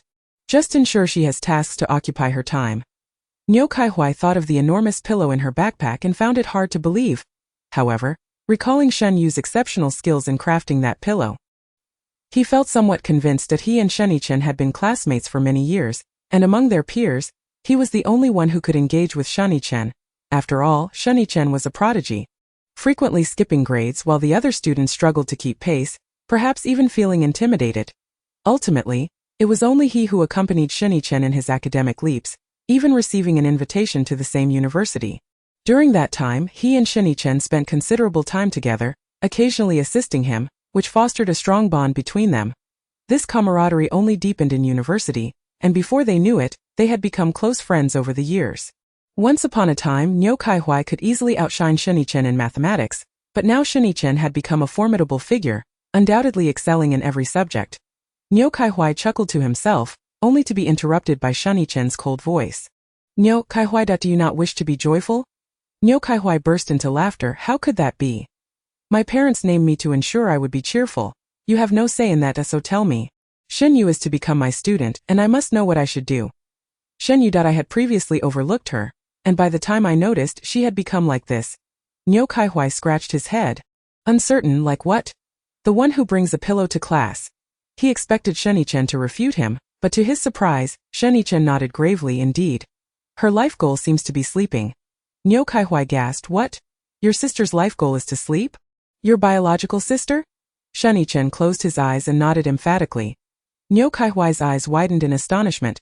Previously, when Shen Yue expressed her desire to sleep during class, he had assumed it was merely a warning directed at him, as other mischievous students had done before, so he had not paid much heed, feeling only a flicker of annoyance. Yet, he never imagined that Shen Yue was serious. How could a child of her age prioritize sleep as a goal? Absurd. His sole purpose for sleeping was to receive inspiration in his dreams, akin to James Watson, and to become the greatest mathematician in the world.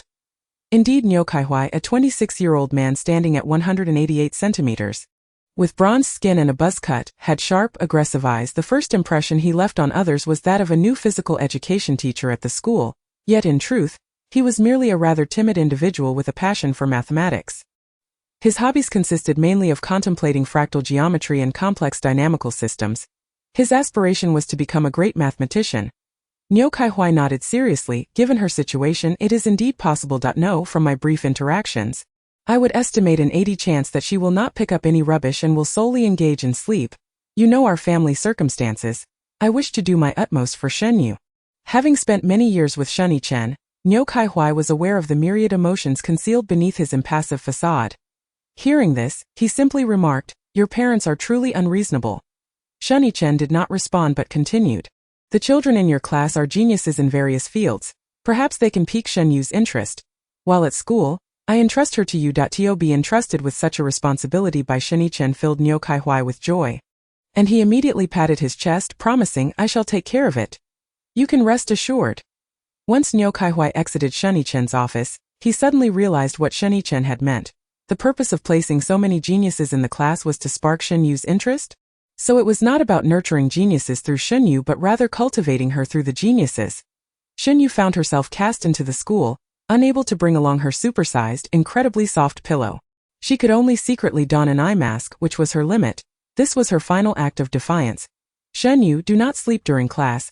Just before Shen Yue cheerfully exited the car, Shen Yichen pulled her back to remind her. Shen Yue nonchalantly nodded, clearly not absorbing his words. Shen Yichen chose not to nag further and simply handed her a bottle of multigrain yogurt, saying, Go on, I will come to pick you up in the evening. Shen Yue grasped the yogurt, momentarily taken aback when she heard Shen Yichen mention picking her up. Sensing her unease, he inquired, What is it? Shen Yue hesitated before asking, What about the company? It took Shen Yichen a couple of seconds to realize that Shen Yue was concerned about his work. I won't take long to fetch you. There is no need to worry, I will take you to eat what you desire in the evening. Shen Yue nodded and silently vowed to herself. With her backpack on her shoulders, she headed towards the special class. Along the way, she received numerous fearful and envious glances, which she ignored. Even two individuals who approached her for conversation were dismissed. Thus, she arrived at the special class, making a beeline for her desk, donned her eye mask, lay down and fell asleep before making any decisions. She would first indulge in as the saying goes, when faced with uncertainty. Sleep it off. Chapter 61. The periodic table of elements will be discussed. Shen Yue's eye mask lasted only until the class bell rang.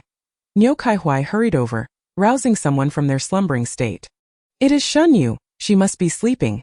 So Niu Kaihui dashed towards the classroom, and upon reaching the doorway, he discovered Shen Yue, adorned with a pitch-black eye mask, peacefully napping atop her pillow with an air of self-satisfaction. Niu Kaihui approached her, but just as he got closer, the class bell rang. To avoid wasting time, he directly confiscated Shen Yue's pillow and eye mask. Shen Yue, I have taken these two items.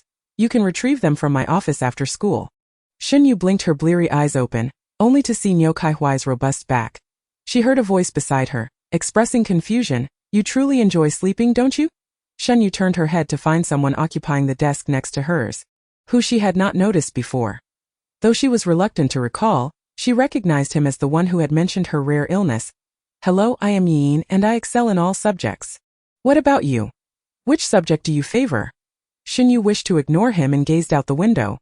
The head of the group had stated that if social interaction was unnecessary or unwanted, one should simply silence the other party. However, she could not silence him now and could only choose to remain silent herself. Shen Yue turned back to look at Yin, and a pang of guilt washed over her. Thank you. Shen Yue suddenly expressed her gratitude to Yin, feeling genuinely appreciative of anyone who endeavored to ensure her sleep. Yin, who had prepared to sincerely apologize if Shen Yue did not accept his previous apology, was taken aback. Why do you thank me? In such situations, one typically encounters a few possible outcomes. Forgiveness, refusal to forgive, silence, indifference, discomfort, surprise, or anger. However, what puzzled Yin was the unexpected gratitude. He had always believed that mastering the fundamentals of human interaction would allow him to predict behavior, as his childhood predictions had often astonished his parents, who believed he possessed mind-reading abilities. Yet, Yin found himself unable to predict Shen Yue's response today. Why would she thank him? Such a word should not fit in this context. Determined to unravel the motive behind Shen Yue's gratitude, Yin realized he needed to clarify this situation. Otherwise, he would repeat his failure in future encounters. His mind raced, and he was a rare talent capable of articulating his thought process. Had it not been for the commencement of class, he would have engaged Shen Yue in a deep discussion about the appropriateness of using thank you in an apologetic context. However, since class had begun, the chemistry teacher sighed, then you may sit there and refrain from speaking, focus on listening to the lesson. But I have already completed all the chemistry material for this semester. The chemistry teacher responded, thank you for your input, however I did not inquire about your progress. You may not wish to listen, but other students do, so please refrain from disrupting them. Unexpectedly, this remark acted as a catalyst, prompting students in the special class to raise their hands. Teacher, I have also completed this semester's coursework. Such simple material can be mastered with just a glance, and it is rather tedious. Could you share something more interesting? Could you discuss structural chemistry? I wish to hear this. Teacher, are you familiar with the Pauli principle? However, I am far more eager to study inorganic chemistry. The chemistry teacher is in despair. She initially applied for the position of a middle school teacher because she believed middle school chemistry was simple and did not require much thought. Yet, why are the students in this class so abnormal now? Middle school students should learn the material appropriate for their level, rather than subject her to a second round of torment with a heap of concepts that once troubled her. Shen Yue blinked, unable to sleep. This is truly terrifying. How could anyone endure such a situation? In any case, she cannot bear it. Yin was taken aback. Are you really unwell? Shen Yue nodded. My elder brother said I've contracted a laziness disease. As long as I leave the bed, I will recover, so I came to school to sleep. Yin. Before Yin could ponder further, Shen Yue had already rested her head on the desk. Facing Yin in a posture that suggested she could fall asleep at any moment. It was at this moment that Yin suddenly realized that the new classmate seemed exceptionally beautiful, more attractive than any girl he had seen before. How did his father pursue his mother back in the day? Shen Yue, won't you be uncomfortable sleeping on the desk like this? If a desk thoroughly dried, is placed in liquid ammonia at temperatures ranging from -78 degrees Celsius to -33 degrees Celsius and soaked for a certain period before being taken out. It will soften when the temperature rises to room temperature. Shen Yue heard this but had already lost the motivation to move.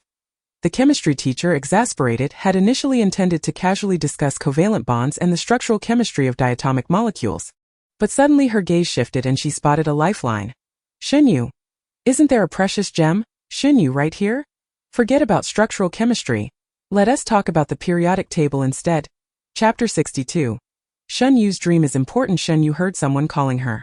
After a slow, laborious lift of her head by a millimeter, it once again fell limply onto the desk. She was utterly exhausted. Struggling to get out of bed was tiring, refraining from sleep while on the bus was tiring. And now, deprived of her pillow and eye mask, even lying down felt tiring. That 1 millimeter of effort was her final act of defiance. Yin noticed that Shen Yue remained prone despite hearing the teacher's voice.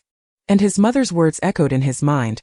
Though you are intelligent, you must not look down upon your classmates, nor disrespect your teachers. School life is quite fascinating. Keep up the good work. Dear. The sight of Shen Yue being so obedient filled Yin with an inexplicable sense of accomplishment. Did he just help a classmate? Surely he did. And a beautiful one at that. This was the joy of school that his mother spoke of. Though Shen Yue's voice was soft, the teacher still accurately picked up on it.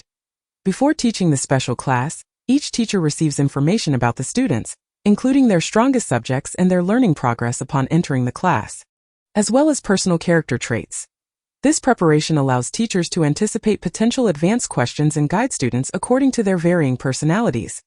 Most importantly, Shen Yue's character description stated, loves to sleep, lazy, only moves when necessary, possesses strong mental calculation skills, has a remarkable memory, and has experienced severe psychological trauma, occasionally exhibiting a tendency to ignore others.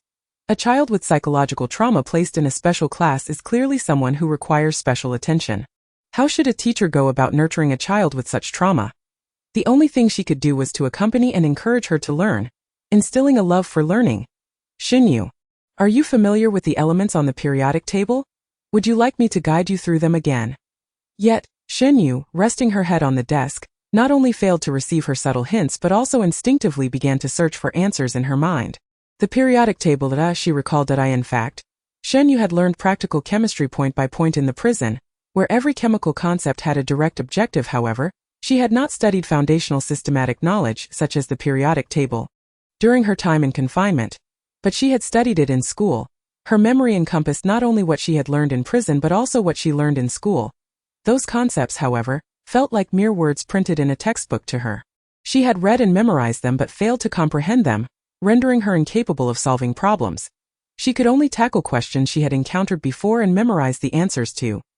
Coincidentally, the teacher's question aligned with the answer residing in her mind, prompting Shen Yue to roll her eyes and sit up earnestly to pose a question to the chemistry teacher.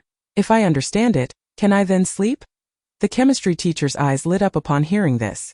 Indeed, if Shen Yue enjoyed sleeping, she could use it as a reward to motivate Shen Yue to learn, seizing the opportunity to discuss the less demanding aspects of chemistry. She was quite the clever one. At this moment, the chemistry teacher had not yet grasped the implications of Shen Yue's strong memory as described in her profile, nor did she fully comprehend the seriousness of the situation. Thus, she cheerfully agreed, yes, but only if you truly learn it. Shen Yue nodded and began memorizing the periodic table. However, after finishing, the teacher did not allow her to sleep as she had wished. Instead, she displayed a triumphant smile. Shen Yue, I said learn it, not just memorize it. Have you truly grasped the periodic table? Do you know what is meant by the island of stability theory? Are you aware of the arrangement rules of the periodic table? What are the characteristics of element 118? Upon hearing the questions, Shen Yue rummaged through her mind but only managed to retrieve the answer to the second question, failing to find answers to the first and third questions. How infuriating! This memory was utterly useless and merely took up space. Shen Yue was overwhelmed with frustration. Her eyes brightened as she noted down every word Yin had said, emotionlessly reciting them aloud. With each word she uttered, the teacher's expression darkened a bit more. How insufferable! Why did even Shen Yue possess such abilities? The chemistry teacher felt as though she had been drained, reduced to a pile of white ash. Clearly, she knew some things, so what about the other students? What do you wish to know? The teacher would try her best to answer. The chemistry teacher was in despair. If Shen Yue was aware of the characteristics of element 118, She surely knew about the other elements as well. How utterly vexing. She equally loathed every gifted child who increased her workload. Shen Yue blinked and observed the chemistry teacher's gaze shifting elsewhere. Uncertainly resting her head down again after waiting about 10 seconds, realizing the teacher indeed did not call her again, she finally felt reassured enough to close her eyes. As the teacher began discussing more complex topics, Yi also started to pay attention, ceasing to bother her. Once everything around her was perceived as a lullaby, the pull of sleep became irresistible. Shen Yue furthermore, as the surroundings gradually became more vibrant. Shen Yue showed no sign of waking. Yin, why are you sitting here? When class ended, Yin's friends came over. Students in the special class share a common trait, intelligence. Previously, they felt somewhat out of place among their peers. But upon joining this class, they discovered that everyone was quite intelligent, rapidly closing the distance between them. I came to apologize to Shen Yue. Yin did not explain why he was apologizing. But Qing Xiaoyu immediately understood. Of course, you three acted bizarrely that day. I didn't even want to talk to you. What about Mi Qian? Is Mi Qian coming to apologize? Yin shook his head, stating he didn't know. Thus, Qing Xiaoyu turned to fetch Mi Qian for an apology. Yin glanced at the peacefully sleeping Shen Yue, hesitating before suggesting, perhaps it's best to leave her be. Shen Yue is sleeping. Qing Xiaoyu, realizing, replied, right? Shen Yue said she loves sleeping the most, so let us not disturb her. My dad said that many scientists find inspiration through dreams. It's best not to interrupt her. Upon hearing this, Yin nodded vigorously. Shen Yue's dreams were of utmost importance, so he must remain here to prevent anyone from disturbing her. Don't you have hands? That question from yesterday. I'll teach you to solve using the Taylor expansion. Deal, I'll help you move right away. Chapter 63. A loss in the East is a gain in the West. In truth, people often regret any choice they make. We have a tendency to romanticize the path we did not take. Yet, deep down we all know that even if time were to rewind with our previous mindset and experiences, we would make the same choices again. So, does the ending of the story truly matter? I am fond of a saying, a loss in the East is a gain in the West. Little you, I hope our encounter has not left you feeling regretful. If so, one day, the moments we shared will become a source of strength for you. Yin sat beside Shen Yue, at times captivated by the intricacies of chemistry, and at others perplexed by why Shen Yue was so remarkably beautiful. Of course, he found it most puzzling that, initially, upon her arrival in class, he had not sensed anything amiss, even rationally analyzing the reasons behind Shen Yue's love for sleep. Yet, ever since he realized how beautiful she was, his emotions had taken a strange turn. Yin hesitated, contemplating whether to awaken Shen Yue to head out when Niu Kaihui burst into the classroom, bellowing, "Everyone get down and exercise. Hurry, hurry. Stop sitting around. You can study anytime, but group exercise waits for no one." Upon hearing Niu Kaihui's insistence, the other students obediently set down their pens and began heading towards the nearest gym. Meanwhile, the still sleeping Shen Yue was inadvertently exposed. Niu Kaihui wore an expression of knowing amusement as he approached Shen Yue, ready to speak, only to be intercepted by Yin. Teacher Niu, if a person is suddenly awakened from deep sleep, the brain's cortical inhibitory effects may prevent immediate recovery, and the closed capillary network cannot reopen instantly. This could lead to insufficient blood supply to the brain, resulting in dizziness, nausea, and in severe cases tachycardia, acute myocardial infarction, acute heart failure, acute cerebral hyperperfusion, and even acute cerebral infarction, potentially triggering a sudden cerebral hemorrhage. Yin pondered for 2 seconds before concluding, "Let her wake up on her own." Niu Kaihui retorted, "You cheeky brat, hurry up and get down." He recalled how he had been fooled by this lad just days prior and vowed not to be deceived again. Yet, despite his internal admonitions, Niu Kaihui relinquished his vocal assault and instead gently patted Shen Yue, urging, "Shen Yue, wake up." Shen Yue remained still.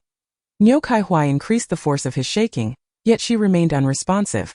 Doubting that she was truly asleep, he abandoned calling for assistance and hoisted Shen Yue onto his shoulder, preparing to carry her away forcibly. Yin, anxious, exclaimed, "Teacher Niu, at your height, you'll bump into Shen Yue." Niu Kaihui looked at Yin with bewilderment. "Why are you so concerned about Shen Yue? Are you two secretly dating?"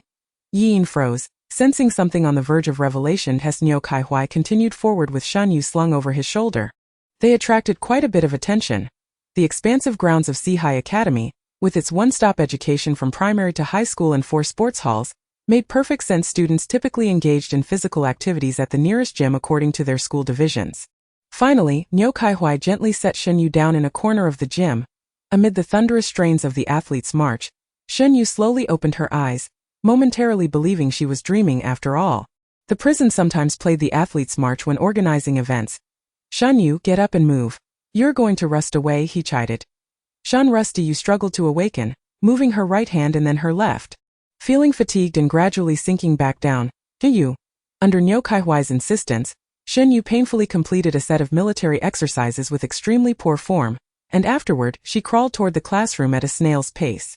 For reasons unknown, once she had set her mind on sleeping at school, she had no desire to engage in anything else. However, after the recent exertion, she felt somewhat more alert, noticing several eyes upon her.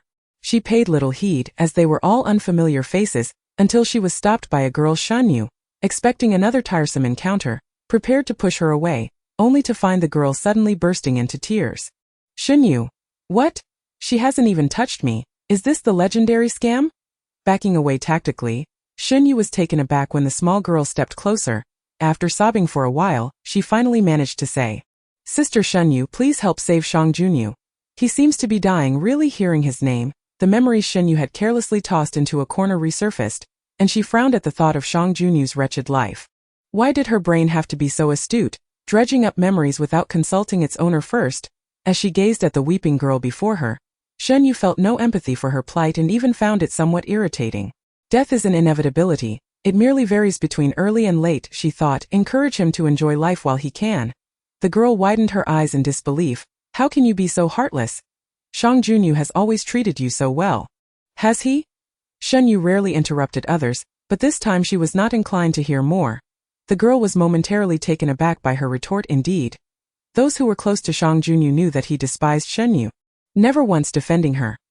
Initially, she had resolved to keep her distance from Shen Yue, hoping to navigate her school life peacefully. However, after receiving a week's worth of distress signals from Shang Junyu, she had no choice but to seek Shen Yue's help today. But upon hearing Shen Yue's retort, she understood that it was they who had erred, not Shen Yue. And I'm sorry, Shen Yue observed as the girl seemed ready to disengage from the conversation and quickened her pace to leave. Chapter 64. Familial tendencies. That's Shen Yue, the one who used to follow Shang Junyu around. I initially thought she was a student sponsored by the Shang family, but then my father suddenly revealed she is a daughter of the Shen family and must not be provoked. My family specifically warned me about her, and I even saw her being escorted around the school by the new principal that day. That isn't the special class newly established. It seems to be tailored for Shen Yue. What sort of people are in the special class? I've only heard that they were personally invited by the Shen family.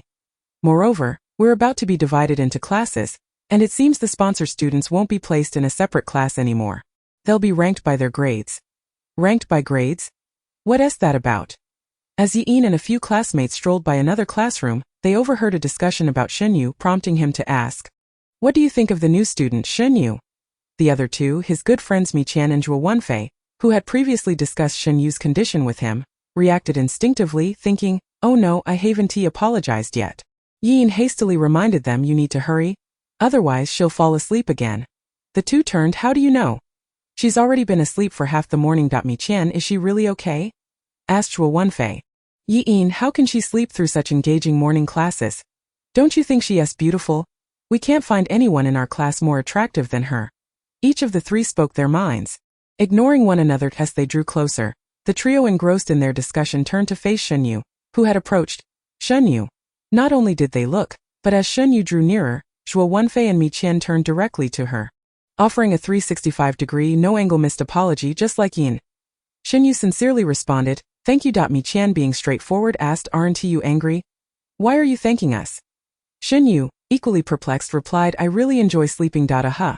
And then, after being tormented by her older brother, this joy seemed all the more precious. And that moment, Mi Qian, Yin, and Zhuo Wenfei simultaneously comprehended one thing. Their new classmate Shen Yue had an intrinsic passion for the art of sleep. During lunch, feeling too lazy to move, Shen Yue opted to continue sleeping. Yin attempted several times to strike up a conversation with her but found no opportunity. Thus, a blissful day passed.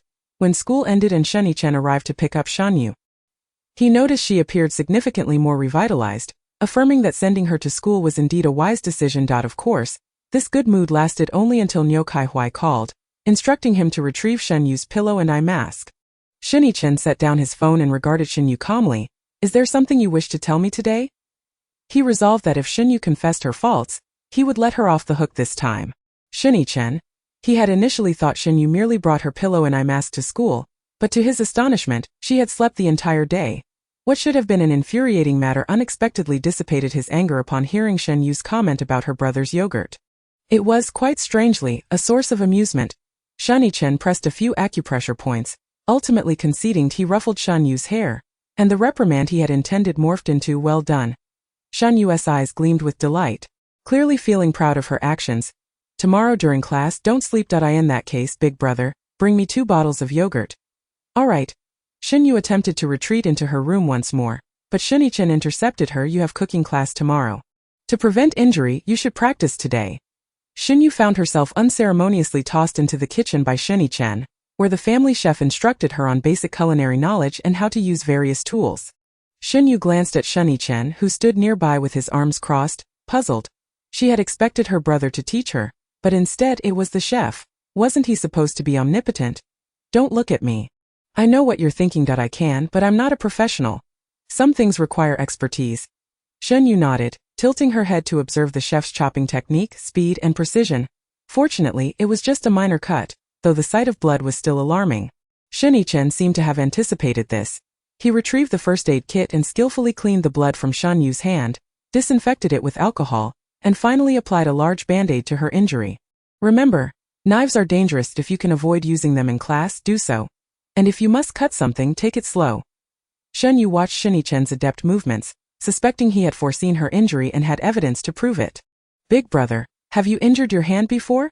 Shen Yue nodded while pulling out his phone to take a photo of Shen Yue's bandaged finger. Your other 4 brothers have also cut their hands. Speaking of which, Shen Yue had already opened the group chat for his brothers and shared a photo of Shen Yue's injured finger. The caption read, "Completed kitchen training." The previous message in the group was from Shan Shuangyi, whose comment was brief yet to the point. Looks good. How long did it take you, big brother? Not long. I just watched a few videos and learned. Indeed, he had merely watched a few hundred videos. Hardly worth mentioning. Not long after Shen Yue's injury photo was sent, Shan Shuangyi messaged again.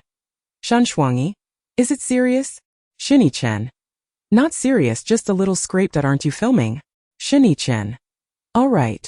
Lowering his head, he noticed Shen Yue patiently waiting beside him, and his heart softened. What was she thinking? Shen Yue spoke up, expressing her desire to try bandaging. Consequently, the physically intact Shen Yue sat on the sofa, while Shen Yue wrapped him from head to toe, leaving only his nostrils and mouth free to breathe. Shen Yue, Chapter 65. Special class Qing Xiao Yu. Shortly after dinner, Shen Yue diligently supervised Shen Yue as she tidied herself up, and he watched as she lay down on the bed to prevent Shen Yue from sneaking a peek at novels in the middle of the night. Shen Yue even confiscated her phone. Shen Yue was quite reluctant. Her favorite web novel was set to update today, and she had to wait for it. However, the stern Shen Yue ignored her pleas and insisted she sleep, promising to return her phone the next day.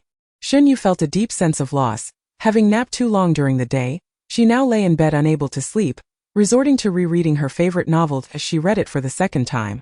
She suddenly realized that the protagonist's personality was rather peculiar, sometimes gentle, other times fierce, at times downright vicious, and on several occasions quite stern, leaving one feeling perplexed. Yet what struck her most was how the protagonist always managed to procure delightful treats even in prison. How enticing! Uncertain of how long she had been lost in thought, Shen Yue finally fell asleep. Indeed, as she had said, sleep was paramount. She didn't even have lunch, still caught in slumber. Shen Yue frowned. He initially thought Shen Yue was merely reluctant to study, but if she was sleeping even during mealtime, that was concerning. Given Shen Yue's personality, she would never skip a meal, whenever food was mentioned at home.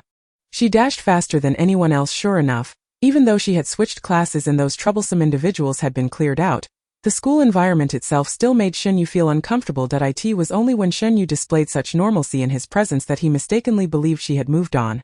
This was his oversight. What could he do to ensure Shen Yue was willing to thrive in school? The class's prodigies could only serve as motivation for Shen Yue's studies, but it would take others to truly alleviate her fears about school. Shen Yue soon found his answer. He called his secretary, and shortly after, his phone buzzed with a number. He dialed it, saying, "Hello, Mr. Zhou, this is Shen Yue. I would like to invite your daughter Zhou Shuerong to study at C High School. We will handle the necessary paperwork. I personally hope she can come over tomorrow. If you have any concerns regarding accommodation, I can arrange housing and a caretaker for her nearby. Thank you." After hanging up, Shen Chen hesitated for a moment before dialing another number. Zhang Siyuan, have your brother accompany Shen Yue for lunch every day.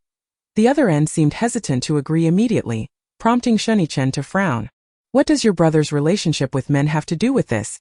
Tell him to come to school immediately. After a moment of silence, Shen Chen remained quiet for a long while.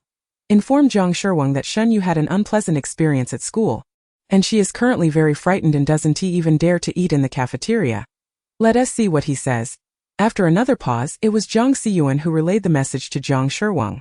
Yes, Shen Yue is in the special class, not far from the high school section. He can find her directly. After hanging up, Shen Chen began to arrange the transfer process, clearly troubled by it all. However, Shen Yue remained oblivious, only concerned about what flavor of yogurt she would have the next day and when she could finally fall asleep. The next day, Shen Yue sat in the car, unusually excited.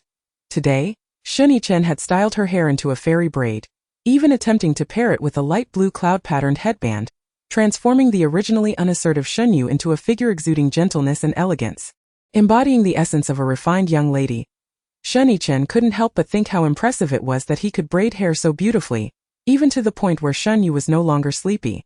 As usual, after dropping Shen Yue off at school, Shen Chen instinctively reminded her, "Don't fall asleep. The yogurt is in your backpack. I'll come to pick you up in the evening." Shen Yue nodded. She was prepared. Today's goal was to stay awake all day, ensuring a good night's sleep later. The days spent lying in bed without her phone, forced to sift through memories, were rather unpleasant. When Shen Yue stepped out of the car, numerous students and parents gathered around, and while Shen Chen was present, they were somewhat restrained. Once he left, however, the curious onlookers quickly approached her. "Yeah, right? Wow, you're so pretty. Are you in the first year of middle school? Our child is also in first year. If you don't mind, you two can play together. Quick, call her sister Ye." Thus, Shen Yue heard an unfamiliar girl calling her sister. How strange, but this was merely the beginning. Those who had initially pondered how to connect with Shen Yue quickly followed suit upon seeing someone approach her. "Yeah, our Li Ming is in third year. You all in middle school, you can hang out together. Our child is quite talkative, you can chat with them during breaks."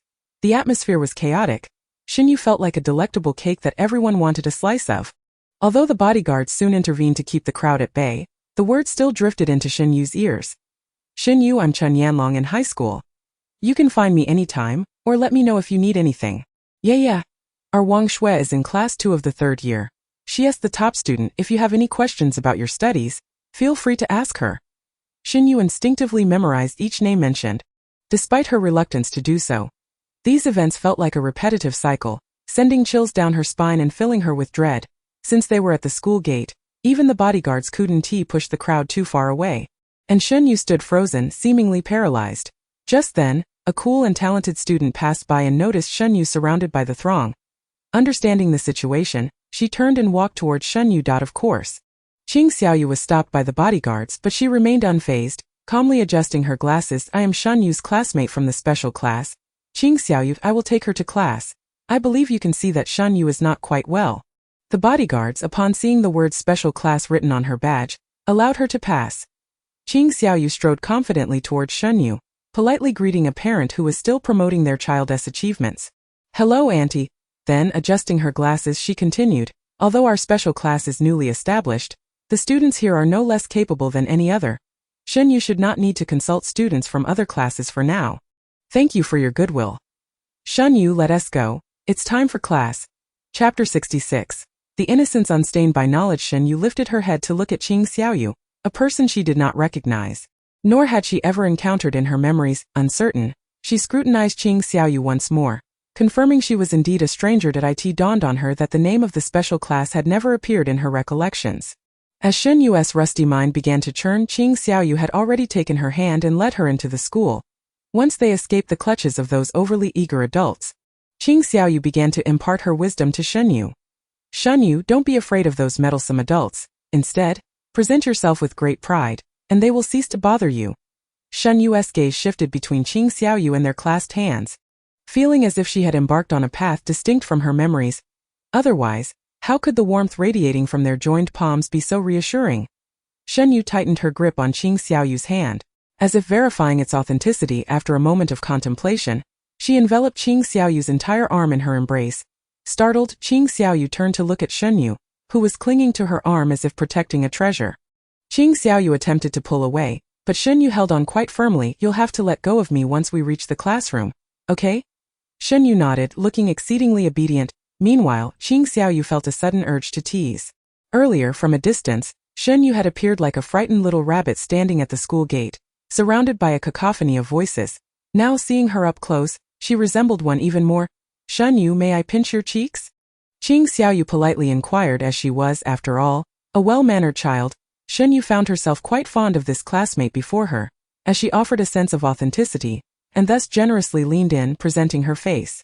Qing Xiaoyu, with her remaining free hand, playfully pinched Shen Yue's delicate face, suddenly realizing why those aunties had always enjoyed doing the same to her during her childhood. No, it wasn't just that. They still liked to pinch.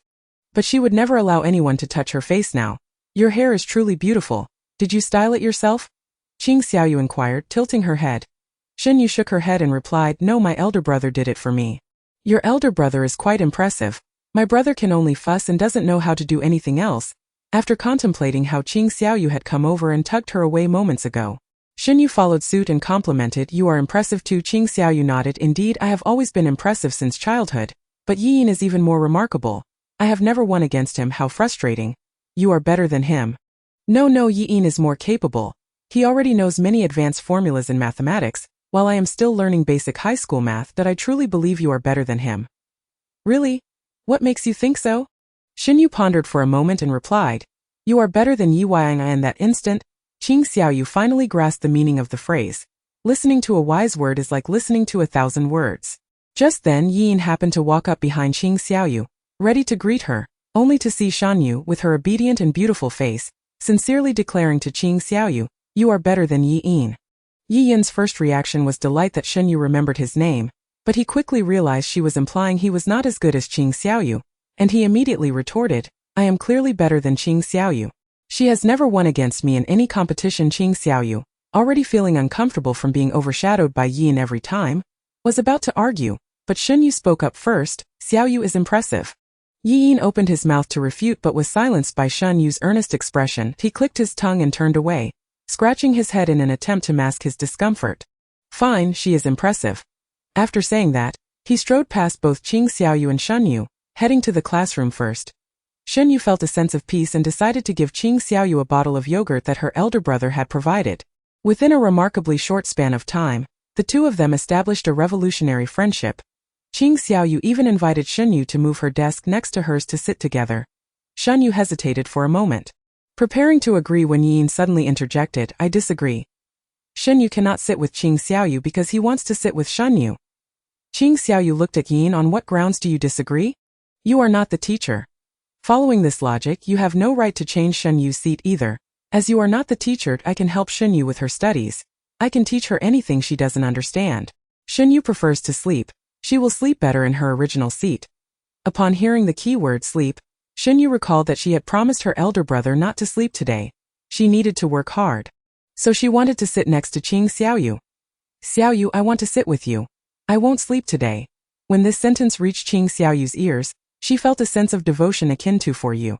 I am willing to forsake sleep. It was well known how much Shen Yue cherished her sleep. From the previous day when Shen Yue had slept all day in her self-introduction, it was evident how much she valued her slumber. Yet such a person was willing to give it up for her. The budding friendship between the two was suddenly invigorated by Shen Yue's declaration. Qing Xiaoyu immediately took action to help Shen Yue move her desk.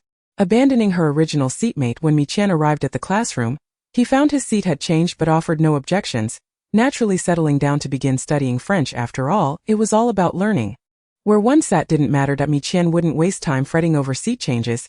Qing Xiaoyu was thrilled to have a new desk partner. Moreover, just thinking about the confident demeanor of other classmates at the school gate who had claimed they would teach Shen Yue made her feel her dignity had been offended. Although it may not be entirely appropriate to say so, Qing Xiaoyu believed that aside from teachers and classmates, it was impossible for students from different classes to guide them. Shen Yue listened intently to Qing Xiaoyu's chatter, successfully memorizing every word, yet failing to comprehend. After Qing Xiaoyu rambled on, she finally met Shen Yue's bright and clear gaze and gently asked, Shen Yue, did you understand what the teacher just explained? Shen Yue honestly shook her head. I remembered every word, but I didn't understand. Memorizing things was simple, but expending energy to comprehend was far too troublesome for Shen Yue. she preferred to passively absorb information. At that moment, Qing Xiaoyu finally understood the purity reflected in Shen Yue's eyes, a purity untouched by knowledge. Chapter 67. I do not wish to strive. No. You wish to. It is perfectly fine if you do not understand Gauss's theorem. That is something covered in university.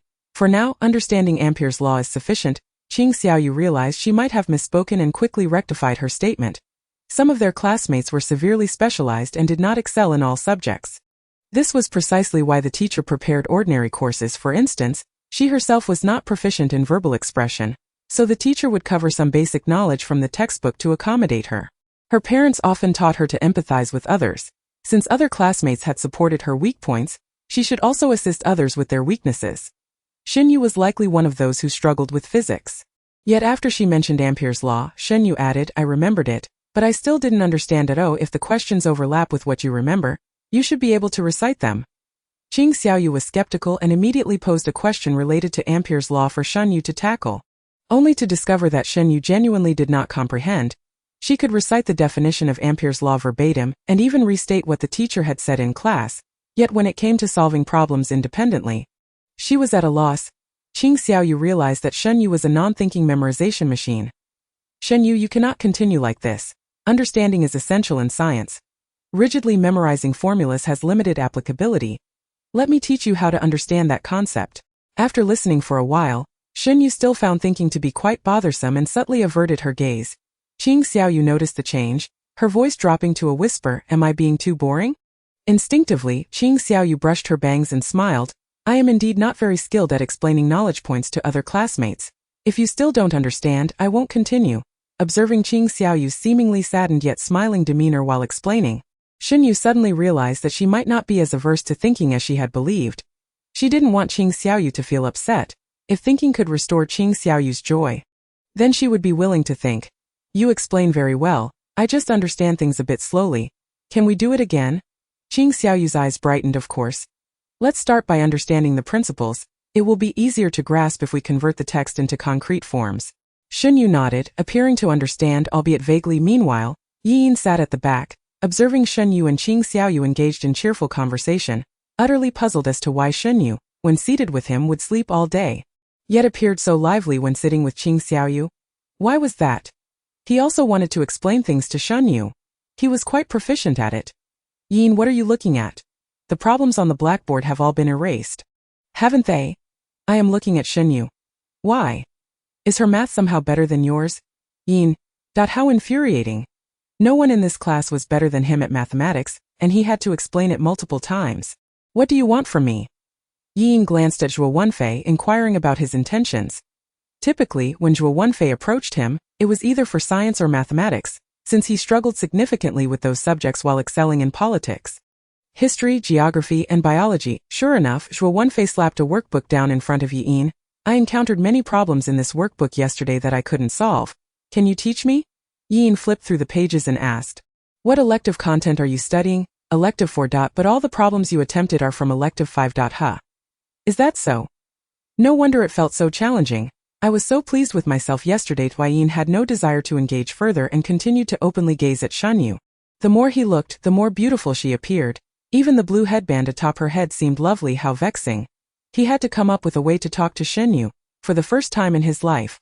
Yi Yin faced a monumental challenge, how to initiate a conversation with Shen Yue. After 5 minutes of deep contemplation, he finally drew inspiration from the class schedule at the bottom right of the blackboard. Indeed, he was a genius. Shen Yue vigorously nodded, feeling that she didn't need to study right now. However, Qing Xiaoyu shifted the conversation, so later at noon, let's delve deeper into that physics concept we discussed earlier.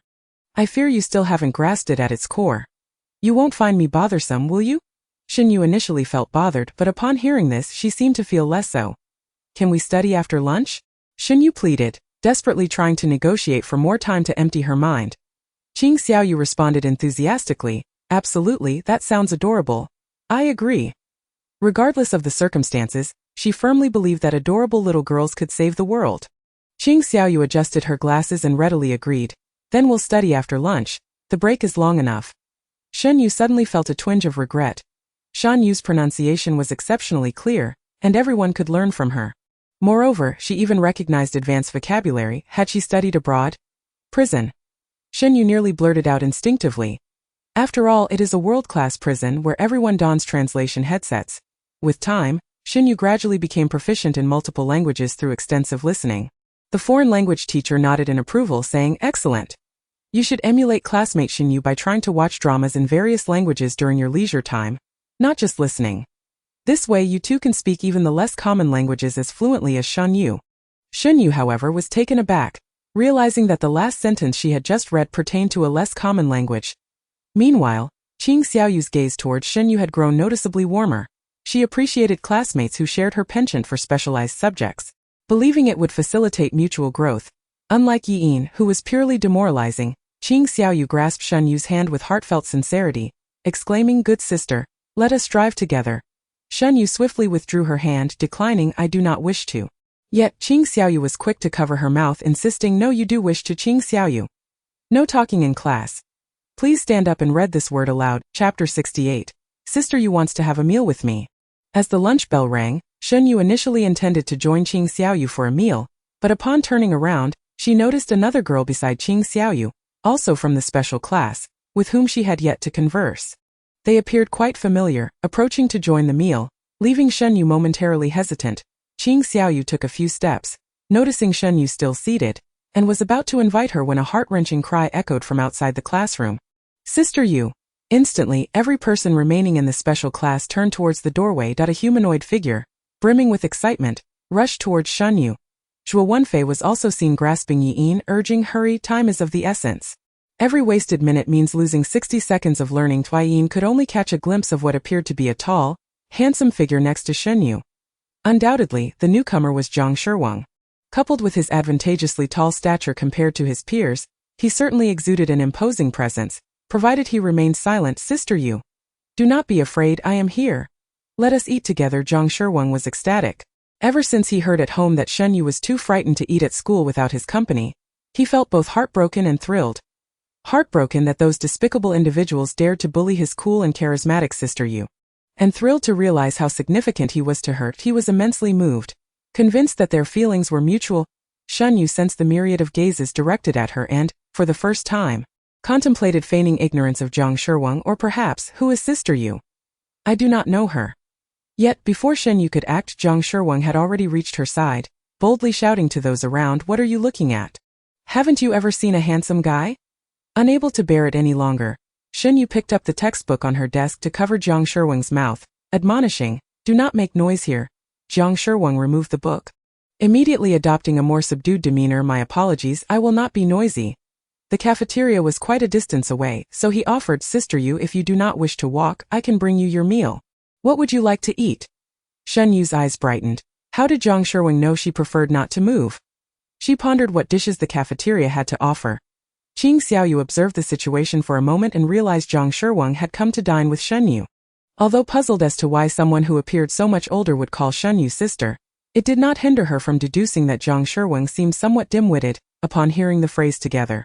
Shen Yue felt a flicker of excitement, albeit just a smidgen. If she could avoid going to the cafeteria, she would prefer that.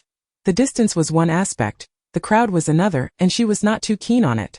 "Are you going to eat with them?" Zhang Shiwang was taken aback. This was not what his sister had described yesterday. Wasn't it said that Shen Yue was too frightened to go to the cafeteria, resulting in her going hungry all afternoon? If Sister Yu was now opting to dine with others, what was the purpose of his special visit? Just as he was contemplating this, Zhou Xuerong rushed over from the adjacent class.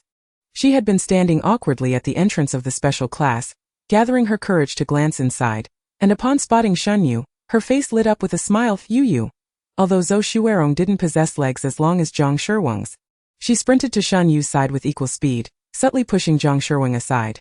Zhang Shiwang, perplexed, thought, "What just brushed past me?" "Oh, Zhou Xuerong, then it's fine. What brings you here?" Zhang Shiwang promptly returned to his position beside Shen Yue. Eager to be closer to her, Zhou Xuerong shyly brushed her hair, casting glances between Shen Yue and Qing Xiaoyu, before lowering her head. "I just transferred to this school today."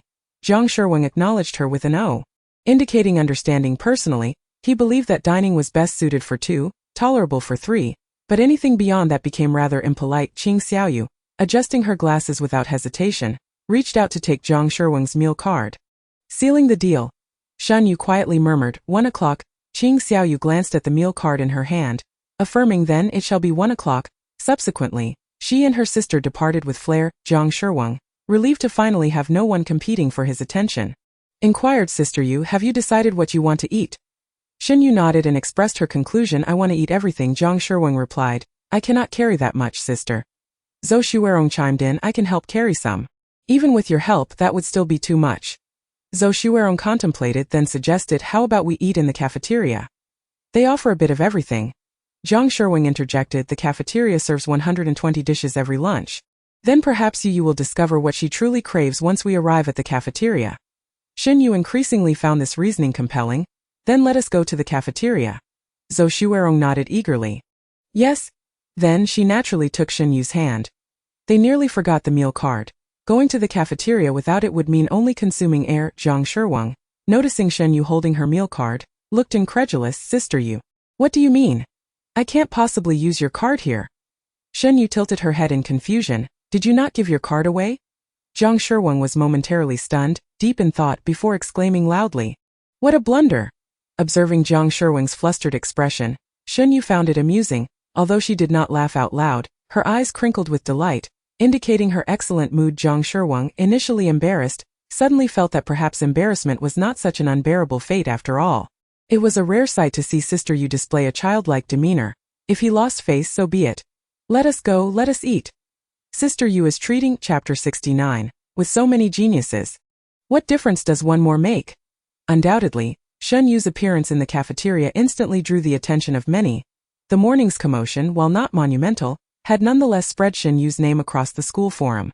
She was the illustrious daughter of the Shen family, famed for producing talents across generations, rather than merely a pretty girl trailing behind Shang Junyu. As Shen Yue sensed the multitude of gazes upon her, she hesitated, instinctively wanting to flee. However, the chattering voices of Zhou Xuerong and Zhang Shirwang beside her helped her regain her composure. Sister Yu, would you like spicy crayfish? Such spicy food for lunch? That might not be very healthy. Zhou Xuerong weakly protested, believing Shen Yue should consume something healthier. Eat, Zhang Shirwang insisted. Zhou Xuerong, sensing the atmosphere, remained silent. Thus Zhang Shirwang continued to serve Sister Yu. How about spicy intestines? Eat, came the reply. How about, eat, Sister Yu? Eat. Zhang Shirwang persistently asked while piling food onto the plates. While it seemed he took a lot, considering the appetites of Shen Yue and Zhou Xuerong, he did not serve excessively. Noticing Zhou Xuerong closely adhering to her side, Shen Yue turned to inquire. What will you eat? Zhou Xuerong hesitated to raise her head, hiding behind Shen Yue. What you eat, I will eat. Zhou Xuerong pondered. She could not handle spicy food, but she yearned to share the same experience as Shen Yue. Let us opt for something non-spicy, Shen Yue suggested, speaking to Zhang Shirwang. Alright, there are garlic scallops here. Zhou Xuerong was instantly moved, clinging to Shen Yue tightly. You are the best. Zhang Shirwang, who had been serving food, felt a twinge of jealousy upon witnessing Zhou Xuerong's affection towards Shen Yue. Zhou Xuerong, do not wipe your snot on my sister's arm. I did not have a runny nose. You are talking nonsense. Shen Yue glanced at her arm, confirming there was indeed no snot, only a trace of tears. She gently wiped the unclean tear from Zhou Xuerong's tea. That moment, the cafeteria was bustling with diners. Although there were ample tables, it was impossible to ensure that every small group could occupy a table exclusively, making it inevitable to share tables. Zhang Shirwang found an empty table, but shortly after sitting down, two individuals approached, requesting to share the table. Shen Yue, may we sit with you? We are from Class 1 of Year 2, just above your special class. Zhang Shirwang's brows furrowed at this. If it was merely a casual request to share a table, he could accept that, as he did not consider himself overly unreasonable. However, the two boys were clearly fixated on Shen Yue, and their approach carried a strong ulterior motive. He was not naive. What are you staring at? Go sit somewhere else with that. Zhang Shirwang proceeded to divide the dishes he had just served into several plates, filling the table entirely, leaving no space for the two boys. It is evident that these two individuals came prepared. Undeterred by Zhang Shirwang's intimidation. You must be a senior student, taking pride in flaunting your superiority over lower-grade students, aren't you? Zhang Shirwang nodded affirmatively, declaring, indeed, I take great pride in it. You wish to converse with Shen Yue, do you? If you can best me in a fight, I shall permit you to sit here. Otherwise, the matter is closed. Bullying the weak, utterly shameless flattery will get you nowhere. Be swift in your departure and refrain from wasting my time. While his face was a minor issue, he resolutely refused to allow any ill-intentioned individuals to approach his sister Yu. Seeing that they had no chance, the two retreated after introducing themselves to Shen Yue from a distance. Shortly thereafter, another girl approached politely, inquiring if she could sit with Zhang Shirwan, but he scrutinized her briefly, perceiving her as seemingly innocent yet with ulterior motives, and promptly declined, "Please find another place to sit." "Thank you. I mean no harm. I merely wish to get to know you. You are quite handsome." She had hoped this would sway Zhang Shirwan, but he merely flicked his bangs with confidence, remaining implacable. "Thank you, I am aware of my good looks, but I do not entertain those younger than myself. You will encounter someone better suited for you, so please sit elsewhere." Another one sent away, just as Zhang Shirwan was preparing to peel shrimp for Shen Yue. Yet another group approached. Infuriated, he continued peeling shrimp while firmly ushering them away. Shen Yue, enjoying the delectable shrimp Zhang Shirwan had prepared, observed the verbal skirmish with amusement. It was quite impressive to be the end of lunch. Zhang Shirwan had barely eaten a few bites, yet he claimed his spirit felt fulfilled. He finally grasped the significance of the phone call from the previous day. Sister Yue, she was indispensable. As Shen Yue glanced at the time, she realized it was nearly the appointed hour to meet Qing Xiaoyu. Although studying was tedious, she was reluctant to breach her promise to another. It felt as though the other two had naturally gravitated towards her. "Shen Yue, while you were away, I have prepared some foundational problems to help reinforce all the knowledge discussed this morning." His straightforwardness momentarily stunned her. Was not Sister Yue a genius? Why would she need to study? He had always assumed Shen Yue was a prodigious child who excelled in all areas. How could she require fundamental exercises? "Sister Yue, are you studying?" Shen Yue nodded. Though studying was exhausting, she had mentally prepared herself throughout the morning. "So it should not pose a problem," Zhang Shirwan inquired. "Sister Yue, did you not comprehend the material? That cannot be true, can it? Shouldn't you be able to grasp it at a glance?" This seemingly nonsensical question struck Zhang Shirwan with clarity. The reason for her lack of understanding was that thinking was cumbersome, hence she avoided it altogether. Indeed, this was his sister Yue. Qing Xiaoyu, who had been listening intently, asked Shen Yue if I explain the problems, would thinking not become less troublesome? Shen Yue gazed at Qing Xiaoyu, nodding earnestly. Her eyes sparkled as if reflecting starlight, radiant and bright. "Yes, Xiaoyu explains well." She relished the feeling of being the sole focus of Qing Xiaoyu's attention while she elucidated the problems. It made her feel truly seen.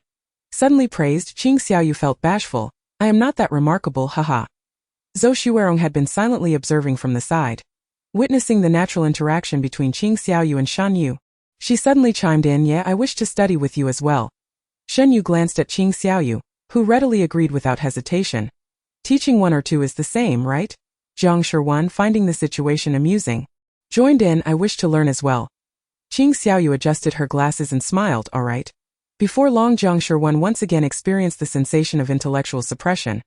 Why are there so many geniuses in the world? Why can't there be one more? How infuriating. Chapter 70. The Lagrange remainder. Qing Xiaoyu explained in meticulous detail, and Zhou Xuerong quickly grasped the concepts, murmuring her thanks. However, Shen Yue and Zhang Shirwan continued to gaze at her with bewildered yet clear eyes, their faces distinctly displaying their confusion. Shen Yue was simply too lazy to engage her brain, wishing only to bask in the attention Qing Xiaoyu bestowed upon her, while Zhang Shirwan strained with all his might to comprehend but ultimately failed. Qing Xiaoyu glanced at the time, urging them to leave as class was about to commence. "Aren't you all leaving?" Upon seeing the time, Zhou Xuerong panicked. Today marked her first day at school, and she could not afford to be late. "I must take my leave now." "Yeah, I will find you after school," she added, turning to Qing Xiaoyu with a soft, "Thank you." Zhang Shirwan was exasperated but followed Zhou Xuerong out. Typically, he ranked in the lower middle tier academically, never drawing the teacher's ire, and felt quite content with himself. However, today, being taught by a younger student and failing to understand was utterly intolerable. He could forego studying, but he could not endure the humiliation of attempting and failing to grasp the material. Zhang Shirwan resolved to dedicate himself to his studies from this day forth. At the very least, he would understand by the next time. Niu Kaihui prided himself on never being one to suffer in silence. He demanded to know everything he sought. Thus, he directly asked Shen Yue, "Why are you not sleeping?" Shen Yue replied. Hearing this answer, Niu Kaihui found it somewhat reasonable, yet not entirely so. "Today, I shall ascertain if you are genuinely awake or merely pretending." The problem on the board was succinct. Prove that tan 13.2 exists. This was a standard proof question, yet for an average 7th grade student who had only learned some basic formulas, it was undoubtedly beyond their scope. Yi Yin cast a quick glance and suspected that Shen Yue must have offended Niu Kaihui, for how else could such a question be posed to her? To solve this problem using conventional methods, one would need to first draw the tangent of y tan x at x3, then use fx to assume and derive, proving it to be monotonically decreasing within the defined domain to conclude the proof for tan 13-2. With only 5 minutes remaining before class, if one had not mastered the necessary knowledge and was not well acquainted with such problems, it would be impossible to solve it in that time frame. Yi could not help but feel anxious for Shen Yue. However, if Shen Yue failed to solve the problem, could he not use the opportunity to speak with her? No, that thought was inappropriate.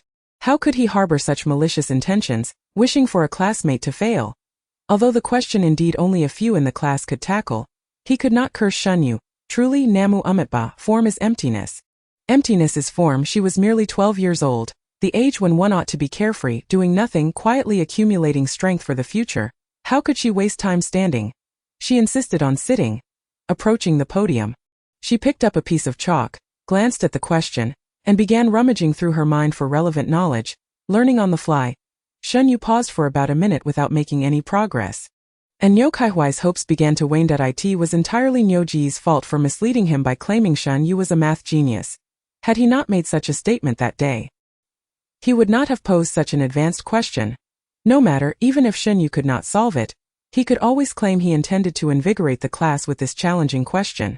It would be fine. As Niu Kaihuai reassured himself, Shen Yue finally began to write from the first stroke to the last. She completed the problem in one go, without any pauses, finishing in under a minute. To say she answered would be inaccurate. It was as if she merely transcribed the solution that resided in her heart. By the time Shen Yue completed the answer, the class bell had yet to ring. Niu Kaihuai stared in astonishment at the answer Shen Yue provided, realizing she had not used the standard derivation method but rather applied the Taylor series to derive the inequality. Typically, solving this problem using conventional methods would require writing 5 or 6 lines of equations. Yet Shen Yue had resolved it with only 3 equations. Niu Kaihuai scrutinized Shen Yue's answer, checking repeatedly until he confirmed it was correct. Thank goodness, no need to stand any more. At that moment, Qing Xiaoyu approached. Gazing at Shen Yue with a look of awe, Shen Yue, you can also use the Taylor series. I just learned about that from Yin yesterday. Shen Yue nodded, admitting she too had learned it the day before. While sleeping, she had inadvertently overheard the neighbors discussing the formula and had stored it in her mind, only recalling it when she thought it might be useful. She hadn't anticipated she would actually solve the problem. However, even if she had not solved it, there was another method available, albeit slower, likely preventing her from finishing before the bell rang, which would mean she would have to stand. Thankfully, she had the Taylor series in her mind. Though she was unaware of who had imparted this knowledge to her, she felt grateful for nature's gifts. Seeing Shen Yue with her hands clasped in prayer, Qing Xiaoyu leaned in curiously. What are you doing? Shen Yue remained focused. I am expressing gratitude for nature's gifts. Qing Xiaoyu responded. Although she did not fully comprehend, she found it adorable. Qing Xiaoyu gently poked Shen Yue's hand. Class is starting. Nyogu is watching you. I am so tired, I need a break. Niu Kaihuai confidently posed a calculus problem. 5 minutes later. Do as you wish. Just keep it low-key, don't inform your brother. With that, Shen Yue very openly took out a novel and began reading. One Birth 108 Treasures. The President is Troubled. Chapter 71. It seemed that everyone was eager to approach with their mathematics queries. However, once the class concluded, Shen Yue collapsed into a heap, utterly devoid of energy. Reclining and slumping in every manner imaginable, except for sitting upright during the subsequent cooking class, Shen Yue obediently refrained from wielding a knife, instead standing to the side with her hands clasped behind her back, observing others at work. Ultimately, with her hands empty, she earned the opportunity to sample the culinary creations of the majority of her classmates, effectively bridging the gap between them and pledging to assist with their academic inquiries. The outcome was that Shen Yue indulged heartily in the various dishes, yet her performance in cooking class was regrettably marked with a score of 0. The only individual left somewhat discontent was Yi. For Shen Yue had consumed the food of nearly every classmate, except for his, the reason being by the time she reached him, she was already satiated to the point of being unable to take another bite. Yi felt a surge of frustration but could only depart with a forced smile. Shen Yue, see you tomorrow. Qing Xiaoyu was the first to finish packing her bag and waved goodbye to Shen Yue. Standing beside her was Gao Qin, the girl she had lunched with earlier. Shen Yue had already memorized Gao Qin's name, particularly since her small cakes were delightful. At that moment, Gao Qin also waved to Shen Yue, bidding her farewell. Shen Yue mimicked their gestures and waved back. Upon reaching the classroom door, Zhou Shuirong was already waiting there. As soon as she spotted Shen Yue, She rushed over Yu, together with Zhou Shuirong. They made their way to the school gate, where the familiar car door swung open, revealing Shen Yue seated in the back, his back straight and focused on his tablet for a fleeting moment. Shen Yue felt disoriented. Shen Yue switched off the tablet and inquired of Shen Yue, who lingered at the car door, "What's wrong? Are you worried about your classmates?" Her family's driver had also arrived. Shen Yue turned to look and saw that Zhou Shuirong had already entered another vehicle, waving in her direction. Shen Yue had contemplated much that day. If Shen Yue truly found the school environment intolerable, he could arrange for her to study at home. However, the last sibling who had taken such a path had become peculiar from a prolonged lack of interaction with peers. If possible, he sincerely wished for Shen Yue to engage with others at this formative age, to forge friendships and witness the beauty of the world, rather than remain ensnared in past sorrows for a lifetime. Yet was he being too hasty, forcing Shen Yue to confront a place that had once caused her pain so soon? "Brother, I think school is quite fun," Shen Yue's voice cut through Shen Yi's reverie. Surrounding them were throngs of students chattering, laughing and frolicking, those carefree moments one should experience in youth.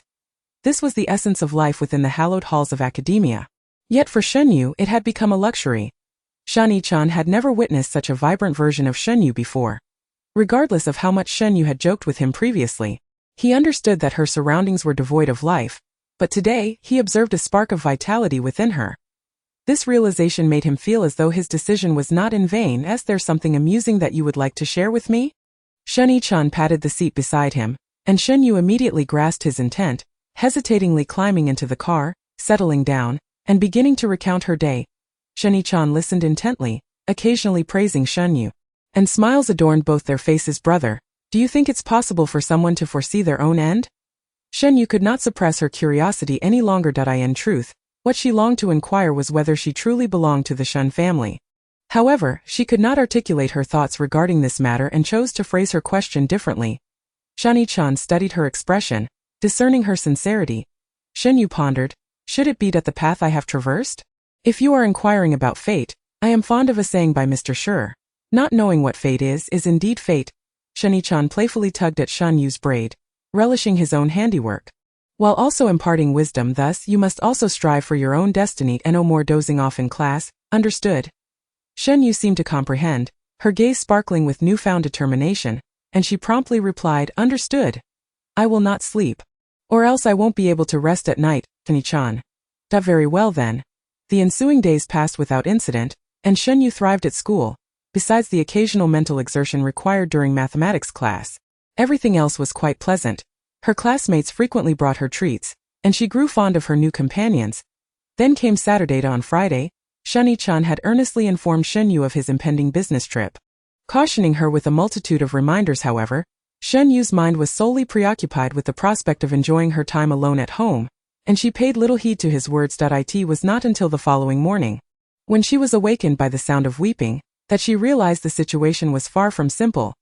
Shen Yue's room was located on the second floor, directly overlooking the family's small garden below. From her balcony, she could see a beautiful view, yet ironically, her small balcony was also a prime hiding spot for sorrow, making it a suitable place for tears. Shen Yue opened her eyes, listened for a moment, then turned over to continue sleeping. However, the intermittent sobs that penetrated her ears were excruciatingly distressing. Shen Yue did not wish to dream of this sound upon falling asleep again. With no other choice, she donned her sleepwear, preparing to descend and investigate. As she rounded the staircase, she spotted someone huddled in the distance. Sobbing quietly, she approached and greeted the figure amicably. "Could you please take your crying elsewhere? You're disturbing my sleep." Upon hearing Shen Yue's words, the individual looked up, their tear-streaked face mirroring her own surprise. "Isn't that my fourth brother?" Chapter 72 Fingerprint Lock. Shen Yue did not hold a deep impression of this particular fourth brother. Whenever she encountered him, he was invariably shadowing their elder brother. In his eyes, she seemed to be non-existent, as if she were entirely invisible. The silver lining was that he equally disregarded everyone else aside from their elder brother.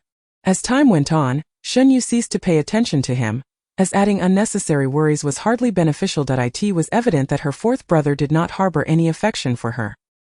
His indifference was likely a manifestation of his own emotions. Of course, Shen Yue also acknowledged that her own lack of brilliance contributed to this dynamic. It was only natural that he would not wish to engage with her.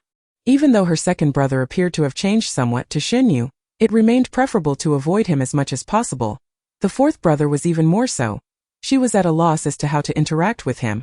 Having exchanged no more than 6 sentences in total, mostly consisting of banalities like Happy New Year, faced with this unexpected encounter, she found herself speechless. Shen Yue was equally mute. Their eyes met. And in that moment they recognized a shared sense of trepidation. It was a revelation. There are no insurmountable challenges, as long as one is willing to evade them. If one is unsure of what to say, then one might as well pretend nothing has occurred. Thus, in unison, they turned and fled in opposite directions, each retreating to their respective rooms, both declaring that was terrifying. As for Shen Yue, after shedding a few tears, he pitifully began sending messages to Shen Yue. "Brother, my leg hurts terribly." Clinging to this thought, he sent another message when the camera activated. His tear-streaked face filled the screen, causing Shen Yue to panic and frantically search for tissues to wipe his eyes. Shen Yue, however, appeared entirely unfazed, merely letting out a resigned sigh. Well, he had expected that Shen Yue would show some improvement after attending school and learning from the professors, but it seemed he had overestimated the situation. Shen Yue had not changed much at all, let alone assumed the responsibility of looking after Shen Yue. Observing his younger brother, now dabbing his eyes with tissues, Shen Yue queried, "What happened?" The tears that Shen Yue had just managed to wipe away began to flow again upon hearing Shen Yue's question. Sobbing, he pointed to his leg. "I accidentally fell." Shen Yue rubbed his forehead, about to respond when a secretary approached, seemingly whispering about some matters. It was only then that Shen Yue realized he was interrupting his elder brother's work. "Brother, you carry on. I'm fine." This only added to Shen Yue's headache. Although he initially wished to ignore the situation, believing that minor injuries were a normal part of being a boy, especially if left unattended, they would heal themselves. Yet, the injured party was Shen Yue. Unlike other children, if left to his own devices, one could only wonder how he might torment himself over such an injury. Shen Yue dialed the number again, and it was answered almost instantly. However, the tears that had been wiped away began to flow once more. "Just stay in your room. I'll send the housekeeper to bandage your leg." Before he could finish, Shen Yue panicked. "No need, brother." And with that, he abruptly hung up. Shen Yue had always possessed such a temperament, unwilling to grow close to anyone aside from himself. Shen Yue had hoped that he had outgrown his reclusive nature, thinking he could help the similarly shy Shen Yue become more outgoing, but apparently, he had overestimated the situation. Shen Yue's sensitivity to pain was 2 to 3 times greater than that of an average person. And he also had issues with blood coagulation, making neglecting his injuries out of the question. Suddenly, an image flashed through Shen Yue's mind, the scene of Shen Yue bandaging his wounds that day. Admittedly, while Shen Yue had been somewhat overzealous in her approach, her technique was commendable, and it had not made him uncomfortable in the least. She had even meticulously simulated the disinfection process, perhaps that he could let Shen Yue give it a try. Shen Yue was deeply engrossed in a delightful dream when the phone rang, jolting her awake. Upon seeing the caller ID, her heart raced. "Brother." Upon answering the phone, the first words spoken were, "Brother, I haven't been sleeping." Shen Yue. Without the slightest hesitation, Shen Yue expressed herself with a decisive and unambiguous affirmation, seemingly believing that to deliberate for even a second would be an affront to the sanctity of sleep. However, a second later, Shen Yue found himself admiring her clarity of thought. He had swiftly discerned the method to navigate Shen Yue's mindset and resolved to impart this knowledge to Niu Kai-Hui when time permitted. After listening to his elder brother's patient guidance for approximately 3 minutes, Shen Yue grasped the tasks that lay ahead. First, she needed to locate the first aid kit kept at home. Next, she would find her fourth brother's room. Then she must devise a means to breach the door. Subsequently, she would identify the injury on her brother's leg. And finally, she would assist in bandaging it. After accomplishing these tasks, she would be entitled to a peaceful and uninterrupted Sunday. With her objectives firmly established, Shen Yue swiftly retrieved the first aid kit. With the housekeeper's assistance, she successfully navigated to Shen Yue's room, which was situated in the opposite direction of her own, and confidently knocked on the door. What met her was silence. She knocked again, yet silence persisted. Reluctantly, she set down the first aid kit, clasped her hands in prayer before the door, and prepared to summon her memory's prowess. She was no longer the ordinary Shen Yue, but the Shen Yue who had once unlocked doors within her recollections. However, just as she was about to request a wire from the housekeeper to demonstrate her skills, she suddenly discovered that the lock on their home was a fingerprint lock. Alas, Chapter 73. The optimal solution is often the simplest approach. Shen Yue, female, 12 years old, has led a mostly untroubled life. Her mind is both ingenious and somewhat scattered. Her former life aspiration was to hope that the person she admired could reciprocate her feelings. Yet her current wish is to unlock the door secured by a fingerprint lock in order to enjoy a comfortable and leisurely weekend. However, her knowledge at present does not encompass the means to operate a fingerprint lock. She only knows how to unlock iris locks and 64-bit password locks. Yet, surely a fingerprint lock operates similarly to an iris lock. If one could extract biological data, it should yield access as the method of extracting an iris similar to that of a fingerprint. As she prepared to consult Baidu on her phone, she suddenly froze. Realizing she had forgotten that her phone was no longer the same one she initially possessed. She had lost access to Baidu. The matter traces back to 2 days prior when Shen Yue had inexplicably developed an ulcer. Consequently, she had taken out her phone to inquire on Baidu why one might suffer from an ulcer. The response she received was alarming. "Thank you for your inquiry, you may have cancer. It is advisable to seek medical attention." Shen Yue was left utterly astonished. How could such a fortunate circumstance arise? In a flurry, she sought out her elder brother to express her desire to spend the remainder of her life in the hospital. After her brother's serious demeanor and a series of probing questions, her access to Baidu was permanently severed. Thus, Shen Yue turned away from seeking answers from Baidu and instead opened her class group chat. Although she often spaced out at school, she was acutely aware of her classmates' remarkable abilities. Just yesterday, while perusing the group chat, she had observed classmates debating the feasibility of methods depicted in detective novels. Perhaps she could inquire about fingerprint collection. Shen Yue entered the group chat named Kiki AI, where she found Jiyin engaged in a competition with other classmates to see who could solve the same problem using the most methods. The images of their solutions were rapidly appearing, indicating a fierce contest. Meanwhile, Qing Xiaoyu occasionally posted updates to keep score and stir excitement. Shen Yue glanced at the messages, found them incomprehensible, and exited the chat. Engaging in such early morning contemplation was to be expected of those with 3 heads. She, however, possessed but one, and thus refrained from deep thought. Shen Yue continued to observe the screen until the flurry of images subsided before she began to type. "May I inquire how one can collect fingerprints at home?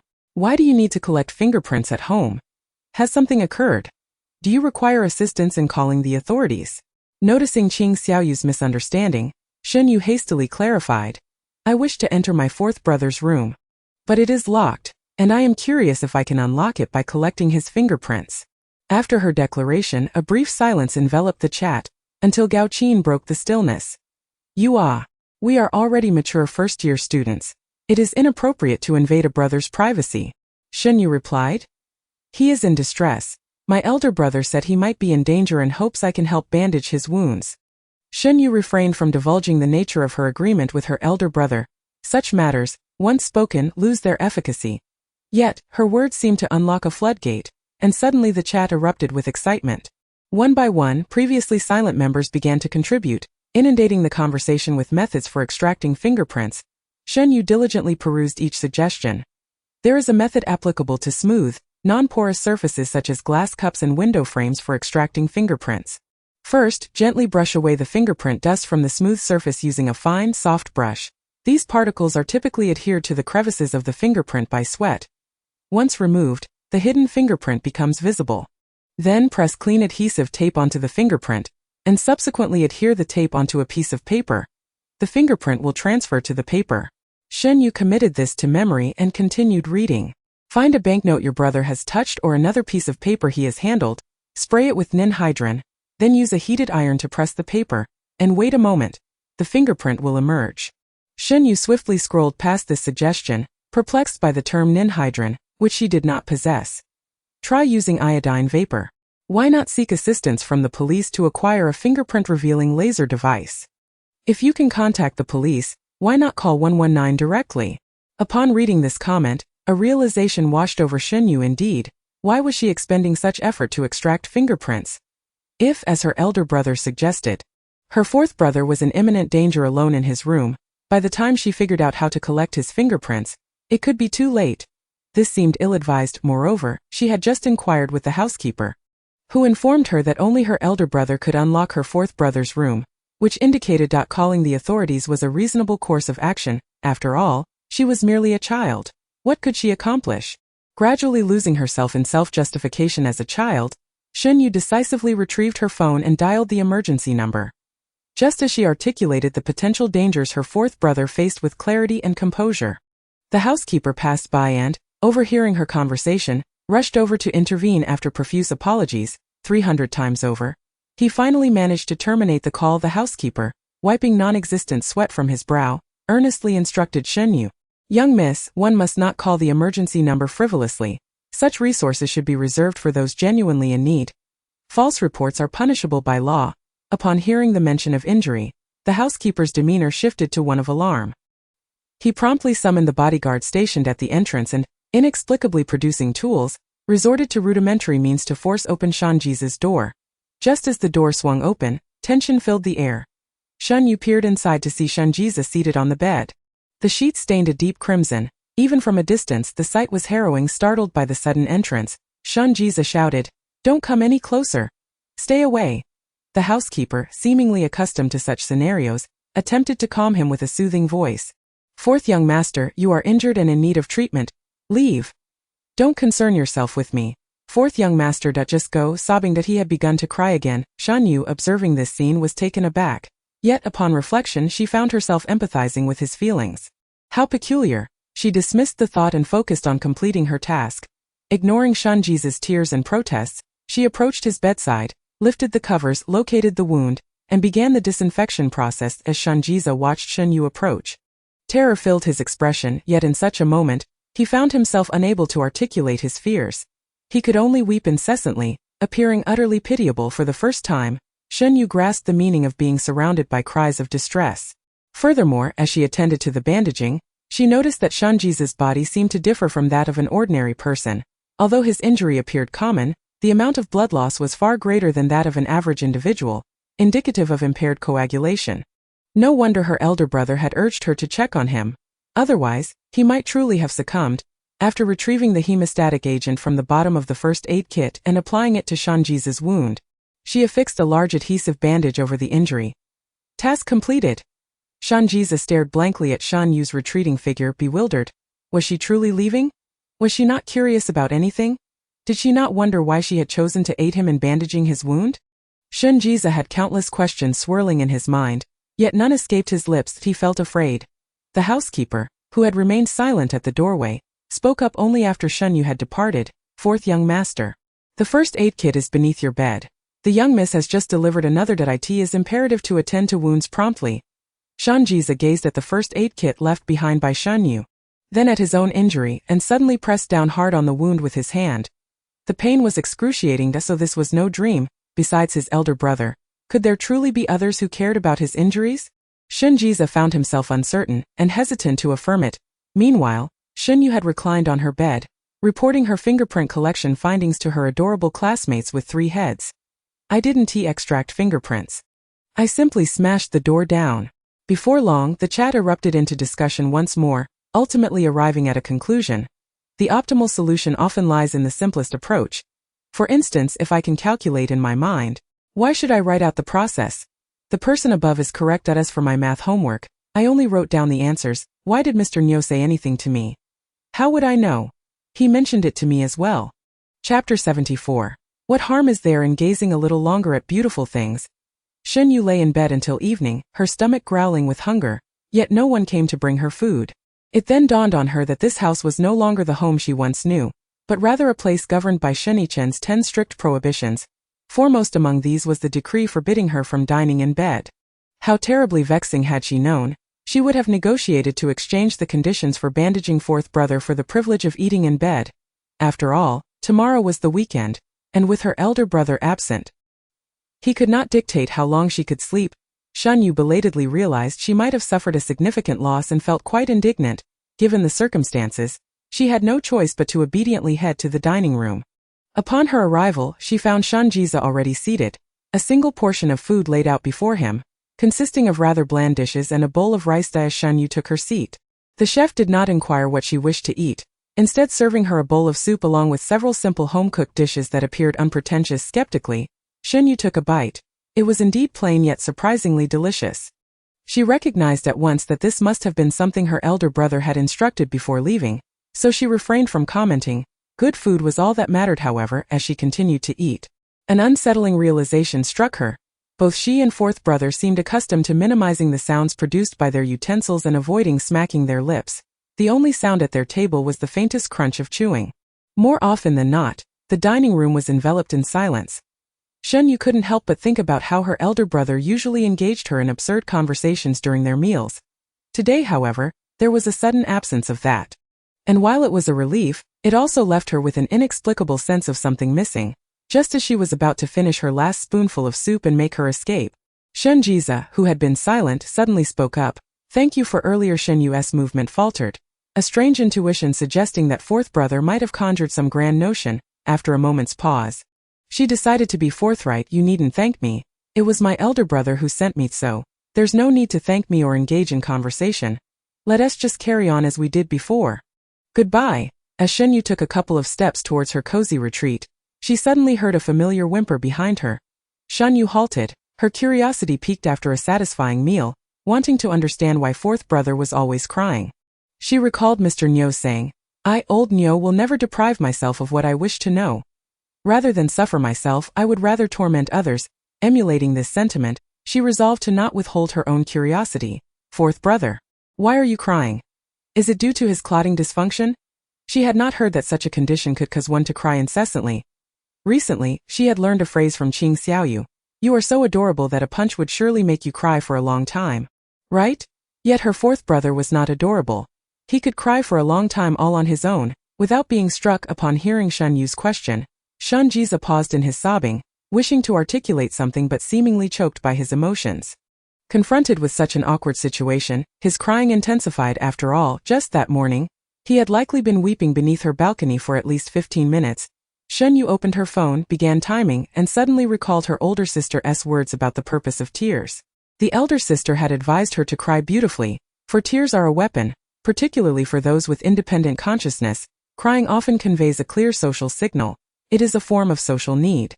So was fourth brother crying in front of her due to a social need? By the 5th minute on her phone, she noticed that his weeping showed no signs of abating. Rather, it escalated. Surely this level of crying could lead to dehydration, at which point he would no longer be able to produce tears. To prevent external factors from affecting her observation, Shen Yue fetched a glass of warm water for Shen Yue and handed it to him. "Fourth brother, have some water." Only by drinking could he continue to cry unabashedly. She was eager to witness what tears, as a weapon, truly represented. Shen Yue looked at the water she offered, his sobs subsiding. Though he remained somewhat choked up after finishing the water, his tears ceased as well. Shen Yue waited a moment, and upon realizing that Shen Yue had stopped crying, she paused her timer, glancing at the clock. She noted that it had been 7 minutes, a shorter duration than that morning. Shen Yue gazed at her, puzzled as to why, given that Shen Yue seemed indifferent to him, she chose to remain by his side for so long. Was this also a request from their elder brother? He suddenly inquired, his voice hoarse from crying, his eyes rimmed red from tears. "Was it a request from our elder brother?" Shen Yue asked uncertainly. You've been here with me, hasn't he? That been a demand from him?" Shen Yue continued, "Why would he require this?" Shen Yue realized that Shen Yue's actions had been without their elder brother's influence. His heart raced. Then why didn't you leave earlier? This morning, he had suggested you cry elsewhere. His elder sister's profound words echoed in his mind. "I have no particular hobbies. What harm is there in gazing a little longer at beautiful things?" Chapter 75. How to cry. He cries beautifully. Throughout his life, whenever he shed tears, the adults around him would tell him that he was a stout-hearted man, and it was unbecoming for him to weep so easily. At school, if he cried, his classmates would mock him, saying that a boy of his age ought not to be sniveling. Yet he could not comprehend why he should suppress his tears. His heart was often overwhelmed with emotions he struggled to articulate. Only through crying could he find some relief. That he longed to be like others, to sweat on the field, to race down the track, propelled by the cheers of the crowd towards the finish line. But he could not from a young age. He had been different. He could not fathom why a mere scratch on someone else's hand seemed inconsequential, while he found even the slightest injury unbearable. He did not understand why others' wounds would heal without needing a bandage, yet for him, even a small cut would lead to continuous bleeding. He could not grasp why, when children on television cried, their parents would shift their attention towards them, inquiring with concern, while his own parents merely regarded his tears as a matter of course. Jiza's mind was far sharper than that of an average child. It was perfectly normal for him to weep to relieve mental strain, as his mother had said. Thus, he cried more freely, initially to prove something, but eventually, it became a habit he could not break. He did not wish to cry. Especially now at 16, he was on the cusp of adulthood. He yearned to shed this tendency to weep, for a grown man who cries incessantly is indeed peculiar. He had heard his elder brother advise him not to hold back, that necessary emotional release is important. He had also listened to doctors explain that tears can wash away excess adrenal corticoids and prolactin from the body, alleviating negative emotions and worries. Constantly weeping was exhausting. Was this the nature of a genius? How strange. It seemed that exceptional children often had their quirks. Why did he cry so often? Had anyone ever criticized him for it? Shen Yue mused that crying was still wrong, so he endured, holding back tears at school for an entire month, without shedding a single one, yet he remained stagnant. This realization only deepened his sorrow, prompting further tears. Over the years, Shen Yue had pondered numerous times whether it was right for a man, who should stand tall, to cry so often. Many had shared differing views, yet none had ever told him that he cried beautifully. Crying, was it not solely a matter of right and wrong? How could it be described as beautiful? Furthermore, he was a man. Beauty should not be attributed to him. Shen Yue had many rebuttals he wished to voice. But when the words reached his lips, all that emerged was beautiful. After saying this, Shen Yue prepared to leave with her phone in hand. Suddenly, Shen Yue recalled that she had seemingly captured a photo of him earlier. Are you going to send my picture to our elder brother? A question mark slowly appeared above Shen Yue's head. Even without words, Shen Yue could sense her level of confusion. I want to send it to him. I want to keep it as my study material. Why are you keeping it? Shen Yue's voice dwindled, his face growing increasingly flushed. Shen Yue pondered. Learning? How can one cry as beautifully as you do? Shen Yue was at a loss for words, not the usual kind, but a genuine, profound silence. His linguistic faculties were momentarily insufficient to navigate such an advanced conversation. Thus, the dialogue between the two came to an abrupt halt. He recounted his previous exchange with Shen Yue to Shen Yichen, and then earnestly inquired. Upon receiving the message, Shen Yichen thought, these two. Unsure of which side to address first, Shen Yue mused that perhaps he should have felt joy earlier. In the past, his understanding of crying had been limited to two options, right and wrong.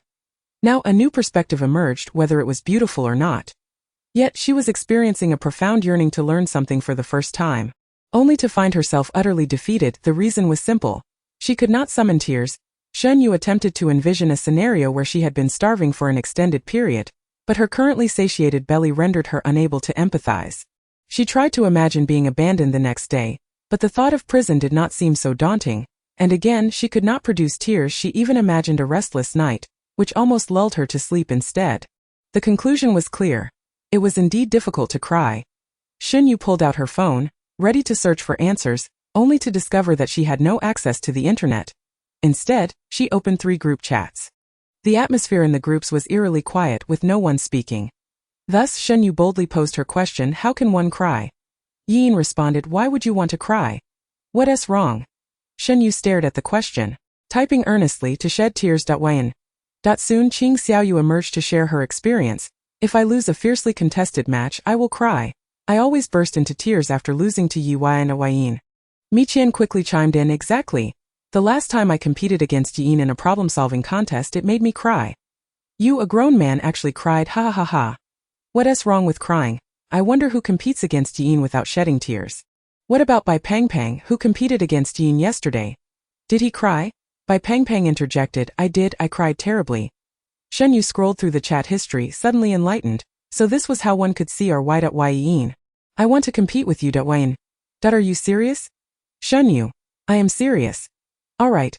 From that moment the once quiet class group erupted with excitement. Chapter 76. A good cry. A few days prior, Yin had asked his mother why he found a particular girl exceptionally beautiful. She explained, the appreciation of beauty is a universal sentiment. If you merely find a girl beautiful, compliment her sincerely. Such praise can bring genuine joy. However, if you wish to be closer to her, you must do more than just compliment her. You must also be mindful not to engage in behavior she dislikes. As for other fated connections, leave them to destiny. Throughout his life, Yin had participated in numerous competitions, yet he always approached them with a nonchalant attitude. Win or lose, he was there to learn. And any knowledge gained was a victory in itself. Deep down he understood he would not lose. He assumed this time would be no different. Yin. What are we competing in? Bai Pangpang. Yes. Yes. Did you see that? Bai Pangpang, you're so annoying. Qing Xiaoyu, hurry, let us have a mental math competition with Yin. Surely you're not afraid, right? In the realm of academic competition, Yin had never lost. Let alone felt fear. However, since it was a mental math contest, typing would not accurately reflect their speeds, and the screen could not reveal whether their answers were genuinely derived from mental calculations. After much deliberation, the classmates decided that both competitors should turn on their cameras for fairness. The others would type out questions while Shen Yue and Yin on video would strive to be the first to announce their answers. Shen Yue readily activated her camera, revealing a somewhat disheveled visage framed by her hair, at an unflattering angle. Qing Xiaoyu, Yin, Mi Qian, Gao Qin. Other classmates. After nearly everyone had expressed their confusion, Shen Yue remained blissfully unaware, holding her phone at an awkward angle, completely indifferent to her appearance. Eventually, Qing Xiaoyu could no longer tolerate it and called Shen Yue, instructing her to place the phone on the table. She did not expect her to find the most flattering angle, just a normal view would suffice. Although Shen Yue was puzzled, she complied after the call ended and adjusted her phone. Thus, a charmingly plump yet adorable face appeared on screen. Qing Xiaoyu, this is better. What was that earlier? Gao Qin, ha, you really called her. Qing Xiaoyu, of course. Mi Qian, and you're not going to run away, are you? It dawned on everyone that Shen Yue had been on camera for quite some time. Yet Yin remained silent. Speculation arose that he might have fled. Shortly after the message was sent, Yin's handsome face graced the screen, clad in casual home attire and without glasses, exuding a comforting aura.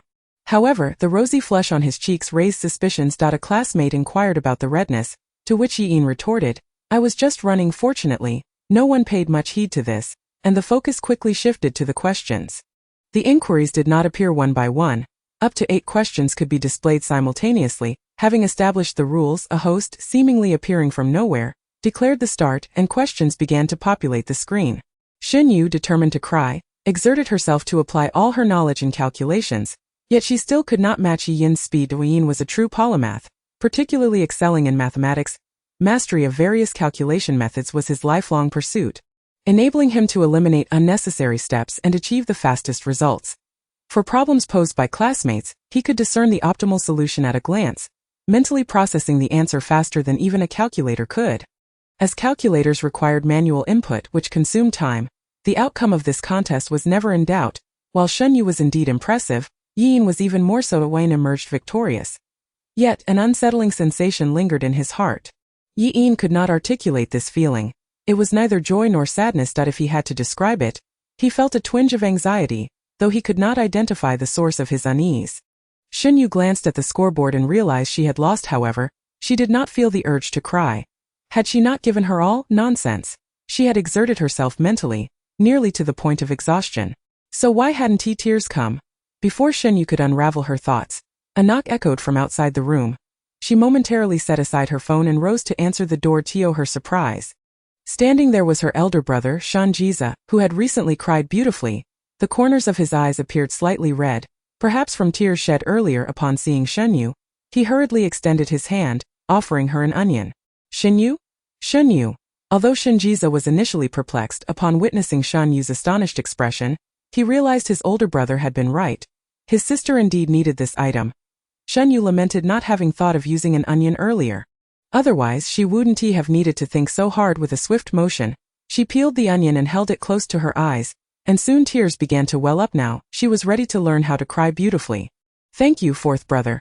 See you tomorrow. With that, Shen Yue unceremoniously closed the door. Shen Yue paid no mind, merely pinching his clothing, pondering whether see you tomorrow implied they would share breakfast together. Meanwhile, Shen Yue closed the door and prepared to find a mirror for practice. In her flustered state, she couldn't locate one, but then she noticed her phone still sitting on the table. She hurried over, intending to observe herself via video.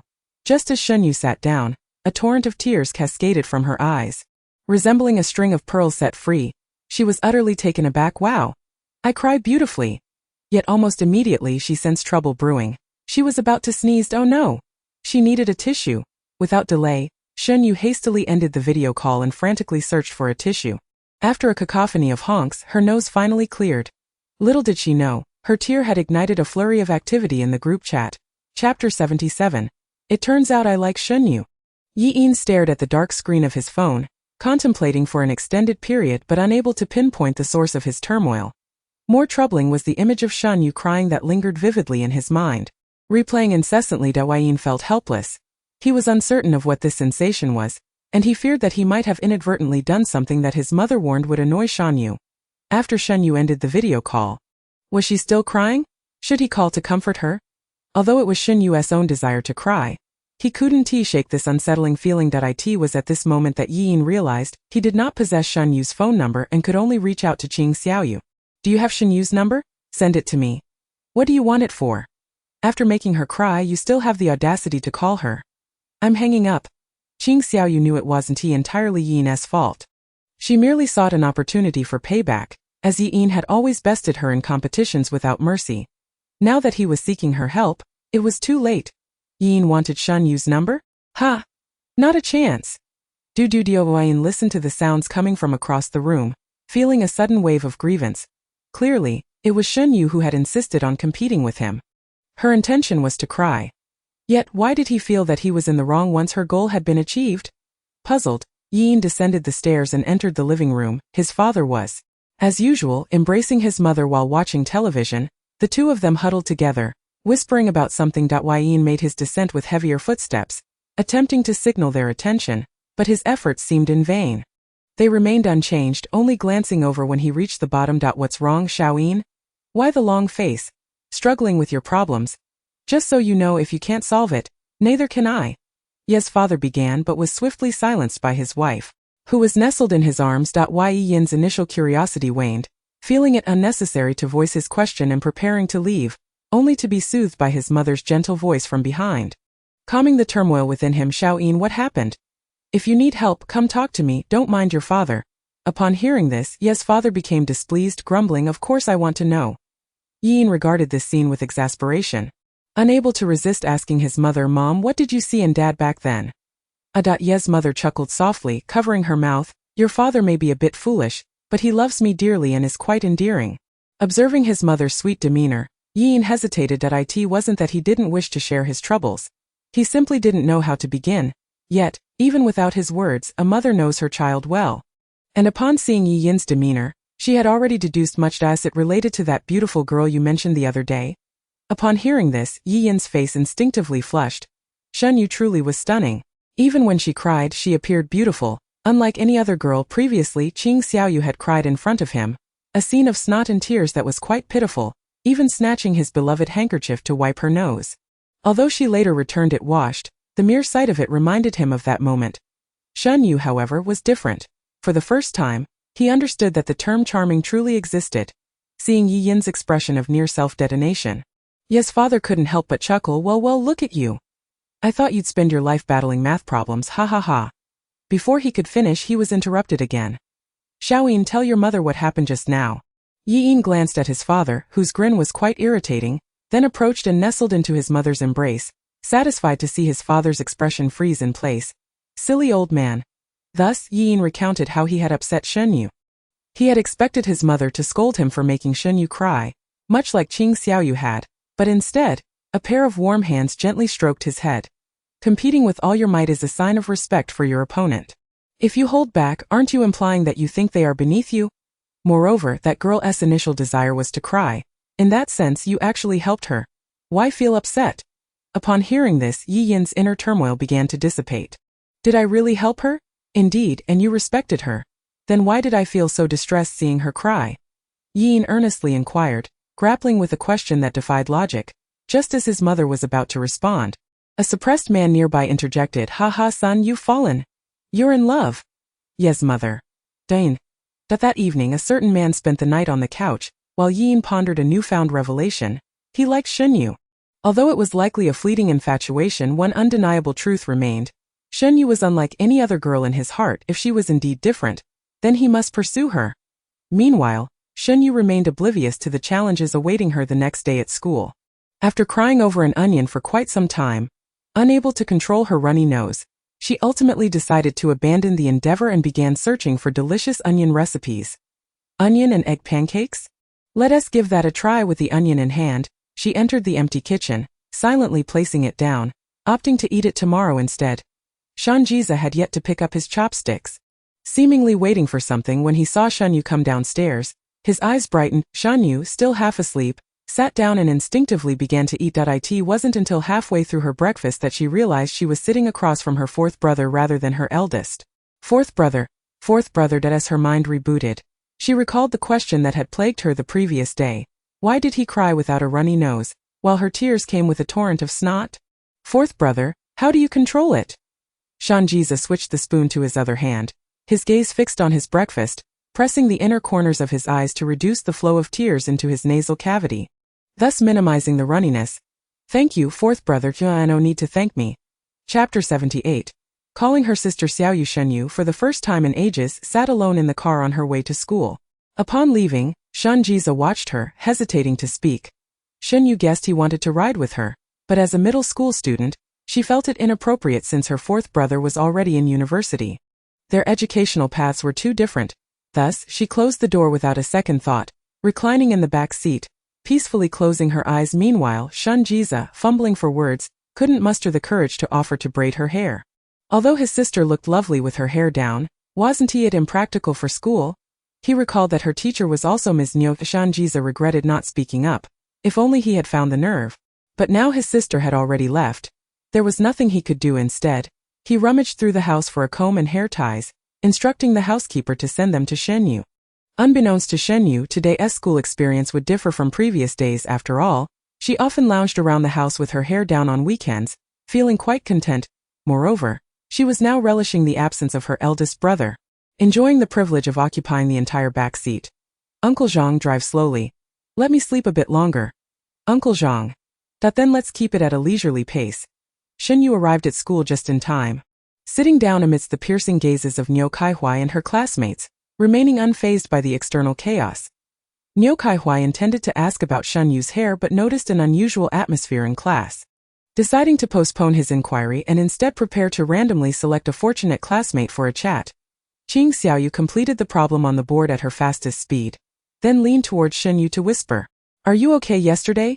Shen Yue, not writing, instinctively glanced at Qing Xiaoyu's answer. Qing Xiaoyu understood and nudged her answer closer to Shen Yue, but was quickly caught by Niu Kaihui, who snapped her notebook shut. "Write your own, Shen Yue. Think for yourself." "Okay." Shen Yue shrugged, having already seen and memorized the answer. "What about the onion?" "I practiced how to cry beautifully using an onion yesterday." Qing Xiaoyu. That's why you suddenly asked how to cry?" Shen Yue nodded, as if it were the most natural thing. Of course. "Alright, as long as you're happy. Just remember to explain it in the group later." As Qing Xiaoyu spoke, her gaze again drifted to Shen Yue's hair. Suddenly enlightened, she realized, "You didn't check the group after turning off the video yesterday, did you?" Shen Yue nodded. After shutting off her video, she had been busy wiping her nose, then searching for delicious onion recipes, and finally going to bed, so she indeed hadn't checked the group. "Everyone is concerned about you. Make sure to look later." Shen Yue nodded, promptly pulling out her phone to check, her eyes locking onto her name. The messages were from the previous night. "Is Shen Yue alright?" Sure enough, it's too early for sleepy Shen Yue to compete with Yin. Who suggested they compete? Come forward and take the blame. It was Shen Yue herself. Oh, then it's fine. I hope Shen Yue's confidence isn't shaken. She's quite capable, just up against Yin. She might still be crying. Can anyone call her? Let us wait until tomorrow. It's not like she doesn't enjoy eating. Let us prepare some snacks for her. At this point, Shen Yue found herself unable to scroll further. Her eyes honing in on the two words, food, food. With that thought, Shen Yue began typing. "I cried because I was overwhelmed by the onion. No need to prepare food for me. Send." As Shen Yue gazed at those two words, food, she suddenly felt a sliver of understanding towards her fourth brother, who cried so beautifully. This grievance, who could bear it? Just as Shen Yue was on the verge of tears again, Qing Xiaoyu timely intervened, calling, "Shen Yue, it would be better if you thanked everyone for their concern." Shen Yue, obedient, quickly edited her message. "Thank you everyone for your concern. Send." And then she was caught by Niu Kaihui red-handed. "Shen Yue, I shall now present a method for problem solving. Once I have finished, you may come forward to apply this method. Should you fail to succeed, you shall retreat to the back. In that fleeting moment, Shen Yue concentrated her attention, diligently listening to teacher Nyo's lecture. Nyo, filled with delight, thought, "Little girl, old Nyo, have mastered the art of handling you. There is no escape for you." The teacher did not prohibit the students of the special class from bringing their phones. Partly because these children possessed sufficient self-discipline, and partly because having their phones allowed them to search for answers to questions they did not understand rather than cling to the teacher for assistance. In short, the phone remained an everlasting miracle coupled with the final remark, "Thank you all for your concern." It was puzzling how, from those 6 withered words, they discerned Shen Yue's endurance. Perhaps she lied to spare them worry. The students of the special class, with their undoubtedly formidable logical reasoning, quickly deduced the illogical aspects of her statement and firmly believed she was not being truthful. Only Qing Xiaoyu, having interacted closely with Shen Yue, recognized her as an exceptionally peculiar individual and thus steadfastly trusted her. At that moment, Qing Xiaoyu suddenly noticed that the yogurt Shen Yue usually kept on her desk was absent today, prompting her to ask, "Shen Yue, where is your yogurt?" Shen Yue felt a twinge of grievance, albeit somewhat inexplicably. In response, Qing Xiaoyu promptly retrieved a bottle of plain yogurt from her bag and offered it to her. "Here you go." This yogurt had been placed in her bag yesterday with the intention of comforting Shen Yue. Though Shen Yue appeared to need no consolation, it seemed unreasonable not to share the yogurt after having brought it. Shen Yue hesitated, desiring it yet hesitant to accept. Qing Xiaoyu, puzzled, inquired, "What's wrong? You can't just take someone else's things. Then call me Sister Xiaoyu as a trade, Sister Xiaoyu." "Good, here you are."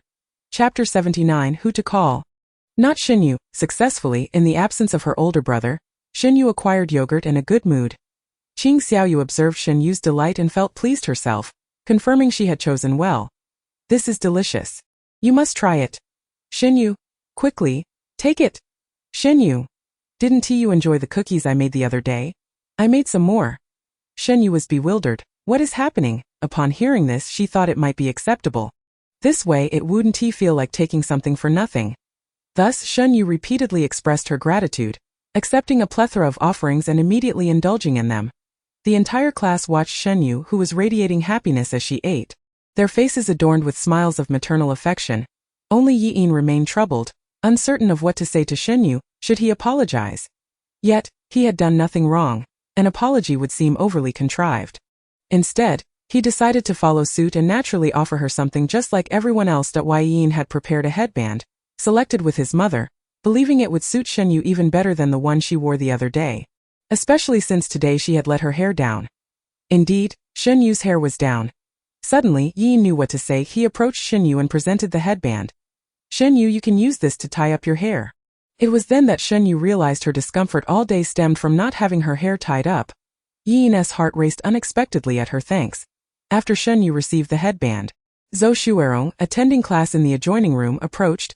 She had encountered Shen Yue's family steward on her way to school, who had asked her to deliver a comb and hair ties to Shen Yue. Spotting Shen Yue, who indeed had her hair down, she felt no hesitation about crossing classes and rushed to her side to assist in tying her hair. Ignoring Yi Yin, who stood beside Shen Yue, she produced the hair ties and placed them on Shen Yue's desk. "Yeah, may I help you tie your hair?" Seeing Zhou Shuerong, Shen Yue felt relieved and willingly offered her head, understanding Shen Yue's intent. Zhou Shuerong began to braid Shen Yue's hair with a comb and ties. Zhou Shuerong had observed Shen Yue's daily braids and studied the techniques for braiding, though somewhat clumsy at first. She ultimately produced a commendable result. Noticing the headband Shen Yue held, Zhou Shuerong thought it matched Shen Yue's outfit beautifully and said, "Yeah, may I have the headband you're holding?" Shen Yue handed it over.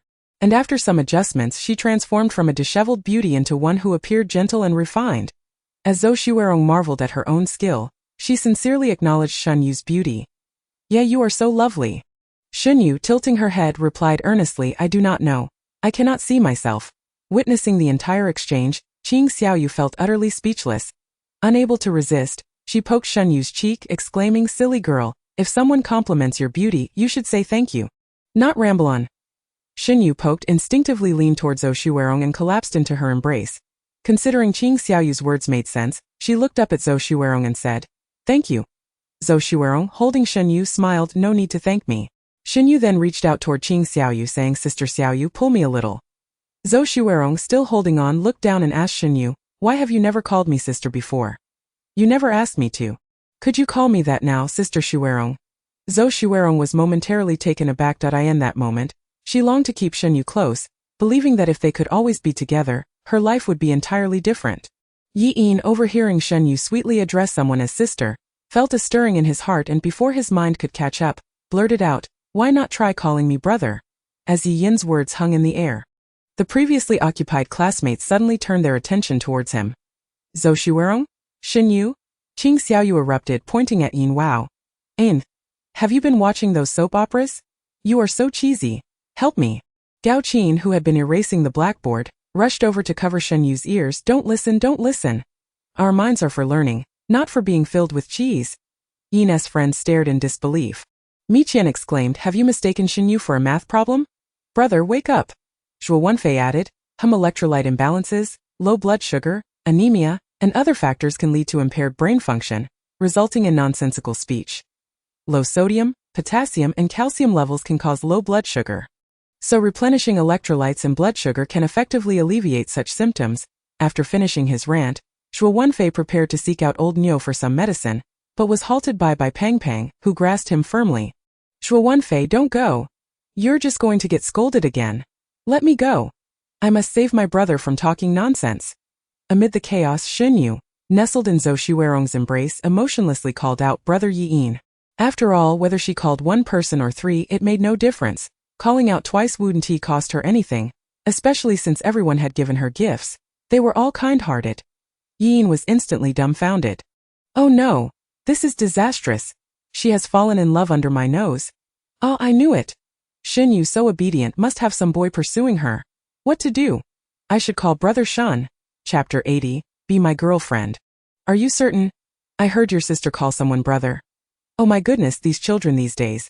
And then what? What do you mean, and then what? You heard her call someone brother, and then what? So I called you to inform you. Niu Kaihuai sighed, oh, don't shout. For now, no major issues have arisen. I'm keeping a close watch. I've told you before not to teach in school, but you wouldn't listen. Look where that has led you. Under scrutiny. Niu Kaihuai continued to chatter. While Shen Yichen had already hung up, he summoned his secretary and instructed her to change his flight to the soonest available. Mr. Shen, are you not going to rest for a moment? At that moment, Niu Kaihuai had already deciphered the peculiar atmosphere in class through his interaction with the lucky little student, and combined with Yi Yin's strange behavior, the truth was becoming clear. The day's events had originated from the classmates' intentions to comfort Shen Yue, leading them to collaborate on bringing her snacks and small gifts. Niu Kaihuai held a notebook the size of his palm, reporting to Shen Yichen while jotting down notes. According to my research data, 80 of the class believe Shen Yue cries beautifully. Hearing this, Shen Yichen felt a sigh building within him, from the moment Shen Jiza informed him of the matter. He sensed trouble brewing, and indeed, here she was waiting for him. Had she cried in class? No, it was just that yesterday, after losing a mental math competition with a male classmate over video, she had shed a few tears in the class group video. For reasons unbeknownst to him, Shen Yichen felt that the situation was far more complex than it appeared. When had she cried? Around 8:30 in the evening, he presumed that Shen Yue's tears were evidently intertwined with his own affairs. What did you mean earlier when you said someone else called you brother? At that, Niu Kaihuai flipped a few pages back in his notebook and began to recite. It was Shen Yue playing with a female classmate, who asked her to call her sister, and she obliged. Then a male classmate prompted her to call him brother, and she, in a daze, bam. Niu Kaihuai received a swift reprimand. Shen Yichen, who had acted quickly and discreetly, feigned ignorance. Who are you calling dazed? Feeling aggrieved, Niu Kaihuai retorted, not dazed, all right? Brilliant, in fact. Your incredibly intelligent sister calls a male classmate brother. That's just how it is. After grasping the situation, Shen Yichen engaged in a deeper conversation with Niu Kaihuai. And the timing was just about right. Shen Yichen glanced at his watch, stood up, and prepared to meet his sister at the classroom entrance, intending to also get a glimpse of the audacious lad who had coaxed Shen Yue into calling him brother. Thus, Niu Kaihuai, who had already prepared to leave work, was forcibly taken back to the classroom by Shen Yichen. The two stood outside the window, and Niu Kaihuai pointed out Yi Yin's position, flipping through his notebook to enumerate the accolades Yi Yin had accumulated over the years. In conclusion, Niu Kaihuai asserted that kid Yi Yin is a genius among geniuses. Even in this elite class you've assembled, he undoubtedly deserves the top spot. Were it not for his youth, Niu Kaihuai mused that it would not be impossible for him. Shen Yichen remained silent, merely observing Shen Yue and Qing Xiaoyu whispering to each other, a smile inadvertently tugging at his lips. Before long, the bell rang. Just as Shen Yichen was about to enter the classroom to assist Shen Yue in packing up, he witnessed Yi Yin, the boy Niu Kaihuai had just introduced, rushing towards Shen Yue. He truly rushed, to the extent that no one had time to react before Yi Yin stood beside Shen Yue. And then, Shen Yue, I like you. Will you be my girlfriend? Chapter 81. I will win Shen Yichen. Niu Kai Huai. The abruptness of Yi Yin's confession left Shen Yue completely oblivious, not realizing he was addressing her. It was only when Qing Xiaoyu poked her that she turned to see Yi Yin and grasped the situation. This person had just declared his affection for her. As soon as her brain processed this revelation, she was interrupted by Shen Yichen, who had appeared out of nowhere. Without directly addressing Shen Yue, Shen Yichen extended his hand to Yi Yin. "Hello, I am Shen Yichen." Shen Yue's elder brother. Yi Yin was momentarily taken aback but shook Shen Yichen's hand. "Hello." Observing Shen Yue, who was still clearly in a state of confusion, Shen Yichen addressed Yi Yin personally. "I do not endorse Shen Yue dating at her age. However, I heard from Teacher Niu that you are quite exceptional. So I believe I should give you a chance. Yesterday, you and Shen Yue engaged in a mental math competition and she lost. Tonight I would like to propose a similar contest between you and Shen Yue's elder brother. If you win, I will permit you to pursue Shen Yue. What do you say?" Yi Yin, initially apprehensive, felt an inexplicable calm wash over him upon hearing these words. A competition. He had never lost. All right, Shen Yue's mind whirled as she began to comprehend the gravity of the situation. Her elder brother was going to compete with Yi Yin. Though she often neglected her surroundings, she understood that both Yi Yin and her brother were formidable. Did their conversation imply that if her brother were to lose, she would be handed over to Yi Yin? Upon realizing this, Shen Yue felt an unexpected ache in her heart, a tangible pain. She opened her mouth but words failed her, and she could only allow Shen Yichen to pack her bag before he took her away. At the school gate awaited the familiar black sedan. Shen Yue climbed in, her mood decidedly somber. Noticing her downcast demeanor, Shen Yichen assumed she was merely frightened and reassured her, "Do not be afraid. Such encounters are inevitable. This time your elder brother can assist you, but you must learn to refuse on your own in the future." After a moment's thought, he added, "And do not casually call others brother at school." At last, Shen Yue lifted her head. "Brother, if you lose, will you give me to Yi Yin?" As she spoke, she noticed the lacquered gourd she had previously given Shen Yichen peeking out from the collar of his shirt, where it had been threaded with a cord. Suddenly, her aching heart felt relief.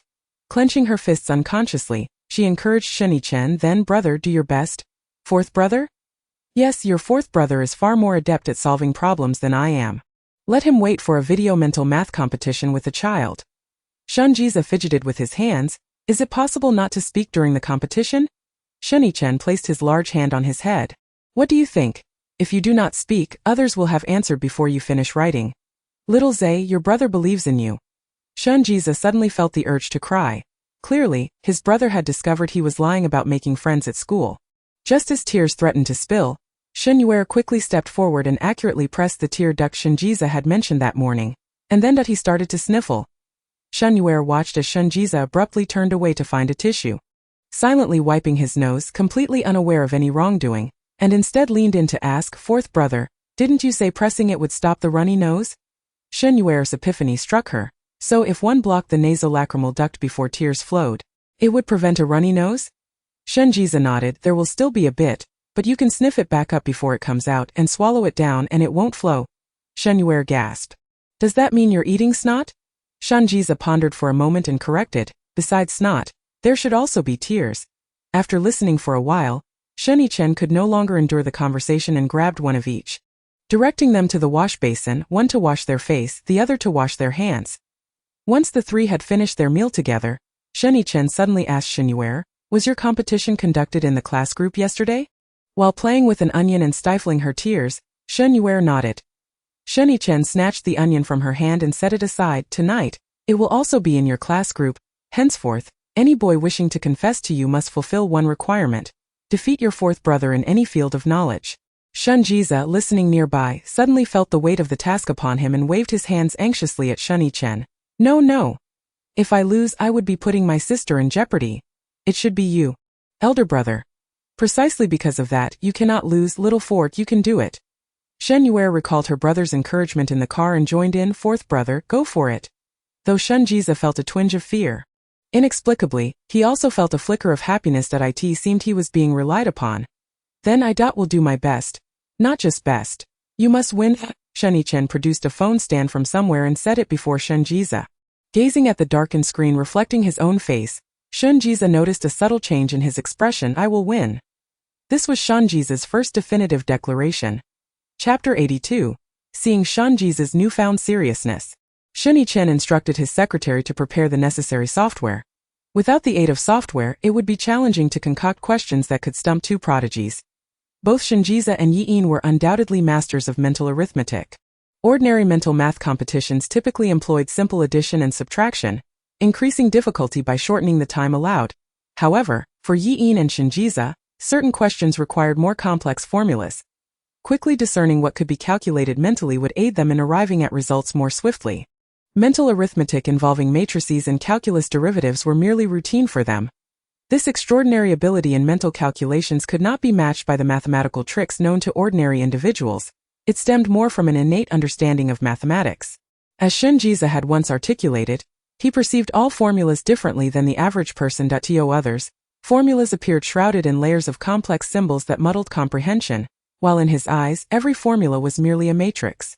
Perhaps this very perspective was why Shen Yue held little interest in mathematics, treating it solely as a tool to expedite the study of other subjects. He had only confided in Shen Yue about these matters and had even triumphed over him in mental math tests, which further reassured Shen Yue, his fourth brother, as long as he was determined not to lose, would never be defeated. Before long, Shen Yue had the software ready and began to instruct Shen Yue to announce the competition time in the class group. It was currently 7 in the evening, and Shen Yue had initially intended to set the competition for 8 o'clock. However, upon opening the class group, he was overwhelmed by an avalanche of messages. A glance revealed an incessant stream of messages clamoring for the competition's start time. Turning towards Shen Yue, who was still preoccupied with the onion, he inquired, "May I use your phone to send a message in your class group?" Without lifting her head, Shen Yue, absorbed in her task, replied, "You can send a voice message." Initially, Shen Yue randomly selected a fortunate classmate to serve as the questioner for the upcoming session, then switched to the class group to send a voice message. "I am Shen Yue's elder brother, and we are all set on our end, ready to commence at any moment." Shen Yue's voice was melodious. Several young girls in the class silently saved the message, guessing who it might be. Following Shen Yue's message, the previously bustling chat abruptly ceased, leaving only Shen Yue's voice at the bottom of the conversation. Just as Shen Yue was about to return the phone to Shen Yue, another message appeared beneath his voice note. "I am ready too." After this statement, Yi Yin activated his video, prompting Shen Yue to do the same, swiftly placing the device in front of Shen Yue. Upon suddenly seeing both his and Yi Yin's faces, Shen Yue was taken aback, his eyes reddening as tears brimmed in his gaze. Shen Yue, who had been playing with an onion, hurriedly reached out to help Shen Yue stop crying, forgetting that her hands were still fragrant with onion. Thus, "Sister. Sob. Your hands are stinging my eyes, sob sob." Shen Yue quickly withdrew her hand and rushed to fetch a clean tissue to place beside Shen Yue. Once she saw Shen Yue begin to wipe his tears, she softly apologized, "I'm sorry." Shen Yue had intended to comfort him, but upon hearing his words, she abruptly paused. For reasons unknown, Shen Yue chose not to pursue the notion of crying beautifully. Instead, she picked up the tissue and began to assist Shen Yue in wiping his tears, saying, "Don't cry, fourth brother. Sob sob sob, yes dat sob." Shen Yue observed from the side and suddenly spoke up, "Once the fourth cries, he won't stop easily. Let him cry for a bit." Shen Yue responded with an "oh," and sat beside Shen Yue, continuously offering him tissues. Yi Yin, who had originally intended to begin the challenge in a cool manner, was taken aback by the unfolding situation. "What is happening? I haven't even done anything yet, and someone is already crying. Son, have you outdone someone in crying again?" A gentle female voice suddenly emanated from Yi Yin's end. Causing his expression to shift awkwardly, he gazed at the beautifully sobbing figure of Shen Yue across the screen, feeling a mix of emotions and a vague sense of helplessness, even before the competition had begun. Shen Yue then appeared on camera, noticing that Yi Yin had not displayed any negative reaction to this unexpected turn of events, which mildly enhanced his regard for Yi Yin, while also feeling a sense of poignancy. "Yi Yin, if you don't mind, shall we begin now to avoid wasting everyone's time?" Both Shen Yue and Yi Yin were on video, one crying while the other awaited in silence, and the classmates in the chat were buzzing with excitement. The essence of humanity, a bunch of gossipers that no one can resist gossip, not even a genius. They were not only speculating on who would win between Yi Yin and Shen Yue's brother, but also why members of the Shen family appeared to cry so beautifully. Without even a runny nose upon hearing Shen Yue's words, Yi Yin's anxious heart suddenly calmed as he entered a competitive mindset. He nodded without expressing much emotion and adjusted his camera to reveal an empty table before him, indicating that there was nothing on it. Shen Yue chuckled and adjusted the angle on Shen Yue's side, inadvertently capturing Shen Yue, who was holding tissues nearby. It was evident that upon seeing Shen Yue, Yi Yin's expression momentarily froze. Observing this, Shen Yue instructed Shen Yue to sit aside and not disturb them. Shen Yue responded with an "oh," stuffing the tissues into Shen Ji's hands and stepping out of the visible area. Yi Yin exhaled with relief yet felt a tinge of disappointment. Meanwhile, Shen Ji held the tissue box touched by Shen Yu's onion-scented hands, crying as he wiped his tears. Shen Yi began to announce the rules. The mental arithmetic competition consists of 3 rounds, with the first round involving 10 4-digit additions. I have prepared a software program. After the questioner presents all the numbers, they will appear before you at intervals of 0.5 seconds. You need to memorize these numbers and calculate the final sum, with each number appearing only once. Are you all ready? Shen Yi smiled at Yi Yin, thanking him for his concern, assuring him that he was prepared. Upon confirming that Yi Yin was ready, the group chat was suddenly muted for all members except the administrators and the group owner. When Shen Yi declared the start, a chubby participant sent an image into the chat. The image initially displayed the number 9535, which transformed into another 4-digit number, 8546, at a pace of 0.5 seconds. Each subsequent number changed at the same speed, continuing for a full 10 seconds, totaling 24-digit numbers. Shen Yue watched from the side, but she only managed to precisely remember each number without attempting to calculate. Memorizing was incidental. Thinking was out of the question. At such a rapid speed, it was challenging for an ordinary person to even remember the numbers, let alone add them up, making it impossible to jot down all the numbers at once. One could only derive the sum of 2 numbers during the 0.5 second pauses to ensure accuracy. However, unexpectedly, just as the last number appeared, both Yi Yin and Shen Ji simultaneously announced the answer. 148563. Yi Yin's response was assertive, while Shen Ji's was soft and tremulous.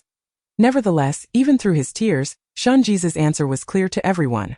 The victory in the first round allowed Yi Yin to relax slightly, but he also became more vigilant. The ability to keep pace with him indicated that Shen Yue's brother was quite formidable. Hearing that he had lost, Shen Ji's tears flowed even more profusely as he trembled and looked at Shen Yue. I'm sorry. Just as Shen Yue was about to speak, Shen Yi placed a reassuring hand on Shen Ji's head. Fourth, pull yourself together. There's another question ahead. Shen Ji tightened his grip on the tissue box he was clutching, making a concerted effort to suppress his tears. He couldn't cry anymore.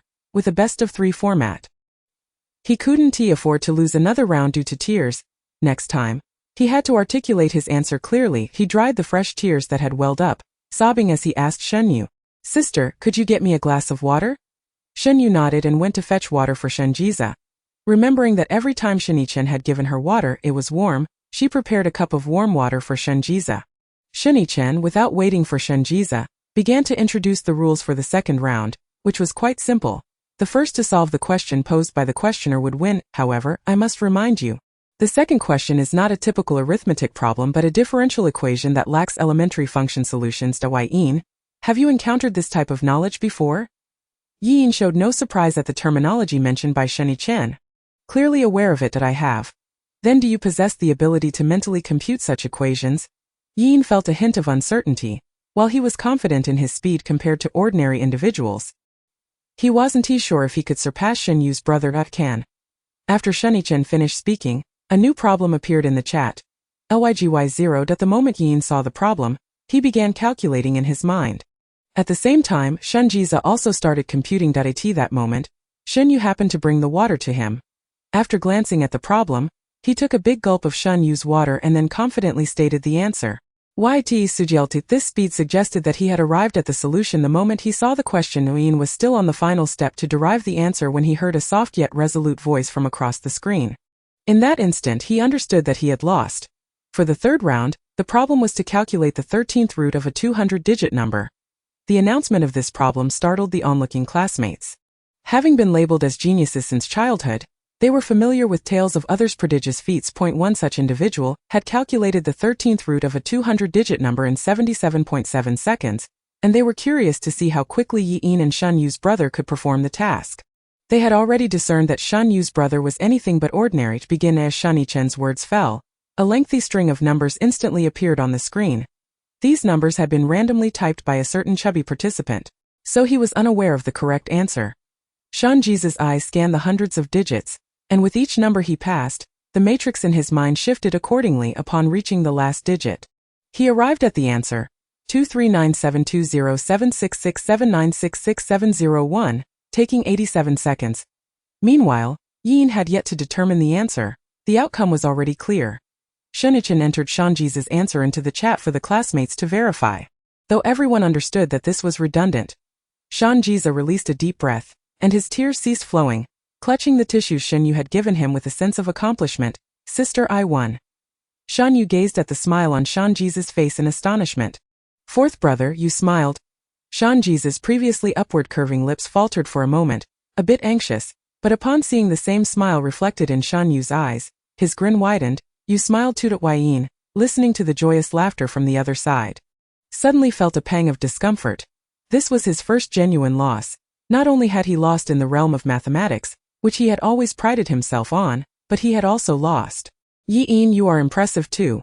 Thank you. Yin was momentarily taken aback by the unusually bright and clear voice of a girl emanating from the video call. He lifted his gaze to be greeted by the resplendent smile of Shen Yue. In that fleeting moment, only one word came to his mind: resplendent. His previously despondent heart instantly forgot all its sorrows, leaving only Shen Yue's radiant smile. Unfortunately, the video call ended abruptly right after Shen Yue uttered that phrase.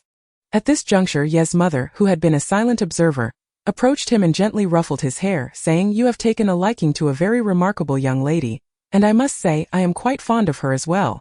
Therefore, in order to surpass her brother, you must strive to become even more exceptional. Upon hearing this, Yin cast aside his earlier disappointment, his mind solely occupied with Shen Yue's words of gratitude. Yes, I will put in the effort. Yet, he couldn't help but wonder why Shen Yue had expressed her thanks to him. Shen Yue, what prompted you to say that? Shen Yue, caught off guard, pinched his acupoint in exasperation. Hadn't he just managed to suppress his feelings, only for them to be stirred up once more? As Shen Yue dabbed the tears of joy streaming down her fourth brother's face with a tissue, she casually remarked, I feel he has been making a significant effort for me, and I simply wanted to express my gratitude. Shen Yue's intended lesson was abruptly halted by Shen Yue's response. After a brief silence, he approached her and affectionately tousled her hair, saying, Well done. Chapter 84. Shen Yue was quite exasperated. Ever since Yin and her fourth brother engaged in a brief yet exhilarating competition in their group chat, her class, which had previously maintained a semblance of normalcy, had descended into chaos. Each day upon entering the classroom, a line of admirers would form to profess their affections for her, and even as she departed, some would trail behind her, declaring their love right in front of her brother. The reason behind this fervor stemmed from Shen Yue's statement in the class group: to pursue Shen Yue, one must first defeat her brother in any given field. Consequently, many endeavored to confess their feelings to Shen Yue in hopes of besting her brother, regardless of gender. Daily, Shen Yue was bombarded with declarations of love from numerous individuals, to the point where her ears felt as if they were developing calluses. Shen Yue, I adore you. I will defeat your brother for you. Hearing those familiar words, she didn't even bother to turn her head. It was the 30th time Qing Xiaoyu had recited them verbatim. For an entire month, Qing Xiaoyu had confessed once daily, her words never deviating. And she was evidently undeterred. Shen Yue, however, found no enjoyment in this and simply felt fatigued. Shen Yue, I shall reiterate, you are my Shen Yue. Please do not say that today's declarations are sufficient, and refrain from mentioning that your brother is unavailable today. I do not wish to hear those 6 words again, understood? I will say it once more. My feelings for you are sincere. You are my Shen Yue, my one and only love. With a long sigh, Shen Yue replied, Gao Qin, you have already expressed this on the 14th. She thought it would be more efficient if Gao Qin simply repeated the same declaration daily, rather than searching for new phrases. This way, she wouldn't have to remind her of the repetition. Yet, Gao Qin was pleased with her own approach, believing that her unique declarations brought meaning, surprise, and joy to herself and others. Shen Yue, on the other hand, felt only alarm, and the joy and surprise were scarce, compelled to remember a plethora of nonsensical confession lines, unsure of when they might be useful. Each time Gao Qin boasted of her own creativity, she would casually dismiss Qing Xiaoyu's efforts as meaningless repetition, a waste of life's potential. Shen Yue, Qing Xiaoyu is merely going through the motions, only I truly care for you, understand? Thus Shen Yue lifted her head to Gao Qin and said, My brother mentioned he has a dinner engagement this evening and won't be home. Gao Qin's enthusiastic declarations came to an abrupt halt, her face contorting in disbelief as she repeated, Your brother won't be home. Only the 4th brother will be here? Shen Yue nodded. This simple gesture left a throng of beautiful girls, including Qing Xiaoyu and Gao Qin, utterly disenchanted. The absence of her elder brother felt as though their very essence had been drained. Qing Xiaoyu immediately turned to the boys huddled together, discussing the reasons behind their failures in yesterday's challenges, and shouted, "Today the elder brother is away, only the fourth brother is here." "What? Fourth brother, hurry, fourth brother is here." Strangely enough, despite Shen Yichen and Shen Jiza's willingness to engage in small competitions with those who confessed to Shen Yue whenever possible, the past month had seen classmates repeatedly challenge and fail against them, eventually splitting into two factions, the elder brother faction and the fourth brother faction. The majority of girls preferred competing against the elder brother, while the boys leaned towards the fourth brother. Those enamored with the fourth brother particularly enjoyed challenging Shen Jiza in mental arithmetic, relishing the experience of being outclassed, which motivated them to strive harder. Now, upon hearing that the fourth brother would be available tonight, they all cast aside their current tasks and lined up in front of Shen Yue for another round of confessions. The lineup of suitors had shifted once again. Yichen was the first. Brandishing his phone and reciting his confession with exaggerated expressions, "I may have turned off the lights, yet the room remains bright. I searched for the source of light and ultimately discovered it resides on the left side of my chest, not my heart's illumination. But because I hold you within, Shen Yue, you are my light, you are my sun." Shen Yue nodded and began to critique, "This line has already been used by Gao Qin, please be mindful next time." Upon hearing this, Yi Qian promptly marked the phrase, turning to seek Gao Qin. "Gao Qin, why did you give me something you've already used? Your service quality demands my practice book in return." "Oh dear.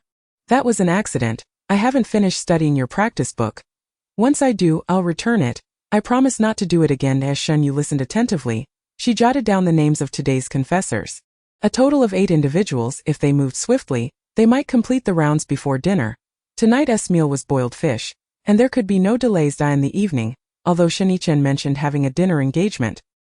He still adhered to their daily arrangement of picking up Shen Yue as usual. He inquired, "How was your day?" Understanding the implication behind his words, Shen Yue replied with the tally she had calculated. "Today there were 8 individuals. Your fourth brother can handle that alone." Shen Yue nodded, confident in her fourth brother's abilities. Over the past month, she had witnessed his formidable prowess firsthand. Had she possessed such a mind, she still wouldn't know how to utilize it. After dropping Shen Yue off at her doorstep, Shen Yichen hurried off to his dinner. Upon entering her home, Shen Yue found her fourth brother seated in his familiar spot. Gazing towards the entrance, he promptly dashed over to assist Shen Yue with her backpack. Shen Yue firmly declined his offer, afraid that he might inadvertently hurt her and cause her to cry. "Fourth brother, there are 8 individuals today." Upon hearing this, Shen Jiza nodded, his eyes fixed on Shen Yue as she placed her backpack down before he quietly asked, "Do your classmates dislike me?" Shen Yue was taken aback by the question, looking at her suddenly emotional fourth brother with confusion, and naturally handed him a tissue. "Why would they dislike you? They adore you." Shen Jiza, clutching the tissue in disbelief, countered softly, "Impossible. They have never once won against me." Shen Yue understood his meaning and reassured him, "Fourth brother, you need not worry. They are all quite strong, which is why they admire those who are even stronger." After confirming that Shen Yue was indeed sincere, Shen Jiza sighed in relief. "Your classmates are truly wonderful. I think they are quite nice too. If only they would refrain from all the confession literature." Just 2 minutes before the competition commenced, Shen Jiza suddenly asked Shen Yue, "Should I let them win once, since it's best 2 out of 3? Shen Yue shook her head earnestly. "Fourth brother, the strong are drawn to those even stronger. The quicker you conclude, the more they will admire you." Shen Jiza, enlightened, accepted her reasoning. That day, Shen Yue was indeed able to enjoy her favorite boiled fish right on schedule as the fragrant oil was drizzled over it. The sizzling sound ignited her appetite, and stark contrast to Shen Yue's joy were the 8 fortunate individuals present that evening. How did today's competition feel? It ended in a flash, leaving no trace behind? Yet another splendid and tranquil day. Chapter 85. Shen Yue was quite troubled. Despite sleeping as she always did and enjoying a languorous weekend lie-in, her dreams had become increasingly rare, and her formidable alter ego had made infrequent appearances. Nevertheless, she had never doubted her fate. For some inexplicable reason, she simply harbored that conviction. Shen Yue picked up her phone to check the time. Perfect. Today's breakfast and lunch would be consumed together. Descending the stairs, she found her fourth brother and elder brother already awaiting her at the dining table. Shen Yue adeptly took her seat. Only after she arrived did the other 2 begin their meal. Shen Yue remained non-committal as she felt no change in her appetite. The 3 of them dined in silence until suddenly, Shen Jiza's spoon clinked against the bowl with a clear sound. Startled, He instinctively shielded his eyes and searched for a tissue.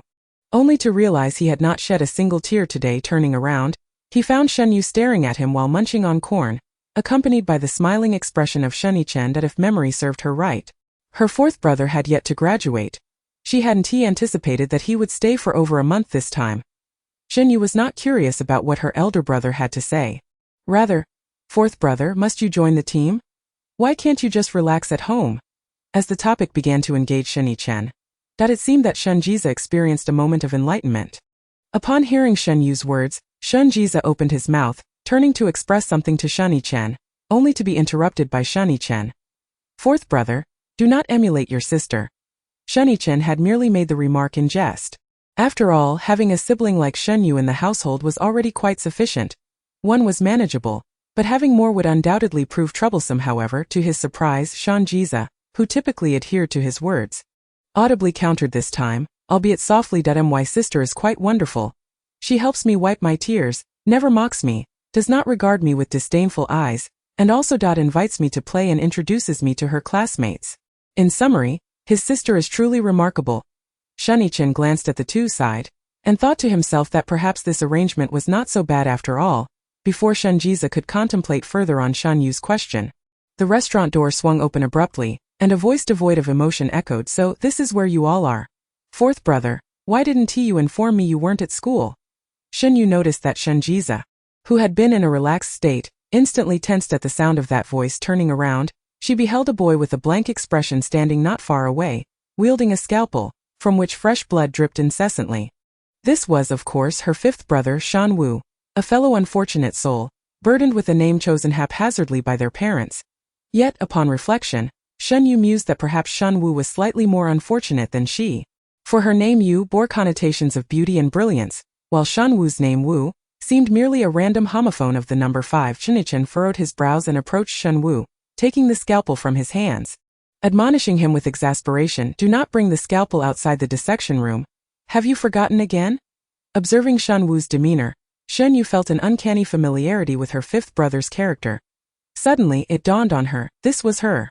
No wonder he seemed so recognizable. Shen Yue remained expressionless, yet his words carried an inexplicable weight. "You know I do not check the group messages. If he cannot reach me, what concern is it of mine? As long as I can contact him, that suffices." Shen Yue understood Shen Yue's nature. He inherently struggled to comprehend how certain actions could harm others. To make him grasp the emotions of others required far more time than the average person. Presently, Shen Yue had improved considerably compared to the past. Shen Yue was also aware of this. Given Shen Yue's temperament, his current demeanor was relatively mild. Yet, for reasons unknown, he felt a wave of protectiveness towards his sister, who sat beside him, suddenly appearing aggrieved. Tears that had previously remained unshed began to fall in earnest. Shen Yue pushed the untouched glass of milk towards Shen Yue and fetched a tissue to wipe Shen Yue's tears. It was then that Shen Yue's gaze first landed on Shen Yue. He opened his mouth and uttered his first words to her. "Shen Yue is my experiment, oh not touch him." Chapter 86. The indomitable big toad initially tending to the weeping Shen Yue.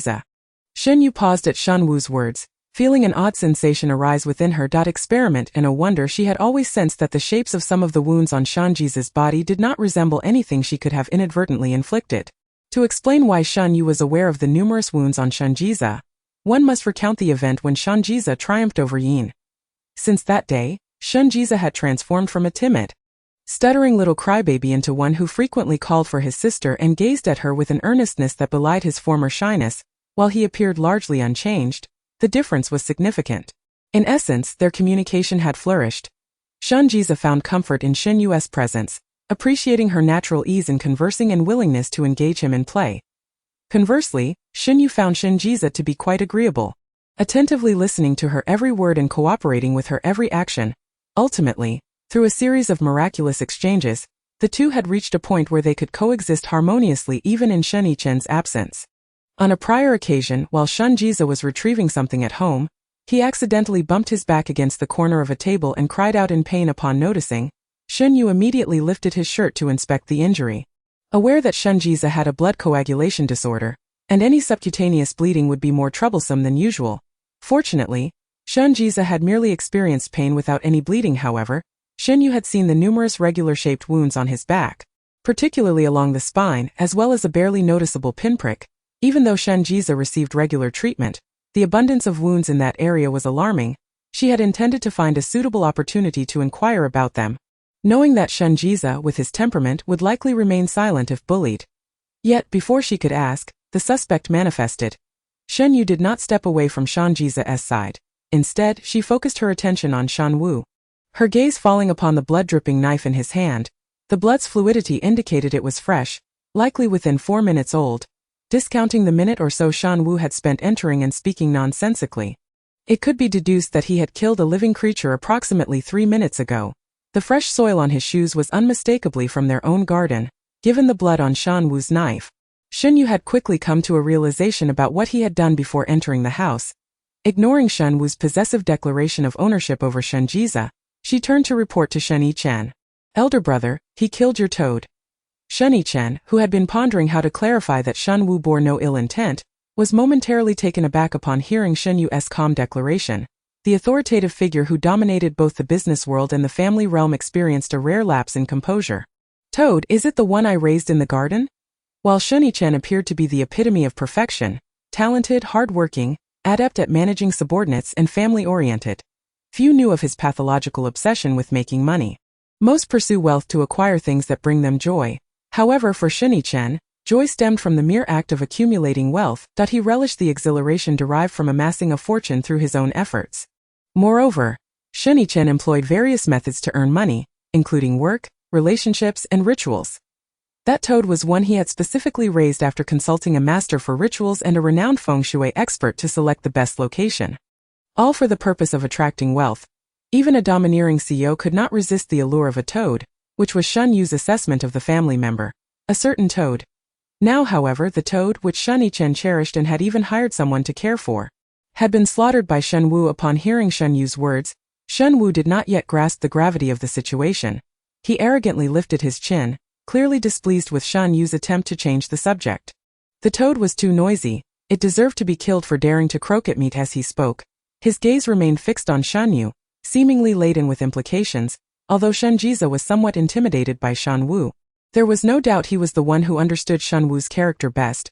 Upon hearing those words, despite his tears, he instinctively adopted a protective stance towards Shen Yue, softly retorting to Shen Wu, "Do not scare my sister." His sobs were pitiable. Shen Wu furrowed his brow, suddenly feeling irritated, but said nothing, merely averting the piercing gaze that had previously ensnared Shen Yue like a venomous serpent. Just as he was about to speak again, Shen Yue's voice, devoid of discernible emotion, interjected, "Shen Wu, what did you do to my toad?" Shen Wu's body halted, keenly catching the significant word in Shen Yue's statement. That toad belonged to the elder brother? Shen Wu opened his mouth to explain, but Shen Yue preempted him, articulating clearly, "Elder brother, he killed your toad." Shen Yue's eyes shifted to the scalpel in Shen Wu's hand, still smeared with remnants of tissue, and added, "And he even dissected it." As her words fell, Shen Wu's gaze clung to Shen Yue once more. However, before he could react, Shen Yue had already seized him and dragged him toward the garden.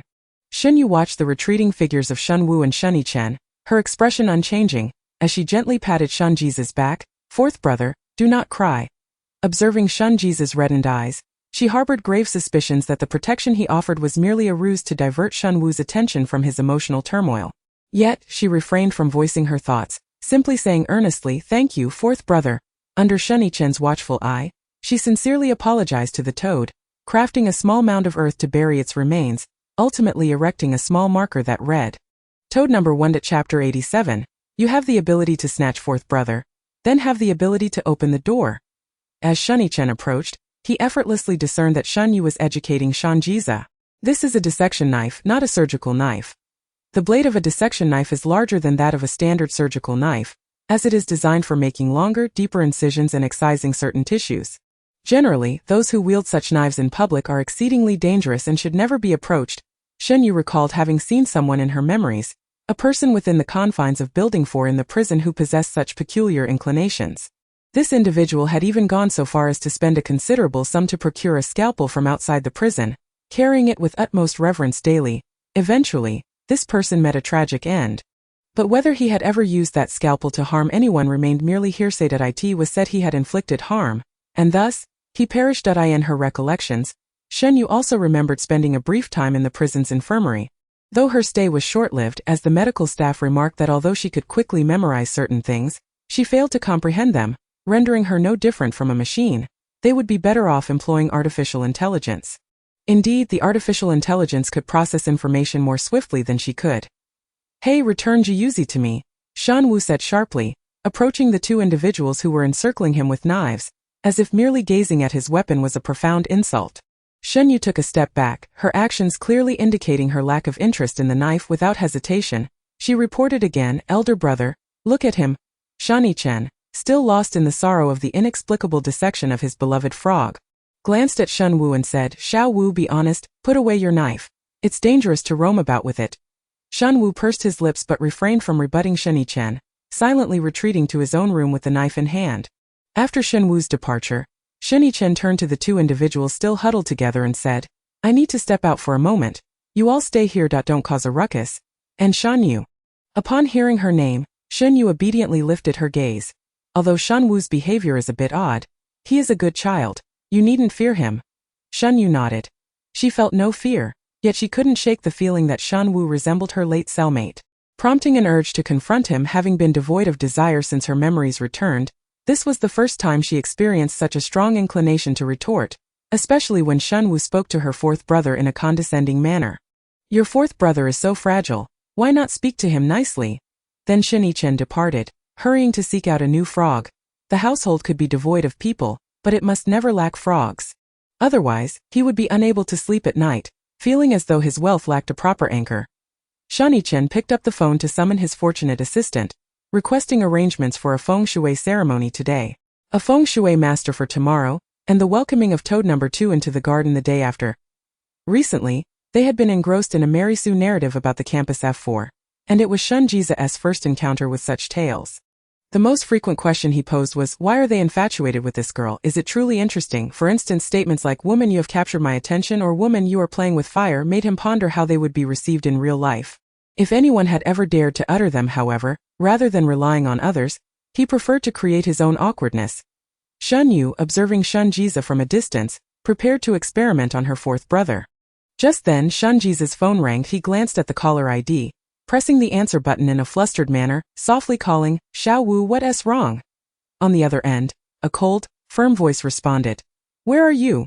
Shun Jiza looked at Shen Yue and replied, "I am with my sister." Before he could finish, Shen Yue had already begun her practice. "Fourth brother, you are playing with fire.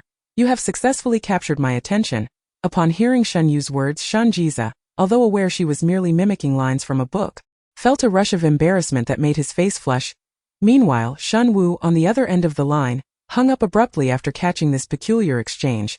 Hearing the dial tone, Shun Jiza, still unaware of the impending consequences, asked Shen Yue, "Sister, were you quoting lines from F2 just now?" Shen Yue nodded. "Yes, what do you think it sounds like?" Shun Jiza, nervously twisting the hem of his clothes, expressed his genuine feelings. "I think it sounds a bit strange. As if it's too lofty." Shen Yue displayed an understanding expression. "I feel the same. No wonder the female lead gets upset." Shun Jiza agreed. "Yes, the female lead's anger is warranted." Shen Yue then pivoted the conversation, asking, "Fourth brother, why aren't you angry when Shen Wu speaks to you so condescendingly?" Shun Jiza was taken aback. He hadn't anticipated Shen Yue would circle around to ask him that question. Once he regained his composure, warmth spread through his heart, and he chuckled softly, nervously running his fingers through his hair, explaining, "Though Xiao Wu can be fierce, he is genuinely concerned about me. Even if at times his worry frightens me, it is still concerned that it soon became evident that Shun Jiza was correct, and no sooner had he finished speaking than a heavy knocking resounded on Shen Yue's door, accompanied by Shen Wu's cold voice from outside. "Shen Jiza, open the door." Chapter 88, Elder Brother, look at him. She set aside the F4 romantic tragedy she had been reading and inquired of Shen Jiza, "Fourth brother, do you wish to open the door for him?" Shen Jiza nodded, explaining the necessity. "If I don't open the door for Xiao Wu, he will continue knocking." He paused, emphasizing, "He will keep knocking." Shen Yue understood. Listening to the increasingly frantic and forceful knocks, she halted Shen Jiza, who was about to open the door, and began to calmly question, rationally analyzing, "Not really. Fourth brother, how long do you think a normal person can persist in knocking?" Shen Jiza pondered. "I am not sure about others, but Xiao Wu once knocked for an hour straight until I opened the door." She retrieved a pair of earplugs from her bedside and handed them to Shen Jiza. Fourth brother, let us try to sleep for a while. After all, fifth brother won't stop anytime soon. Shen Yue hesitated, but Xiao Wu. Noticing Shen Yue's apparent stupor from her words, Shen Yue took the initiative to put the earplugs in his ears. After doing so, she recalled something and removed one of the earplugs, saying, Fourth brother, why don't you sleep on my bed? But my pillow might be damp, so it's best to flip it over. To avoid the scent of her saliva, Shen Yue retorted, Fourth brother, do you want to be in pain right now? Shen Yue bit his lip, obediently putting on the earplugs, flipping Shen Yue's pillow, and curling up to close his eyes. Clearly, despite his insistence that Shen Wu was merely worried about him, he still harbored a deep-seated fear of Shen Wu's extreme behavior. Shen Wu's actions were perpetually radical, unyielding until his goals were met. Listening to the relentless knocking from outside, Shen Yue converted the sound into data, matching it in her mind. As of now, Shen Wu possessed remarkable stamina. Otherwise, he wouldn't be able to handle the dissection work. Oh, the frequency of knocking has slowed down. He must be feeling a bit fatigued. 1 hour, 12 minutes, and 27 seconds later, Shen Wu switched to his other hand, continuing to knock. During this time, faint footsteps from others filtered into Shen Yue's ears. But they were merely hurried footsteps. Everyone understood not to provoke the increasingly unhinged Shen Wu. The fifth young master of the Shen family was no ordinary person. The knocking grew weaker, yet, as Shen Yue had stated, Shen Wu would not relent until the door was opened. Eventually, the knocking ceased. However, Shen Yue knew it wasn't over. Sure enough, shortly after, with a soft click, her door swung open. Outside stood Shen Wu, his expression dark. Locking eyes with Shen Yue, who was sitting directly across from the door, Shen Wu's gaze, upon meeting Shen Yue's, bore no resemblance to that of a relative. Rather, it felt more akin to that of an adversary. As if Shen Yue had committed some grave offense against him. Ordinary individuals might fear such a gaze from Shen Wu, evading it in trepidation or confusion, but Shen Yue did not. Just before Shen Wu could erupt in fury, she raised her index finger to her lips and whispered, Fourth brother is sleeping. Don't disturb him. Shen Yue witnessed Shen Wu's mouth open and then close again after she spoke. Ultimately, he said nothing but silently approached Shen Yue's bedside. Lying down beside him gripping the knife, he stared intently at Shen Yue's curled-up figure. Remaining silent, Shen Yue had originally intended to contemplate further, though she was uncertain what she would ponder. However, with the knocking ceased, the only sounds that filled the air were the subtle breaths of Shen Yue and Shen Wu. And such an atmosphere, who could possibly stay awake? Thus, Shen Yue reclined on her lazy sofa and promptly fell asleep. After Shen Yue had drifted off, Shen Wu, who had been silently watching Shen Yue from the edge of his bed, suddenly turned his head, fixating his gaze on Shen Yue, scrutinizing any slight reaction her body might exhibit. Once he confirmed that Shen Yue was indeed asleep, a rare flicker of doubt appeared in Shen Wu's eyes. He remained there. This so-called sister could not possibly be unafraid of him, especially while sleeping before him. Sleep was a state in which one shed their defenses, a moment of vulnerability typically reserved for those one trusted. Of course, this was the norm. There could also be foolish individuals who failed to recognize imminent danger. Voluntarily extending their necks to the blade, Shen Wu approached Shen Yue, observing her chest rise and fall with each breath, the white neck exposed due to her tilted head, and the veins that seemed increasingly visible. How beautiful, is this what a sister is? The daughter they had constantly spoken of. Their voices remained etched in Shen Wu's memory. Little Five is so beautiful, it's a pity he is a boy. If only he were a daughter. There is no need for concern. If we desire a daughter, we shall simply have another. Very well, very well. This marks the inception of his initial nightmare. Xiao Wu, you are truly beautiful. My obedient daughter. Mother, Xiao Wu. Xiao Wu is a boy. How dare you speak to your mother that way? What she says goes, do not retort. Is it born? A daughter. My dear wife. We have finally welcomed a daughter. Thus, the need for a false daughter dissipates. Shen Wu gazed upon Shen Yue, this sister, who brought an end to his old nightmare yet ushered in a new one. Should this sister meet her demise, would they not experience a fleeting moment of regret? Regret for how they once treated him. Shen Wu caressed his blade. If he so wished, this sister could instantly cease to breathe right here. With this thought, Shen Wu positioned the knife against Shen Yue's neck. At that very moment, Shen Yue, who appeared to be deeply asleep, suddenly opened her eyes and called out to her elder brother. Look at him. Shen Wu froze momentarily, turning to see his elder brother gazing at him with an expressionless face, cradling a golden cage in his arms, one yet to be used for any incantations. Chapter 89. Now darkened, ready to kill. Shen Wu held the knife, poised dangerously close to Shen Yue's throat. Under normal circumstances, When confronted with a blade of such keen sharpness, one would instinctively recoil. A primal response to danger.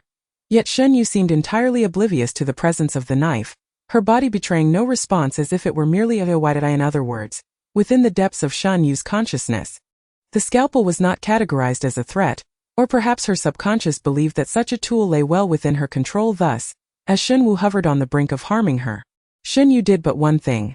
She gazed innocently at her elder brother with her glistening eyes, disregarding the blade entirely. You wonder how her eyes became so moist. When one is roused from a slumber due to some external stimulus, their eyes often appear damped. Of course, the external trigger that startled Shen Yue from her dream was not Shen Yue or his melodramatic knife, but rather the chaotic aura emanating from her elder brother, suggesting he was in distress. Consequently, Shen Yue awoke, only to find someone brandishing a knife at her, and without hesitation, she reported to her brother who had just appeared at the doorway. Shen Yue, caught off guard by Shen Yue's sudden outburst, found himself at a loss. Retracting the knife felt too deliberate, yet leaving it out seemed equally inappropriate. Ultimately, he decided to remain as he was, contemplating whether to strike without further thought. Thus, the situation evolved into Shen Yue fixating on her elder brother, while he scrutinized Shen Yue and Shen Yue, who held the knife. Torn between words, an eerie silence enveloped the room until Shani Chan broke the stillness, placing the frog he held aside. Striding towards Shen Yue and deftly taking the knife from his grasp. In that moment, the once menacing Shen Yue appeared remarkably docile before Shani Chan. The reason was simple. Elder brother was angry. The best course of action when faced with an irate elder brother was to comply. What he said was law. Shen Yue, have I ever told you that neither surgical nor dissecting knives are to be taken out of your laboratory? Have I ever mentioned that your knife is extremely dangerous, and must never be pointed at others, especially not at family? Shen Yue remained silent for a considerable time before finally answering, I did. Did you make a mistake? Yes. Apologize to your sister. I'm sorry. Though Shen Yue appeared quite obedient at that moment, as if he would comply with any command, Shani Chan frowned at the sight. He could sense that Shen Yue had not truly absorbed the weight of his earlier admonition. In the past, when Shen Yue erred, he would strive to remember every lesson imparted, a stark contrast to today. It had also been quite some time since he had aimed a knife at anyone. Today's circumstances were likely the cause. Shani Chan pondered for half a minute but could not fathom how his lethargic sister could provoke Shen Yue. Perhaps her lounging posture had unwittingly triggered something within him. His gaze fell upon Shen Yue, but upon meeting her vacant yet sorrowful eyes, the words he intended to utter evaporated with a sigh. He gently inquired, Shen Yue, what were you doing just now? I was sleeping, she replied matter-of-factly. This answer was remarkably reasonable, and Shani Chan felt a sense of confirmation wash over him. He then turned to Shen Yue. And you, what were you doing? Before Shani Chan could continue, Shen Yue resumed speaking. I recall you said that it is wrong to cut someone's throat, that one must not instill fear in others. But I could not restrain myself. Shani Chan found no desire to dwell on why Shen Yue had failed to hold back. He understood that until he unraveled the inexplicable hostility Shen Yue harbored towards Shen Yue, they could not remain in each other's presence. Shen Yue, come with me, elder brother. Give me back the knife. In your dreams. I loathe you, elder brother. Today, even if you despise me, you shall copy the 20 rules of what not to do 20 times. I know what not to do, but I wish to do it. Why is it impossible for me to cut someone's throat? I do not understand.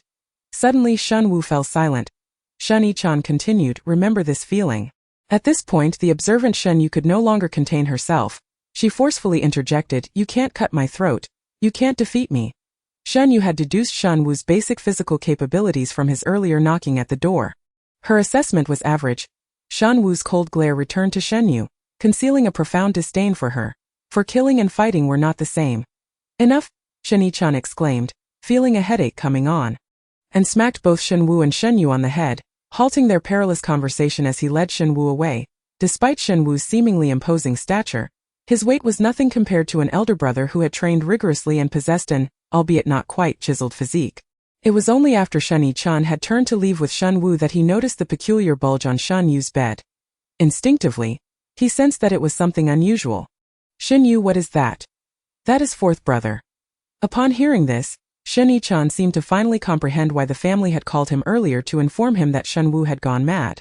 Sixth brother had concealed fourth brother in his own room. Shen Wu's most cherished individual was indeed fourth brother. Typically, he would scrutinize fourth brother's interactions with others for a considerable time, so how could he allow Shen Jizhe to be alone with anyone under his watchful eye? Shen Wu's possessiveness was undoubtedly pathological, a fact Shen Yichan recognized but felt powerless to change at this juncture. This state of affairs was the limit of his efforts. After Shen Yue mentioned fourth brother, she suddenly recalled something and called out to her elder brother, who was still holding the knife, and Shen Wu, elder brother, allow Shen Wu to tend to fourth brother before punishing him. Shen Yichan paused, astonished by Shen Yu's words, momentarily forgetting to explain that he had not intended to harm Shen Wu. He was merely curious about how Shen Yue had come to know this. Did fourth brother tell you? Shen Yue, not wishing to elaborate, simply nodded. After silently observing Shen Wu for a moment, Shen Yichan replied, half an hour. Then you will copy the 500 rules of what not to do 20 times. Make it 50 times, Shen Yue chimed in, successfully earning herself a venomous glare from Shen Wu. Chapter 90. Shen Wu's hippocampus awaits you. Memory is a psychological activity inherent to humanity, and every psychological endeavor has its physiological mechanisms. For memory, two vital biological organs are the hippocampus and the prefrontal cortex within the brain. The maturity of these physical organs largely determines the efficacy of memory. Generally, the capacity for short-term memory is between 5 to 9 units of information. However, for children under 6, this capacity shrinks to merely 4 to 6 units. Yet Shen Wu was different. From a very early age, he could recall events that transpired in his life, even before he could speak. He remembered a particularly beautiful bowl his father had presented to his mother, urging her to eat before playing with the child. He found the bowl captivating, reaching out to grasp it and inadvertently snatching his mother's spoon. Taking a bite, his parents were amused, laughing heartily, and he relished the taste. This memory remains one of the few warm scenes etched in Shen Wu's mind. The reason for this phenomenon lies in Shen Wu's ability to employ his right brain for memory from a young age. The right hemisphere relies on visual memory, and Shen Wu transformed scenes from his childhood into vivid images, preserving them in his brain's hippocampus. Hence, the expressions of those aunts who looked at him with strange gazes when he donned a dress still haunt him to this day. He had asked his mother on numerous occasions why those aunts perceived him with such odd stares when he entered the restroom. At the age of 4, his sister was 2, reaching an age where she could be dressed up. Since then, he no longer needed to don a skirt, but instead opted for ordinary trousers. There was no longer a necessity to deliberately employ repetitive phrases to appear endearing. He could remain silent. However, he also found himself unable to converse with his parents as he once did, for their attention was entirely consumed by his younger sister. The elder brother stated that from that moment forth, he was required to use the men's restroom and could no longer enter the women's. He committed this to memory. The elder brother declared that he was a boy and must maintain a distance from girls. And he remembered this as well. He also mentioned that he needed to begin acclimating to a solitary existence. If he truly found it unbearable, he could go to the company, a notion he etched firmly in his mind. Yet, the elder brother did not disclose how he might regain their attention. Shen Wu observed how his mother conversed with her little dog daily, seemingly unwilling to engage with him, stirring a sense of confusion within him. Why was this so? He contrasted his own self with the dog, deducing that what he lacked was likely the fluffy coat. Thus, he procured a knife and approached the dog, reasoning that if he possessed a similar fur coat, his mother would surely love him. Shen Wu recalled the smile that adorned his mother's face when she caressed the dog and acted without hesitation. He was well versed in canine anatomy, and felt confident he could procure what he desired. However, Shen Wu ultimately failed, as he was intercepted by the caregiver, who summoned the elder brother. Upon understanding Shen Wu's intentions, the elder brother spent half an hour elucidating why such an act was inadvisable. Yet Shen Wu was unable to comprehend. He could only rigidly remember that this was an action to be avoided. This lesson lingered for many years, accumulating over 500 prohibitions, each time he erred in a similar fashion. The elder brother would instruct him to transcribe the previously noted issues once more. On particularly exasperating days, such as today, he might be compelled to write them 20 times, a record high, while administering medication to Shen Jiza. Shen Wu meticulously observed his brother's reactions. Shen Jiza's body presented 2 concerns. His wounds could not heal autonomously, and his pain threshold was 2 to 3 times that of an ordinary person. These symptoms, seemingly indicative of coagulation dysfunction and neural inflammation, were actually manifestations of a rare illness. Unfortunately, Shen Jiza's condition was exceedingly uncommon globally, verging on unique. With no definitive medical nomenclature established, the possibility of developing a curative medication remained uncertain. Fortunately, during the period when standard medication still provided some relief, Shen Wu had already exhibited a prodigious aptitude for medicine, becoming an exceptional disciple of a reputedly esteemed doctor. Although merely 14, Shen Yue was capable of formulating corresponding palliative medications for Shen Ji's ailment. It could be said that Shen Yue was solely concerned with his brother's health. His agreement to apprentice under the elderly physician stemmed from this very reason. Shen Yue, you and your family have underestimated your gift. I dare assert that if, within the next 20 years, anyone can completely cure your brother, it will undoubtedly be you. This singular statement transformed Shen Yu's interest into a lifelong pursuit. He inadvertently recalled the past but remained composed as he skillfully injected the medication into Shen Ji's posterior. Shen Yue, pondering nearby, reflected that since the injection was administered to the rear, it was indeed plausible that the injury on the fourth brother's back had been extracted for experimentation. Before she could complete her thought, her eyes were covered by Shen Yue. Shen Yue, you are 12 now. Do not gaze upon that which is inappropriate. Shen Yue blinked but refrained from speaking. Meanwhile, Shen Yue, feeling an odd tickle in his palm, inexplicably believed he understood Shen Yu's intent. She wanted to see. The injection in the posterior was painful, and given Shen Ji's heightened sensitivity to pain, even with Shen Yu's utmost caution, it still roused Shen Ji from his slumber. Upon awakening, Shen Ji neither struggled nor spoke. He merely trembled slightly, even without turning around. Shen Yue knew his fourth brother must have wept once more this day. He had yet to determine the cause of his brother's frequent tears. Perhaps indicating that his skills had not yet reached proficiency after the injection, Shen Yue produced a small pouch from an unknown source, extracting a tiny test tube. He carefully turned Shen Ji, who was facing away. And upon witnessing the tears streaming down his brother's face, he paused momentarily before collecting some of Shen Ji's tears in the vial. During this process, Shen Yu's peripheral gaze inadvertently fell upon Shen Yue. And upon noticing the relaxed aura emanating from her, he felt a peculiar sensation. Shen Yu's reaction was not as expected. It should not have been this way. While contemplating this oddity, he drew a needle and extracted a small amount of his own blood, injecting it into Shen Ji's vein. When Shen Yue pried Shen Yi's hand away and beheld this scene, her expression shifted. Experimental subjects. Who was the subject of whom's experiment? How troublesome. She decided not to dwell on it. Brother, I want pudding. Go get it from the fridge yourself. I don't want to go. Shen Yue, he bellowed. Consequently, Shen Yue took small steps, ultimately having to shuffle her way to retrieve the pudding.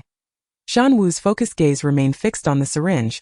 Disregarding Shen Yue. Chapter 91, the curious recitation of Yu. Shen Yue leisurely opened the refrigerator, discovering neatly arranged pudding in the second shelf. At some point, the refrigerator, originally designated solely for ingredients, had gradually become a repository for snacks she adored.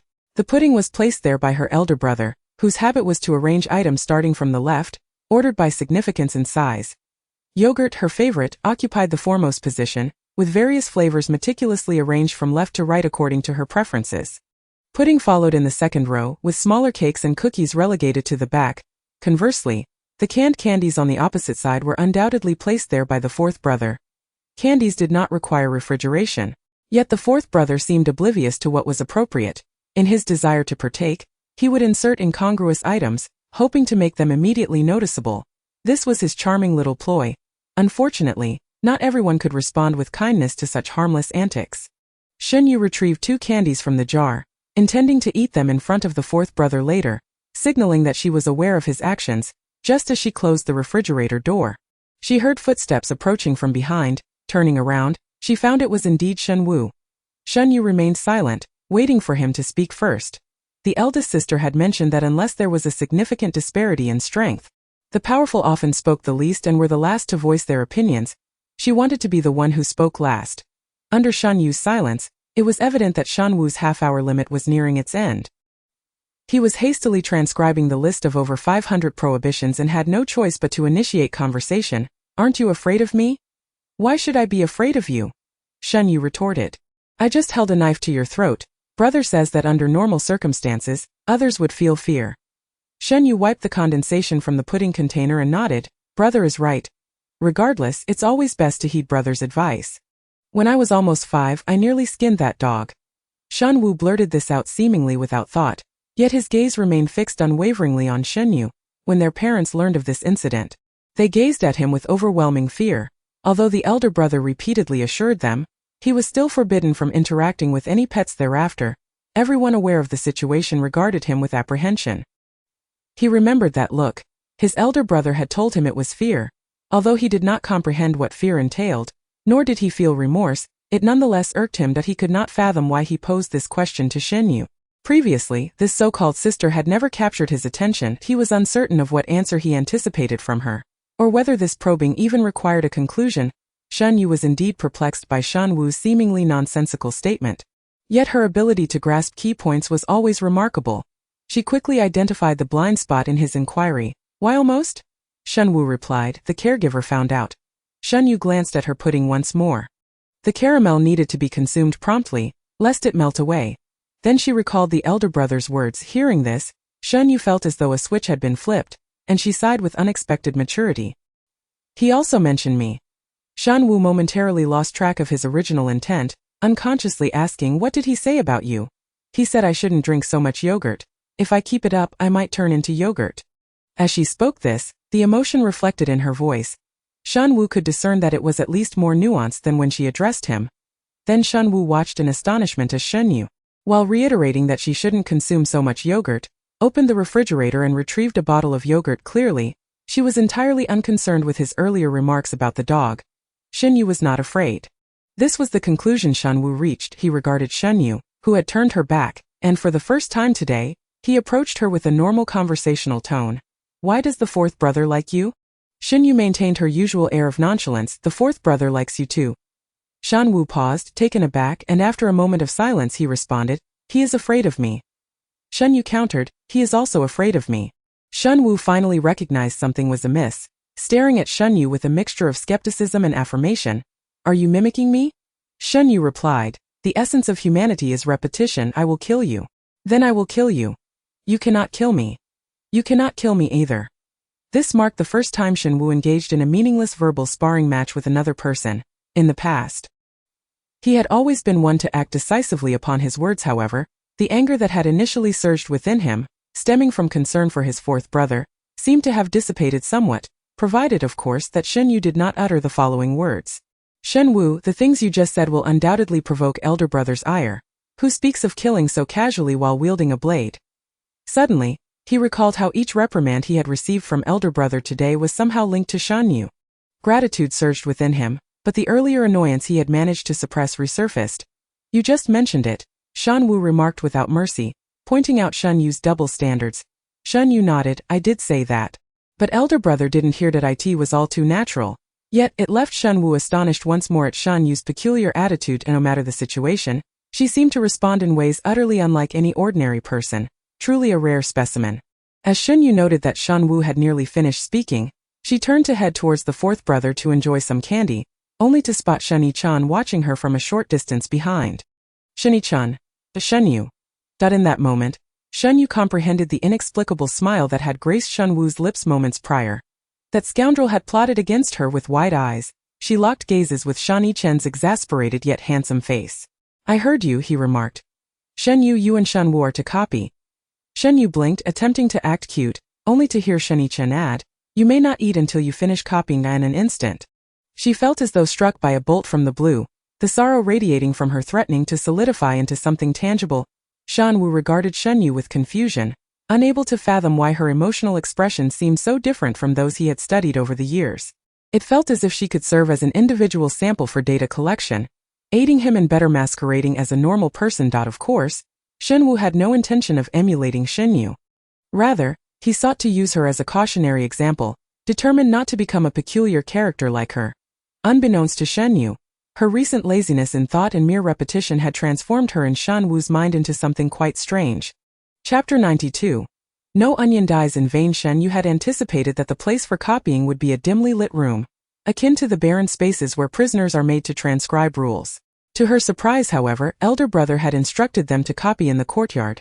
Perhaps there was no small dark room at home. As she pondered, she suddenly realized a pressing issue. If she had to copy, it would be exhausting. Yet she could not avoid it. Thus, only one path remained, to devise a method for Shen Wu to copy on her behalf. He could undoubtedly mimic her handwriting, but would he be willing? When Shen Yue felt cornered, she could accomplish anything, including mathematical problems, as well as devising schemes against Shen Wu. Shen Yichan had prepared pens and paper for the two, only to discover that the more than 500 prohibitions they were to copy were still locked away in the safe. Necessitating a trip to the study, however, even though Shen Wu's knife had been confiscated, he was known for his dangerous antics. After some contemplation, Shen Yichan decided to separate them, placing Shen Yue at the far eastern end of the courtyard and Shen Wu at the far western end, instructing them to remain in their spots and wait for him. The notebook containing over 500 prohibitions was kept in the safe because Shen Yue deemed it worthwhile in his eyes. Each of these prohibitions represented a piece of Shen Wu's time, and if one day Shen Wu were to become normal, then this document would serve as evidence of his adept guidance of his younger brother. While Shen Yue went to retrieve the items, Shen Yue dashed swiftly from one end of the courtyard to the other. Had Shen Yue been present, he would have been astonished at her speed. She was no sloth. Yet, as he was absent, Shen Yue successfully approached Shen Wu and pulled out some candy from her bag. Shen Wu glanced at the candy in her hand before averting his gaze. Mere sweets held no allure for him, he scoffed. He regarded them with indifference. He treated them as if they were worthless. This candy is from the fourth brother. Would you like some? Upon hearing this, Shen Wu swiftly snatched the candy from Shen Yu's hand.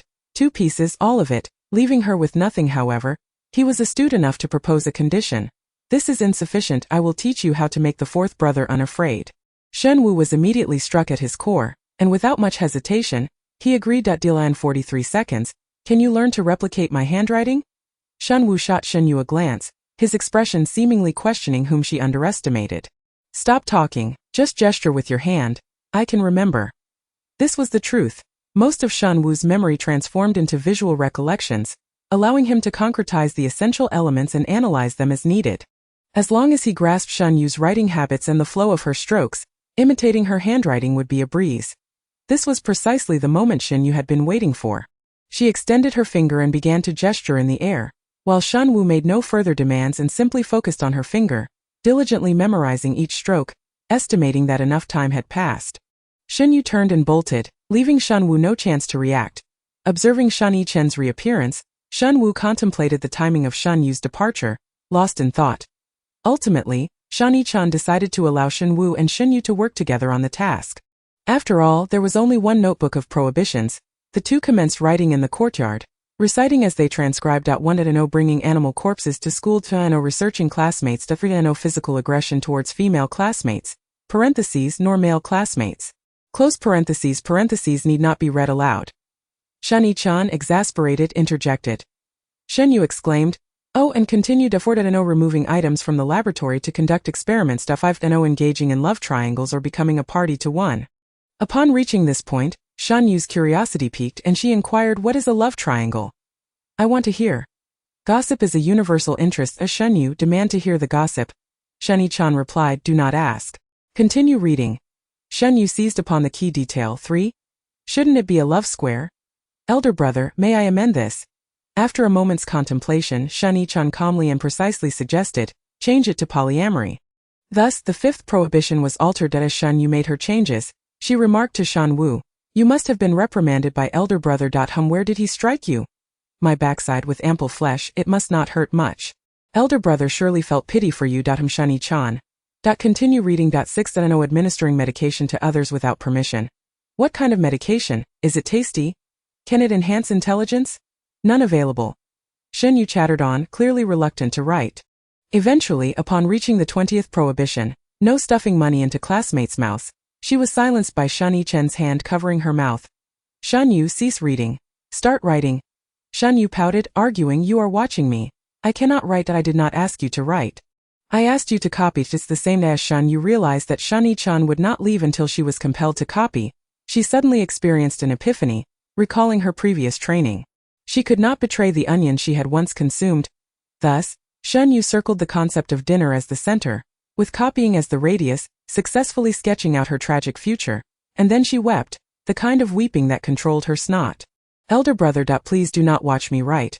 This little display was utterly pitiable to the unknowing observer. It might seem Shen Yue had committed some heinous act. Shen Yue. Chapter 93. Most matters can be resolved without thought. Ultimately, Shen Yue found himself deceived by Shen Yue. Whether it was her exceptional acting skills or Shen Yi's willingness to be fooled is a matter for another time. In any case, once Shen Yue distanced himself from them, Shen Yue finally orchestrated Shen Wu's assistance in copying the prohibitions, and it was then that she discovered Shen Wu could write with both hands simultaneously. Currently, Shen Wu was employing the same speed to write with both hands, producing 2 entirely distinct styles of handwriting, one elegant and small, the other a bold script. As Shen Yue observed the handwriting that mirrored her own, She stumbled upon a new revelation. Perhaps in the future, she could have Shen Yue assist her with her assignments. If he were at home, of course. After watching Shen Yue write for a while, she felt a pang of hunger and called out, "Write faster. I'm starving." Shen Yue lifted his head, his expression devoid of emotion as he stared at Shen Yue, seemingly contemplating the possibility of dispatching her with a blade. Yet, upon witnessing his expression, Shen Yue exclaimed, "It's precisely because you often wear that expression that the fourth brother fears you." After Shen Yue uttered these words, Shen Yue was momentarily taken aback, furrowing his brow in confusion. What expression?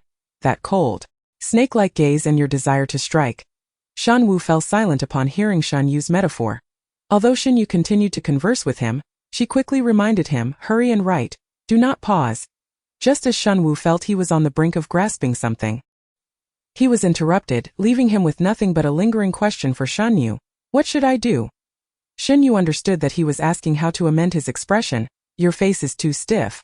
You need to smile more, though I suspect you may not." Shen Yue spoke, retrieving the long-unused adages of her elder sister from her mind, and began to recite them, noting that there are many nuances to smiles, but they can generally be categorized into 15 types. 1. At a sincere smile. 2. A smile of acquiescence. 3. A friendly smile. 4. A smile of affection. 5. A smile of joy. 13. A disdainful smile. 14. Mocking smile. 15.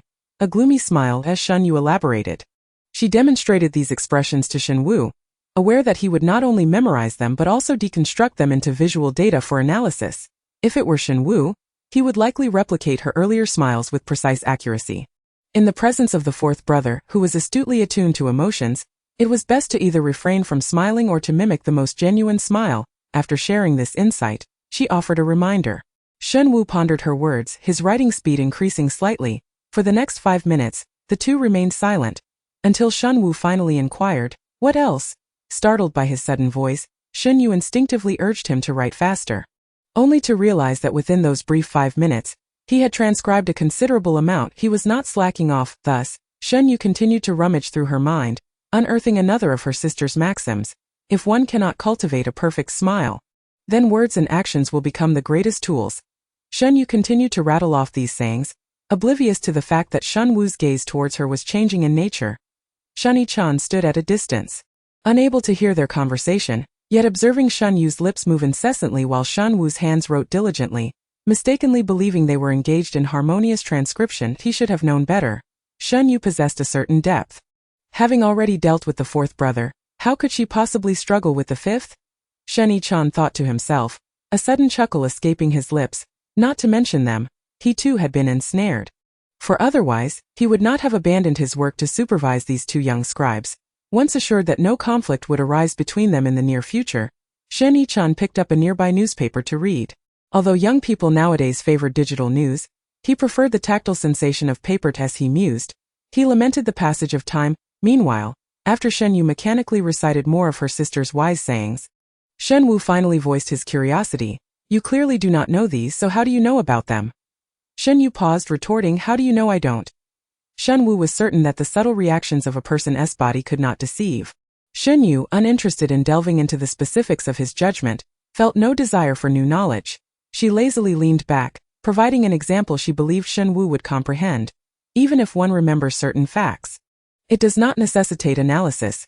Shen Yu's writing hand hesitated momentarily as he regarded his sister, whose demeanor had shifted in an instant, and uncertainly asked, "Why? If the information holds no value, why retain it?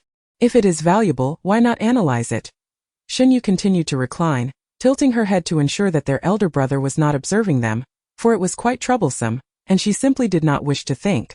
Shen Yue, who assumed there was some profound reason behind her reluctance, felt momentarily deceived.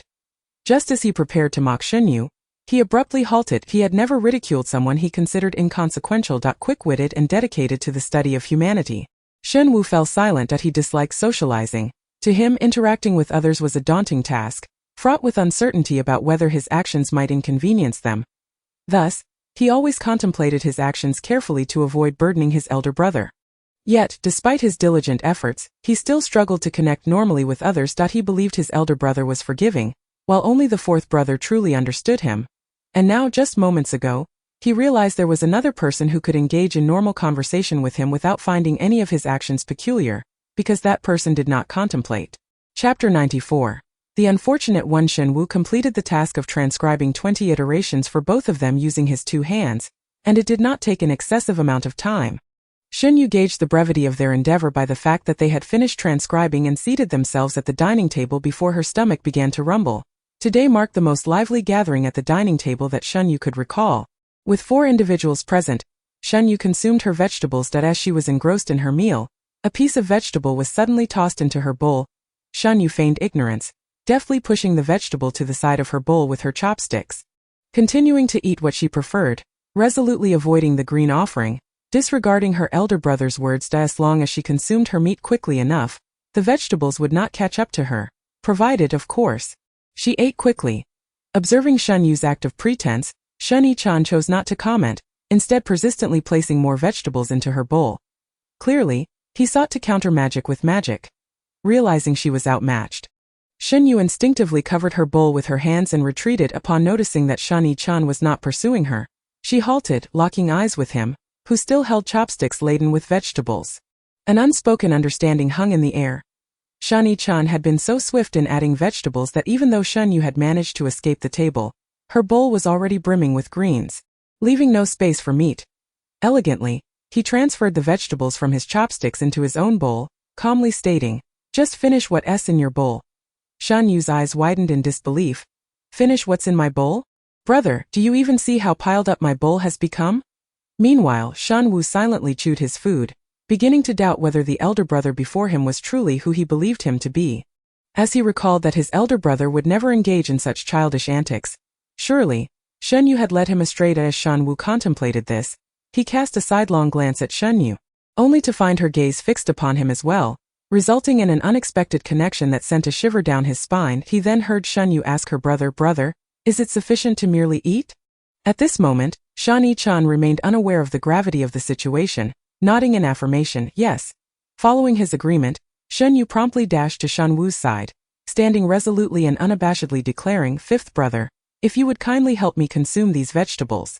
Fourth brother will perceive you as a gentle person, and thus, he will no longer fear you." However, rather than placing the vegetables in her own bowl, she deposited them into the bowl of soup. Shen Yue remarked, "These vegetables are tainted with your and elder brother's saliva. I cannot eat them without washing them first. Hence, they were rinsed in the soup." Shen Yue dismissed this concern, urging Shen Yue to eat quickly. The two of them, one willing to engage and the other willing to comply, were entirely oblivious to the impact their exchange was having on the 2 others at the table. Shan Jizhe, initially enjoying his meal, found himself at a loss due to Shen Yue's antics. He felt a tinge of fear towards the 5th brother, but surely, he could not directly express that. Meanwhile, Shen Yichan felt a sense of oversight. At that moment, Shen Jizhe quietly remarked to Shen Yue, "Fifth brother, why did you actually help your sister eat the vegetables?" Shen Yue swallowed his food and replied, "She was too loud to ask if that statement was insufficient." Shen Yue added, "A 12-year-old acting like a 2-year-old. Shen Jizhe chuckled softly, "I think it's quite good that she behaves this way." Shen Yue fell silent, yet his heart brimmed with joy. Just moments ago, the 4th brother had smiled at him. That day, Shen Yue indeed consumed her vegetables, for if she did not, her elder brother would not allow her to lie down. In summary, experience trumps youth, life continued as usual. Shen Jizhe temporarily refrained from attending school or accepting any professor's invitations, claiming that the commencement of any research project was a significant matter that required careful consideration. In truth, he simply wished to spend more time at home playing with his sister. Almost weekly, Shen Yue would witness Shen Yue extracting his blood only to transfuse it into Shen Jizhe's body, with each instance presenting slight variations in color. Shen Yue noticed this but kept it to herself. On this particular day, following the routine treatment, Shen Jizhe faced off against those seemingly scheming little geniuses who were actually only interested in his intellect. However, after competing against 2 of them, his expression suddenly soured. Clutching his chest, he realized Shen Yue had been correct, yet he still hesitated. Losing the competition was not an option. "I understand that I will win. You should rest." Nevertheless, Shen Yue picked up her phone, allowing her to monitor the current state of the competition through the class group chat. Once she helped the 4th brother to his room, she retrieved her phone once more, discovering that Shen Yue had seemingly already defeated one opponent. Meanwhile, messages were buzzing in the group chat. Why did we lose again? Why are all of Shen Yue's 3 brothers so strong? By the way, is there no rule against only competing in mathematics? There isn't, right? Didn't he, the eldest brother, compete with Qing Xiaoyu on history questions before? Then Zhuo Wenfei, you should challenge Shen Yu's fifth brother in medical knowledge. Haven't you been learning alongside your father all the time? As Shen Yue perused the chat logs, her interest piqued. What a coincidence! Medicine happened to be Shen Wu's area of expertise. If Zhuo Wenfei had chosen to compete in medicine today, rather than earlier or later, he would truly be the unluckiest one. Shen Wu sat calmly in the chair, his hands naturally interlaced before him on the table, exuding an air of relaxation. Are you ready? How do we compare? At this moment, Shen Yue found herself inexplicably feeling a flicker of sympathy for Zhuo Wenfei, mentally reassigning him from the label of a mere passerby to that of an unfortunate soul. Chapter 95. New bonds. In other words, if confronted with a question one cannot answer, it is imperative to refrain from responding incorrectly, even if one is unable to provide an answer. Shen Wu and Zhuo Wenfei both had no objections to this rule. Shen Wu, for his part, was not concerned. After all, Zhuo Wenfei hailed from a family that owned a hospital, and his father was a renowned physician with an international reputation. He was well acquainted with a wealth of knowledge. Shen Yue glanced at her fourth brother, who had buried himself under the covers, curled up like a ball, before leaving the room and closing the door behind her. She then took out her phone and typed a question on the screen. Under what circumstances can relatives donate blood to one another? As Shen Yue listened to the answer, her expression remained unchanged, for it matched the standard response stored in her memory, yet it evidently did not apply to Shen Wu. What she truly sought was Shen Wu's perspective. Upon hearing her, Zhuo Wenfei immediately countered. Under normal circumstances, the incidence of TVHD among affected individuals is merely 0.1 to 1. However, the closer the blood relation, the higher the incidence. The rate among first-degree relatives can increase by 10 to 20 times. The risk of complications from graft versus host disease when blood is donated between relatives is significantly greater than that between non-relatives, which is why direct blood donation between relatives has never been advocated. Your suggestion of using medication to simulate a blood donation state lacks any supporting literature. Ultimately, which medication could possibly achieve such an effect? Zhuo Wenfei's brash retort momentarily stunned him when he heard Shen Wu's words. Pharmacology, he thought, was the foremost medical authority journal in the nation, unparalleled in its prestige. Those who could publish papers therein were indeed titans in their field. Zhuo Wenfei swallowed hard and hesitantly inquired. May I ask your name? Shen Yue. You. You are the genius who is only 14 years old. Ah. I am your idol. No, wait, you are my idol. Idol. My name is Zhuo Wenfei. I admire you immensely. My dream is to become your junior brother. Idol. The ensuing fervent declarations from Zhuo Wenfei are omitted for brevity. Shen Yue quietly lowered the volume on her phone and descended the stairs, asking Shen Wu, have you finished, fifth brother? Shen Wu paused, momentarily taken aback by the address, and after a while, he realized Shen Yue was calling him since he had begun conversing with her. She had either referred to him as Shen Wu or spoken directly to him, never once calling him brother as she did with the eldest or fourth brother. Moreover, during these days, it seemed more often than not that Shen Yue was the one imparting knowledge to him, making him almost forget that he was indeed her elder brother. However, why had Shen Yue suddenly referred to him as fifth brother? Based on past experiences, such unsolicited kindness often indicated ulterior motives. Nevertheless, despite his thoughts, Shen Wu nodded and turned to Zhuo Wenfei on the other side of the camera, stating, if you doubt me, we can continue to compare once the paper is published. To his surprise, Zhuo Wenfei immediately abandoned his earlier arrogance, shaking his head fervently. Oh no, there's no need. If Shen Wu Gu says so, then it must be correct. I was mistaken. I concede. Zhuo Wenfei's concession was remarkably straightforward, and Shen Wu's online presence was equally decisive. Then farewell. Shen Yue approached Shen Wu, her previously languid gait now radiating a sense of urgency. Fifth brother, I wish to see your hand. After receiving his nod, she promptly rolled up his sleeve, revealing a multitude of needle marks and incisions, even more densely clustered than those on Shen Jiza. Shen Yue was examining Shen Wu's right hand, as he was left-handed. Her gaze lingered on the wounds and needle marks, her expression unchanging, after adjusting Shen Wu's clothing. She spoke, do the eldest and fourth brothers not realize you are conducting experiments on your own body? Though Shen Yue's inquiry sounded like a question, it bore more resemblance to a statement when uttered by her. Shen Wu tugged at his sleeve, uncertain. I don't know. Shen Yue concurred that it was likely they were unaware. From the past few days, it was evident that the eldest brother was primarily concerned with Shen Wu's mental state, while the fourth brother was focused on Shen Wu's aspirations. As for what Shen Wu had actually done, it would be difficult to discern unless he had significantly impacted others. Shen Yue regarded Shen Yue and asked, "Are you going to inform them?" Shen Yue countered, "Why would I do that?" Her inquiry was merely to satisfy her own curiosity, with no bearing on anyone else. That it's the candy from Fourth Brother. The candy Fourth Brother left in the refrigerator. This space, typically cold, felt unexpectedly warm, as if the seemingly meaningless exchanges had woven a new bond, unnoticed by even the participants themselves. Chapter 96. After Shen Yue's failed attempt at euthanizing a dog, Shen Yue distinctly sensed that the family members were avoiding him. Aside from the eldest brother, others were reluctant even to engage him in conversation. Initially, Shen Yue felt perplexed, but he quickly dismissed it. They were inconsequential figures, their attitudes irrelevant to him. As the eldest brother had said, he needed to learn to live independently, and he could thrive on his own. First, he needed to find something that genuinely piqued his interest. To that end, Shen Yue ventured into the study, hoping to glean inspiration from the books. Seeking something that captured his fascination. However, upon entering, he discovered that someone else was already present, his fourth brother, Shen Yue. Shen Yue knew little about this brother and had no desire to learn more. So he ignored Shen Yue's gaze and busied himself searching for an elusive interest among the titles. After scanning the shelves, he found all the books rather bland and uninspiring, much like his current existence. Just as he was about to leave, his eyes caught sight of the tome titled Human Anatomy perched atop the bookshelf. He realized he only understood the anatomy of dogs and had yet to explore that of humans. If he comprehended the components that constituted a human being, perhaps he could better grasp the phenomena occurring within himself. As he contemplated this, he reached for the book, but alas, his height fell short of the top shelf. Even standing on a stool, he was unable to retrieve it. Just as he was about to give up, a faint voice emerged from beside him, laced with hesitation. "Which book do you wish to take? I can assist you."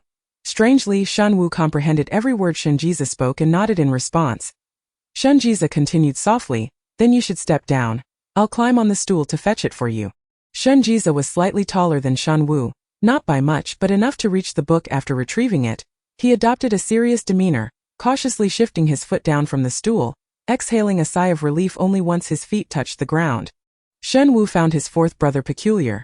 His attitude towards Shen Yue differed from that of others, yet he could not pinpoint how. Upon receiving the book from Shen Yue, Shen Yue felt as if his fingernail had inadvertently grazed something.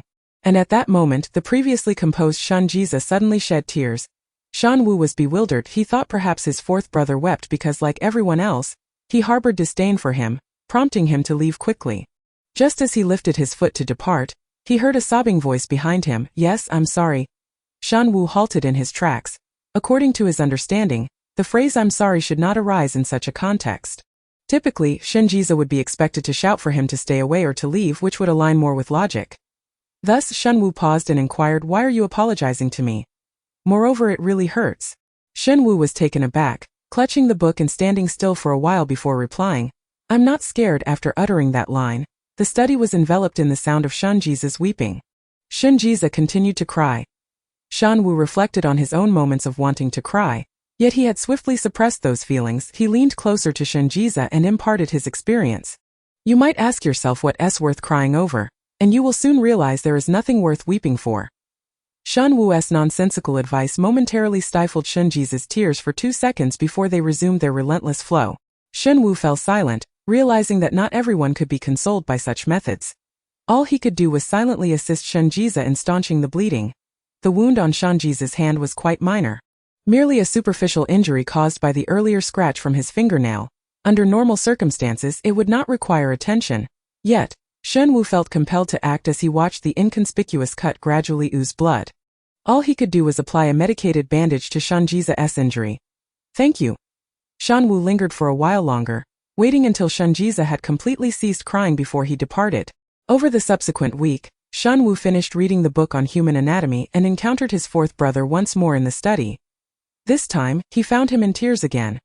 Shen Yue walked over with unwavering focus, casually placing the book in his hand down in a random spot. Before commencing his search for the next item that might pique his interest, he had not anticipated that Shen Yue would engage him in conversation. "Are you hiding here too?" "No, I merely came to find a book." After this exchange, Shen Yue did not hear Shen Yue speak again until he had located another book and was preparing to leave. At which point he caught Shen Yue seemingly sighing to himself, "I wish I could be like you, like me." "Why?" Shen Yue felt that his life held little value to be envied. "Why?" He yearned to uncover the reason behind Shen Yue's admiration for him. I think you are incredibly strong. Even when you are sad or in pain you do not show it, but I cannot do that. I always cry, I cannot bear it, which is why no one wants to be near me. It was then that Shen Yue understood. It was not that he was disinterested in everything, but rather that he was afraid he had listened to his elder brother's advice to be strong and to strive for solitude. Thus he had suppressed himself, restrained everything within that. I'm sorry, am I disturbing you? You needn't concern yourself with me. Fourth brother. Shen Yue interrupted Shen Yue's apology, suddenly stating, I saw in a book that everyone has their strengths and weaknesses. If you struggle with self-restraint, there is no need to force it. Shen Yue had meant well, yet he was unaware if his tone and expression came across as overly harsh, leading Shen Yue to interpret it as sarcasm. Unable to contain himself, Shen Yue began to cry once more. Shen Yue, observing Shen Yue's tears, felt utterly helpless, standing by until Shen Yue ceased weeping before he departed. Chapter 97. Shen Yue began to observe his fourth brother, who, like himself, appeared to have little presence within the household. He noted that Shen Yue was prone to tears. A mere bump or unexpected loud voice could set him off, and even in solitude, he would inexplicably weep. This behavior resembled that of someone suffering from emotional incontinence, yet Shen Yue sensed it was not entirely the same, compared to the descriptions in books regarding emotional incontinence. His fourth brother evidently possessed the ability to control his emotions, though he chose not to. Shen Yue started to follow Shen Yue closely, documenting the various triggers of his tears while searching for relevant case studies in books. Finding his fourth brother to be quite intriguing, not in terms of personality, but in the workings of his body, the others in the household seemed oblivious to Shen Yue's wounds, which could not heal on their own. In the past, Shen Yue might have resorted to inflicting wounds on Shen Yue to better understand his condition, but after the last lesson from his elder brother, he realized he could not proceed in such a manner. Thus, he continued to trail behind Shen Yue, waiting for him to inadvertently hurt himself. However, a month passed with no injuries occurring. Shen Yue appeared particularly cautious when alone, until one day, when guests arrived at the house, and their parents were preoccupied with hosting, Shen Yue found himself playfully harassed by younger children, leading to his injury at last. Familiar tears fell, yet he received only a fleeting apology. Shen Yue watched as Shen Yue hurried to fetch a medical kit, crying as he prepared to tend to his wound. However, this injury was on his arm, and Shen Yue seemed to struggle with managing it alone. Shen Yue thought it was a perfect opportunity for close observation. Thus he stepped forward to offer his assistance. Shen Yue readily agreed. Having no reason to refuse, as Shen Yue cleaned the wound, he observed carefully, but after bandaging the injury, an action of his caused a small notebook that he had carelessly tucked into his pocket to fall out, landing right before Shen Yue. The page that opened fortuitously bore Shen Yue's name. Shen Yue Observation Journal. One. Cried while hiding beneath the windowsill. A glance through the records revealed that most entries chronicled Shen Yue's tears in various locations. While a typical person might feel some embarrassment in such a scenario, Shen Yue felt no shame. Instead, he boldly held the notebook and inquired, "Why were you hiding beneath the windowsill crying yesterday?" Shen Yue was taken aback, then sheepishly explained, "I didn't get to eat what I wanted yesterday, and it made me feel a bit down." Upon finishing, Shen Yue unexpectedly laughed for the first time. "Despite the pain from his wound, so you do care about me." "Thank you." Shen Yue vividly recalled that day in the warehouse, where it was cold and the air was thick with the scent of medicine. Yet no matter when he thought of it, he felt certain that the moment was filled with the fragrance of flowers and warm sunlight. He also came to realize that he had indeed been concerned about his fourth brother. Even before he himself recognized it, Shen Yue had already perceived it. How wonderful, Shen Yue mused, that if his fourth brother were present, perhaps he would not have to be alone. It was precisely this thought that drove Shen Yue to fervently study medical knowledge, ultimately uncovering Shen Yue's ailment and beginning to devise a treatment. However, as he commenced treating Shen Yue, he noticed a shift in their relationship. Shen Yue gradually began to regard him with the same eyes that others used. And when Shen Yue approached, Shen Yue's body would involuntarily tremble. Even their conversations became scarce. "Little Wu, it hurts so much. I don't want to continue the treatment. It is too painful. I might as well die. I don't want to be treated for now. I'm fine." With each utterance from Shen Yue, the invisible grip around Shen Yue's heart tightened further. Finally, "Fifth brother, I will teach you how to make fourth brother unafraid of you. But first, you must help me with my homework." Shen Yue opened his eyes, beginning to doubt whether he had indeed lost his mind. Why was he being compelled in his dreams to complete homework for someone? After sipping a glass of water to calm himself, He found he could no longer fall asleep, and instead turned on the bedside lamp to review the data he had collected a few days prior. Analyzing it in his mind, time seemed to stretch indefinitely until Shen Yue's alarm rang, signaling it was time for breakfast. Only then did he begin to prepare himself as he entered the dining hall. His elder brother was also escorting the still drowsy Shen Yue downstairs. "Morning, little Wu." "Good morning, elder brother." Shen Yue shook a certain yuanyuan bug in his hand, attempting to rouse Shen Yue. "Shen Yue, wake up a bit." Shen Yue opened her eyes, then closed them again, murmuring, "Good morning, elder brother." "Good morning, fifth brother." Shen Wu then approached, shaking Shen Yue with significantly more force than his elder brother, successfully rousing her from slumber.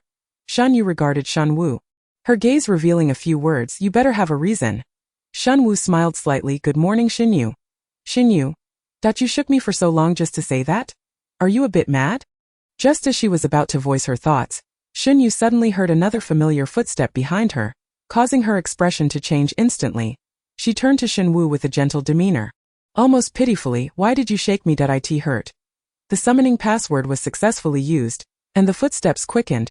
A gust of wind swept through as Shen Jiza positioned himself protectively in front of Shen Yue, gazing at Shen Wu, perfectly embodying the coexistence of resilience and fear.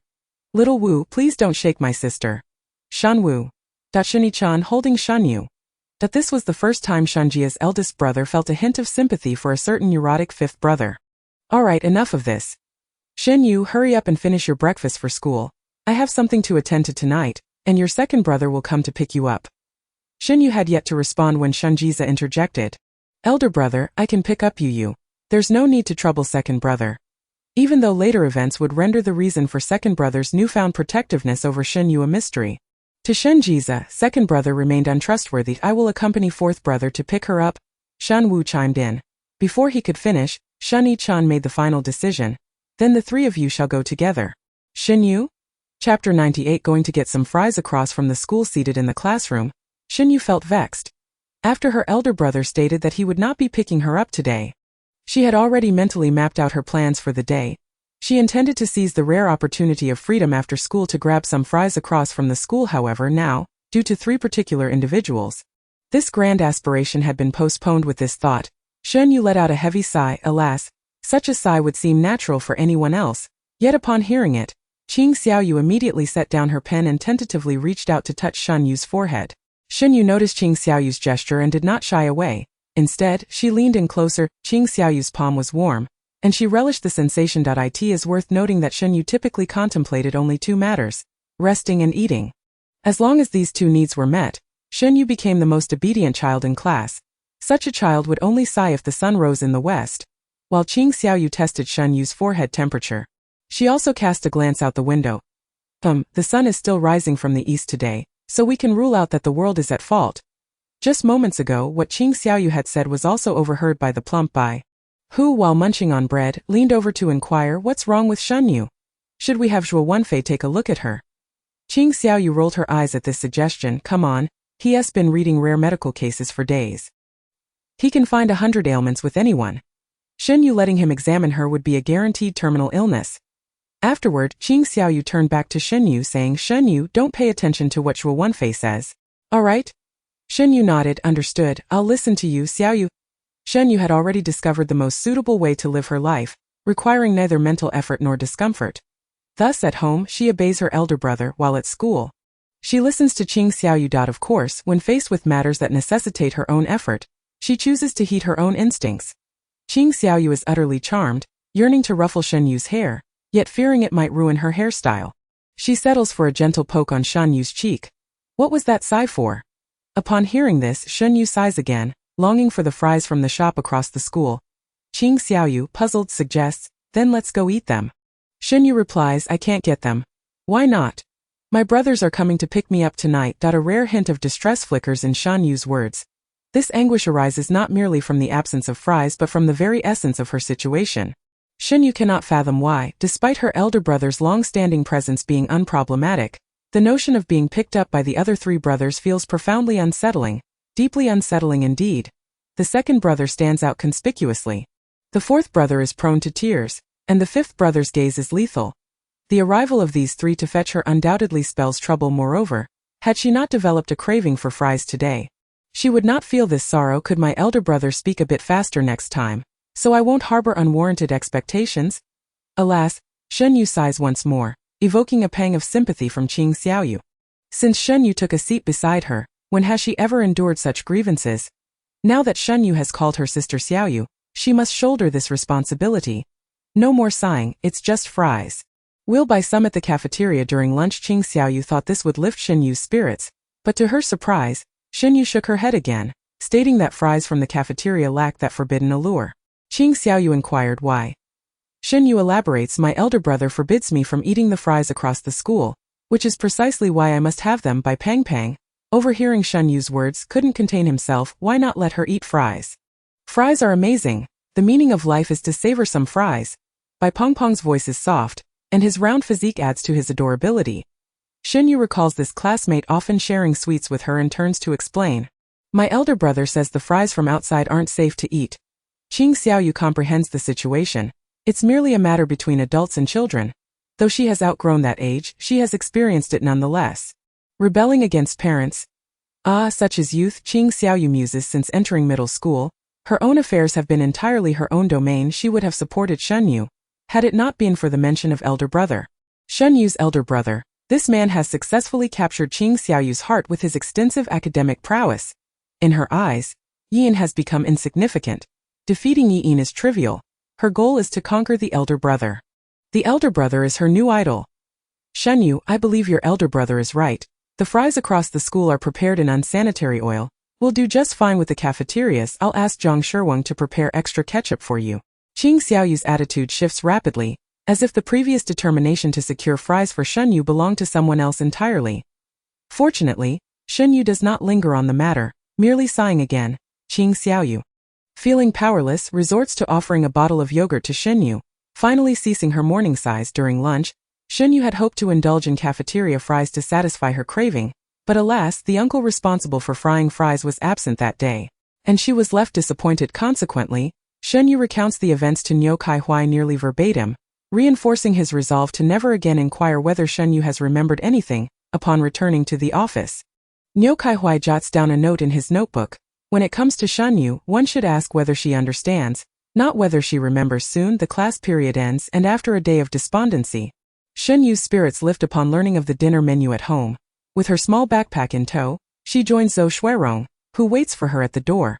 Although Shen Yue senses a small shadow trailing behind her and Zhou Shuirong, she pays it no mind, feeling no malice. As they arrive in front of the familiar car, Shen Yue suddenly finds herself at a loss for what expression to wear upon opening the door to see her three brothers' faces.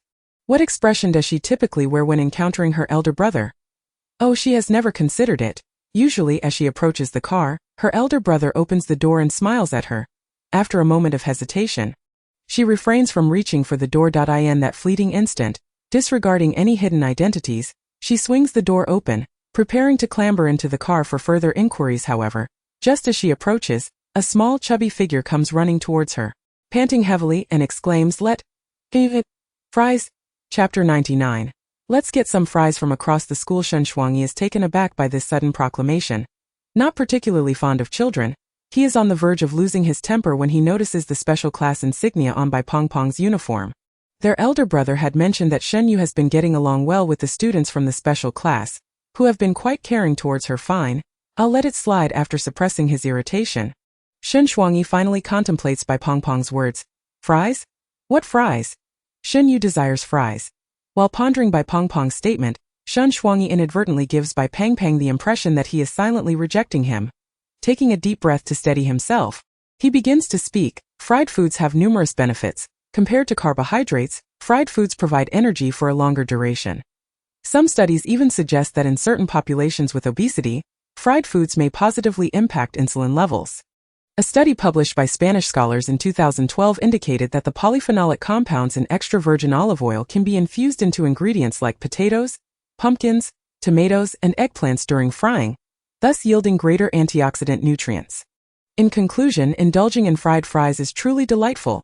Having listened to a barrage of information, Shen Shuangyi comprehends little. Unlike his brothers, he lacks the cognitive ability to grasp the nuances of Bai Pangpang's discourse. Extracting the essence from Bai Pongpong's speech, he realizes the crux of the matter is, Shen Yue, do you want fries? She stands before Shen Yue, her youthful eyes sparkling like deep black jewels, her straight nose betraying a hint of defiance, and her upright posture exuding an ironclad resolve. I want to eat, she declares.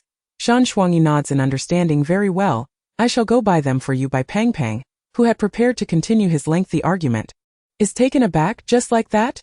Shen Yue points towards a nearby store, her eyes sparkling with an inscrutable light. Shen Yue recognizes that glimmer. It is the light of hunger. Shen Yue's determination no longer requires confirmation. He turns to Bai Pang Pang, who had just rambled on about abstract concepts. You wait here. With that, Shen Yue strides towards the store. Although he dons sunglasses and a mask, his towering height and distinctive aura exude an air of confidence. As if emblazoned with the words, I am handsome. Purchasing fries often entails certain challenges, such as being approached by a throng of girls seeking his contact information. He hands one box to Shen Yue and another to Bai Pang Pang. Hello, I am Shen Yue's second brother. Thank you for your concern towards her. Please accept this. Bai Pang Pang waves his hands, refusing to accept anything from a stranger, even if that stranger is a classmate's elder brother. Observing Bai Pang Pang's reluctance, Shen Yue refrains from insisting, instead addressing Shen Yue. Shen Yue, your classmates likely give you things too. You cannot only receive without giving. Shen Yue blinks, taking the fries from Shen Yue's hand and offering them to Bai Pang Pang. Although she struggles to find the right words, she understands her feelings in this moment. Thank you, Bai Xiaoming. If it weren't for you, I wouldn't have been able to acquire my beloved fries. Both I and the fries in my hand sincerely appreciate you. With such earnestness, Bai Xiaoming cannot refuse any longer. Blushing, he accepts the fries from Shen Yue, resolving to bring her even more delicious treats the next day. No matter how much Yi Ying glares at him, he will ensure Shen Yue receives the best. Those who adore fries are inherently good people. Having witnessed Shen Yue's satisfaction, Shen Yue scoops her up and deposits her in the backseat alongside the fourth and fifth brothers. The three share a moment of silence, two pairs of eyes glistening with unshed tears, unsure of what has frightened them. Shen Yue raises a fry. Fourth brother, do you want some fries? Second brother bought them for me. I'd like to eat. Shen Ji's voice is soft, but Shen Yue has grown accustomed to this volume and can hear him clearly. Do you want ketchup or chili powder? Before Shen Ji can finish, Shen Wu interjects vehemently, you can't eat those. Shen Yue responds with an "oh," consuming a fry herself while reminding fourth brother. Fifth brother says you can't eat. It's not that I don't want you to eat. Shen Ji, upon hearing this, lowers his gaze, his hands clutching his clothing, lost in thought. At this moment, Shen Yue speaks again. It's fine to have one. After all, fifth brother is so capable, even if something were amiss. Fourth brother, you would know right away. Upon hearing Shen Yue's words, Shen Ji looks up, his eyes filled with anticipation. Under this hopeful gaze, Shen Wu nods in agreement. Shen Yue and Shen Ji share a joyous high five. Commencing a celebratory feast, Shen Wu, without Shen Yue asking him, naturally joins in on the culinary delight. At this moment, seated in the passenger seat, Shen Yue found himself engulfed in profound existential doubt. What had he missed? Was he not the sole redemption for Shen Yue? Second brother. Would you like to eat? As Shen Yue descended into a whirlpool of thoughts, he was suddenly jolted by that familiar voice, momentarily taken aback. In the past, this had been one of the voices he despised the most. Fourth brother Shen Ji, weak, delicate, self-effacing, devoid of masculinity and fervor, yet ironically possessing the intelligence he yearned for but lacked, which only fueled his jealousy. Yet today that voice seemed remarkably melodious. No need. You all can eat. Shen Yue feigned nonchalance, allowing himself to eat fries with these children, sacrificing his dignity. Fourth brother Shen Ji, after mustering the courage to speak with Shen Yue, was met with a rejection that felt entirely justified. His eyes reddening, though he held back the tears, Shen Yue was the first to notice, praising, fourth brother is getting better at this. He even cry. Upon hearing this, Shen Ji bashfully lowered his head, smiling softly, continuing to nibble on the single fry he was permitted. At that moment, Shen Wu, sitting nearby, let out a scoff, devouring all of Shen Yue's fries. Shen Yue's eyes widened in shock. You rascal, second brother. He ate all the fries you bought for me. Initially feeling a tinge of annoyance due to the cheerful commotion from behind, Shen Yue suddenly calmed down upon hearing this. Even feeling a hint of amusement, he surveyed the surrounding shops and instructed the driver to pull over. All right, I'll buy you some more. After a while, he gazed at Shen Yue, who was savoring her fries with satisfaction, and belatedly added, you three. Don't mention today's fries to eldest brother. Chapter 100. So many floors. Shen Yue prided himself on his ability to nurture others. He was determined not to disappoint his sister's admiration and to become the pillar of strength in her eyes. Thus, after Shen Yichen dropped Shen Yue off at school, the household often felt like a temple of serenity. Shan Jize was manageable. When Shen Yue was absent, he remained quiet, sitting alone in a position facing the entrance. Engrossed in his books, however, Shan Wu was a different story. He had countless things to explore, and once he became immersed in his research, he often disregarded the well-being of others aside from eldest brother and fourth brother. And perhaps now Shen Yue's for second brother, that fool Shen Shuangyi was simply not on his radar. Shut up. If you're so dim-witted, just sit quietly and watch that I have no time to explain everything to you. Huh? What the hell are you saying, you little brat? You're using my stuff. Do you think you don't need an explanation? How much did I buy it for? I'm not selling. Do you not understand what I'm saying? I am the one who should be asking. Do you not understand what I'm saying? Truly foolish, are you out of your mind? And thus began the familiar routine of reprimands. Who was it that, despite their age, still faced reprimands from their elder brother due to quarrels? It was Shen Shuangyi. Who was it that, despite their age, still argued with their brother over a bottle of milk? It was Shan Wu. Who had experienced everything one should and shouldn't before even getting married or having children? It was Shen Yichen. Who was colluding with the spectators to indulge in gossip? It was Shen Yue. Each day passed with a tranquil rhythm, and occasionally, Shen Yue even experienced a surreal feeling, as if she were dreaming. Everything seemed too perfect. At the same time, she began to question whether she truly deserved to enjoy all that she had. After all, she was not a child of the Shen family. It had been nearly a year and a half since she last dreamed of Big Sister, and Shen Yue was now 14 years old. One day, after watching the fierce competition between second brother and fifth brother, she finally dreamt once more of that familiar yet strange place, the first building where she had resided upon her arrival at the prison. The island of the Fallen Wings was divided into 9 areas, with 8 prisoner buildings, each containing 36 floors. The higher the floor, the fewer the cells, the larger the living space, and the stronger the prisoners. Each building housed different types of prisoners with varying criteria for ascending. The first building contained true nobles, who generally maintained regular contact with the outside world, playing irreplaceable roles. The living conditions and lifestyle in the first building were the best. Labor was required only once a week, and even the least favorable cells were 3 times larger than those in other buildings.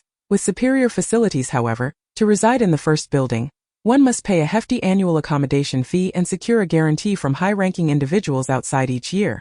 Otherwise, one would be randomly assigned to another building. The second building was exclusively for assassins and mercenaries, where brute force reigned supreme. The third building was for hackers, where residents engaged in intelligence gathering daily. In this small place of Fallen Wings, they could even track how many mice were in which hole. The fourth building housed high IQ criminals, whose mental perversions were directly proportional to the meticulousness of their planned crimes. The fifth building accepted everyone, serving as a refuge for the unfortunate without a place to go. The sixth building was dedicated to medical personnel, specifically attracting those with a medical background or talent. Notably, the distance from the sixth building to the others was uniform. The seventh building housed individuals with extraordinary talents in specific areas. The eighth building was characterized by human relationships and guessing games. Filled with gamblers, the placement of a prisoner in a specific building was determined by prison rules, while the ascent was dictated by the 36th floor of each building. Those residing on the 36th floor were known as the rulers of that building. The first piece of sound advice Shen Yue received in this prison was to remain within the protective bounds of the first building until she comprehended the prison's rules, and to continue living in the first building. She must possess ample money and value. Money and value. Shen Yue understood upon awakening. She shed her previous lethargy and set a grand objective. She needed to make money, to ensure she could reside in the most comfortable and well-equipped first building of the prison. She had to accumulate substantial wealth, but the question arose, while theoretical money existed, how to begin in practice. Shen Yue pondered this deeply until she arrived at school, sitting beside Qing Xiaoyu, sighing heavily. Qing Xiaoyu, noticing her, no longer pressed her forehead against Shen Yue's but calmly inquired, "What's wrong? Is the stool too hard?" Shen Yue shook her head. "No, is it that your second brother tied your hair too tightly?" Shen Yue felt her scalp indeed a bit sore, but it wasn't significant. "No, is it that your sleeping position last night was incorrect?" No. After hearing this, Qing Xiaoyu scrutinized Shen Yue once more and confidently stated, "It's because your eldest brother forgot to bring you yogurt today." Shen Yue quietly pulled out a blueberry-flavored yogurt from her backpack and placed it on the table. Seeing this, Qing Xiaoyu grew a bit anxious. "If it's not any of these reasons, then why are you sighing? What's wrong? Don't scare me." Qing Xiaoyu reached out to press her hand against Shen Yue's forehead. All was normal. She was about to call Zhuo Wen to come and take a look when Shen Yue in a very serious tone asked Sister Xiaoyu, "Tell me, how can I make money?" Chapter 101. How to acquire more wealth. Qing Xiaoyu was momentarily stunned. Unable to believe her ears. Shen Yue wanted to earn money? Did their family lack funds? Qing Xiaoyu recalled the things she had seen when visiting Shen Yue's home. It certainly did not resemble a dwelling, but rather a mansion of grand proportions. Qing Xiaoyu considered a possibility, incredulously gazing at Shen Yue and leaning closer to whisper, "Did you suddenly decide to earn money because you were deceived? Like, did someone con you out of a large sum of money, and now you want to earn money to cover that hole without your family finding out?" That's how they portray it in those youth romance dramas. Shen Yue shook her head again, explaining, "Having money allows for a more comfortable being." This, Qing Xiaoyu understood, so Shen Yue wanted to buy a new bed, but her family wouldn't purchase it for her, prompting her to earn the money herself. How adorably na! Qing Xiaoyu adjusted her glasses and began to pinch Shen Yue's cheeks. Shen Yue, accustomed to this, allowed her to continue until Qing Xiaoyu, having satisfied her urge, cleared her throat and began earnestly advising, "If you want to make money, I have a great idea." Shen Yue's eyes brightened. She had known that listening to Qing Xiaoyu at school was always the right choice. Leaning closer, she whispered, "Do tell." With an air of mystery, Qing Xiaoyu leaned in closer. City-level competitions, national competitions, many offer substantial prizes. Whenever I run low on pocket money, I participate in a few. Shen Yue pondered for a moment and posed an important question. How much can one earn? Qing Xiaoyu began counting on her fingers. City-level competitions are relatively less. Generally a few thousand, but the higher ones can go up to 10,000. However, if you secure a national Olympiad gold medal or something similar, you could earn hundreds of thousands. As Shen Yue listened, she started calculating the costs of residing in the first building. No, hundreds of thousands wouldn't suffice. Fixing her gaze on Qing Xiaoyu, she replied earnestly, "Hundreds of thousands is not enough, I need more." Qing Xiaoyu? What on earth does Shen Yue intend to buy that hundreds of thousands wouldn't suffice? Qing Xiaoyu suddenly felt a pang of sympathy for Shen Yue's eldest brother. While Shen Yue was undeniably adorable, her demands were quite outrageous. If hundreds of thousands wouldn't suffice. Qing Xiaoyu leaned her head in thought, unable to come up with an answer, and could only seek help from the ever-smarter Yi Yin. "Yi Yin, come here quickly. I have something to ask you." Yi Yin, who had been reading, looked up upon hearing Qing Xiaoyu's call and, noticing Shen Yue's gaze, felt a blush creep onto his cheeks. Nonetheless, he approached, maintaining a respectful distance, and awkwardly asked, "What do you need me for?" Since his defeat to Shen Yue's brother, he has been plagued by a sense of shame, feeling unworthy to face Shen Yue. He could only think of waiting until he had honed his skills sufficiently to triumph over her brothers before he could greet Shen Yue with confidence. Little did he know, all his aspirations were thwarted by Qing Xiaoyu. "Qing Xiaoyu, could you not be more mindful of the atmosphere? Have you not noticed that I have been avoiding Shen Yue for over a year? Why must you summon me?" Although Qing Xiaoyu is perceptive to the mood, she disregards the tension emanating from Yi Yin, and bluntly inquires, "Yi Yin, if you had 500,000 yuan as startup capital, how would you invest it to earn more? Engaging in illegal activities is out of the question. Why would a young girl like Qing Xiaoyu need such a large sum? There must be something amiss. He should be cautious. Perhaps she has fallen prey to a rogue man, feeling compelled to earn money to support him. He is aware of the recent online phenomenon surrounding 4 paper figurines that have drained countless young girls' wallets, and fears that even Qing Xiaoyu has succumbed. Upon seeing Yi Yin's expression, Qing Xiaoyu instantly understands his thoughts and cannot help but roll her eyes before explaining. "Shen Xiaoya wants to buy a comfortable bed, but that bed is rather expensive." The mere mention of Shen Yue's name instantly revitalizes Yi Yin. "What type of bed do you desire? I can cover the difference." Having participated in numerous competitions over the years, Yi Yin has accumulated a fair amount of wealth. His mother always said that spending on the girl you like brings joy, and there is no need to be overly frugal. Just as Yi Yin prepares to offer all his savings to Shen Yue, he sees her shake her head, declaring, "I want to earn it myself. Only money that one has earned belongs to oneself, and can be regenerated. It is money that one can take to prison." Yi Yin's gaze dims, and he refrains from further insistence. Recently, a certain type of virtual currency has gained immense popularity abroad. Perhaps he could invest a small amount as a trial. As for the trends in virtual currency, he could consult Yi Fei, who has been studying supply-demand relationships and financial policies. Shen Yue nods in understanding and summarizes.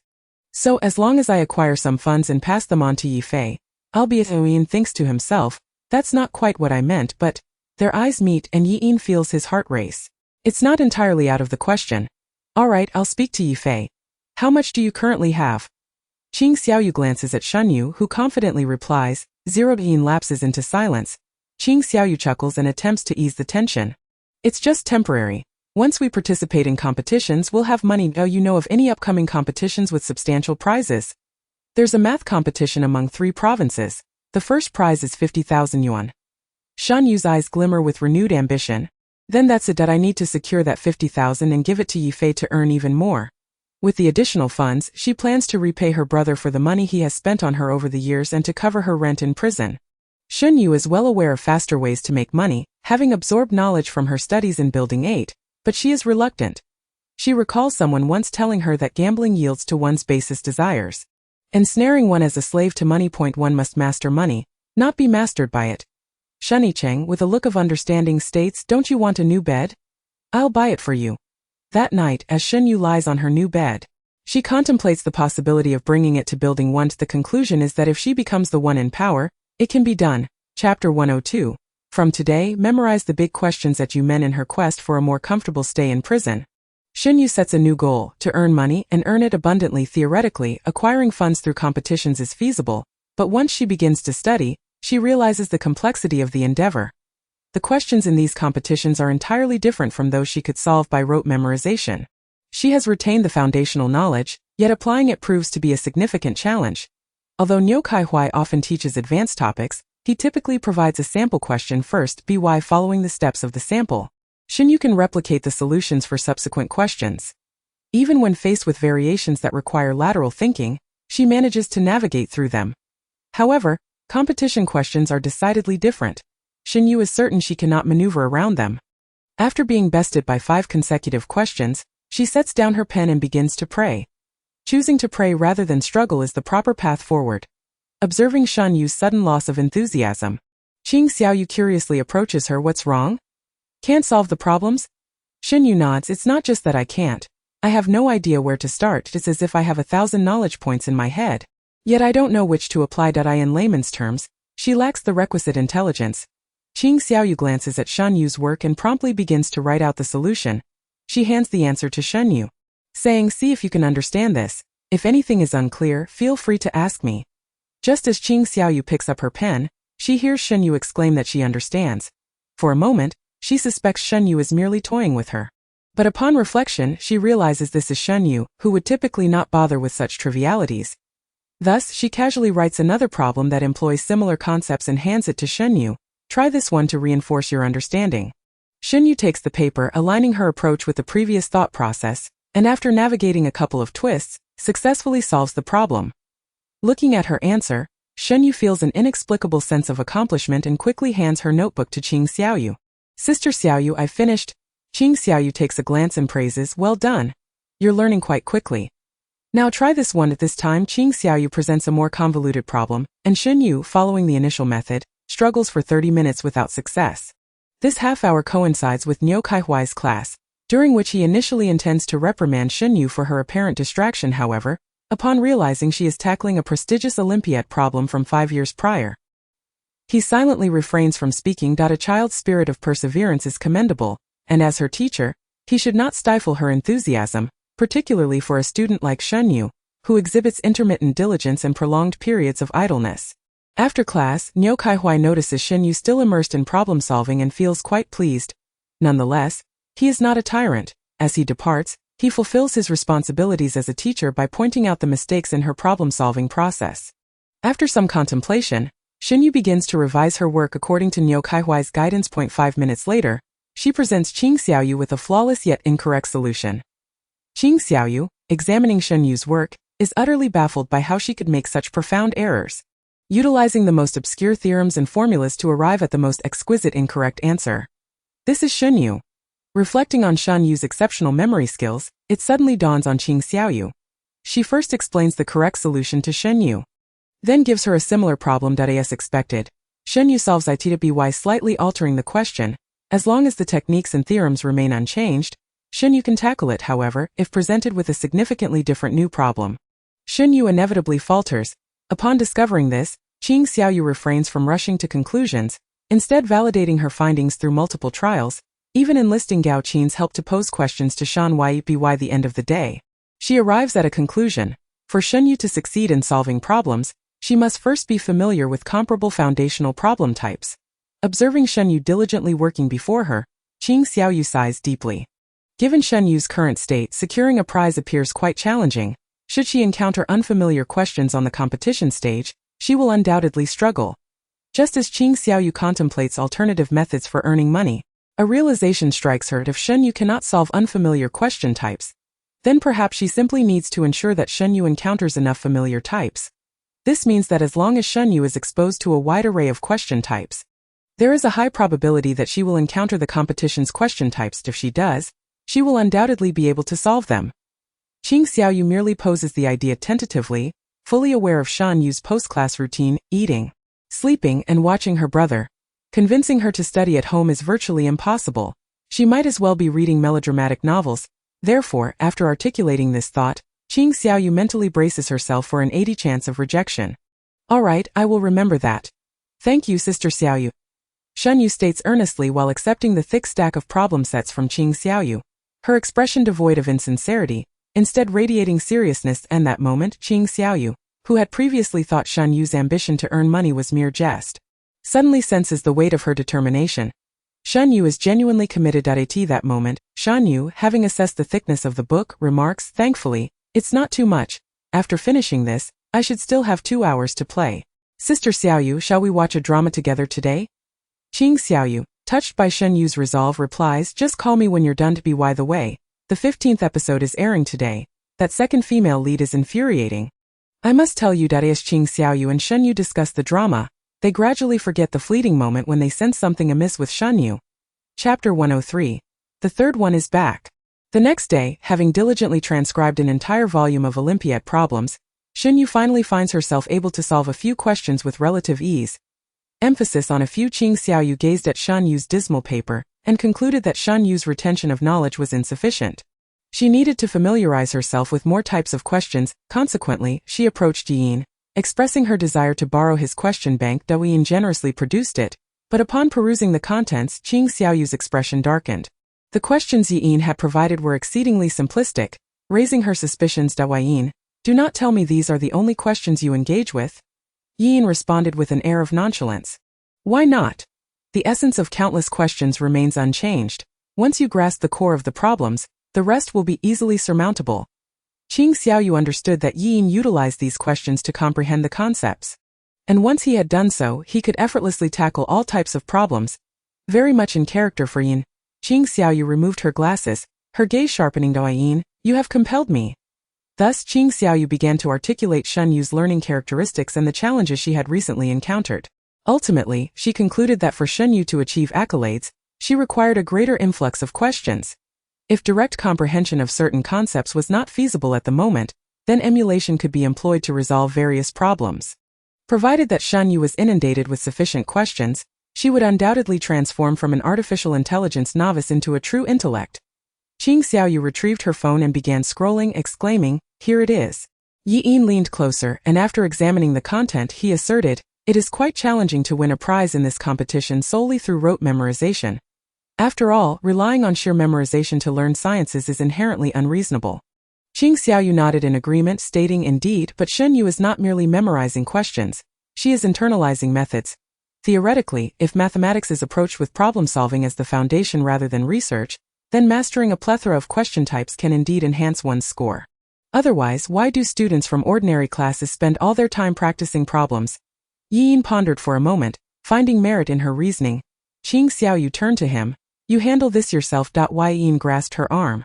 Do me a favor that I have yet to surpass her fourth brother. I must uphold my promise. Qing Xiaoyu, perplexed, inquired, what promise? Yin pressed his lips together. I am not pursuing her. How would giving her a question equate to pursuing her? I fear that if I provide the questions myself, I may lose control. This statement seemed to trigger something within Qing Xiaoyu, who promptly recoiled. Yin, you are insufferable. Help! With that, Qing Xiaoyu fled, leaving Yin and Mi Qian to ponder the meaning of the term insufferable as articulated by the girl. Consequently, before the official competition commenced, Shen Yue found herself inundated with new question types. Occasionally, she would study until the wee hours of the night. In the stillness of the night, she would occasionally reflect on the purpose of memorizing questions. Ultimately, she concluded that it was all for the sake of financial gain, to secure a more comfortable bed in the future. With this realization, Shen Yue felt a sense of liberation. Let us memorize. After all, it merely requires a bit of mental effort. This routine persisted for approximately a month, during which Shen Yue diligently committed numerous questions to memory. Perhaps her dedication resonated with the heavens. For throughout this month, the frequency of quarrels between her second and fifth brothers diminished. Indeed, after 2 years, Shen Yue successfully passed the family's assessment based on his existing research achievements and obtained shares, thereby fulfilling his sister's aspirations and becoming a contented recluse. Shen Yue, determined to keep an eye on Shen Yue, disregarded his master's objections and relocated the laboratory to their home, vigilantly monitoring Shen Yue daily. As for the celebrity Shen Shuangyi, apart from acting and filming advertisements, she refused all other engagements, opting instead to remain at home and bicker with Shen Wu at over 20 years of age. She proved to be less manageable than a 2-year-old. Eventually, he ceased to intervene, merely waiting for Shen Shuangyi and Shen Wu to argue, anticipating which side would tire first. Shen Yue, how long did they argue this time?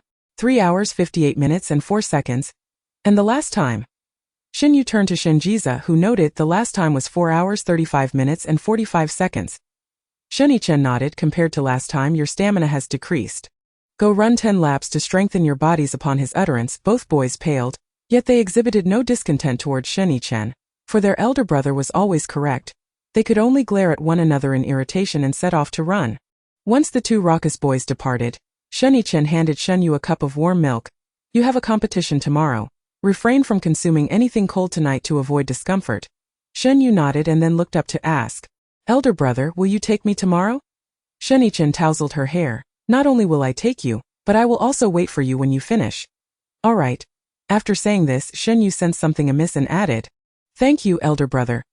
Shen Yue chuckled lightly. For what? Just then, he caught sight of the second and fifth brothers, who had resumed their quarrel at the doorway, causing his expression to falter.